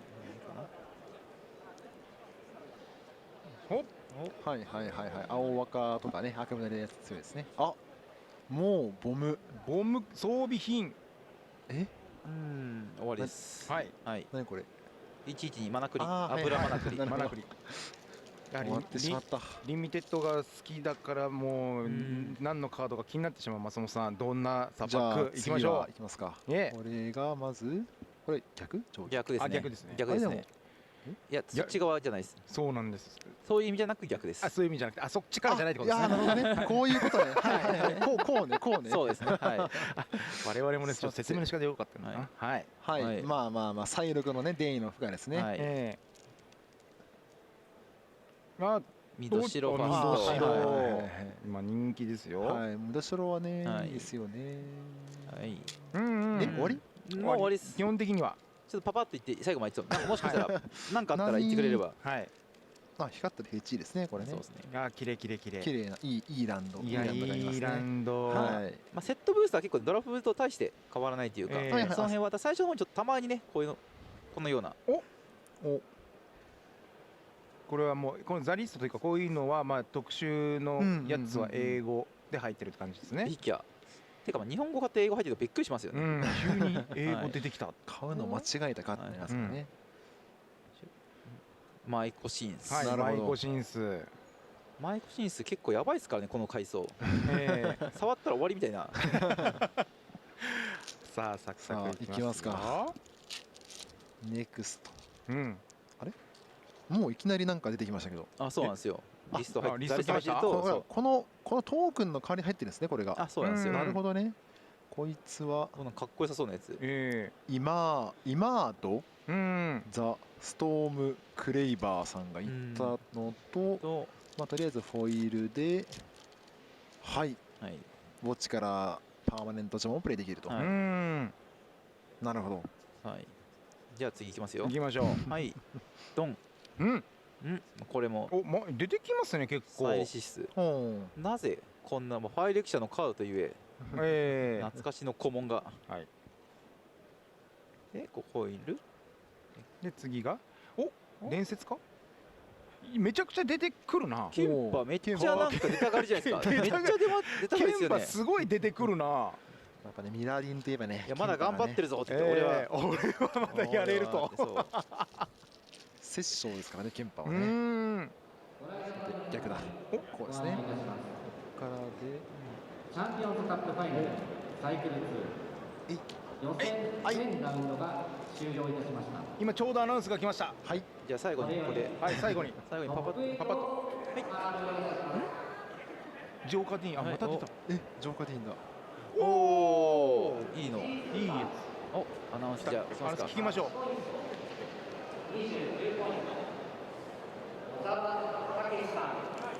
小沢さんですね。まあここはもう29番で最後も ID ですねこれは。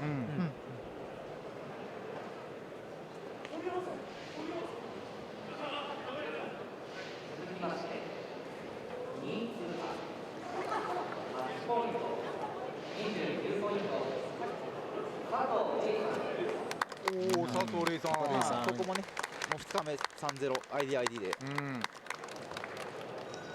グリークスミッドレンジ1位小沢さん。マッチポイント28ポイント内藤圭介さん。内藤さん、まあ先ほどねフューチャーで語れた青タン、グリクスセレズニア青タンと。マッチポイント28ポイント瀬郷健二さん。はい、瀬郷健二さん、はい、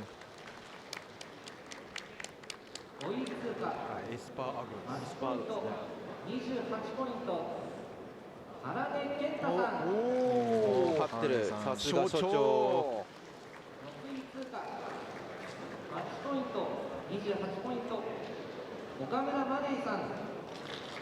岡村マレー君、わ、すごい。ここまでがマッチポイント28ポイントです。川崎弘隆さん。川崎さん、白タン、そうですね。まあここまではね、最後1人だけ27ポイントから1人。コンポネントマッチウィンパーセンテージ64.85% で増門健太さん。増門健太さん、いや本当にいろんなデッキが多種多様なデッキが入ってきましたね。そうですね。決勝ラウンド進出おめでとうございます。うわー、すごい。シンプル指令がトップ8に入っててもびっくりしましたね。ああ、おめでとうございます。まあここからインタビューだったり写真撮影で、そうですね、もろもろ結構時間がね、はい、かかりそうですが、すごいですね。いや、ここトップ8、まずはプロツアーを確定させて、ね、一旦よしよしと。そうですね。でここからちょっとボーナスタイムというんですか、はい、まあ賞金もね、賞金もありますし、ここから増えますし、その先には世界選手権がね、待ってますからね。ここから約2名がね、権利をゲットということで、そうなってくると準決勝がめちゃくちゃ熱いってことですね。そうですね。準決勝がすごい熱い戦いになると。世界選手権の権利を取る方法っていうのがもうこのあれですよね、ここで優勝準優勝か、この先に待ってプロツアーで勝つか、あとはアリーナ CS ですか。そうですね、アリーナ CS の上位2名ですね。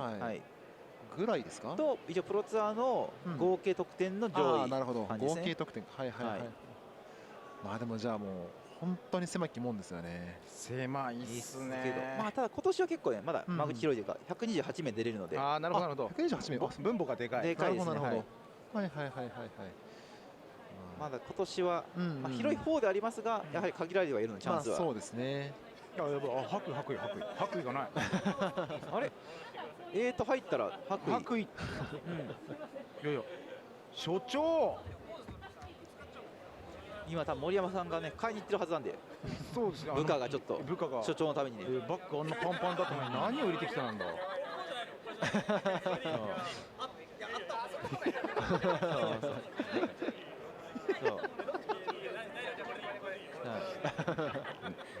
何をしてるんだ。いや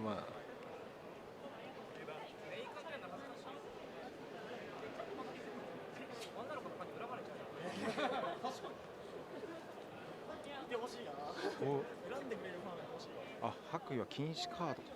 なるほど、そういうことだったんですね。いや、この8名がここからは世界選手権の権利をかけて戦っていくということになっております。ありがとうございます。一応情報によるとグリクシスに白タンに青タンエスパーセレズニアジャンド。知りましたね。知りましたね。赤タンはいない。赤タンはいないですね。最後の青タンとかそこが決戦でしたね。セレズニアが2？セレズニアが1位ですかね。白タンが2で、白タン2のグリクシスが2か。グリクシスがまあ純正のやつと、アトラクサーが11とですよね。まあ結構別々でありますので、デッキ的には。そうですね。岡村マレーさんが白タンですね。はい。白タン。で、白タンもそうかすごいですね。白タン確か初日2人でしたか、確か。はい。ということは4人中2人がトップ8。おお。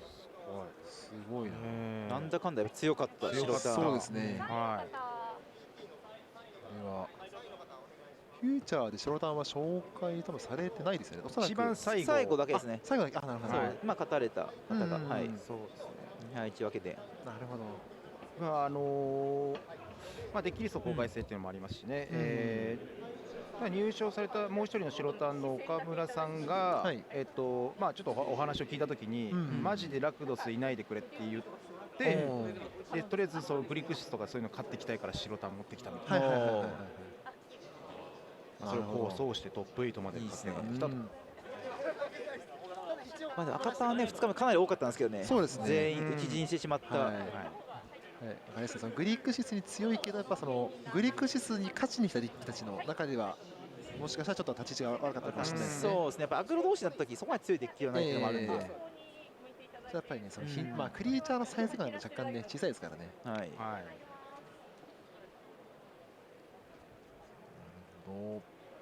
果たして誰が優勝するのか。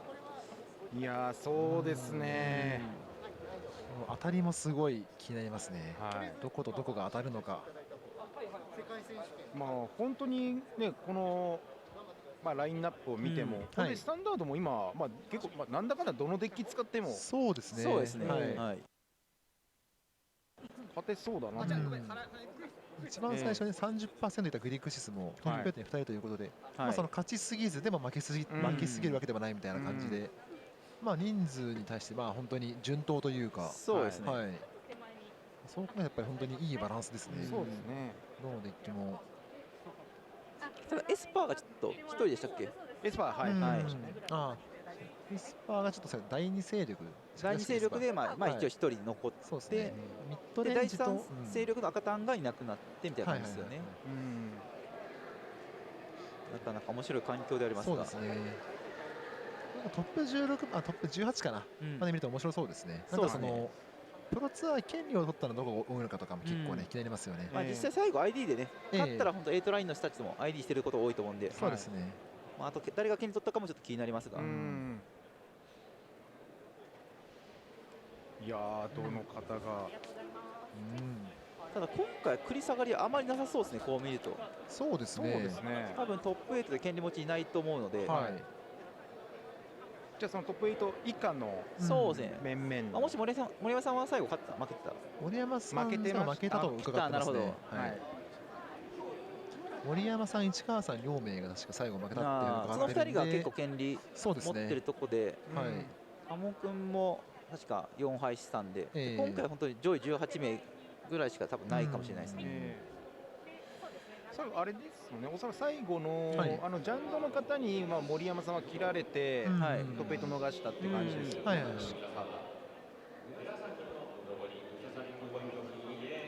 市川さんも赤タンの方に負けたという聞いてるんで、赤タンの人は多分届かずって感じですよね。そうですね、おそらくまあ9位か10位ぐらいでっていうところだと思いますね。まあでもあれですね、27点じゃあ、まあ、3敗の方かな、3敗の人の1名しか残ってないですもんね。そう考えると厳しいですね。厳しい大会ですよ。3敗で12回戦あって3敗。そうですね、はい。まあそんなもんってそんなもんですよ。12回ってまあまあ93、まあ31平均だと足りないと。まあ本当に1人だけですよね。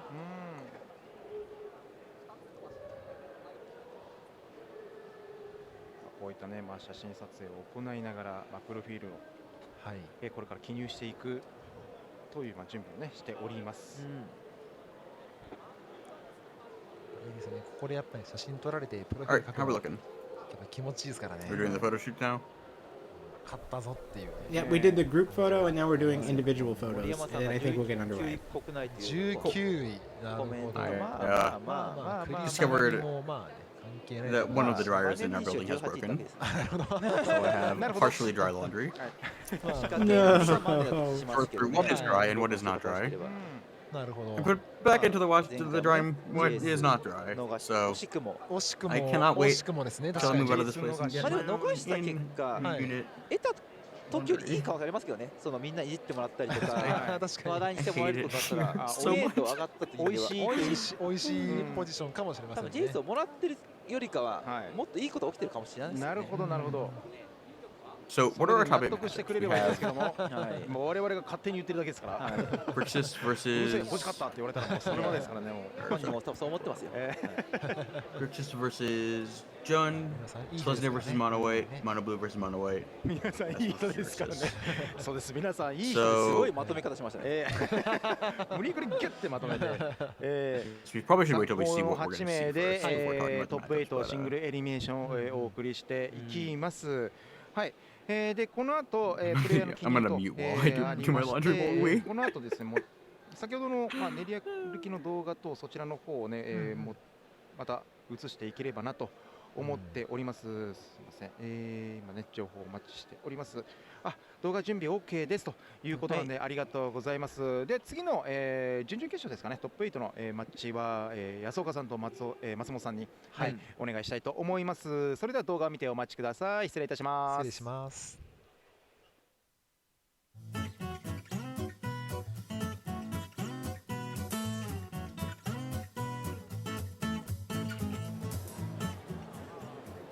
プレイヤーズコンベンション2023横浜でございます。皆様パシフィコ横浜でマジックのお祭りリシュノーン様がお出迎えでございますけども、今回ですねここで行われているイベントの数々ご紹介したいと思います。いろんな人たくさん来ております。そしてここ入り口なんですけども、後ろ見てください。後ろ見ていただくとなんと今回チャンピオンズカップファイナルジャパン&コリアの優勝トロフィーがお出迎えでございますね。前回は平山レイ選手が勝ちまして、今回はこのスタンダードというフォーマットで誰が勝つのか、新環境のスタンダード要注目でございます。はいでね、今回は、お祭り的な要素もありますので、そういったイベントをどんどん紹介していきたいと思います。見てください。特製ピンバッジキャンペーンやっております。なんと今回ね最も多くのサイドイベントに参加した上位20名の方へピンフィニティ製の限定 AR ピンバッジセットをこちら発送しますということなので、こういったこの会場限定でもらえるものあったりします。はい、次も見てみますか。ツイッターキャンペーンもやっておりますよ。こちらですね、臼田博先生の直筆プレイマットが、1名様にプレゼントされ大変貴重なものになっております。こういったキャンペーンも繰り広げられておりますね。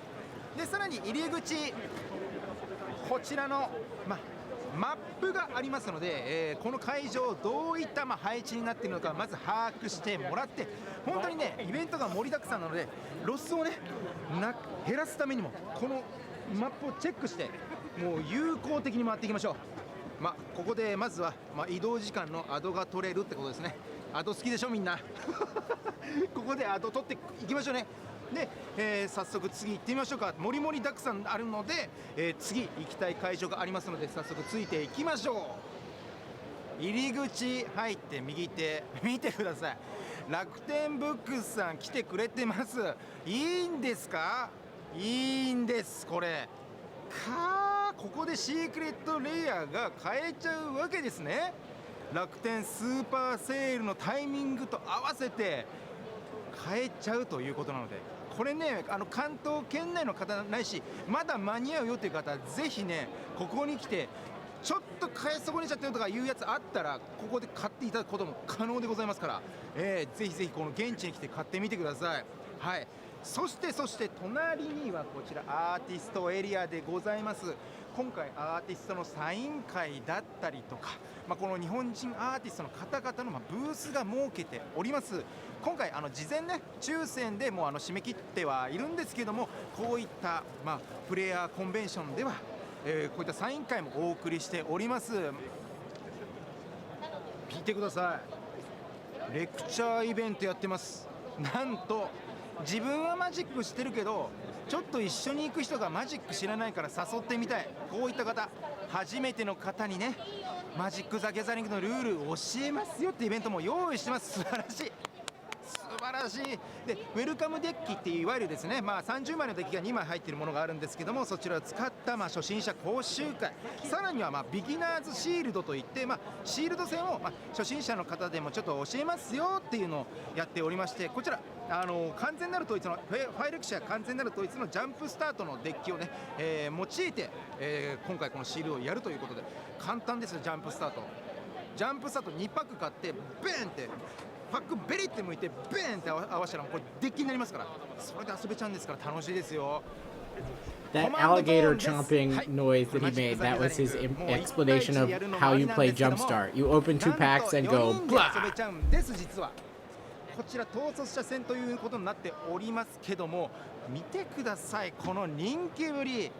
もう皆さんね、戦いをこのイベント参加したいから、フライト式といいまして、人数が揃ったらテーブルにね案内されるんですけども、それ待ち、しかもなんと参加して遊ぶだけでパックももらえちゃいますということで、いやすごいお祭りですよ。これはお祭りで、パーティーというね、すごいみんなでワイワイって遊ぶレベルというか言いますかね、そういったランクみたいなのを用意しておりますし、もうなんか死ぬか生きるかみたいな感じのすごい競技的な、ザ・ゲームみたいなね、そういったレベル帯のね用意もあったりしますので、自分がご自身に合ったレベル帯見つけて遊んでいただくっていうことも可能です。チャンピオンズカップジャパン&コリアの本戦がこちらで行われております。いやー、ここでプロツアーの権利、そして世界選手権の権利、そちらの獲得を目指してプレイヤーが熱い戦いを繰り広げております。その近くにこの反対側にですね、フィーチャーエリア、いわゆる成績上位者、もしくはその注目のこのマッチ、こちらがお送り、皆様の放送として送られているという形になっております。岡田さんも応援してあげてください。はい、癒しどころです。プレイヤーの皆さん、本当に最後まで諦めないでいい結果残ることを私お祈りしております。頑張ってください。チャンピオンズカップファイナルも熱いんですけども、なんとこのプレイヤーズコンベンション2大オープントーナメント行われております。楽天ブックスさん協賛のもと、なんと今日はモダンオープンやっております。見てください、この人数すごいですよ。モダンの熱を感じます。はい、本日はこのモダンですね、この土曜日はモダンのオープンイベントをやっておりまして、こういったものがこちら開催されております。急にダンジョンズ&ドラゴンズに来ましたということで、ブースがあります。見てください、これかっこいいドラゴンがいますよ。もう皆さんね、マジック・ザ・ギャザリングは、この D&D だいぶゆかり多いですよ。はい、そこから興味を持った方いらっしゃると思います。でスターターセットもあって、こちらも初心者の入門編、これ本当にいつも始められますので、ぜひぜひここから始めるっていうのもありです。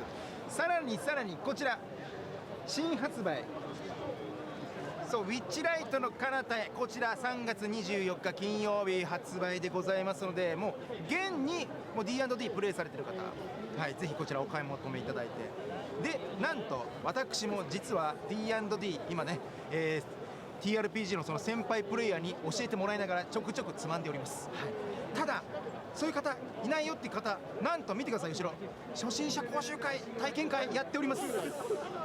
こちらTRPG 本当ね、筋書きが本当にないと言いますか、もう本当自由なドラマチックなストーリー展開になりますので、もう毎回感動がね非常にあって楽しいんですよ。初心者ながらに D&D 体験して本当に思いました。でちょっと興味ある方、ぜひぜひそちらのね、こちらの体験会もできますし、難しかったら来るのが難しいよって方はホームページと調べていただいて、この D&D の世界に飛び込んでみてください。ショップのブースたくさんあります。もう見てください。まずはこちら、今回のプレイヤーズコンベンションを支えていただいているビッグマジック様です。ありがとうございます。もう本当にねたくさんのお客様であふれ返っておりまして、本当おのおの購入したいね、物たくさんあります。そういったものをねこの会場で、集めることもできますし、もしかしてこのお店にないなと思ったら他のお店にもねずらーっとあります。もうビッグマジック様をはじめ本当に多数のお店の方々が本当協力していただいて、このプレイヤーズコンベンションを本当に盛り上げてくれております。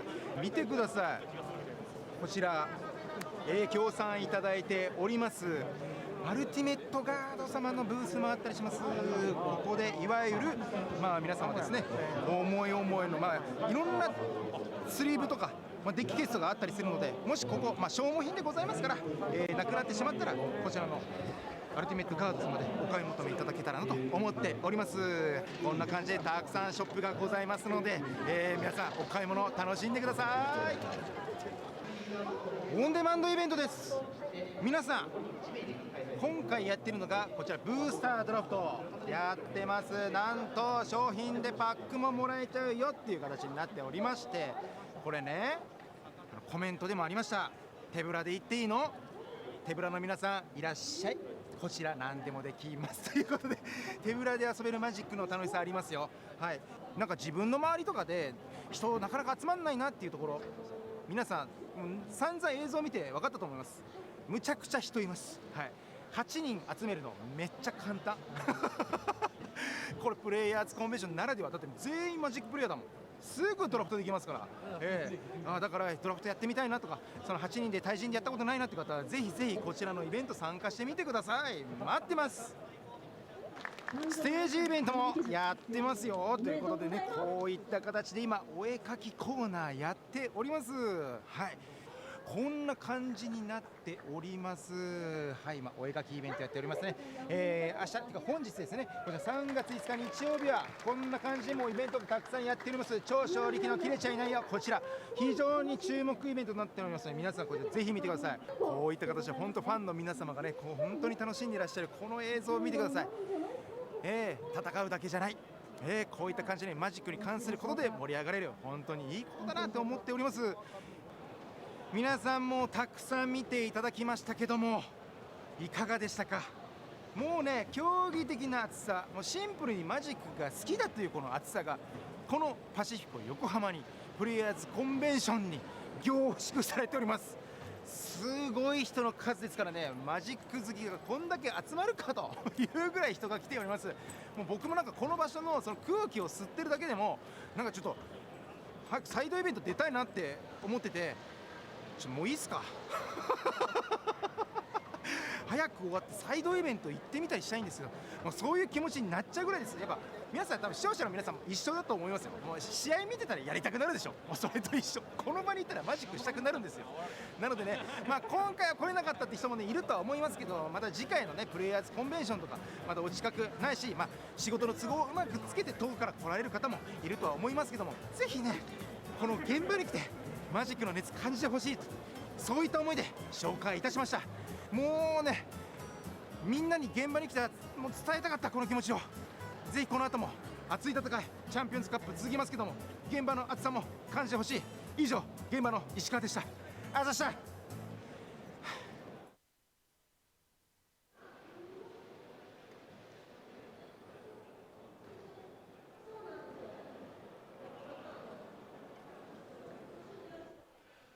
はい、ではここからは、私松本裕樹と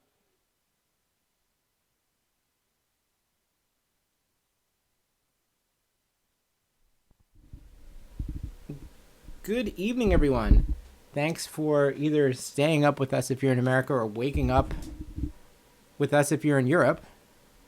The two people who are casting in Japan are Shota Yasuoka on the right and Yuki Matsumoto on the left. And the two people casting for you here in English are me, Adam of the ELO Project, Twitter AJLBI, and me, and Nicole Dubin following along with us into the top 8. So we've got 12 rounds of Swiss behind us in the rear view, and we've got 8 decks left, 7 different archetypes, though to be fair, the 2 mono white decks that survived are not that similar to each other. No, they are not. No, whatsoever. And we're gonna play. It's somewhat the same the core archetype. It is the same core archetype, but there are several differences between the two. Both of them would have been published if they trophied in a standard league on Magic Online. That is correct. So we've got 18 players who have made it to Pro Tour Minneapolis, including Shuhei Nakamura, who has battled his way back from 1-1 to somehow sneak into the top 18, which is just a very impressive performance. Yep. And now what's on the line for the top 8? The top 2 will make it to Worlds. The winner is going to get a significant pay boost. It's 8,800 to first, 3,600 to second. And the winner also walks away with 60 packs of katana sleeves.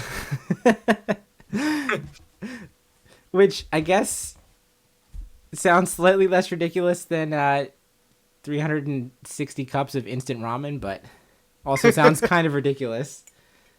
Yep.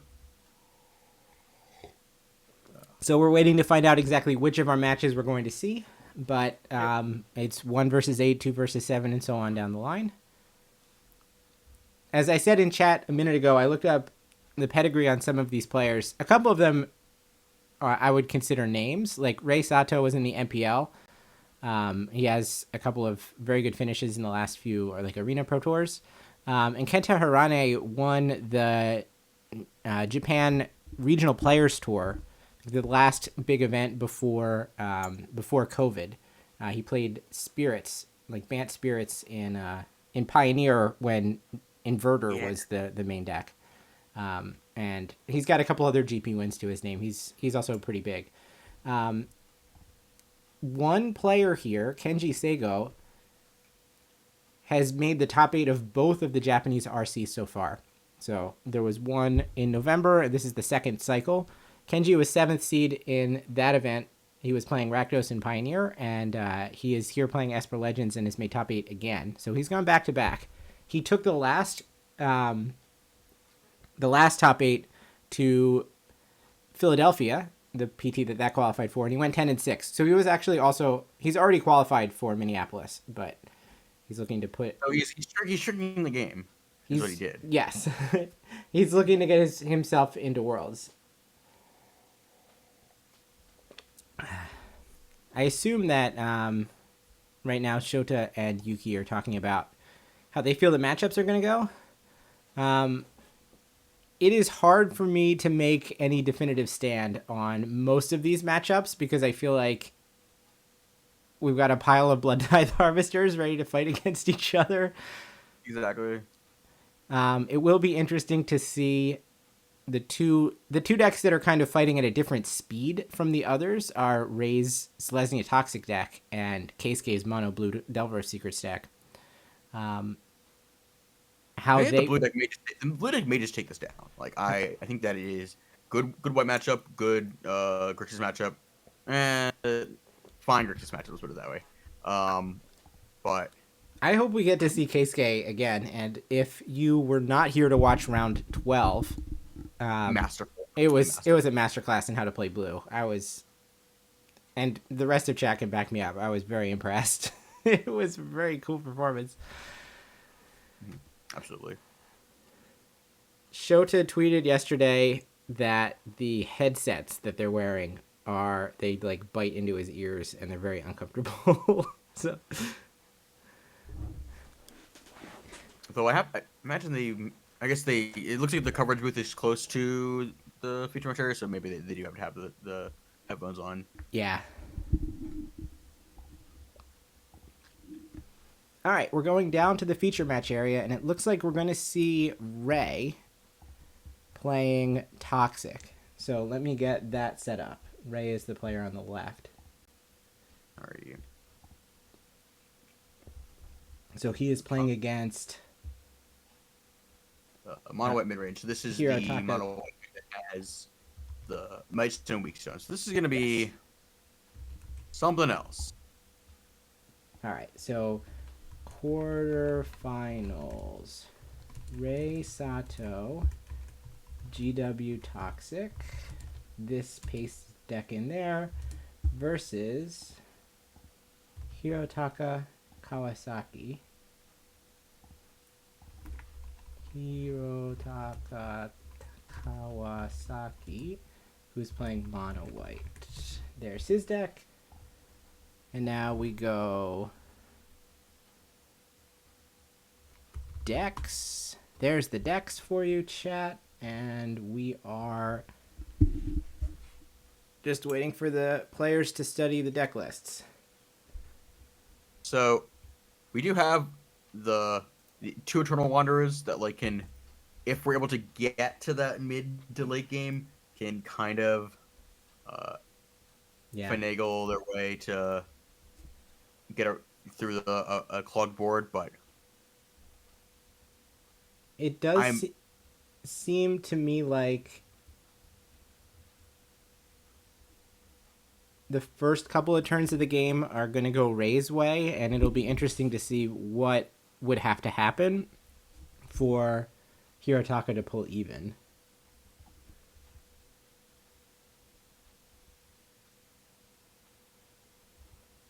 So we got studying deck lists, and we have who's on the. It's Toxic on the play. Yeah, Toxic on the play.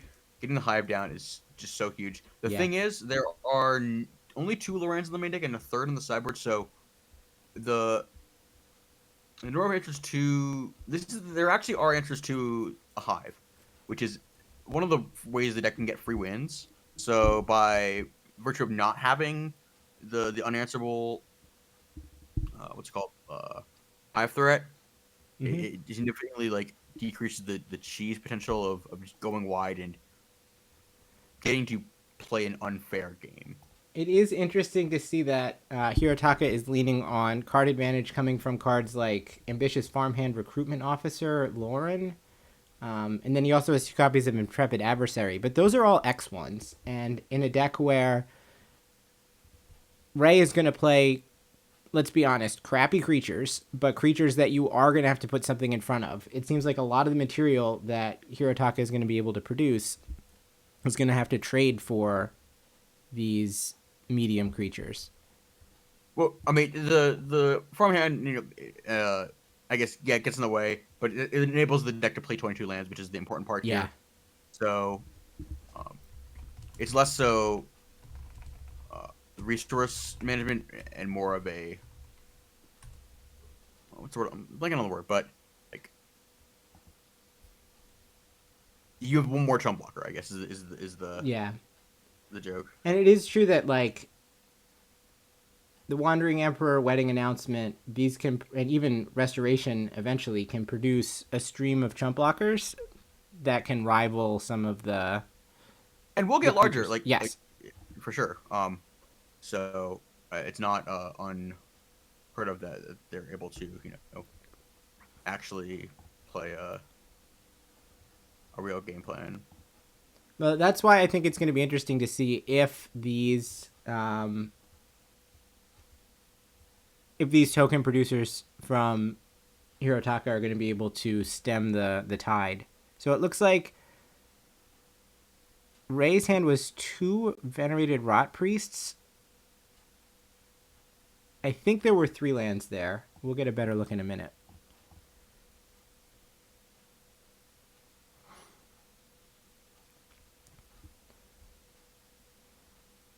Rot Priest, Annex Sentry.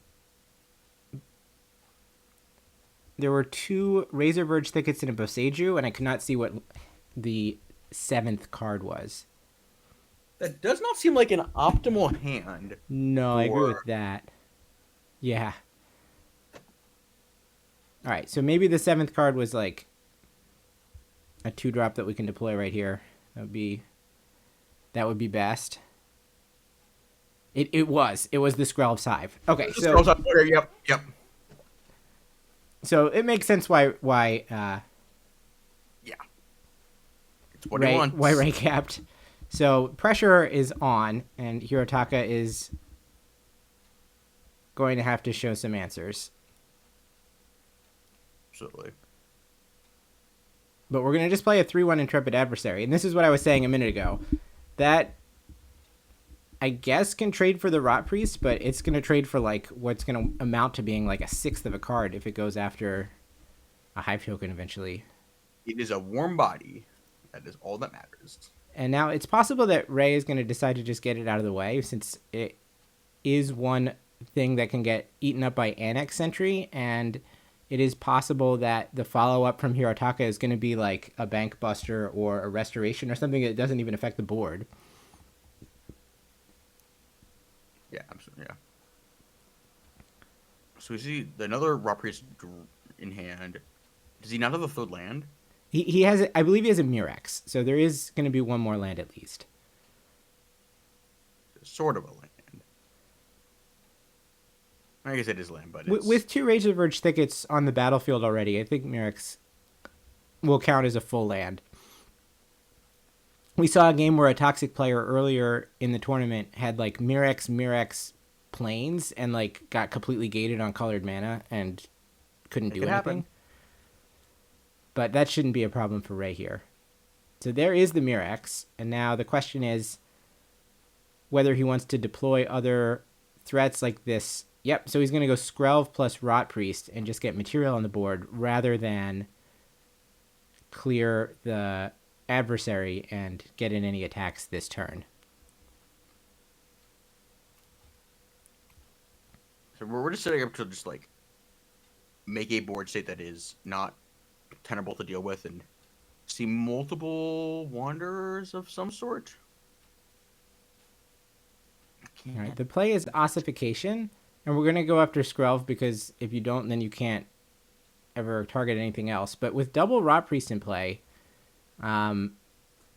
Ray could threaten some, in quotation marks, burn.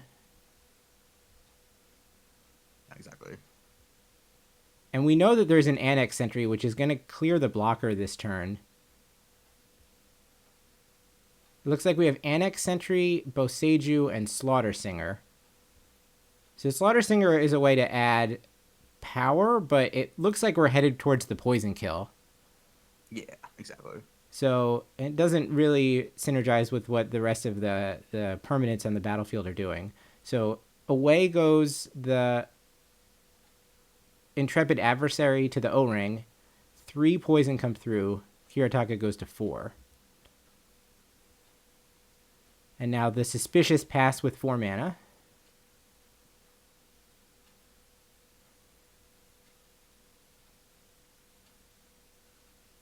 This is best of 3, yes. So it is, since it's being played over the course of 2 days and not 3, like with a Pro Tour, Sunday would be best of 5, but I believe that the finals is also best of 3. I could not imagine it would be anything else that would be asinine.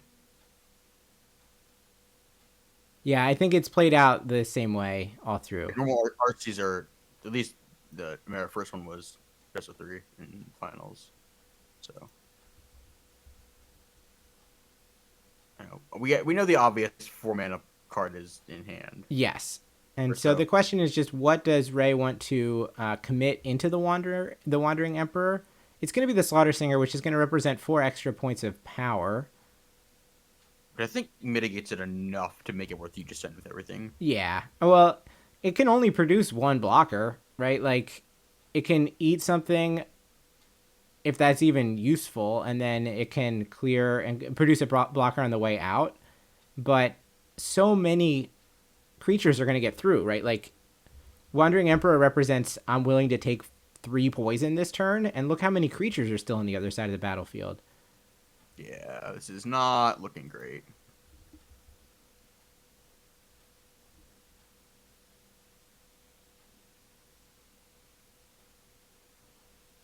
So the choices are Samurai and go after a Might, or -2 and go after a Rot Priest. And the decision is to make the Samurai. I think this is right, because you have the creature in play. Oh, you know, it's just no, straight, it's still trade. Because of Slaughter Singer. God. All the attacking toxic creatures have +1/+1. So that's why I'm saying, like, if you wanted to clear a Rot Priest, you would have to actually use the Path to Exile mode. Or whatever, Swords of Plowshares mode. Exactly.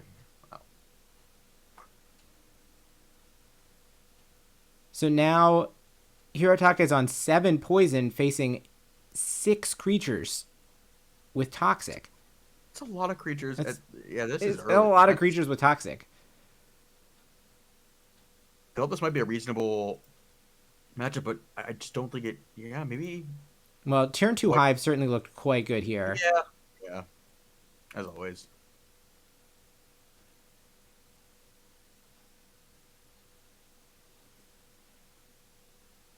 What can we even find? Double farmhand, just draw 2 lands. I guess we have the Wandering Emperor in hand, right? The 6-mana one. We do have the Eternal Wanderer, but I mean, we're not going to get there, right? If we go farmhand, make a samurai, we're only going to be able to tender 3 blocks. Yep. All right, so Wandering Emperor is going to minus and clear a Rot Priest.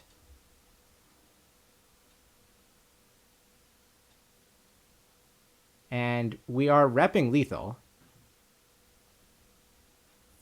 Is there 1 mana interaction from the mono white deck? I believe the answer is no. Oh. So right click attack all should get the job done. Exactly.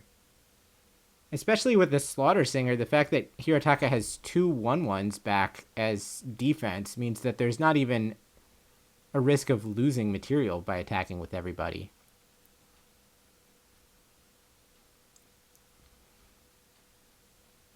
Good point. Even if there had been a laydown arms, Rot Priest would have still effectively gotten in the damage. The 1/4 Banisher Priest does have toxic. Yep. We're going to play another Annex Sentry, clear a blocker, and now send everybody in. And that's 12 poison. That's so much. All right. Ray easily takes game 1. 7 now? 7 poison kills, right? Yes, that's right. Jeez. There's been a lot of poison kills on camera. There are. All right, so what is this mono white deck going to do about that? We have access to like Farewell, but that's clearly too slow. The one card in the sideboard I see that I'm like kind of excited about is Temporary Lockdown. Temporary Lockdown, yeah, my eyes are going there too.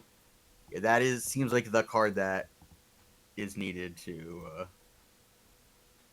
get through this. Yeah, so even like Brutal Cathar is probably fine. It can eat these tokens, and it does not seem like there's going to... If possible, the Brutal Cathar could survive and like continue to flip back and forth. Like Ray is going to just play his hand and then run out of gas. So it's possible that there are going to be turns where all he can do is like Mirex or Seed Core, and that would give you the opportunity to continue flipping it back and forth. But that also involves the game going more than 5 turns, right? And I don't think it will. That game did not go 5 turns. It looks like Elspeths were getting shuffled out. Probably at least some of the other 6-mana spells. Like, I don't know how good Mightstone and Weakstone is here. Ray seems to be pausing on the Annex Sentries. Interesting. Yeah, they're with the third Loran in the sideboard. It's a little questionable whether you can count B online. So it looks like the Brutal Cathars were coming in. On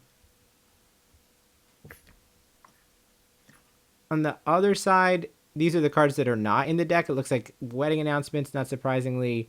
Some of the Bloated Contaminators are in, but not all of them. We've cut an Annex Sentry. Are those Wedding Announcements? Yeah, I couldn't tell if it was Wedding Announcement or Hive in the sideboard of the white deck. There is actually one Skrelv's Hive in the white deck sideboard. Oh, got those beautiful top 8 Wanderers. Yeah. Oh, those are so nice.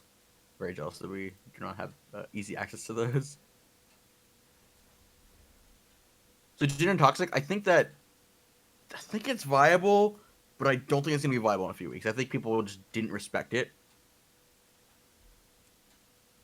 and it preys on Grixis. Well, it preys on Grixis as it's currently built, I think, but yeah, presumably people will find ways to maneuver. It will adapt.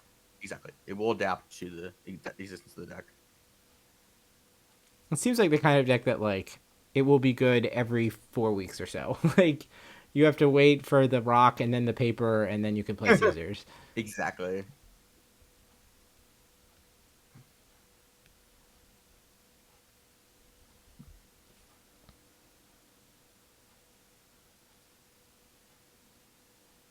All right, it looks like Ray is happy with what 15 cards he is not going to present. Hirotaka is shuffling up as well.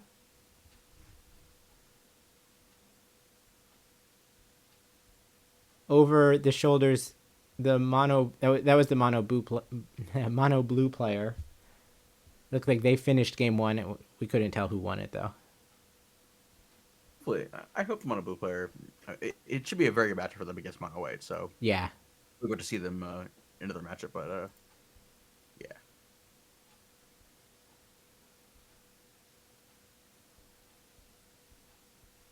I've already forgotten. Suppose that both Ray and... If both Ray and Keisuke win, they play each other. 2 versus 3. Yes. That is unfortunate. 1, 4, 3, or 1, 4... Wait, 1, 4, 2, 3, yeah. Yes. So I would have to guess that, like, a bunch of crawling courses is probably pretty good against what the mono blue player is trying to do. Though I would have thought that about a bunch of Phoenix chicks too, and it didn't turn out that way, did it? I'm not certain about that. Though I feel like it's kind of like the same basic plan of playing a bunch of 1 and 2 drops, except with the toxic deck, you kind of get to point Hidetsugu's second right at your opponent's head before the match starts, since you only have to get to 10. Yeah. I wonder how much of a difference that makes. Yeah, didn't think about it from that angle, yeah. Ray seems to be wearing some sort of, like, Ray Sato branded shirt. I don't know where this came from. It's pretty awesome, though. Sponsors, but you never know. All right, mono white on the play for game 2. Has presented. We're waiting for Ray to present as well. And the shuffling continues. You know, my all-time favorite Magic GP coverage clip is the Rich Hagon Shuffle Clown. Are you familiar with this? I don't know that I am. Oh, it's Rich Hagon with a puppet going shuffle, shuffle, shuffle, shuffle, shuffle, shuffle, shuffle. Like he pretends to be Huey because it's like an interview with like all the players, like how they shuffle. Oh, it's incredible. It's so weird. 100% look this up later. I think it's been lost to the archives, but no. it's just pure Rich Hagon at his finest. So Ray again has Hive on 2. Looked like 3 lands, 4 spells. I think it's 4 lands, 3 spells on this side. I don't know that we have an answer. So we might see a game that looks kind of similar to how the previous game looked. We shall see. So Plains kicks us off. Is there a Skrelv or a Rot Priest or something? No, it's just a tapped overgrown farmland. And the first play is Thalia? Interesting that that's still in. Well, Thalia's going to work. It's going to stop the Hive from coming down this turn, and instead we're going to play a Jawbone Duelist. That's going to get ossified, and Thalia's going to get in for 2. Yeah, maybe this is the secret. I am... Speaking of which, Cool Jets, I am quite familiar with the great coverage of Empty Chair. Oh, we found it. We found the empty... Oh my god, we found Shuffle Clown. Oh my goodness. I thought it was lost forever. So Skrelv's Hive on 3 is met immediately by Lauren. Oh, that's... Yeah. That's pretty big. That's backbreaking, I think.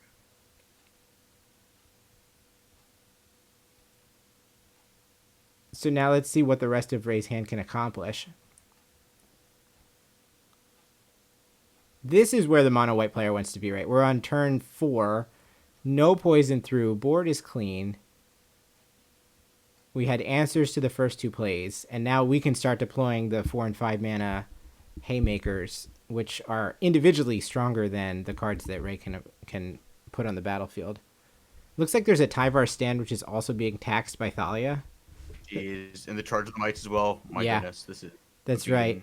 We've got Charge Hive number 2.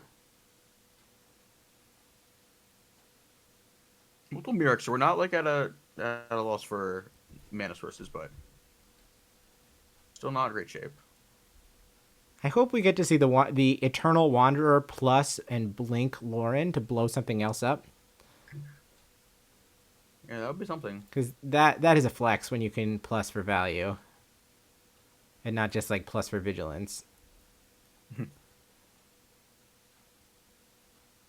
right, so we don't have anything else that's going to apply that much pressure this turn. But we do have ways to make our land drops, either via Restoration of Eiganjo or Ambitious Farmhand, or possibly both. We'll start with... Oh, Restoration costs 4 because of Thalia, so there's no both. That's all we can do. But we'll get land, play land.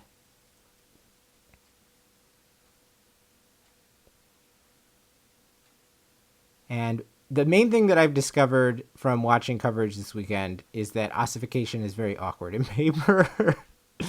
Yeah, if I'm playing in limited, it is literally, I will just like, not, it's so painful to have to manage. It's just bad. Looks like Ray picked up a Razor Verge Thicket, which doesn't really accomplish that much. Okay. Yeah, it's the problem of, I've drawn another land in my Green-Red aggressive deck that really doesn't want more than 4 lands in play, and we still don't have any, there's still Seacords to draw on the deck, like. Brian, I agree. Thalia has looked just amazing this game. I did doubt the power of Thalia, and it should be. It is interesting that that last turn, Hirotaka didn't want to commit it into the red zone. Obviously, I mean, among the other benefits of Thalia is First Strike, so this attack probably should set off alarm bells from Hirotaka's side that it must be like there's a Lauren's Escape or a Tyvard's Command or something, but he is going to go, or Tyvar's Stand or something, but he is going to go ahead and put the Thalia in front, and it will get blown out by the Indestructible trick. Yep. Thalia down, finally. I wonder if the feeling is that Thalia has served its purpose. Like, okay, it has made you play significantly off curve. It's given me a chance to answer all of your permanents. And now it's just, I'm the one who has the 6 drops. I need it off the board. So we're going to play a Carnivorous Canopy. Is that what it's called? Yep. Yeah, Carnivorous Canopy. It destroys an artifact or enchantment with like CMC 3 or less and you proliferate. Is that right? Oh, it destroys an artifact enchantment. If it's 3 or less. If it's 3 or less, then you proliferate. But yeah, as Light Sentry points out in chat, there is no proliferate value since nothing has a counter, including Hirotaka. And of course, we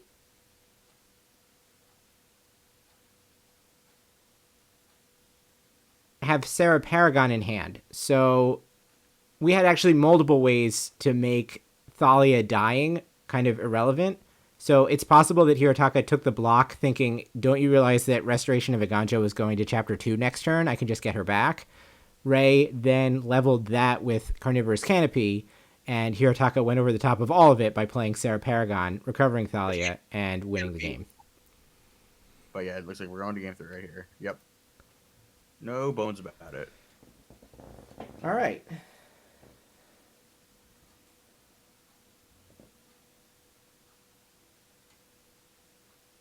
Back to the box. So interesting to see that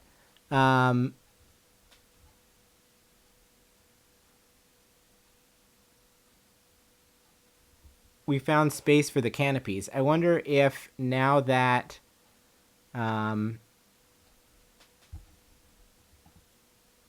Ray knows that the two Thalias had come in from the other side, if that's going to change how he feels about the 3-mana spells that are in his deck. I think he still feels fine about it. It's so awkward. It is strange that like 90% of the deck list is in Japanese except for Wedding Announcement. Yeah. It looks like on the play.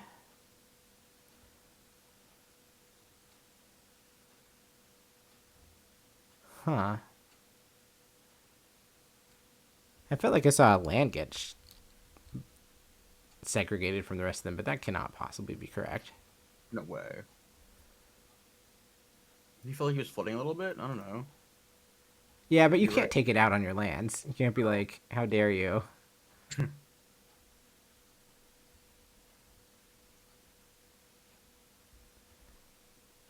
looks like the Wedding Announcements are getting...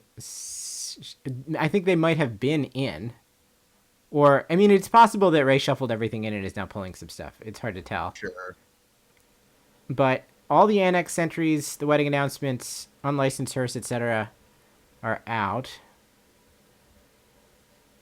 I did see the temporary lockdown go by, not shockingly, as Hirotaka rifles through his deck. It looks like an Eternal Wanderer is going to get shaved in this Game 3 on the draw, which makes some amount of sense.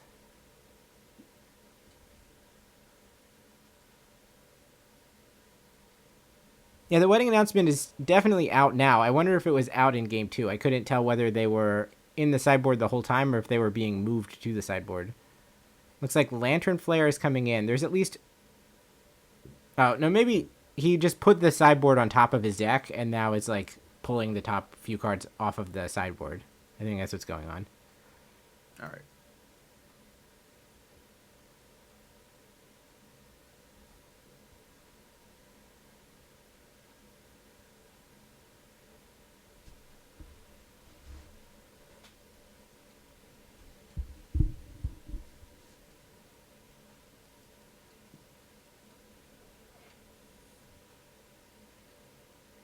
All right, Hirotaka seems happy because he is now doing some approximation of putting his cards into piles.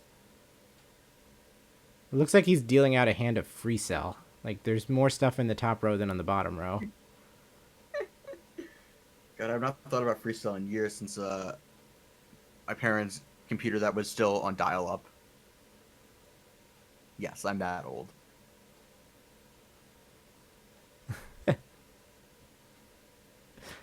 No, Shay, I'm 24. My parents were just very behind on the times. I've spent a lot of time playing freestyle, though. Jin, you are allowed one pile shuffle between games. But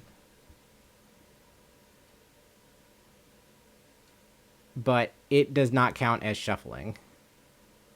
So you can do that to, like, count your deck and or examine your sleeves.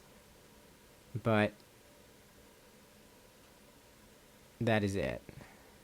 And you cannot pile shuffle and then, or at least you're certainly not supposed to. Someone should step in if you pile shuffle and then pick them up and pile shuffle again. It looks like, for how cool these like basic land name sleeves are, I think we saw one of Hirotaka's sleeves break earlier in the round, or in the tournament, and now it looks like he's blown another tire. It's almost as if they're possibly Ultra Pro sleeves, question mark? Yeah, they might be. Katana is the sponsor of the event. So it looks like there's a product line of these art sleeves that have the Japanese names for all the basic lands on them. We saw a mono red player playing with mountain sleeves, and Hirotaka is playing with plains sleeves. Let's see. Gotta get the stretch in. Very important to have the proper, posture. I should sit up. I think we've got one more. It is kind of crazy that he's pulling the sleeves out of his pocket. He is on at least double sleeving. I can't tell if it's more than that. I'm guessing that because he's playing with these like foil full art Kamigawa lands that he he probably uses them in other contexts where he would have them sleeved more than once. Are you talking about the People's Format Commander? Though I don't know if you need 20 of them in, like, if you were going to play whatever, Pioneer White Humans or something. So I don't know exactly if these were actually cannibalized from other decks or what.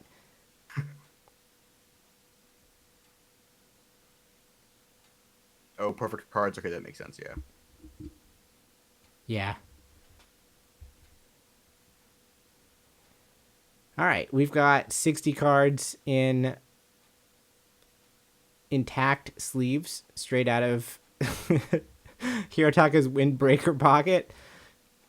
And we're ready to look at opening hands. Land count 3. So it looks like Rot Priest and Slaughter Singer on that side as the opening curve. Over here we have a Lauren, a Restoration of Iganjo, and 5 lands. You can't keep that hand. There's no way. There was a Hive in hand as well. Woof. Jeez, that's... So Ray is going to put the pressure on. Yes. And, yeah, there is no way that you could keep Restoration, which doesn't actually provide immediate board presence, and effectively then just a Lauren. Absolutely not. Nope, no way.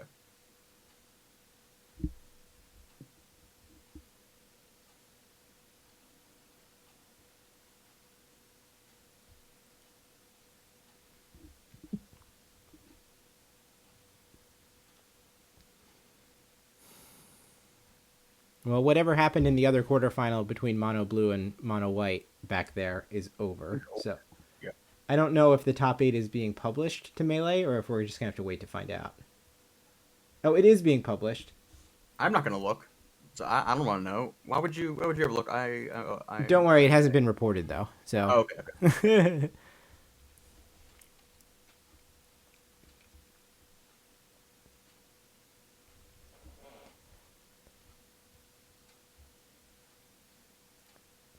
Well, how do you feel about having 1 land? It's unfortunate because there is a temporary lockdown there, but that...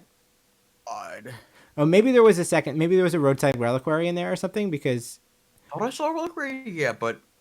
That was definitely planes off the top, the way that Hirotaka played it. So that didn't have it. Just so good.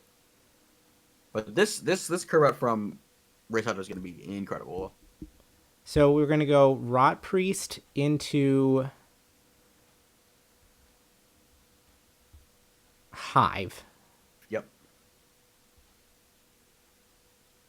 There's another land off the top, and we're going to play Thalia, obviously a turn too late to actually affect the Hive coming down.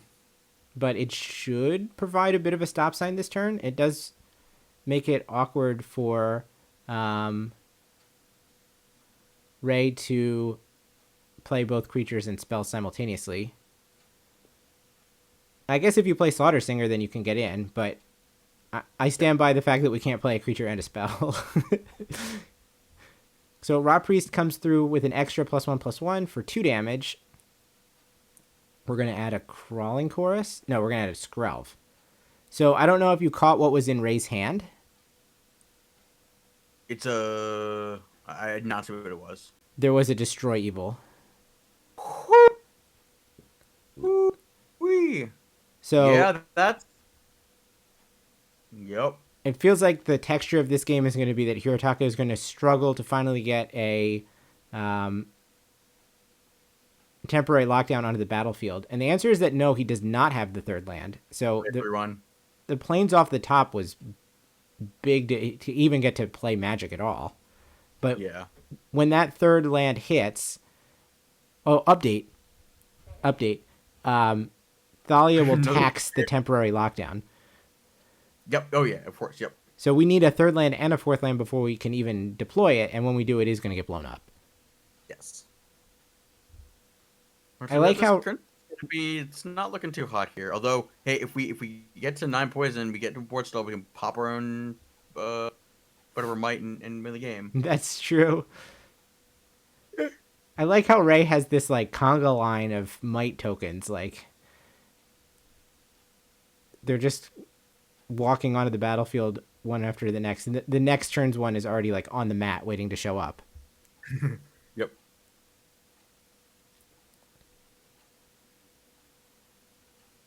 Yeah, you're right, Jordan. It's possible that Hirotaka is going to decide that Ray has too much material at some point and needs to just throw Thalia away in order to give himself a chance to deploy Lockdown if he draws a land. Almost surely. So Skrelv let Slaughter Singer come through. Now, Slaughter Singer has Toxic 2 natively. Yes. And then Skrelv grants an additional Toxic. So that's 3 poison, taking Hirotaka to 5. He misses the land drop again. It's looking like Ray's strategy is not going to be to let Hirotaka block at all. Like, Thalia is actually working for the other side right now.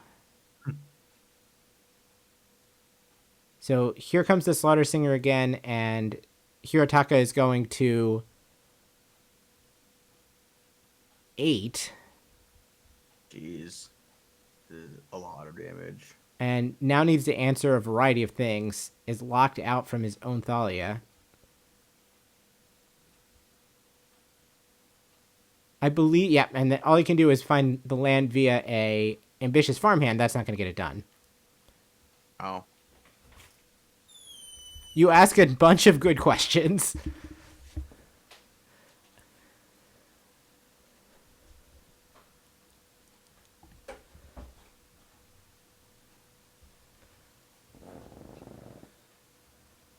Yeah, that draw from Mono White was in some sense self-defeating, right? Like, I understand why you might want to try to play Thalia since it bricks attacks from 1 and 2 power creatures, but it did not wind up blocking once the whole game, right? It just served to shut off any of Hirotaka's outs. That's wrong with one-landers. You need to draw runner. Yeah, that can't. He was already on 6 though. I think you have to go to 5 there. There's just no way. I could see keeping basically any other cards alongside Temporary Lockdown, assuming that it was going to like completely neuter everything that had happened in the game up until it. But with Ray having already shown us Carnivorous Canopy, and obviously there was like, I think there's a Boseiju in Ray's list. Yeah. Yeah, there's one Boseiju as well, and we know that the Destroy Evils were brought in.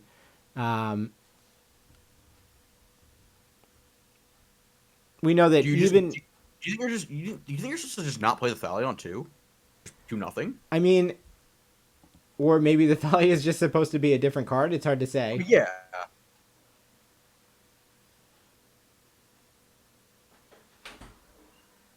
Though I assume that pretty much everything that costs 2 or 3 would have, or the cheap cards would have been in the deck. Like, yeah, I doubt that he like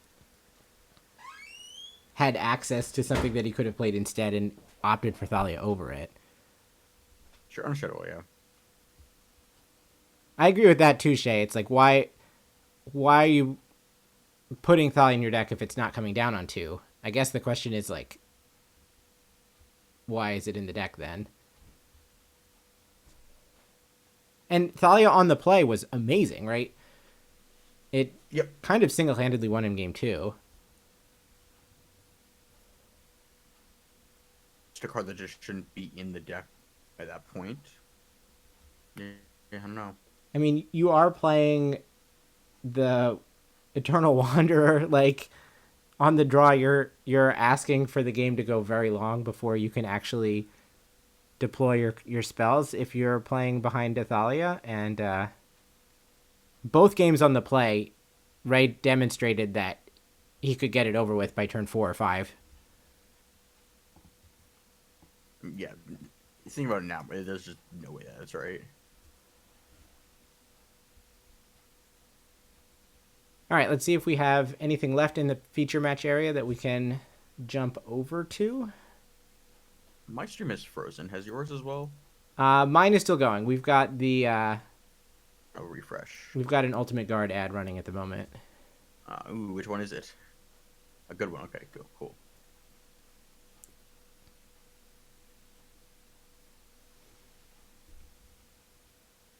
Well, the thing about that Escapender is that he was not given the option to block with Thalia, so Ray was actually able to just completely walk around it.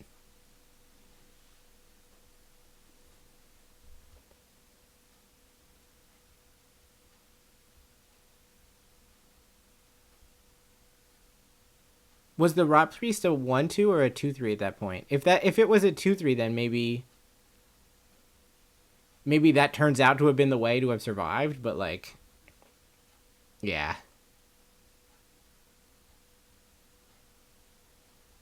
I guess.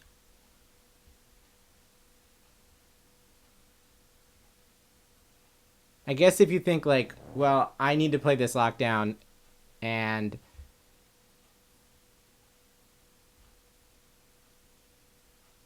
whatever value Thalia had was just as a creature, and I won it off the battlefield.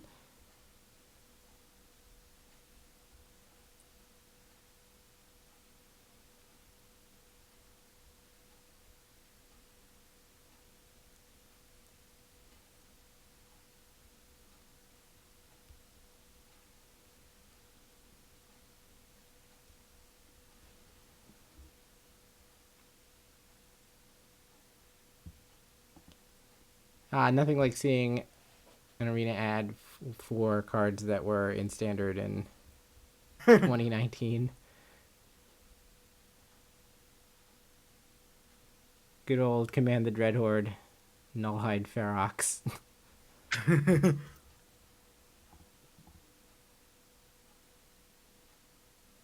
So I don't know if we're going to get any more quarterfinals because it looks like all 4 results are in.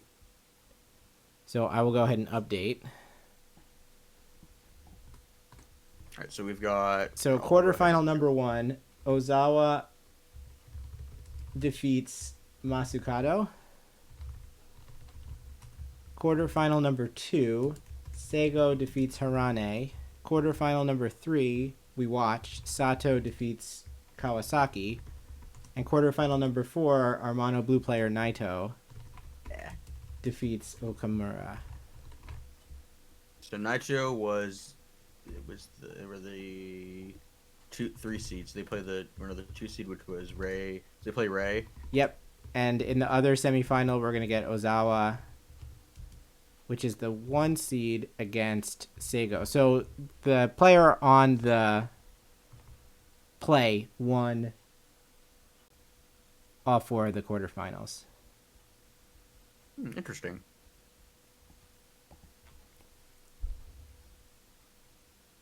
It's almost like it's, I don't know, really beneficial to go first.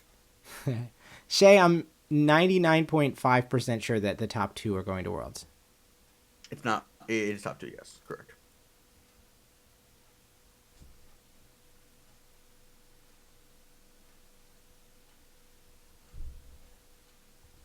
I guess it's time to mention that that ad that just went by was for the next one, which is in Chiba on June 24th and 25th, which will probably be my next broadcast.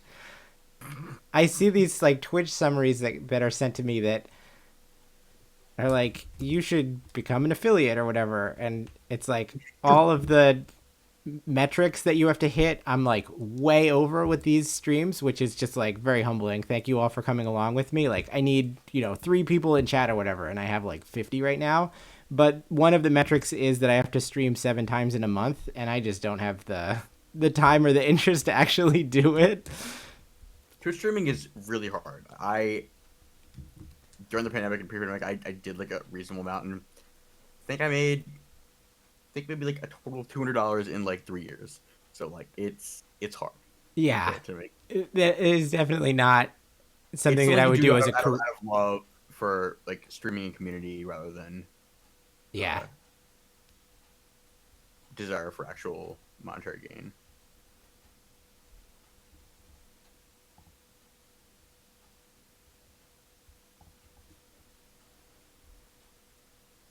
So I'm sure you will see if you are subscribed when I go live again in 2.5 months or whatever. But otherwise, you'll also get notice on Twitter when it's coming around. But we will definitely be back for the next one. Yeah. All right. We are ready for the semis. I am hoping that we get to see Ray continue playing because I think the Mono Blue versus Toxic matchup is probably at least somewhat interesting. Not that Grixis versus Esper isn't, but we've seen a lot of Grixis cards and we've seen a lot of Esper cards. This is true.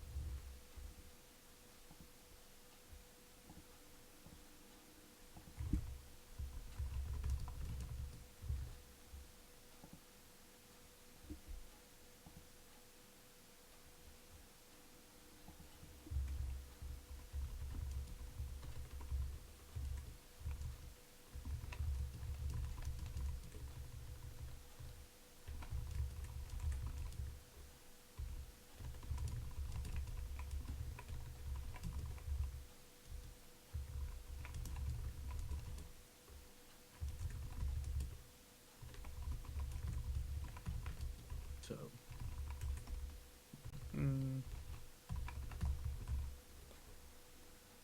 I think we're pretty much locked for today's stream ending before yesterday's. what time did you end yesterday at? We ended yesterday at like 4:25 a.m. Jeez. And it's only 2:45 right now, so we've got 90 minutes before it even becomes competitive. Yay! It actually went the other way in the previous one, which, I mean, there's like two competing factors here, right? One, there's an extra round. Sure. It's 8 rounds on Sunday or whatever today is versus 7 rounds on day 1. Mm-hmm. On the other hand, the rounds on day 2 involve at most 64 players, whereas the rounds on day 1 involved 200. So that makes sense. Fewer opportunities for a match to go really long. And obviously the top 8, I mean, that quarterfinal match played out pretty quickly. It looks like we are going to get red versus blue. Sorry, blue versus toxic. Yep. And I am very excited about that. So these are 2 players that we've watched throughout the tournament. Yep. Very, very familiar. Keisuke Naito is playing this Mono Blue Delver of Secrets list with some freaking sweet cards in it. Beautiful art, too. Yeah, totally blinged out.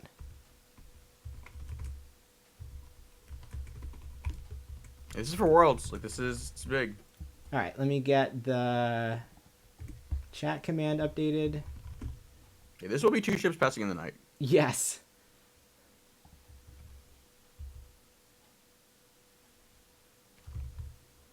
All right, exclamation point. Dex, there we go. So green, white, toxic, and against Mono Blue Delver.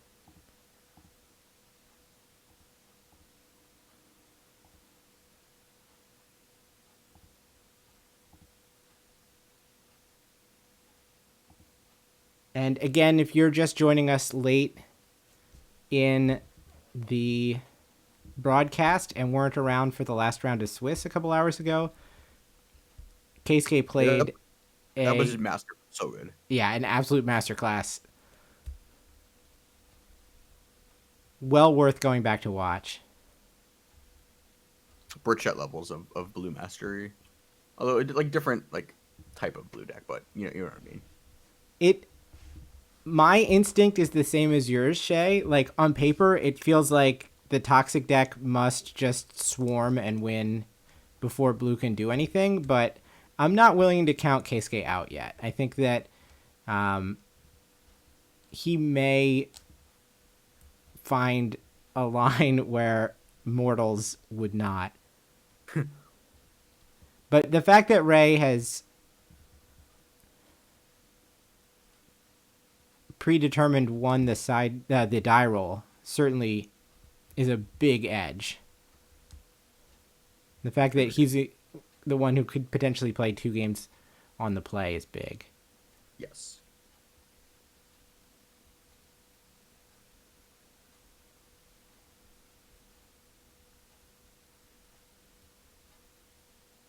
And of course, his beverage of being a higher seed, so.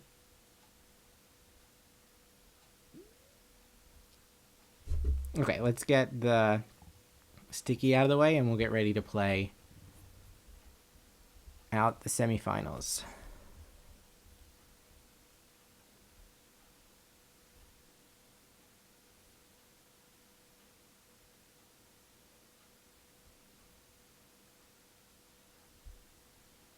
The blue deck has 1 copy of Consuming Tide in the sideboard, and that's the only way that it has to do more than a 1-for-1.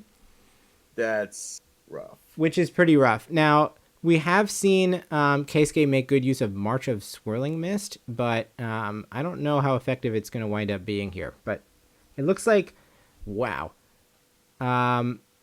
Both players have kept. I think Keisuke kept a 1-lander, but Ray has Hive into Hive. Oh boy, that's brutal. There are no spell pierces in the main, so the first one is just going to resolve.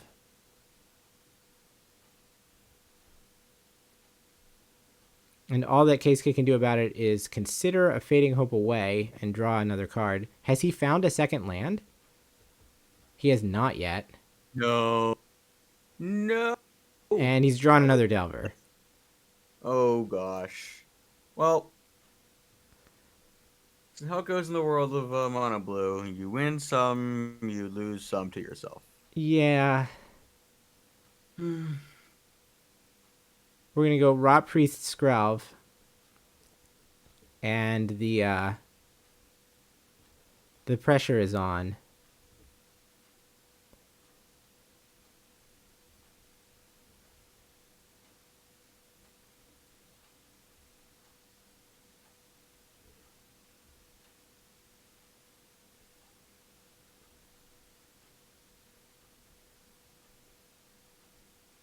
God, for the double flips, it's bad, right? Yeah, that means he's not drawing a land. He did draw land. Yeah, I believe Ray kept a 2-lander.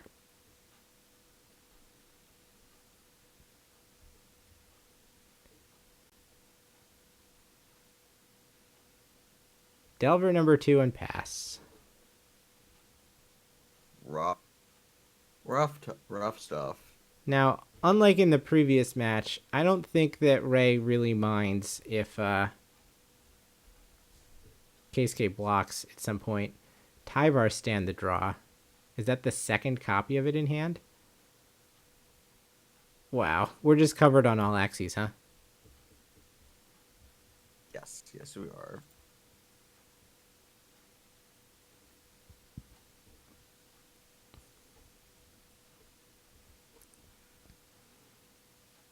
All right, everything gets in the red zone.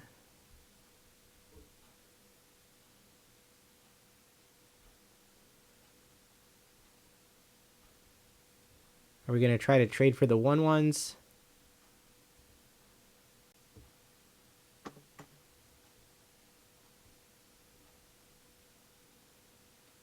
I don't think not blocking at all is much of an option.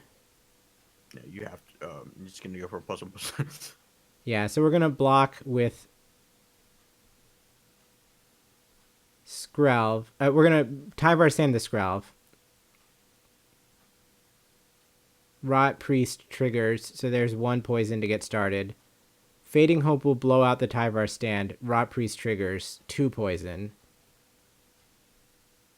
Tyvar stand again. Rot Priest triggers, 3 poison. And the ultimate effect of this is that Delver dies, 2 more come through, 5 poison.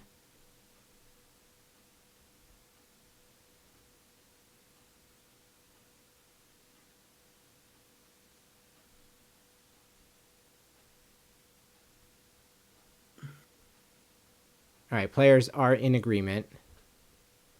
Now it's 4 toxic creatures against 1 blocker. I think the game was over on turn 2. Yeah. And possibly on turn 0. Like, what, just there's you need to do everything right and still to like even be partially in the game. Shay, is that right? Ray was on 17, and then Skrelv did deal damage, right? So 2 came through, and then Skrelv dealt 1 damage to the Delver of Secrets. I think he gained the 3 back. Oh, Brushland was used. Good point. Brushland was used. I don't think Ray's life total is going to be much in question here, though.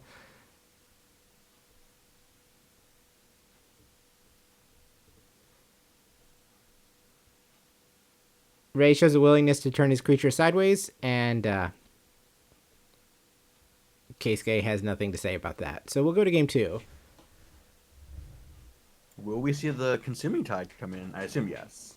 I would guess we will. I wonder what the rest of the plan is. Obviously, the Spell Pierces seem relevant because the game is kind of contested in turns 2, 3, 4, and if Keisuke isn't prepared to fight on those turns, then the advantage that Ray gains is just way too large.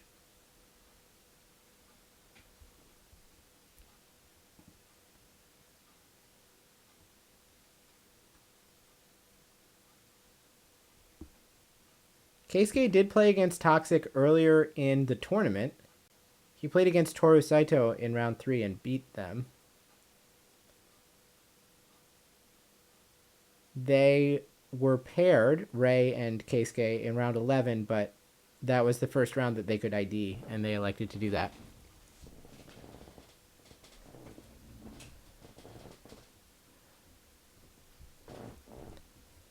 I mean, this is basically... The way that game went was pretty much in line with how chat thought that game was going to go, and I think that there are probably a fair number of free ones that end that way. Interesting to see Witness Protection coming in, which I guess makes sense. You would play a card that just said target creature loses Toxic, probably, which is what it says.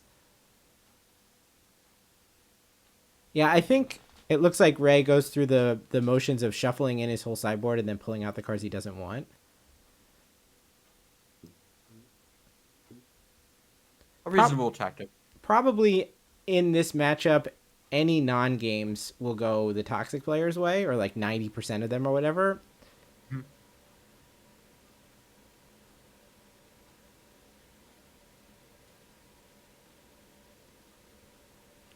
The question is, what percentage of games are non-games? And it's probably relatively high.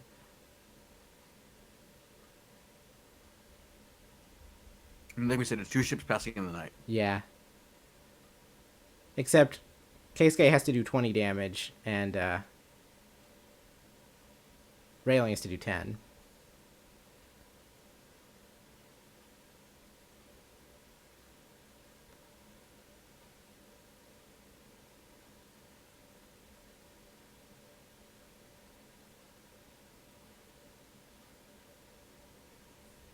Fanson, we can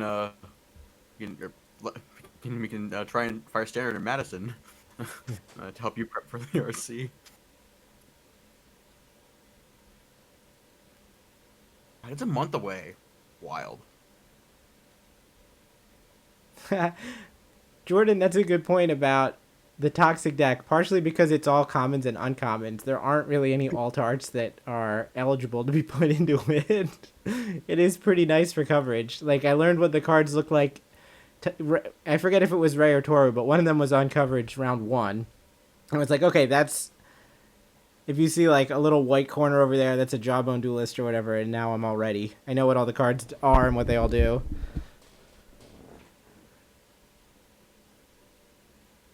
So as always with Keisuke's deck, the question is, when do you want the Delvers and when don't you? And it seems like he knows the answers. So many of the other cards in his deck are like Consider, Thirst for Discovery, Flow of Knowledge, cards that don't really do anything. It feels like any game where the majority of the cards that he draws are of that variety, he is going to get steamrolled. Yeah. But it's hard to really say that Delver actually does something. I don't know. This is why Keisuke is sitting there, not me. I would have flamed out with his deck so hard.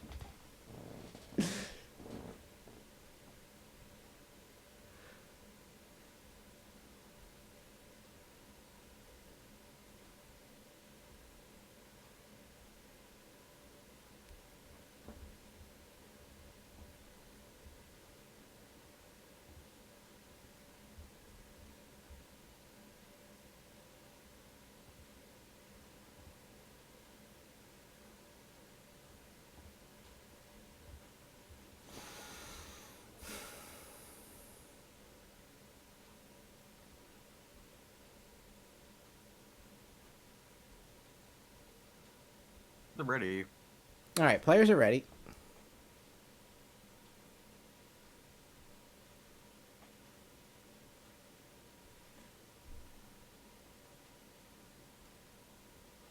Ray seems to be writing down some notes. I don't know if he's like me. I always will leave at least some abbreviations on my life pad to say what it is that I cited in or out. Interesting. I've not thought to do that. I guess it's kind of useful. Oh, you have to do it in a way that like your opponent can't decipher what you're writing down. Yeah, though. I'm not. I mean, my handwriting sucks anyway, and I'm writing abbreviations, so I'm not too concerned if they try to decipher what I've written, but I have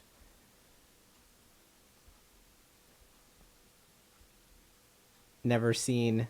I know you're allowed to, like, ask... Like, your opponent's notes that they write during the match are public information, but...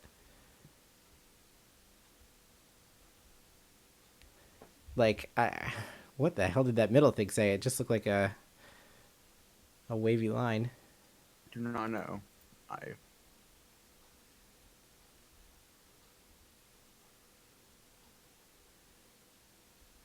Yeah, I don't know. It must be stuff about his own plan because...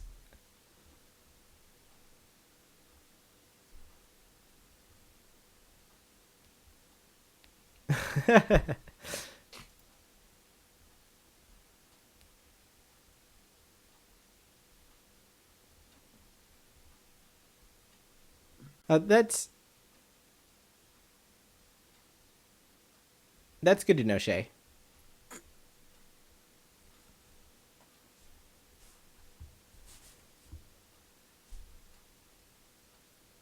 I wonder to what extent Ray was outsourcing his short-term memory as well. Like, he just looked at Keisuke's list. He probably decided how he thought Keisuke was going to sideboard.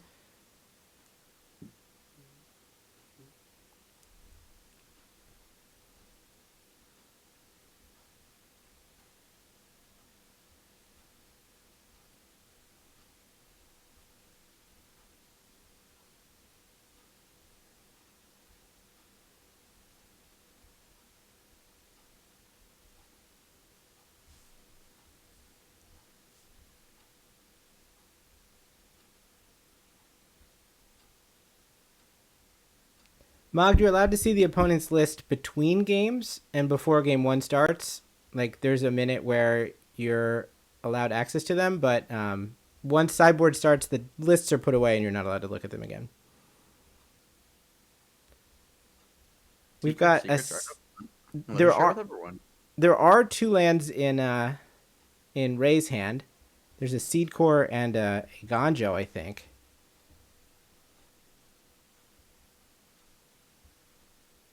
Delver flips. So Keisuke is going to put the pressure on as best he can.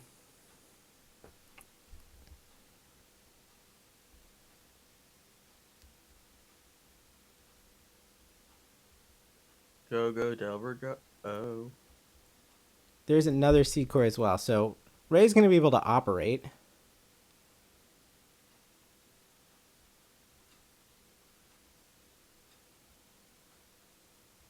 Looks like we've got a Carnivorous Canopy, a Charge of the Mites, a Slaughter Singer.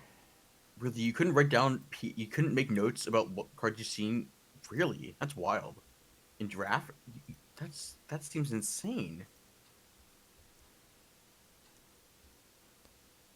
A Skrelv's Hive and 2 lands. So a number of 3-mana spells clogging Ray's hand at the moment. So the question is, are we going to try to jam the Skrelv's Hive into the 2 open mana, or are we going to play the Slaughter Singer? Those are the 2 options. Attack first seems to suggest Hive. Yeah, I think you have to do the jam. Like you make him have it. Wait, do we not have a non? We don't have. Do we even not have a white producing land? We do. There's an Aganjo. Okay. Oh, So the question was whether we wanted to go Aganjo, and Skrelv's Hive, or Seed Core and Slaughter Singer. We elect the Slaughter Singer, and it turns out whichever one had been chosen was not going to work because of Make Disappear. Rot Priest hits for 1. Now, we do need 10 Rot Priest hits, but we only need 7 Delver hits. Here comes Haughty Djinn as a 1/4. What we don't have is a source of green that can cast Tyvar Stand or Crushing Canopy at the moment, unless Ray happened to just rip one. But if not, that's quite unfortunate because Crushing Canopy would answer the 3-mana... Well, I guess it can kill any creature with flying, right? It would answer it and proliferate, but that's not something that Ray's allowed to cast. His lands don't produce it. Illegal spell. Flying is correct. Day 1 of this tournament was competitive, and day 2 is professional, Ariel.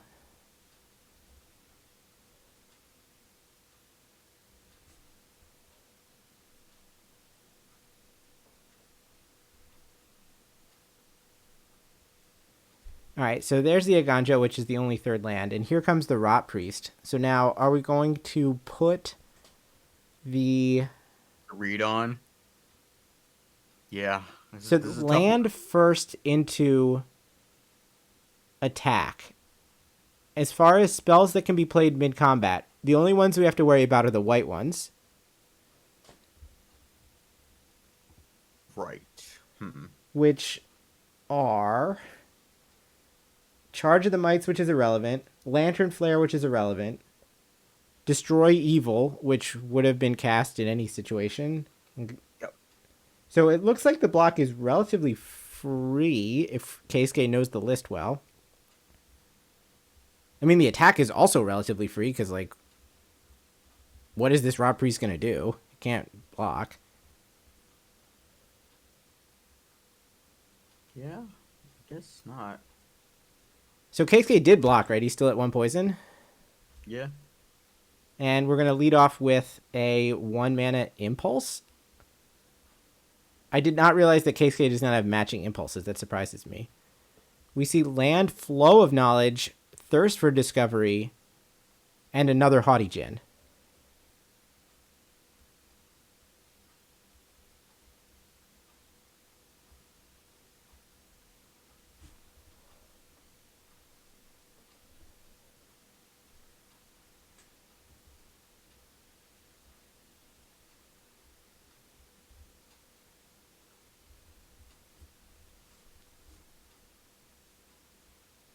I could not tell which one Keisuke took. Yeah, I didn't see it either.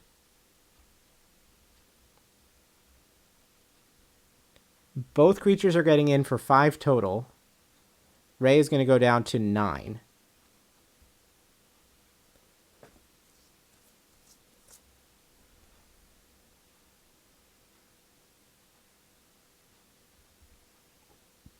And he took the second Haughty Djinn, and here it comes.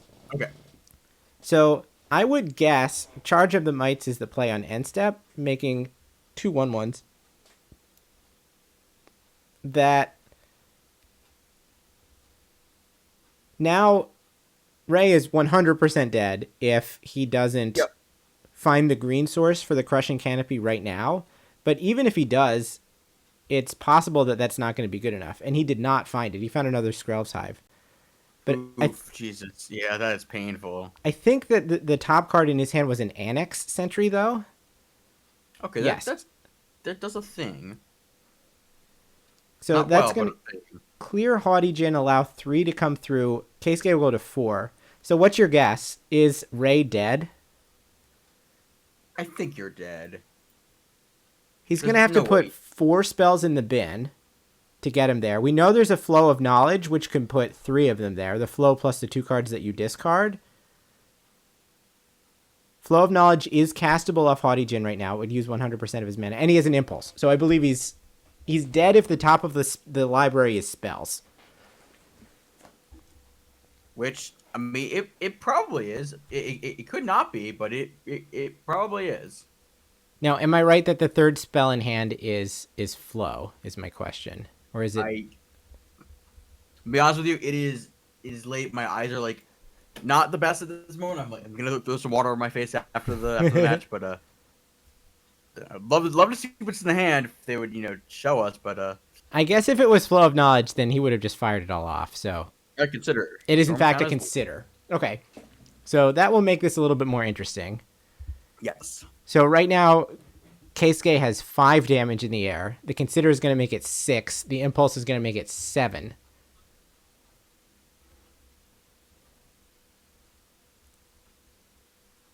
I guess if you're digging for does he have a thirst or no? He does not have a thirst. The 2 cards in his hand right now are Impulse Land. If you find a thirst, you're in incredible shape. If there's a spell on top of the library, I assume it would get binned. Because then Impulse just has to find a spell to win the game. Yeah. It was another Haughty Djinn. Oh. That's a tough one. Is it 4 poison? Seekers are online. There are 4 toxic creatures coming back the other way.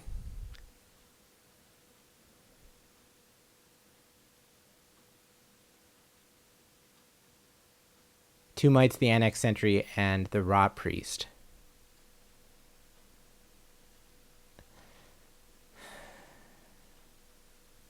We're going to play the Haughty Djinn, and we're just going to pass. So 100% you're dead next turn. Let's just try to make sure I'm not dead right now.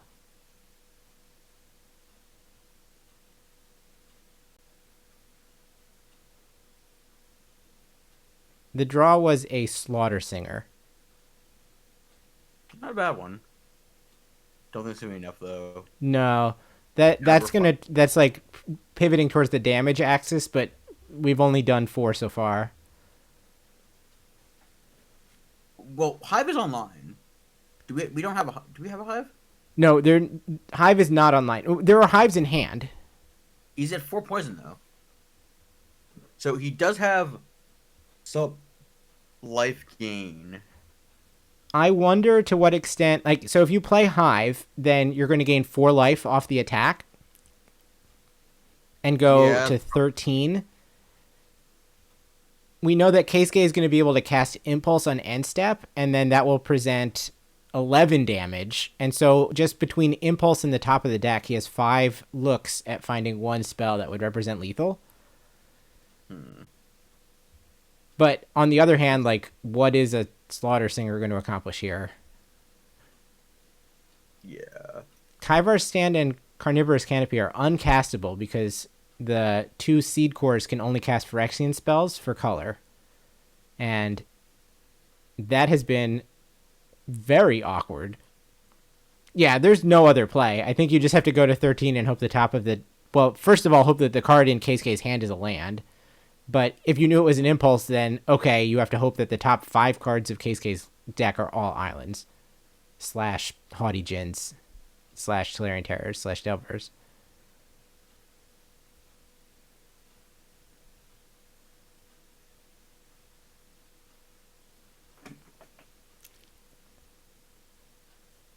Good point that actually Keisuke has good blocks on the Annex Sentry. Wild. And that would uncork another Haughty Djinn, which would just leave you dead on the spot. So I guess Ray has to decide, am I going to play around 1 spell, 2 spells? And he's electing to go for just 1 by attacking with the 2 mites. Because Keisuke has 9. Oh, we have Seed Core to gain an extra 2 life. Oh, okay. So let's dig. That takes Ray to 13, but again, it's just 2 spells to clear the rest of Ray's life total, and Impulse is one of them.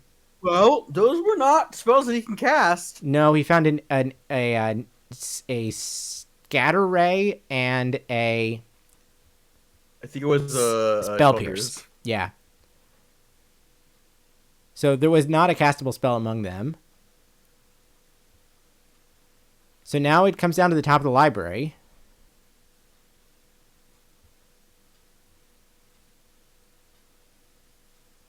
It was a consider. All right, nice. And that will get Keisuke over the line. Woo! Well, if they had elected to print Anticipate instead of Impulse in Dominaria United, then Keisuke would have lost that game. He probably would have lost some other games too, but he definitely would have lost that game.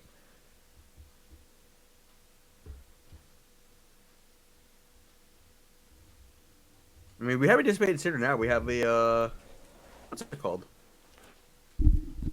Experimental Artery. Yeah. And it's like Anticipate, Proliferate or something? Proliferate Anticipate. So where would you rate Ray's draw there on a 0 to 100% scale?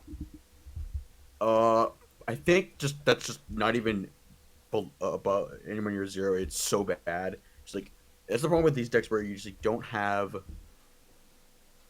the word I'm looking for? Agency is not it, but like you don't get to control your own fate. Yeah. Because your way your mana is configured. You just can't play a certain number of non-creature spells because your lands don't make color mana. Yeah. Yeah, that's right, Shay. Ray is wearing a Ray shirt.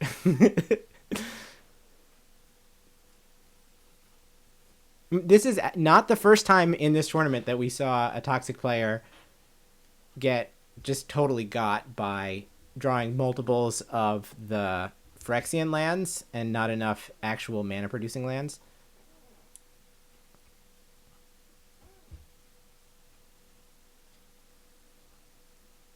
I am flabbergasted that March of Swirling Mist is not in Keisuke's box. Like, is not in Keisuke's deck.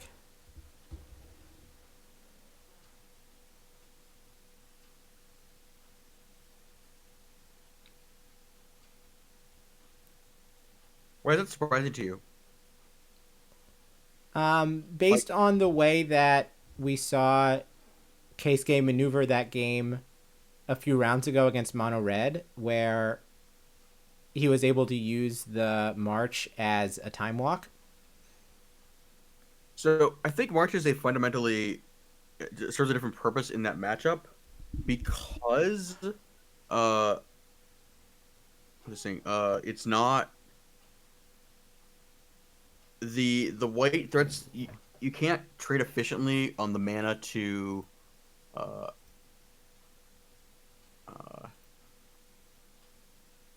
card ratio. Like you're sure. So if you're doing it on a bunch of Skrelv type tokens or whatever, like that's not. Yeah. You're not necessarily answering the material that. Yeah, and as Mog points out in chat, You also do not want to be holding the March of Swirling Mist when your opponent has a Rob Priest in play. Yeah.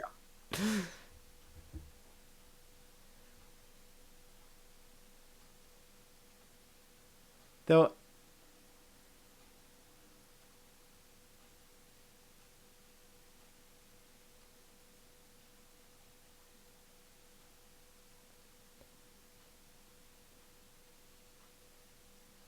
I think I would rate that previous hand as like, I don't know, a 10% draw for Ray's deck, maybe 15.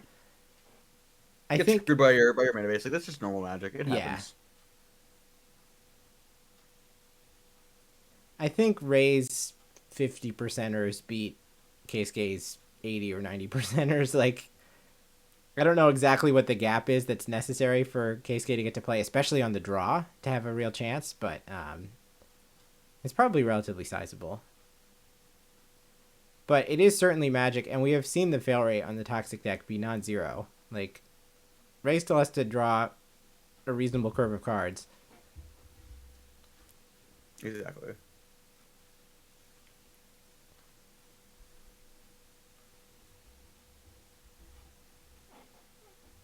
He would definitely... Keisuke would be much happier to see this sort of Slaughter Singer angle where you're trying to force through damage over the go wide strategy, which presents a lot of problems for him since he is not very good at many for oneing.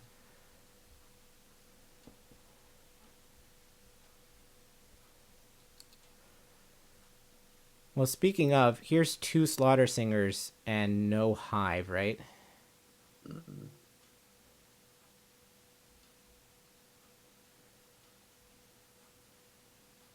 But now is there a reasonable hand on the other side? There are 3 islands.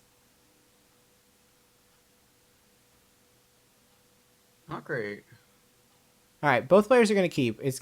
We're going to start off with a overgrown farmland, so we're not going to be able to sequence in the Crawling Chorus on 1 because we want to get a 2-drop out on turn 2. Island pass from Keisuke.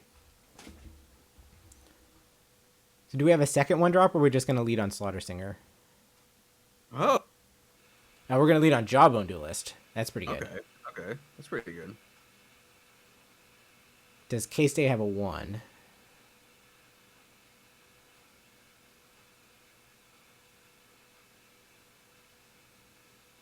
He does not.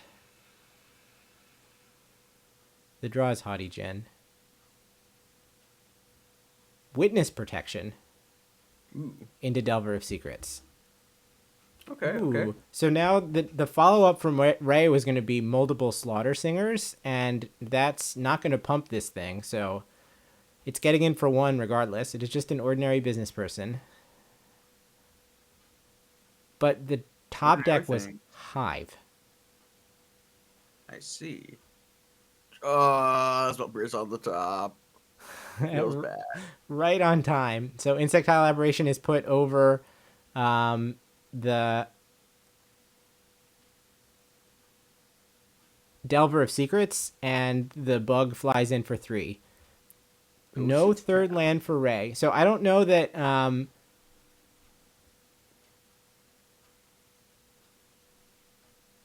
that Keisuke has a way to get that thing off the board.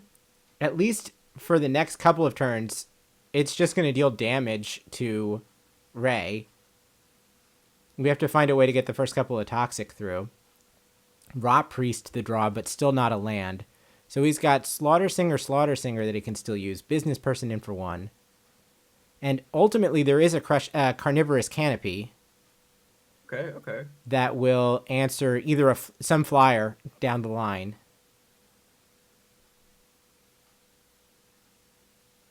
There is a second copy of Witness Protection in hand. There's a Flow of Knowledge, Haughty Djinn, Impulse, and I can't tell what the full art card is.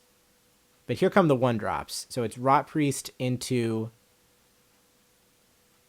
Crawling Chorus. I assume full art card is just like a farmland. But I'm not sure. Wow. We've got options. Delver, Essence Scatter, Make Disappear, and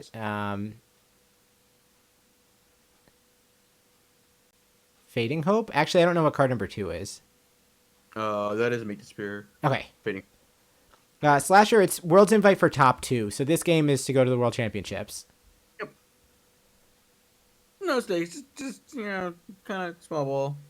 It may be a Pithing Needle. There is one in the sideboard, so that could be what it is. What do you even name? I don't know. Skrelv, I guess. Core? Seed Core makes some amount of sense as well. So I assume that the Rot Priest is going to become a business person here. Yes. Very legitimate. Very, very business. So that limits it to 2 toxic creatures, but that would be enough to corrupt. Does not make it legendary. It just has the same thing. Yep, it just happens to have the same name. Yeah, Needle naming Seed Core does seem pretty good. Like, that shuts off a lot of the ways that Ray has to, like, force bad blocks. Alright, here's the next damage. Ray to 12. 12 is, like, a good Delver number, isn't it? Yeah, it is. It very much is. That was not a land off the top either. Gosh. It was a Jawbone Duelist, I think. So it's like Duelist, Duelist, Singer, Tyvar Stand, and Carnivorous Canopy. So if you think that opponent has Make the Spear, do you bait with the Duelist here? Over playing Singers? Yeah. Maybe. It looks like he's not going to try to do any of that and just put his creatures in the red zone. Probably trying to see if he could get K-Skate to, like, Fading Hope or something to avoid becoming corrupted, maybe. It's not. But yeah, K-Skate doesn't care until we get up to 9. So here's the Jawbone Duelist. I think you counter this. I don't know. It's tough. All right, do we flip? So we don't use the mana. Oh, we do. Okay. And Spell Pierce off the top. So now it's Flow of Knowledge. I think Flow of Knowledge and Spell Pierce. And then is the needle? Yeah, okay. And it is the Pithing Needle. I mean, we can't really race as it stands, given that most of what's going on the other side has lifelink, right? Yes. God, this is brutal.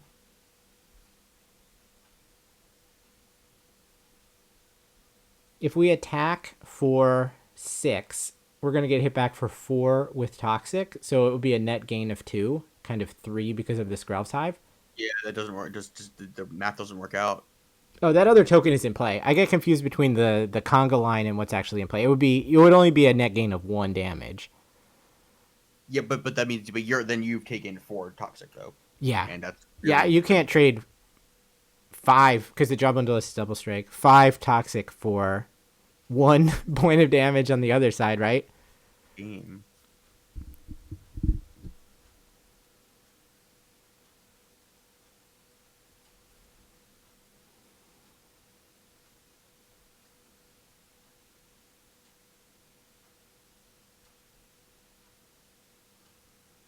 All right, well, our hand can only produce a Pithing Needle, so that's what we're going to do.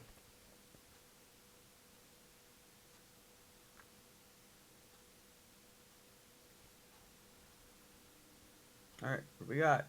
Oh, is it 2 duelists? No, it's just 1 duelist and then a chorus. Yeah, it's Chorus, Might, Duelist, and 2 business people who are now getting untapped. There's a 3rd land. And it's a farmland. It is a farmland, though we know that most of the spells that can get cast for 3 are getting pierces.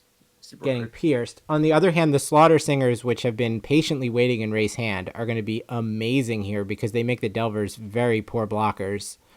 And he doesn't have the counterspell for it. Yeah, that can't be spell pierced. I think maybe Toxic our way to Worlds.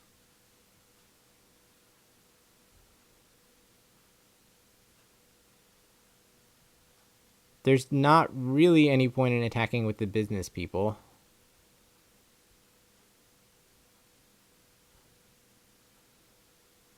So this is going to be a hit for 2, 4, 6, 8, 10, and 5 poison.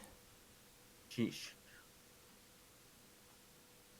I don't know what gets you out of this, but I don't think trading Delvers for might tokens is the way. Yeah, I don't think so either.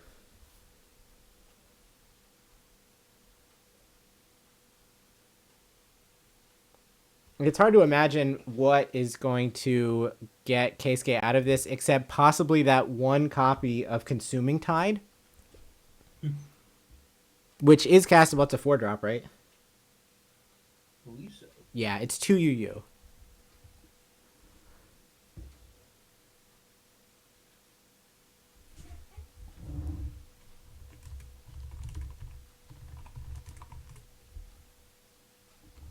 Each player chooses a non-land permanent they control. Everything else goes to owner's hand.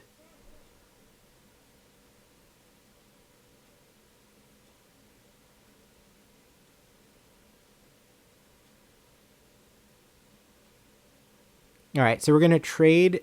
Well, we're just going to get eaten by the Jawbone Duelist. Oh, that's brutal. And we're going to trade for the one of the Hive tokens. Take 2 Toxic.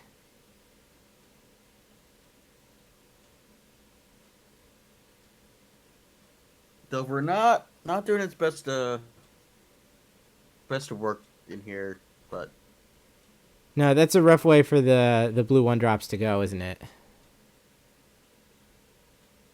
Oh, I think right now they're trying to count up how much lifelink there was. Because the Jawbone Duelist dealt first strike damage, but not second strike damage, right? Because it killed the Delver straight out. So we're trying to guess what Ray's life total is, and they appear to have settled on 19. a fairly reasonable life total. So ultimately 2 poison came through, taking Keisuke to 5. And I think anything short of Consuming Tide is going to be small ball here. He drew an island, so at least he can go out drawing 5 cards. Yeah, it is his prerogative. But there is more than 5 poison on board, and Keisuke has 5 poison already, so I guess we're never gonna. He drew the Secor hilariously. Find out what the Pithing Needle was naming. Here comes the second Slaughter Singer. Now, is this actually a poison kill, or are we gonna get damaged? Is it a double kill? It's gonna be 3, 6, 9, 12. Oh yeah, it's both. Flow of Knowledge, and that's all that she wrote. Andrew and Nee looking like some real prognosticators out here. Their horse is in the finals. Yep. I do not believe that the other matchup is done. So we will probably get a little bit more semifinal magic yet to come. Double kill was not on the prop sheet. Only poison kill was on the prop sheet.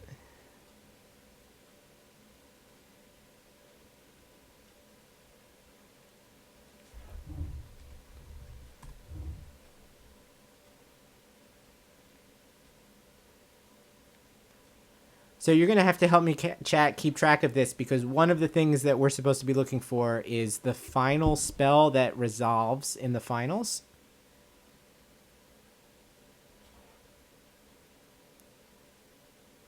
And it probably won't be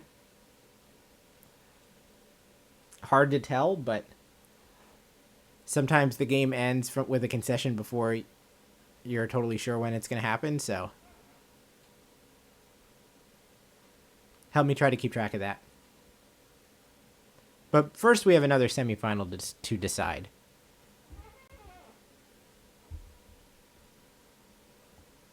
So we've got, it's Grixis versus, no.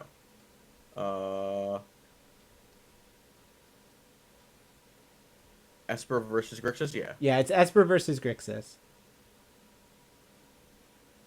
Should be an interesting matchup. So, Nee, if you want to know who you're supposed to root for in this Esper versus Grixis matchup, and all you care about are the props, then Kenji, the Esper player, was also 6-1 at the end of day 1. On the other hand, Takeshi was 7-0. So we could get 6-1 versus 6-1 for the title. It looks like the Grixis player has taken game 1. And the first play from the Esper player is an on-the-play wedding announcement. And it makes a Hero of Precinct 1 human tokens. Your favorite. Ugh. A naked corpse appraiser is the answer to that.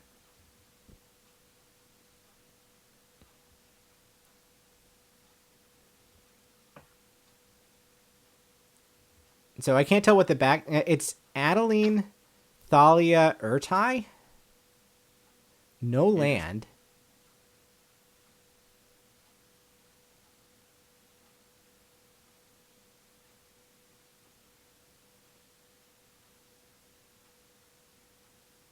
And here come the goons.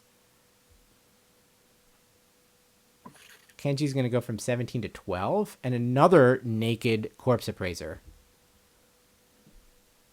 Look, you just gotta run them out.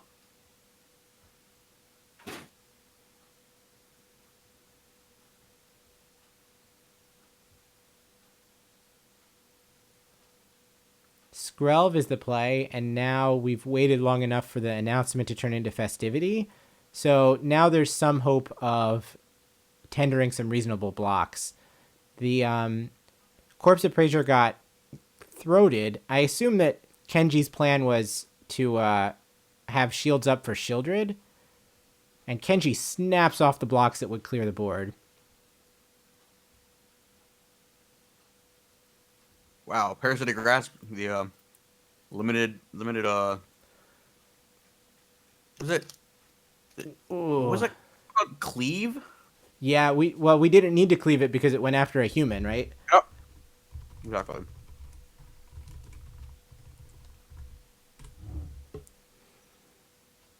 But to save at least some material on board, Go for the Throat clears what turned into a terrible double block. Yep. So now Skrelv and Human hit for 4 and 1 poison. Remember, Wedding Festivity is online. It shouldn't have any counters on it, but whatever. Takeshi cycles Sulphurous Springs. We know at least one card in Kenji's hand. Oh, Cut Down. That actually cleared a 4, right? Get in some cut downs for the road, because Skrelv is a 2/2 at the moment. And now here's Thalia. Yes. Oh, yeah, I can do that.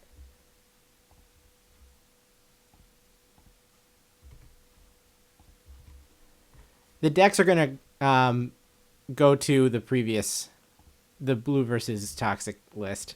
I haven't updated it. I should have. Adeline hits the board, and in come a bunch of attackers. Yeah, might be going to game 3 real fast here. Yeah. So we've got attackers against something that doesn't block. Yeah. Brother, double invoke in hand. Invoke Harvester, so we can't even double spell. It's a Thalia play, right? Yeah. So you can't even draw it into a Brother's End. Yeah. All right, I believe you, but I'm going to verify. You're correct. It does keep its counters. Okay, I was wrong. Yeah, it just stays in play.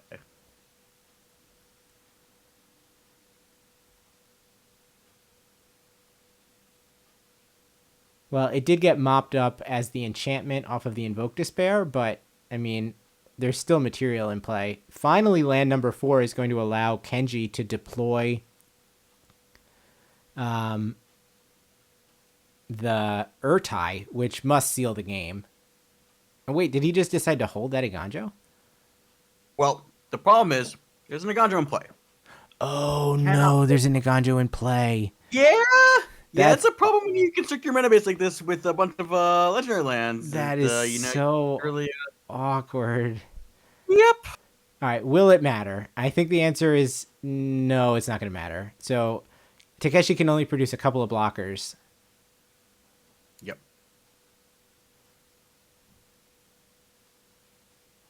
And now Plaza of Heroes finally is the fourth land that we were waiting for. So imagine that we Urtai clear a blocker. We would be able to attack. I mean, I guess clearing the Blood Tithe Harvester doesn't actually go down a blocker. If we clear the Goblin Shaman, it's still the case that the Bankbuster trades for Adeline and only 5 damage gets through. 5 is notably less than 6. That is very true. We could just attack with everything and plan to use the Plaza of Heroes. Going down another land is always a choice. I see. Kenji might be letting the Bankbuster get crude and then Urtying away the Bankbuster. Interesting. That's pretty strong. So that gets the 4/4 out of the way. Now there are no relevant blocks on the Adeline. But we still have to block Adeline because it is 6 power by itself.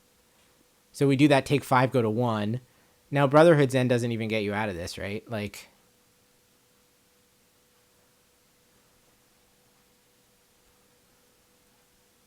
there's going to have to be... Well, Adeline is an X4, isn't it? Yes. So Brotherhood's End is not going to be able to clear Adeline. I guess you would be able to use the Blood Tithe Harvester before it goes away. So, yeah. In that sense, like, what else is Blood Tithe Harvester going to do? So it would work. On the other hand, Thalia is in play, which makes it pretty challenging since Takeshi doesn't have... All right, we're going to draw 2 fresh ones. We're going to find an Abrade and Go for the Throat. Those are not bad. Those are not bad, but they are 1-for-1s, and all of the pithy tokens are going to get the job done. Yeah. Against Takeshi's 1 point of life.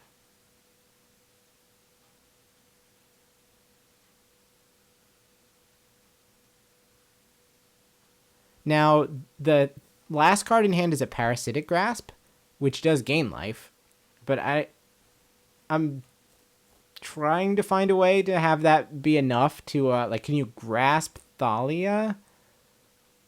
Go to 4. Throat Adeline. Abrade Urtai. Block a token. Take 2. Like, I guess we're not dead. Yeah, we're just going to do this right now so that that Kenji can't untap and use the Plaza of Heroes, which makes perfect sense. Yeah. So there you go. All of the material spent. We know there's a backup Iganjo in Kenji's hand that he wasn't able to deploy. So maybe this is the time to blast the the Blood Tithe Harvester out of the way to come through. And now we need to have more than just the reflection of Kiki-Jiki to block here, because that's not going to be enough. Between the top card of the library and the blood token... All right, that was a land.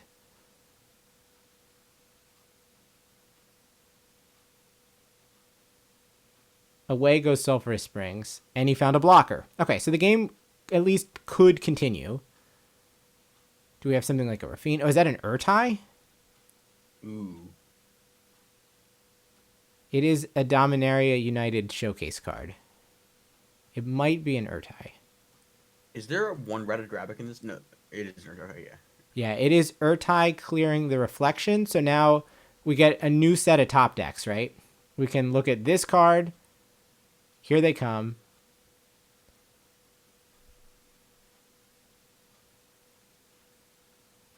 That card didn't get us out of it. It was a Haunted Ridge. We can look at the next card. And it's also a blank. So Adeline does just enough. And we're going to go to game 3. Alrighty, maximum magic. All right, so in that case, I will actually get the lists together.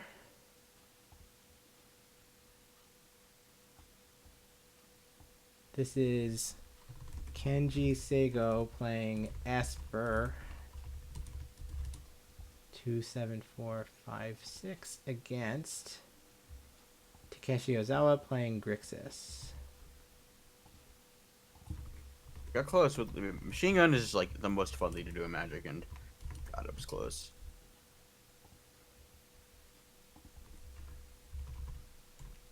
Okay, there's the decks.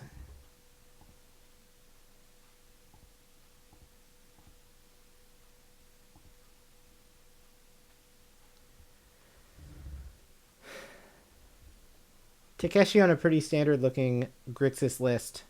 3 Razorlash Transmigration in the sideboard for probably these kind of grindy mirrors, especially the Grixis mirror, but I wonder to what, I mean, we saw There's no graveyard interaction in there's just the 2 hearses, right, in the Esper sideboard? That's correct. Are there Denix? I assume there have to be Denix, right? Yeah, there are 4 Denix main. Okay, yeah, okay. So it's slightly worse, but it's still a thing that could be played.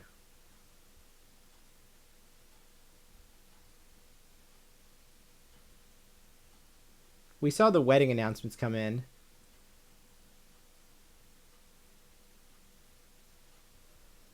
Those were in the board originally from the Esper side.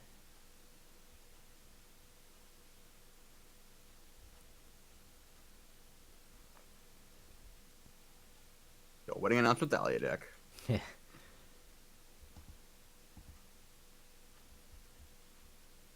No, Transmogrids notably cannot block. That is true.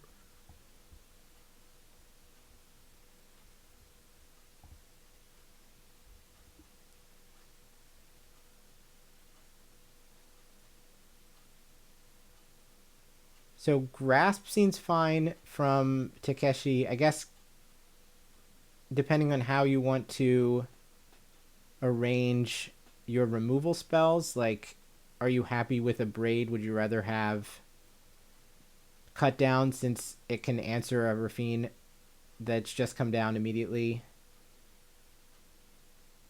for less mana? Interesting.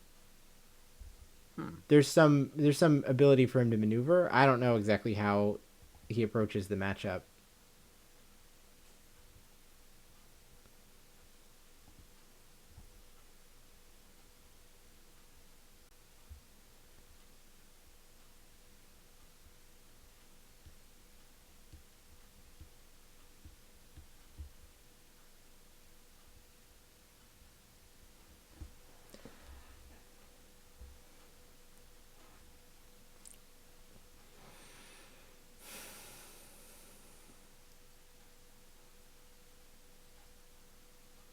All right, good luck is offered, and we are playing for the world spot.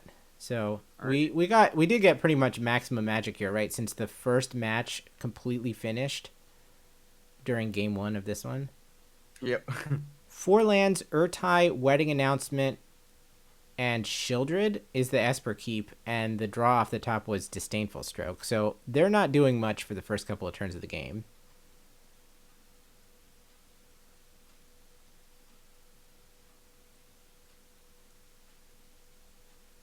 My feet's cutting out.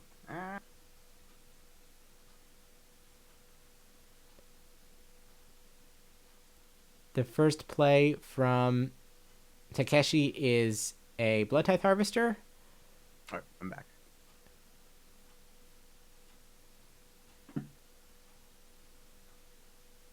And Kenji can't do anything. I think we've got another turn before something happens. He has drawn a second Disdainful Stroke, I believe.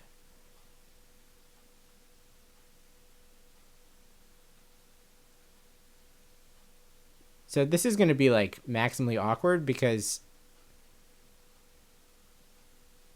Bank Buster. It doesn't seem like, I mean, Kenji might just feel like I need to get material on the board. I need to play, yeah, this Wedding Announcement. And now here's the turn where Takeshi is going to have 4 mana and the 2 Disdainful Strokes are stranded.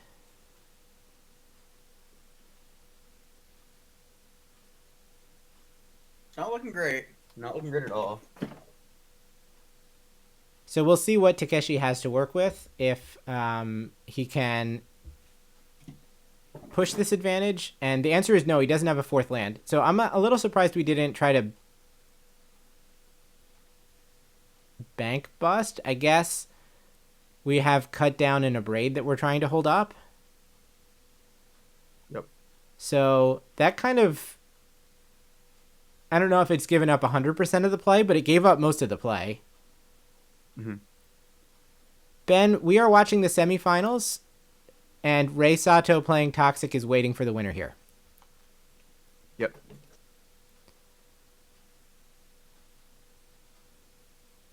All right, the play is Shieldred, which will get around both the cutdown and the Abrade. I don't know if there's something else that's hiding out in Takeshi's hand that can answer this.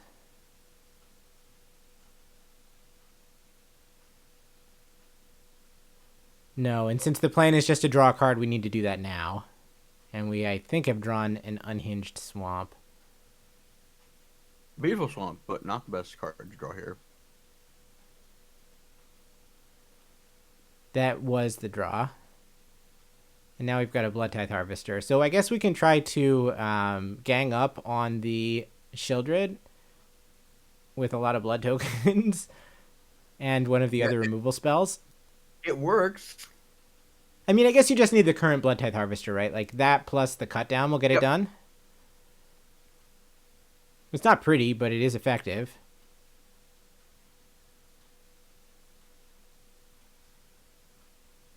It's going to be the Harvester plus the Abrade and not the Harvester plus the cut down.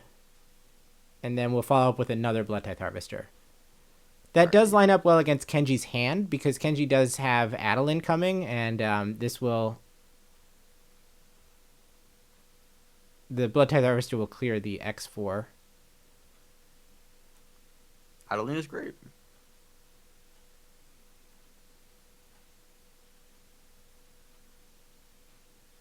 There... she is? Question mark?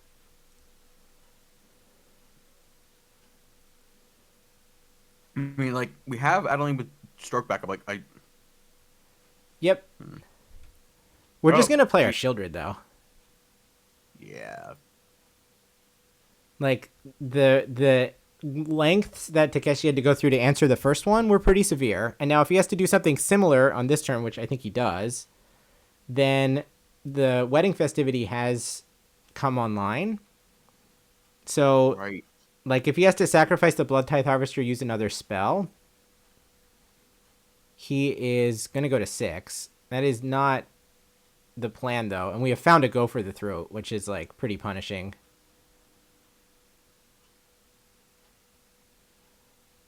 Backbreaking almost. Does he need the land? I don't think so. He drew a Sulphurous Springs, didn't he? He drew a basic swamp. Or no, he played the swamp. I don't...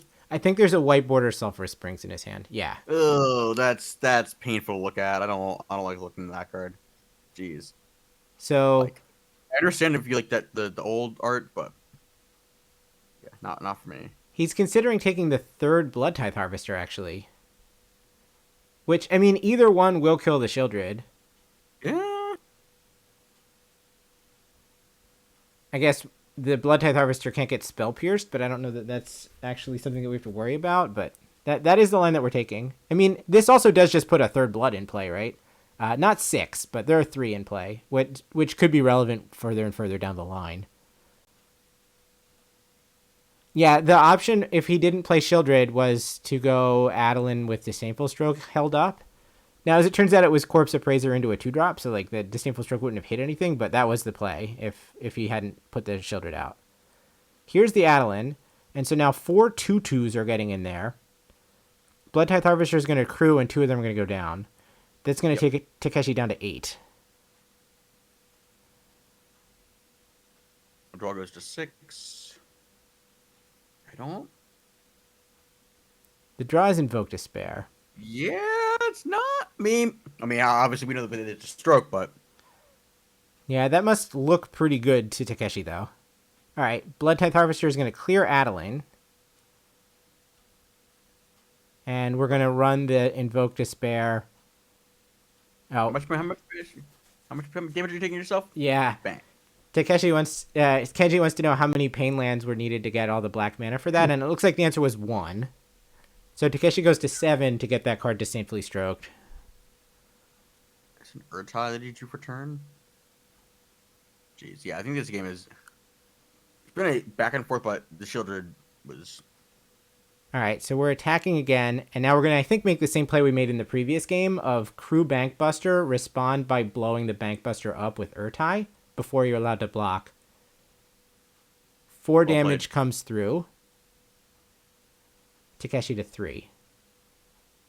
The draw is Fable. So we have cut down, Shieldred, Fable. Shieldred snapped Disdainful Stroke. That was as quick as you could do it. Yep. So now we're going to have to cut down both of the human tokens and then block the Urtai.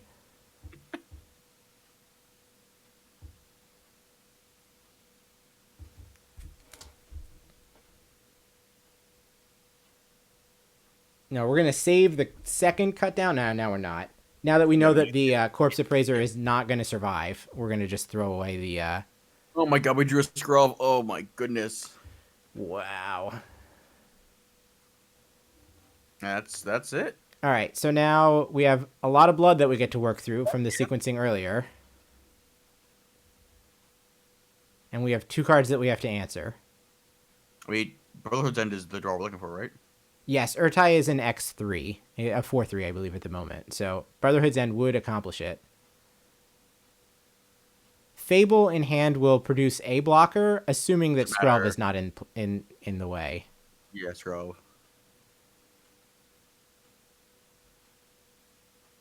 You're trying to figure what lands to keep up here. He has a Blackblade Flips and brings as red sources, I guess. Yeah, now, that's another question. Like, what pain lands are we leaving back, etc.? Because we only have 3 life.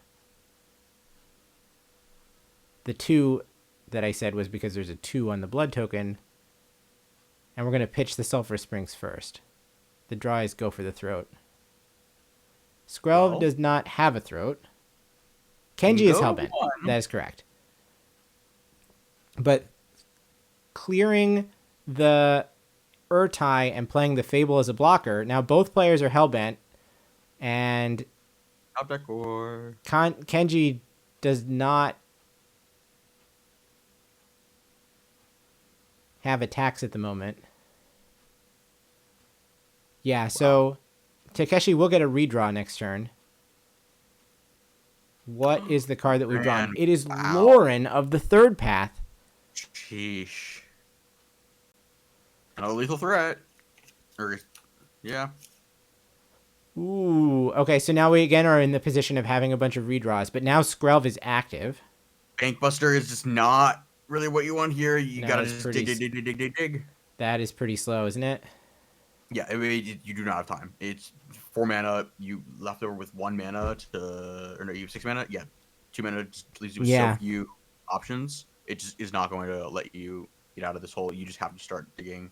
I think Takeshi's looking like, what is even in my deck at this point? We've used multiple cutdowns. We've used multiple go for the throats. Pull the list. Like we have 2 throats gone. There's a total of 3. You can find another grass. I don't. All right, Bankbuster gone, and we've drawn into a Sulphurous Spring. So now that one absolutely needs to cycle. Yep. And Takeshi is now wondering, what can I draw, and what mana do I have to leave open for it? Hey, Manny, good to see you. Yeah. How late is it where you are? Wait, I hope you're not like well past midnight, the way we are. Do we not have a red source? I don't know what that back land is. It might be a Blackleaf Cliffs. It's Cliffs, but I don't know what the other land was. All right, Skrelv says Lauren can't be blocked by red creatures, and it's a make disappear. All so right. Kenji takes it down. Woo! So we're going to get Kenji against Rei Sato for the title. Yep. I will get the decks set up one last time, and then I'm going to refill my water, and we will see what happens. Kenji is on the draw, though. That is correct. Rei was the 2 seed, and Kenji was the 4. Yep.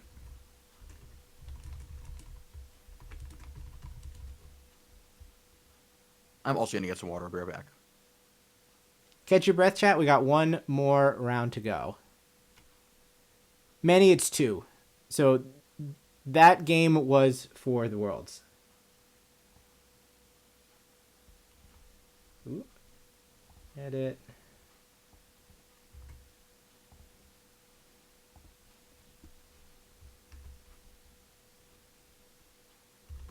All right, exclamation point Dex now works.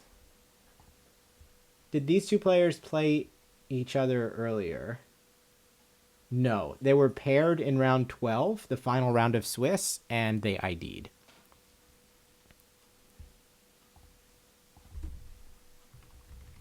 Okay, so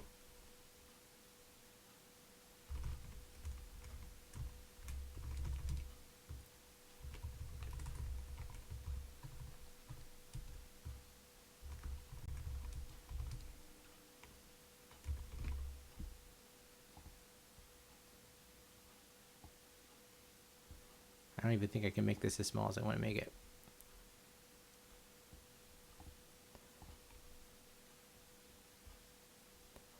All right, chat, I'm going to put up the Japanese audio for 1 minute. I will be right back with a fresh tank of water, and we'll watch the final match of the RC.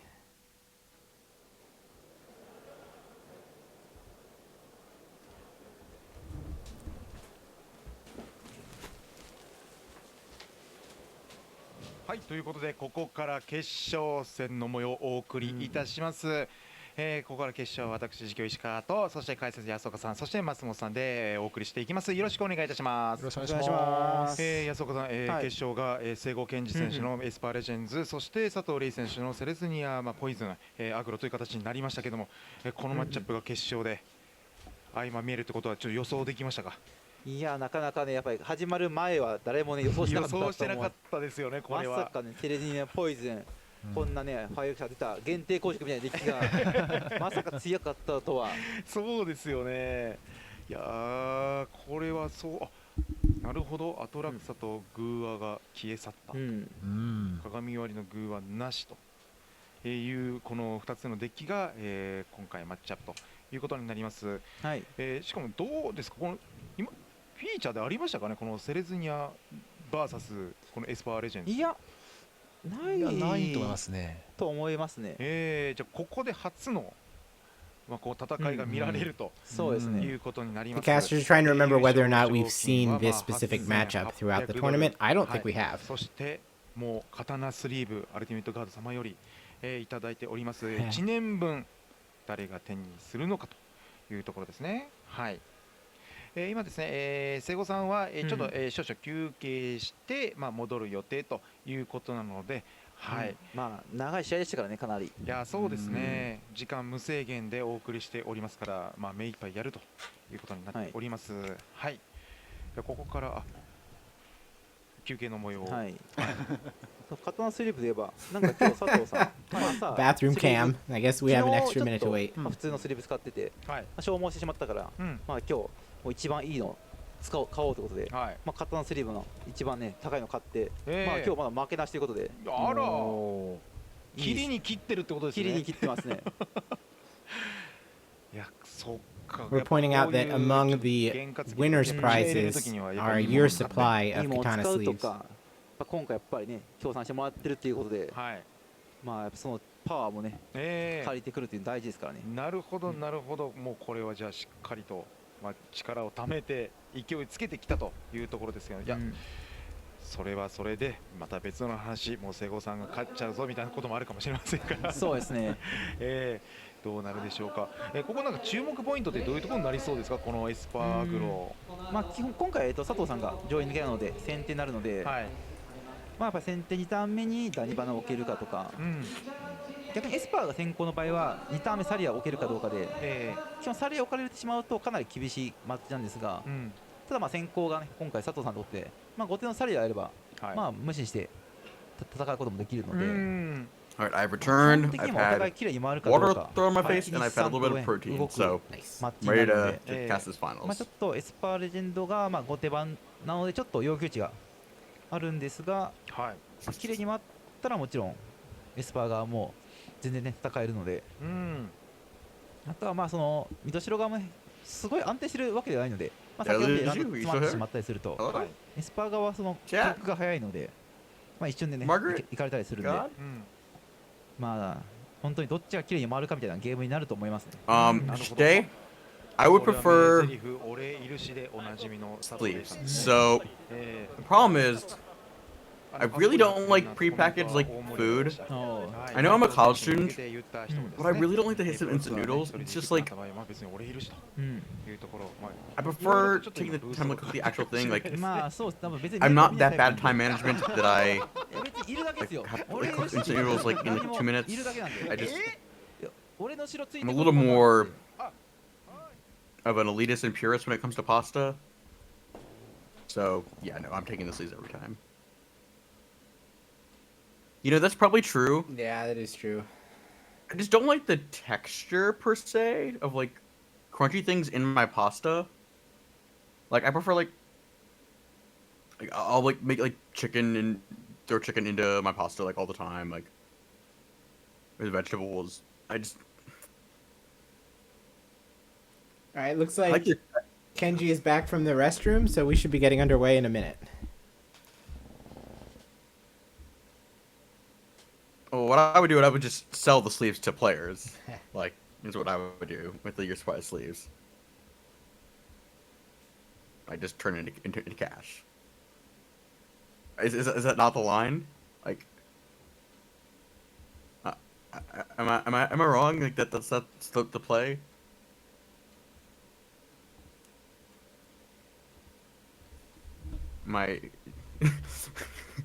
Anyways, so looking at the non-purchase list, the Esper list, so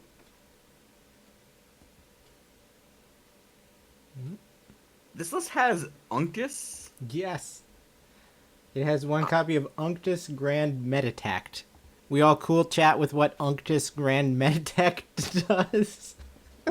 Did you know that it gives artifact creatures +1/+1 and other blue creatures into looters?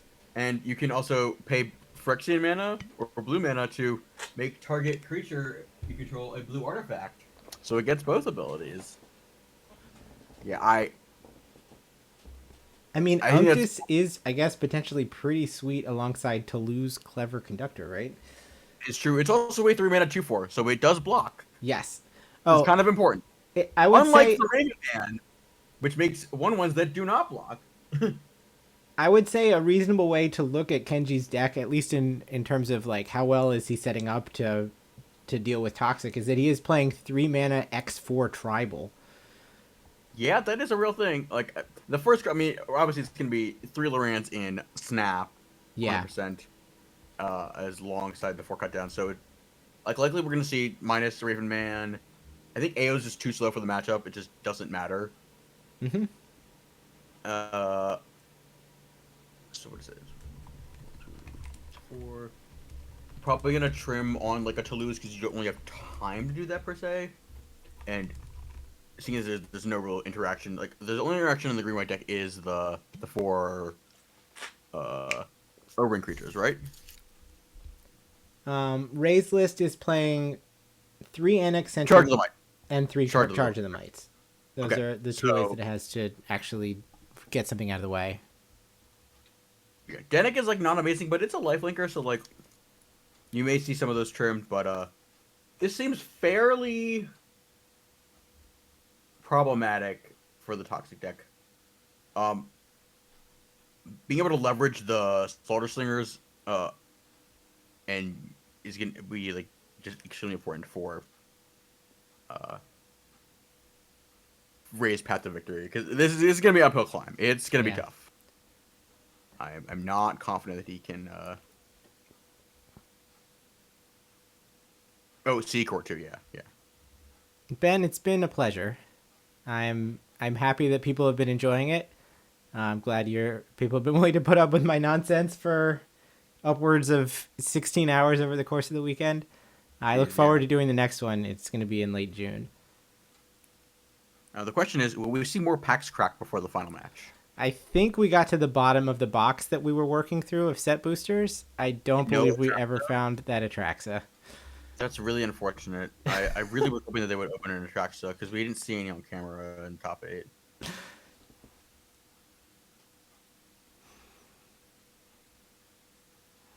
All right, we are probably waiting for the players to shuffle up, look at deck lists, resolve mulligans, and we'll probably start up with action very soon.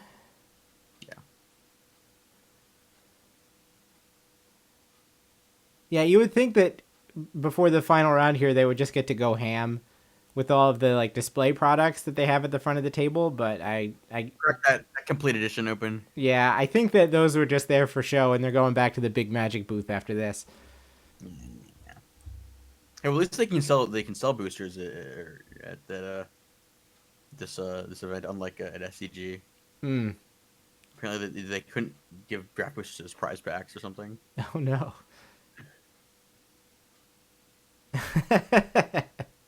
Okay. Are you looking forward to the draft boosters that have more than one rare in future sets for March of the Machines? All right, we've got the handshake. Well, the handshake picture. And yeah, I'm not. Yes, in the manufacturer's release notes, it's been they're putting more rares in draft packs.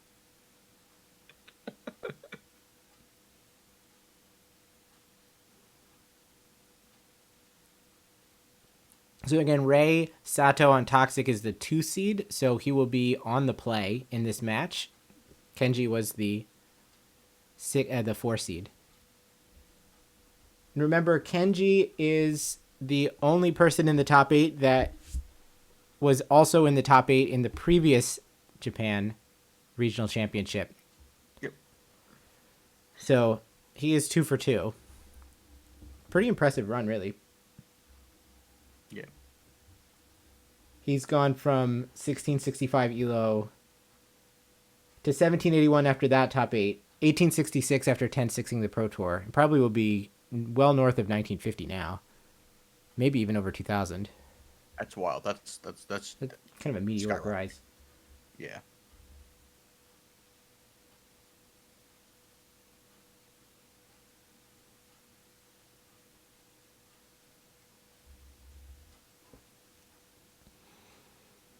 See the headphones of ear punishing or ear yes. ear pain.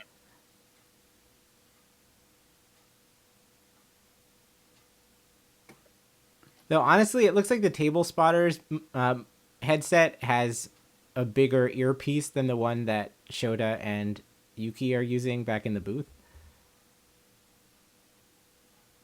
Shota complained earlier on Twitter that it was very uncomfortable.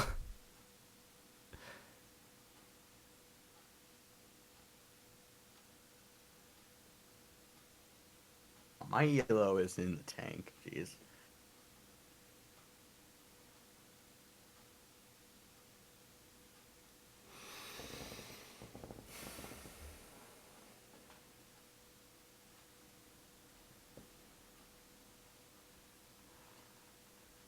We're seeing a mulligan here.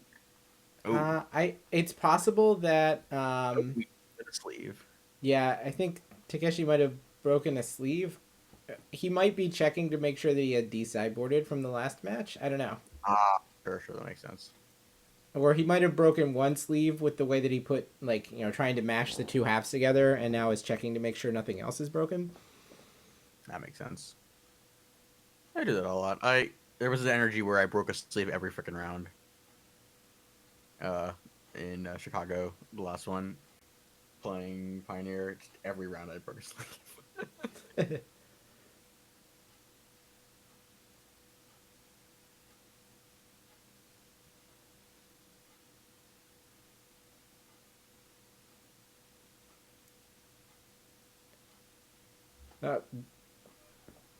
Looks like Unctus. Yep, it looks like Shota and Yuki are making sure their viewers are aware of what the hell Unctus does.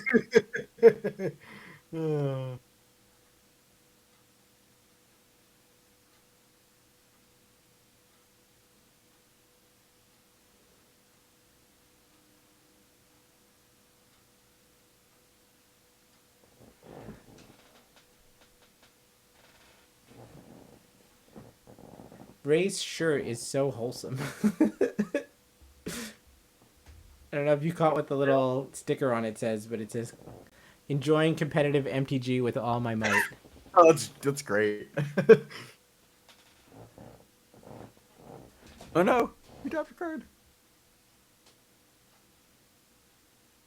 So both players have already queued for Worlds, and what is on the line here is some amount of money. Who knows if they've decided to split or not, but at least as far as the prize schedule is concerned, it's 3,600 for second place and 8,800 for the winner. So it's more than 2x better to win. I think you negotiate a split of some sort. Like you're both gonna have to fly to wherever, to Minneapolis, and also fly to wherever Worlds is. Like, I think you're still like financially you're split, but I don't know. Ray, one of them could be a no splitsies kind of player. Who knows? And also on the line is 60 packs of Katana sleeves. I wonder if there's any thought of splitting the. Let's walk away with 30. All right, we're gonna play for the money, but sleeve split. You in? Yes, sleeves.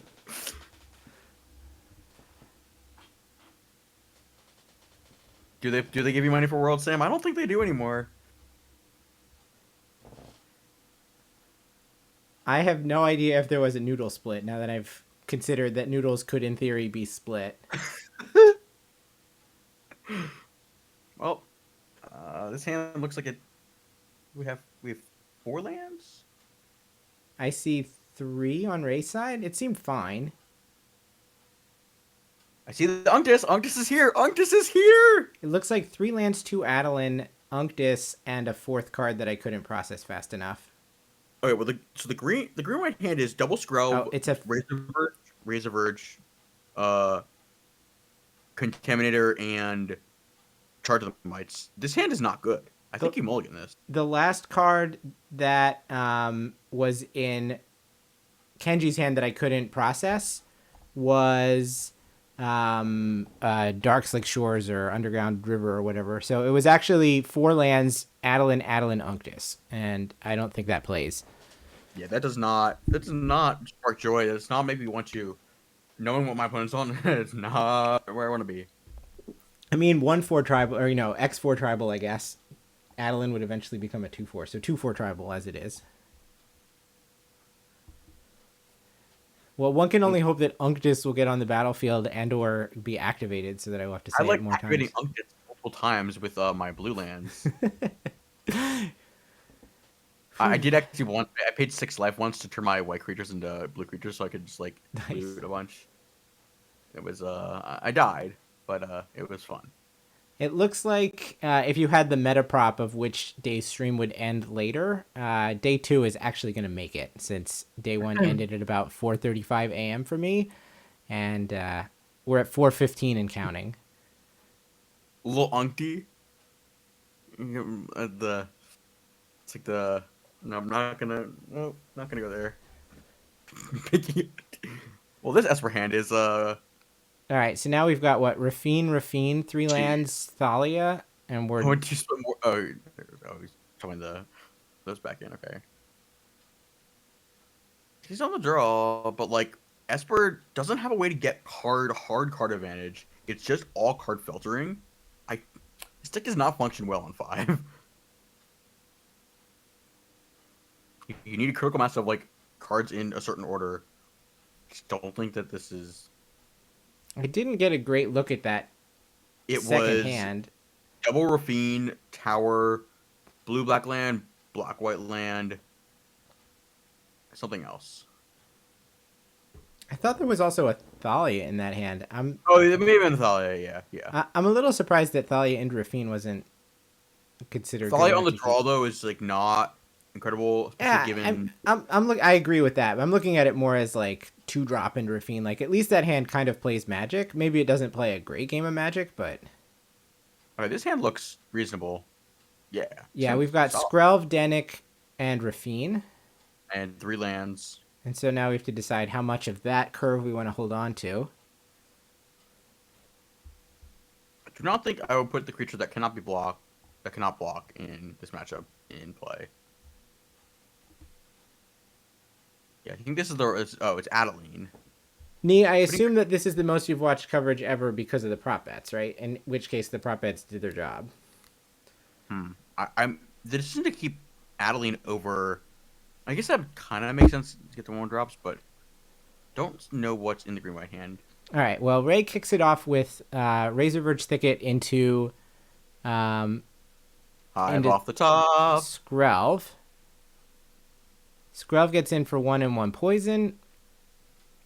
And here we go. Mirex and Skrelv's Hive.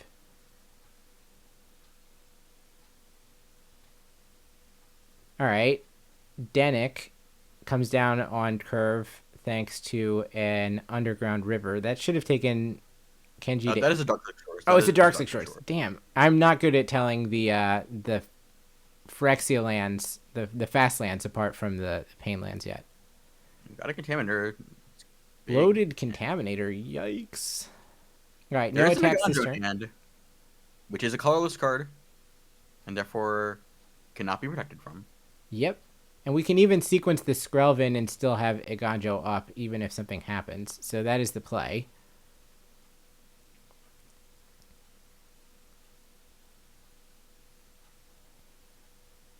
All right, take one from Skitter Blossom. Ray draws. Charge in hand is pretty nice. Ooh, my God, this hand is delightful. Yeah, so we have Slaughter Singer and Charge as ways to potentially force some things through this turn. And Sentry. And there's also an Annex Sentry there.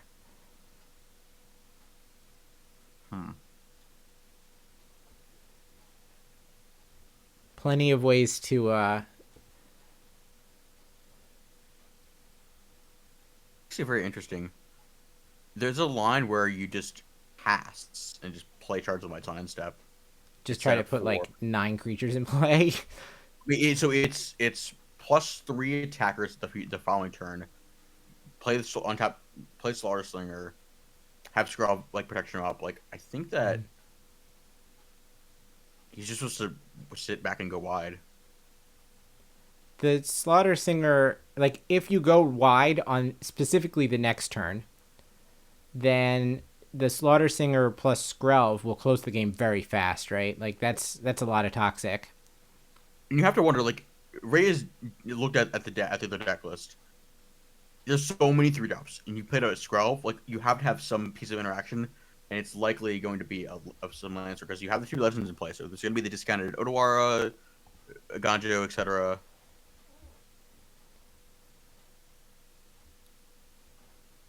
And this is an interesting puzzle from Ray's perspective because he does kind of have it all.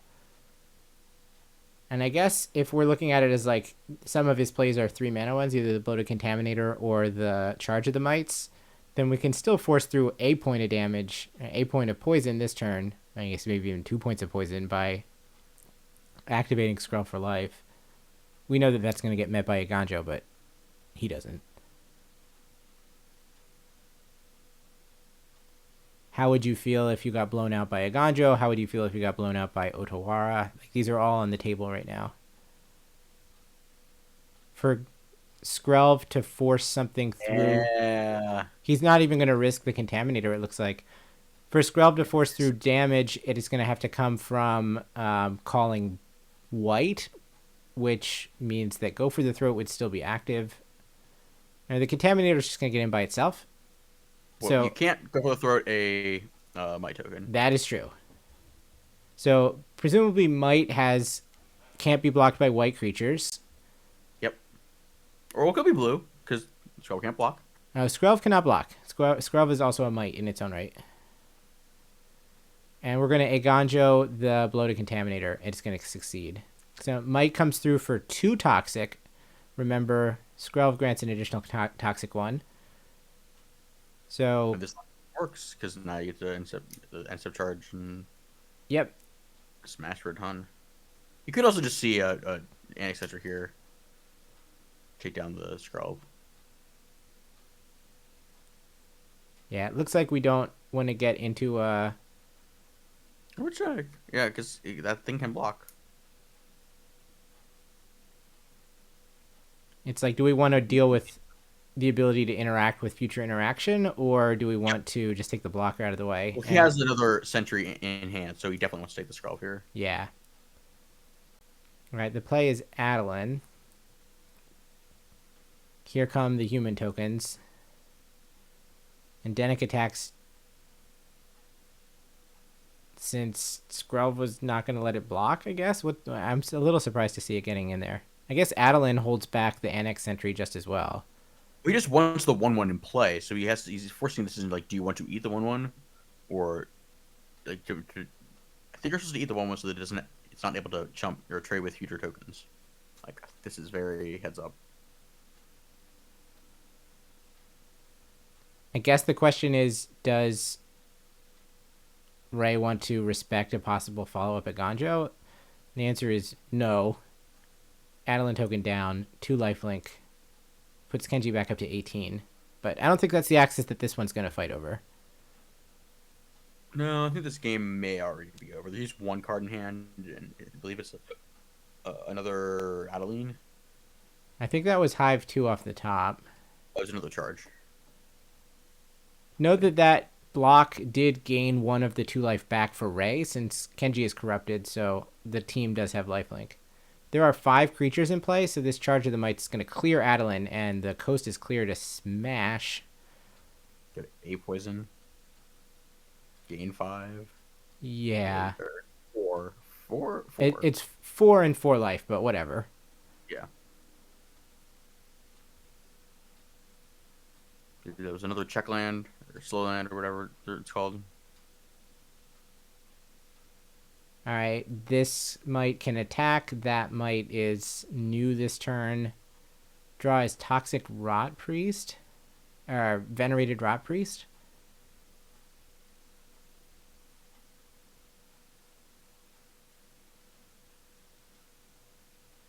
I mean, this looks pretty good for the Toxic player. I don't know what else to say. I don't think that Kenji is beating the board as it stands. Ray trying to figure out if... I mean, he can't cast Settle the Wreckage with the mana that he has available. Slaughter Singer is coming down.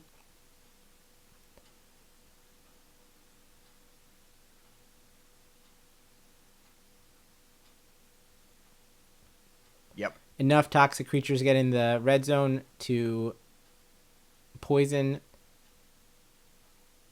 Kenji to death, and Kenji gets poisoned to death.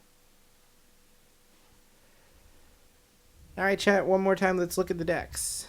What will change? So...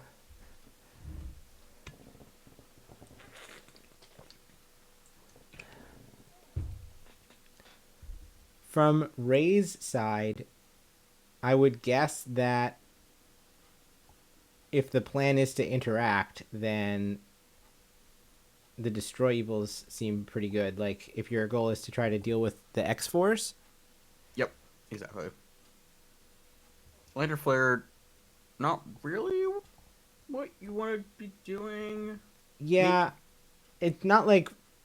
I mean, either Ray poisons Kenji out, and the game ends on, like, turn 5. Or I don't think that it's likely going to get into a position where, like, the life really matters. Charge of the Mights just seems like an equally valid Lantern Flare at this point. Yep. I guess the Tyvar stand are not super impactful here, given that... They do get around the channel cards. Yes. Or they do, yeah. Right, that is true.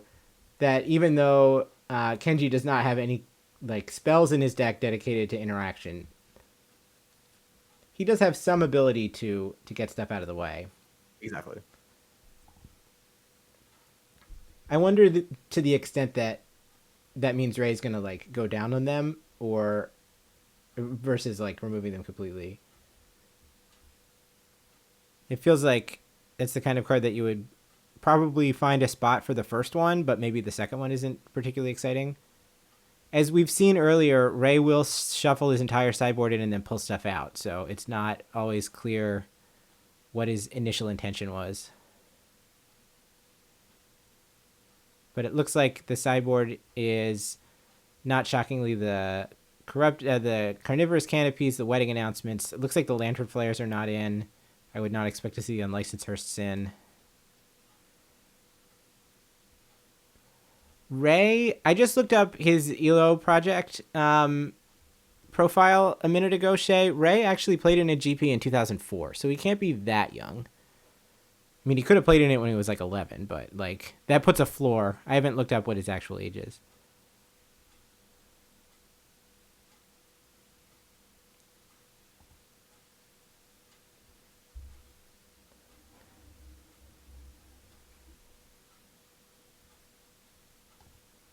And Kenji has a history going back to 2012. He has 3 PT appearances. He was in Mythic Championship 2, as well as Pro Tour Phyrexia. It just hit me. I made it to 4:26 p.m. a.m. or whatever. I just got tired. Yeah, I definitely, there was a point where I lost it, where I was just like, what is happening? Mad respect for Dom Harvey, who was in the booth with me earlier today after... How did he do it? After being on the SCG broadcast for hours and hours and hours. Yeah. Insane.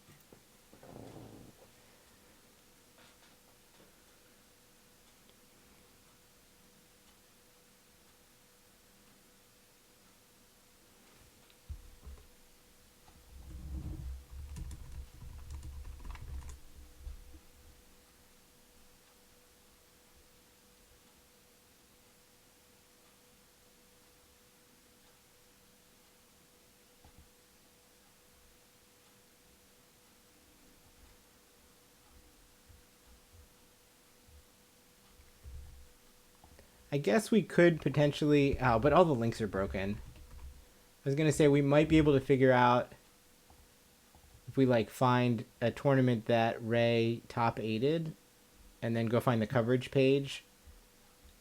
Maybe it listed his age in the like little bio of him, but given that all the links are broken and I haven't fixed it yet, that's going to be pretty challenging. So I'm going to decline to actually do that. We're deleting all the links and everything. That's going to be a task. God, yeah. At some point I'm going to do it, but I have not tried to go digging into the Wayback Machine to try to fix all the coverage links. In fact, it is just the one wedding announcement that is in English on Ray's list. These are printouts from Melee, I believe, so I mean, yeah. I don't think it's the fault of the TO or of Ray.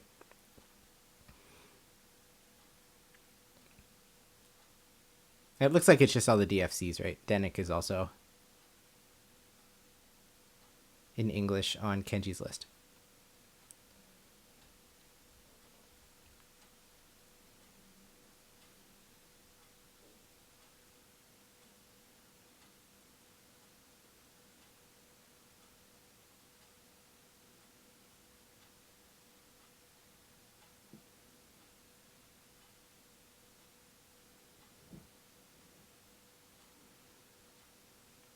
All right, Ray's turn to count to 60, and then we'll get started.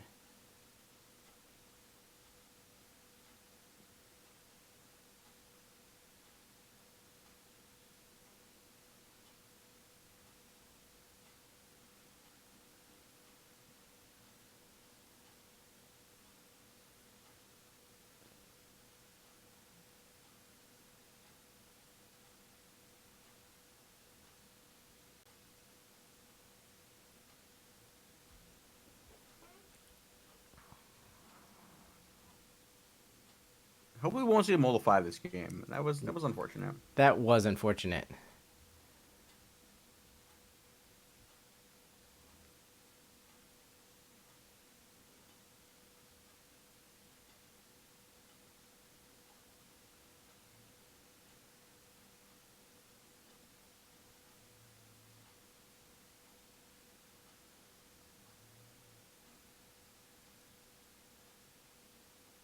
Though at least it was in a game where Kenji was on the draw.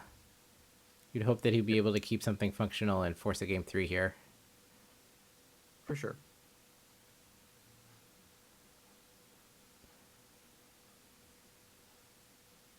Now, with that said, it looks like 5 lands and 2 Denix, which is not going to get it done. Ship it. On the other side, I see 2 Rot Priests, a Bloated Contaminator, a Ganjo, I think. 3 lands, and there was a white spell. Yeah. Which might have been Destroy Evil. I still didn't see it. Damn it, Ray. You had the white card that I was looking for at the very back, and I didn't find it before you put your hand down.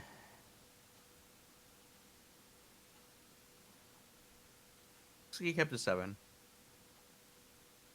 Now, Ray's hand is playable for sure. 5 lands, 2 Denix was unfortunately not playable.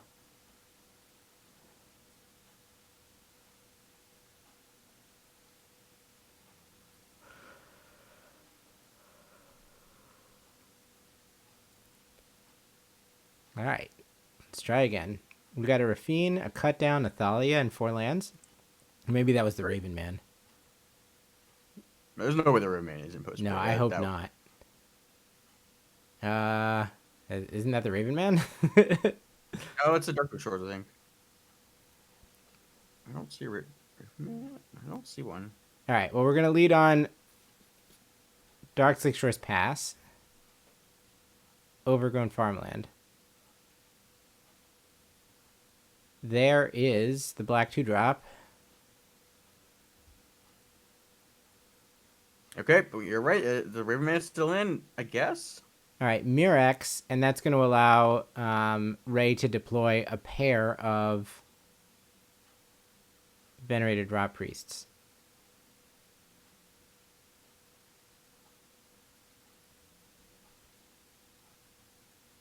So it's just going to be Rafine go. Oh no, we're actually going to offer the trade. So draw, discard Urtai to Raven Man. It connives 1. Does Ray take the double block?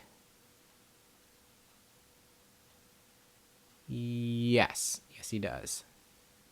I mean, that also denies a bird, right? Yeah, of course. And you can't let Kenji establish a whole bunch of crappy creatures when Rafine is in play. Like, Rafine will connive a lot really quickly.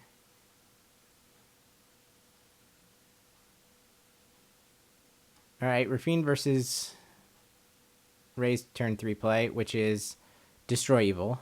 That was the white card that was in Ray's hand. So that enables the Rot Priest to get through for the first poison counter. We're going to cut down the Rot Priest. And no other play. That does not seem good for Kenji. That was a spell that is kind of like, oh, that wasn't... Rot Priest number 3.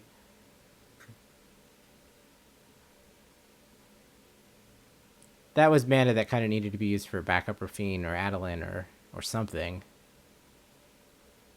Yeah. And with Murex producing green mana, just this turn, Ray is able to get a Bloated Contaminator down. Speaking of things that will get the game over with relatively quickly, it looks like what Kenji has in hand is a Ganjo, Ow, the Dawn Sky. Wild.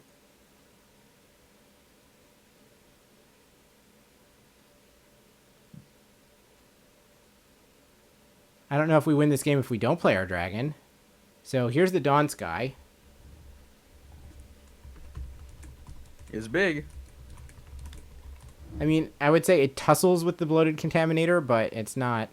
It only trades with it. Yep. Is it the fourth Rot Priest that you did return? I believe it was.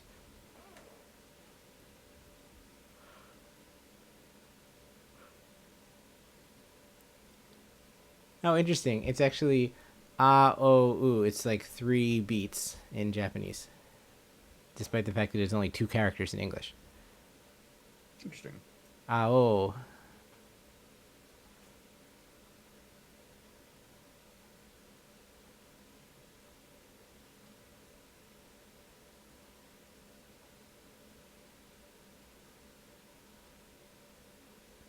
So Ray presumably will offer the trade here?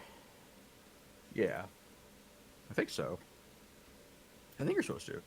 So the 2 cards in hand are backup, backup, backup, Rot Priest. Is that right? The 4th one? I think so, yeah. And I'm not sure what the other card is. We know that the only card in Kenji's hand right now is Eiganjo. So Kenji presumably will take this one on the face because, yep, there's Rot Priest 4 because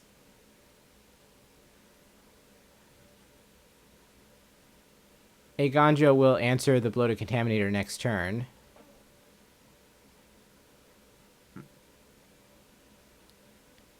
And the attack is repping Lantern Flare or Charge of the Mites as the last card, right?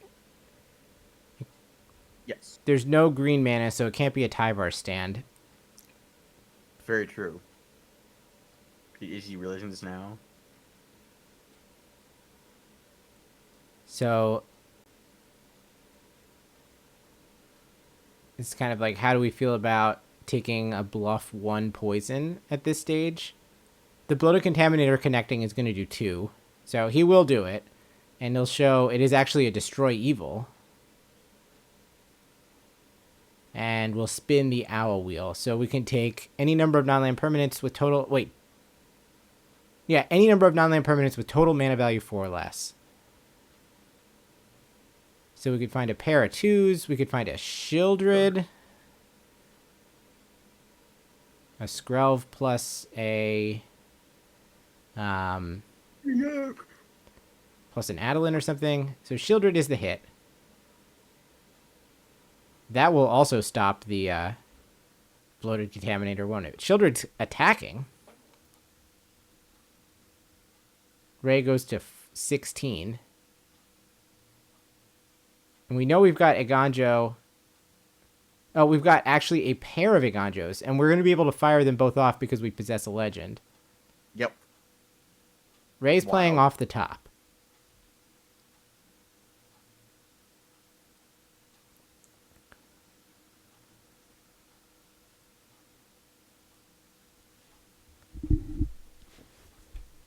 So Shieldred effectively has 6 power given how it operates.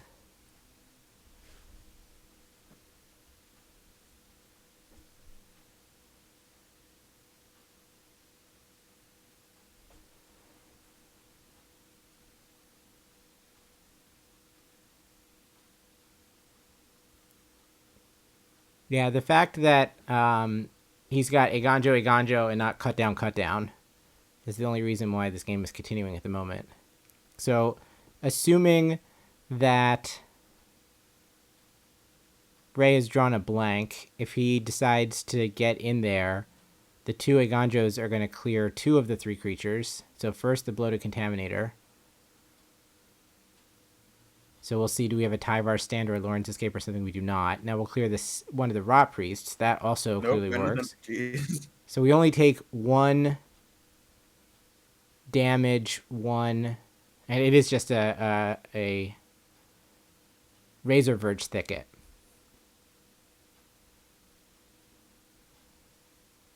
So now Shieldred will race as Ray goes to 10, untaps, draws, goes to 8. The draw was Thalia, Guardian of Thraben, which will block these tiny creatures pretty well.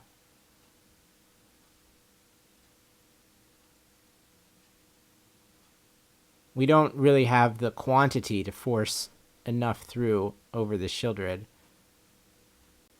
But we're going to try. Thalia will definitely block something. It's going to be the Rot Priest. And we have drawn a Tyvar stand. So we'll just give enough to trample over Thalia. So it's 1 for the Rot Priest trigger, 2 from combat. Kenji goes to 7. And having done only that amount on Tyvar stand means we can still activate Mirex. Oh, thank you, Shay. So it's just the one from the... It's just Hexproof Indestructible? I'm thinking of the trick from the last set then. There are no trample tricks instant speed in this format. That makes sense. That you can't trample with your infect creatures. We've drawn a backup Thalia, and now we're back in the same position we were in before. Unfortunately, we don't have a fight spell or something. Like, wouldn't that be pretty sweet? Or like a bite to like target the Rot Priest, kill the Thalia, get the extra point of poison in. Ray doing a little peek at his draw step. Yeah. Maximum sweat. Yep.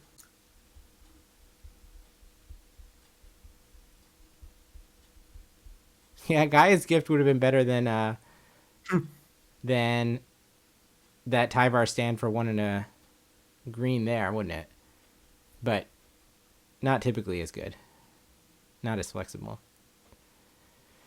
So the draw was Skrelv, and we're discovering, as we typically do, that 9 is not 10, because it looks like that's all that Ray can get across. Now he is just dead to the Shieldred trigger on the next turn.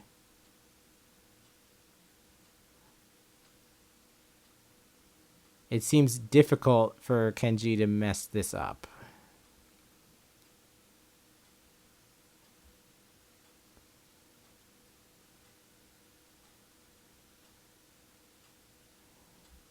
Yep.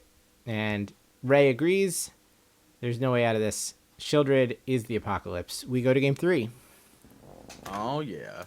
All the marbles. All the So we're looking for what the final spell cast is? That is correct. So, all right. Pop quiz chat, what was the final spell that resolved in that last game? I got nothing. I do know the answer to that. Yeah, it was Thalia. So I'm going to ask you that again at the end of the next game.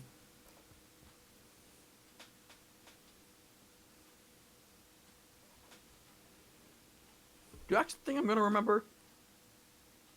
But that was your warm-up. Concede is not a spell. We have to look back into the game to decide what was the last thing that actually resolved during the game. Was it the AO? The last couple of turns were play Thalia.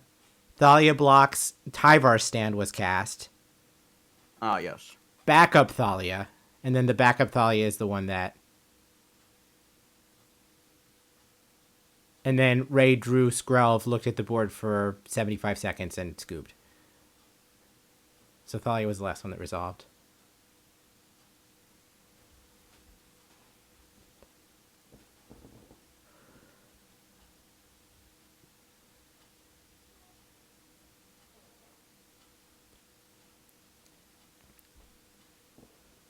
Ray will be on the play with Toxic here in game number 3.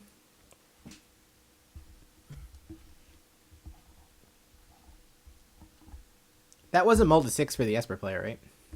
Yes. It was two Danic 5 lands. Right. Stand.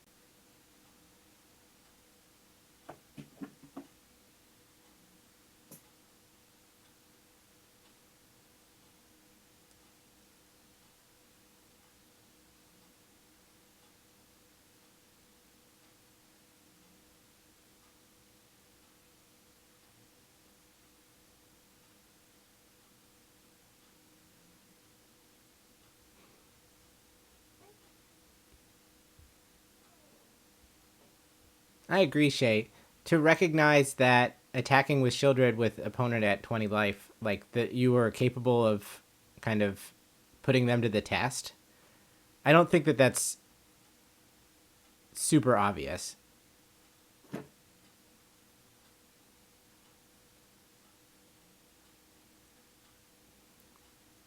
Because that's kind of looking 3.5 turns down the line. Like, well, this Shieldred could be 6, 12, 18, and then, like, if the top of the deck is enough to deal with what's currently on the battlefield.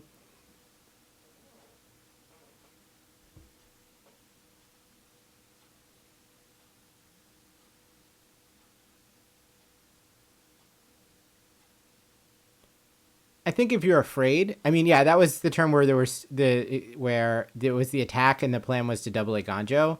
If you're afraid of one of the cards in hand being a, in quotation marks, counter spell, like the Tyvar stand, or there are at least a couple Lawrence Escapes in the deck, right? Yes, I believe so. No, there actually aren't. He's only playing the 4 Tyvar stand. Okay. That you might think, well, I need to kill the Splitter Contaminator, and I might need to do it through the Tyvar stand. Then you probably die to the 1/1s or the 1/2s. Right.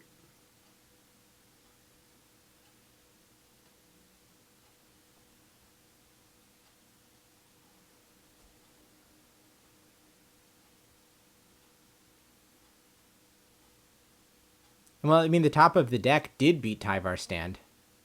It did, yes. But the point was that at that, I mean, I understand what you're saying. At that moment, you couldn't play around Tyvar stand, but...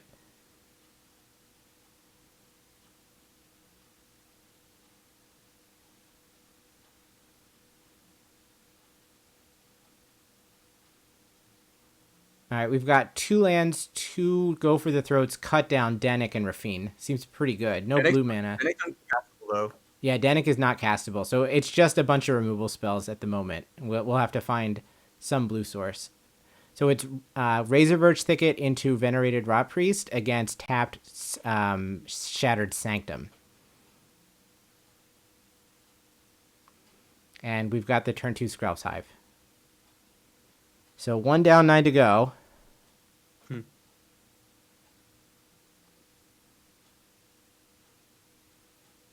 Here's a Ganjo. The draw is Thalia, which is like pretty awkward with some of your removal spells. We can still cut down at least, but assuming we haven't drawn another land, this turns off our Go for the Throats. But it will stop the attack this turn.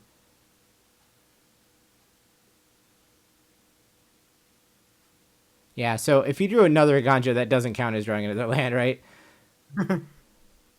We're still looking for the mana source for next turn. Slaughter Singer comes down, and that means that the Rot Priest is now a 2/3 and can attack through Thalia.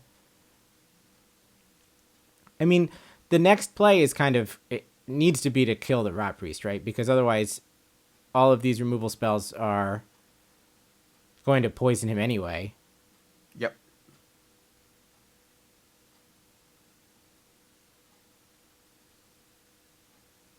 But we've got a lot of redundancy going on. All right. Razorverge Thicket in with how much?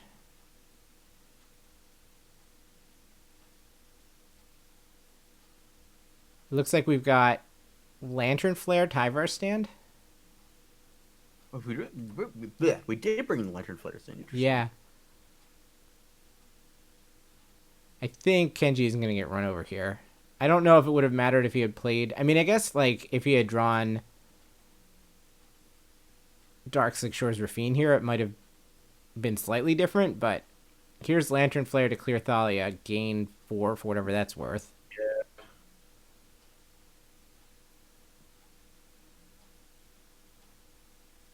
Attempt to go to combat. So if we're going to cut down the Slaughter Singer, we need to do that before it triggers and gives everything +1/+1. I don't know that that's where the cut down is going.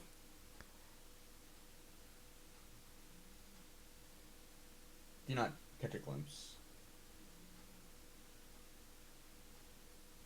Yep, something...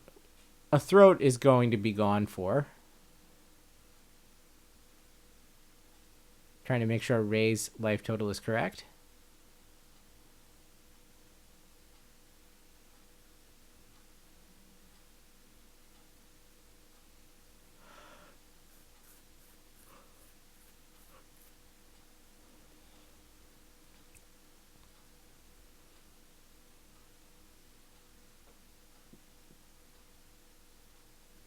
Yeah, I don't know how you get out of this start.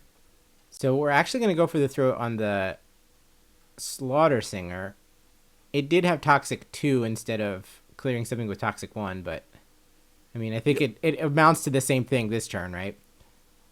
We'd peel Otawara, Yeah, not just a let's land, go. a blue land. That's like incredibly important. Yep. All right, that was definitely step 1. And now we need to have things line up well enough that we can play a Rafine that's going to like potentially work some magic next turn. But we know that there's at least a Tyvar stand. Really gonna be fine.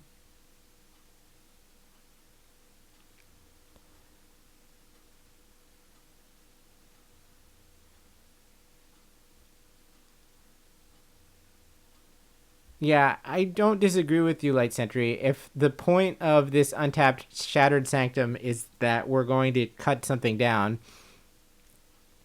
doing it where we could get blown out by Tyvar stand is pretty unfortunate. Rot Priest 2 on the stack, so if we're going to put something out there to try to stop the bleeding, we have to do it in response. But then that's poison 6. Tyvar stand is poison 7. Now we attack with everybody. Poison 8, poison 9. Seed Core is going to cause the might token that is blocked to trade for the Denic. Wow. And there's still 3 creatures left over. There's literally nothing that's going to get... There's actually 4 creatures left over. There's literally nothing that's going to get Kenji out of this.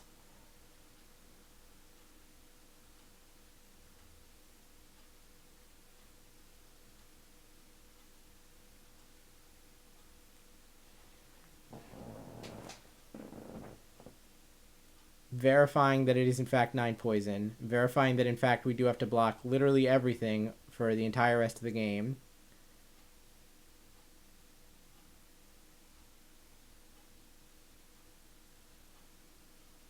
So I guess the only question is whether or not we're going out on our own terms by like casting the Go for the Throat, but Rei Sato is going to win the Japanese regional championships. Denic, land, go. And Rei's not even going to bother drawing his card. He's just going to say, I intend to attack with everybody, and that will do it. Nice. GG's, Rei.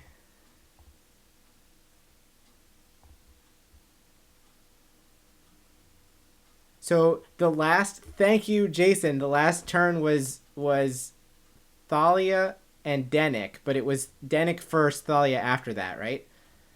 Yep. That was the order. So the last spell played was Thalia. Nah, kind of funny, you know, because you can't play spells into Thalia because it was the last one. I'm gonna stop there. It's almost 4 a.m. I'm going delirious. Thank you so much for having me on. Yeah, I almost called you Jason. It's been a pleasure, Nicole. Yeah, absolutely. Thank you, chat, for sticking around with me up until 5 a.m. God. Yeah. All right. See y'all. Have a good morning. Yes. Oh God. See ya. All right, chat. I am going to call it here. In the past, when there was a big pyramid of noodles, we would wait until we saw the winner take their picture with the noodles. But I admit I don't really care about seeing Rei Sato getting a picture taken with a bunch of katana sleeves. Good night, all. I will see you in a couple of months for the next one.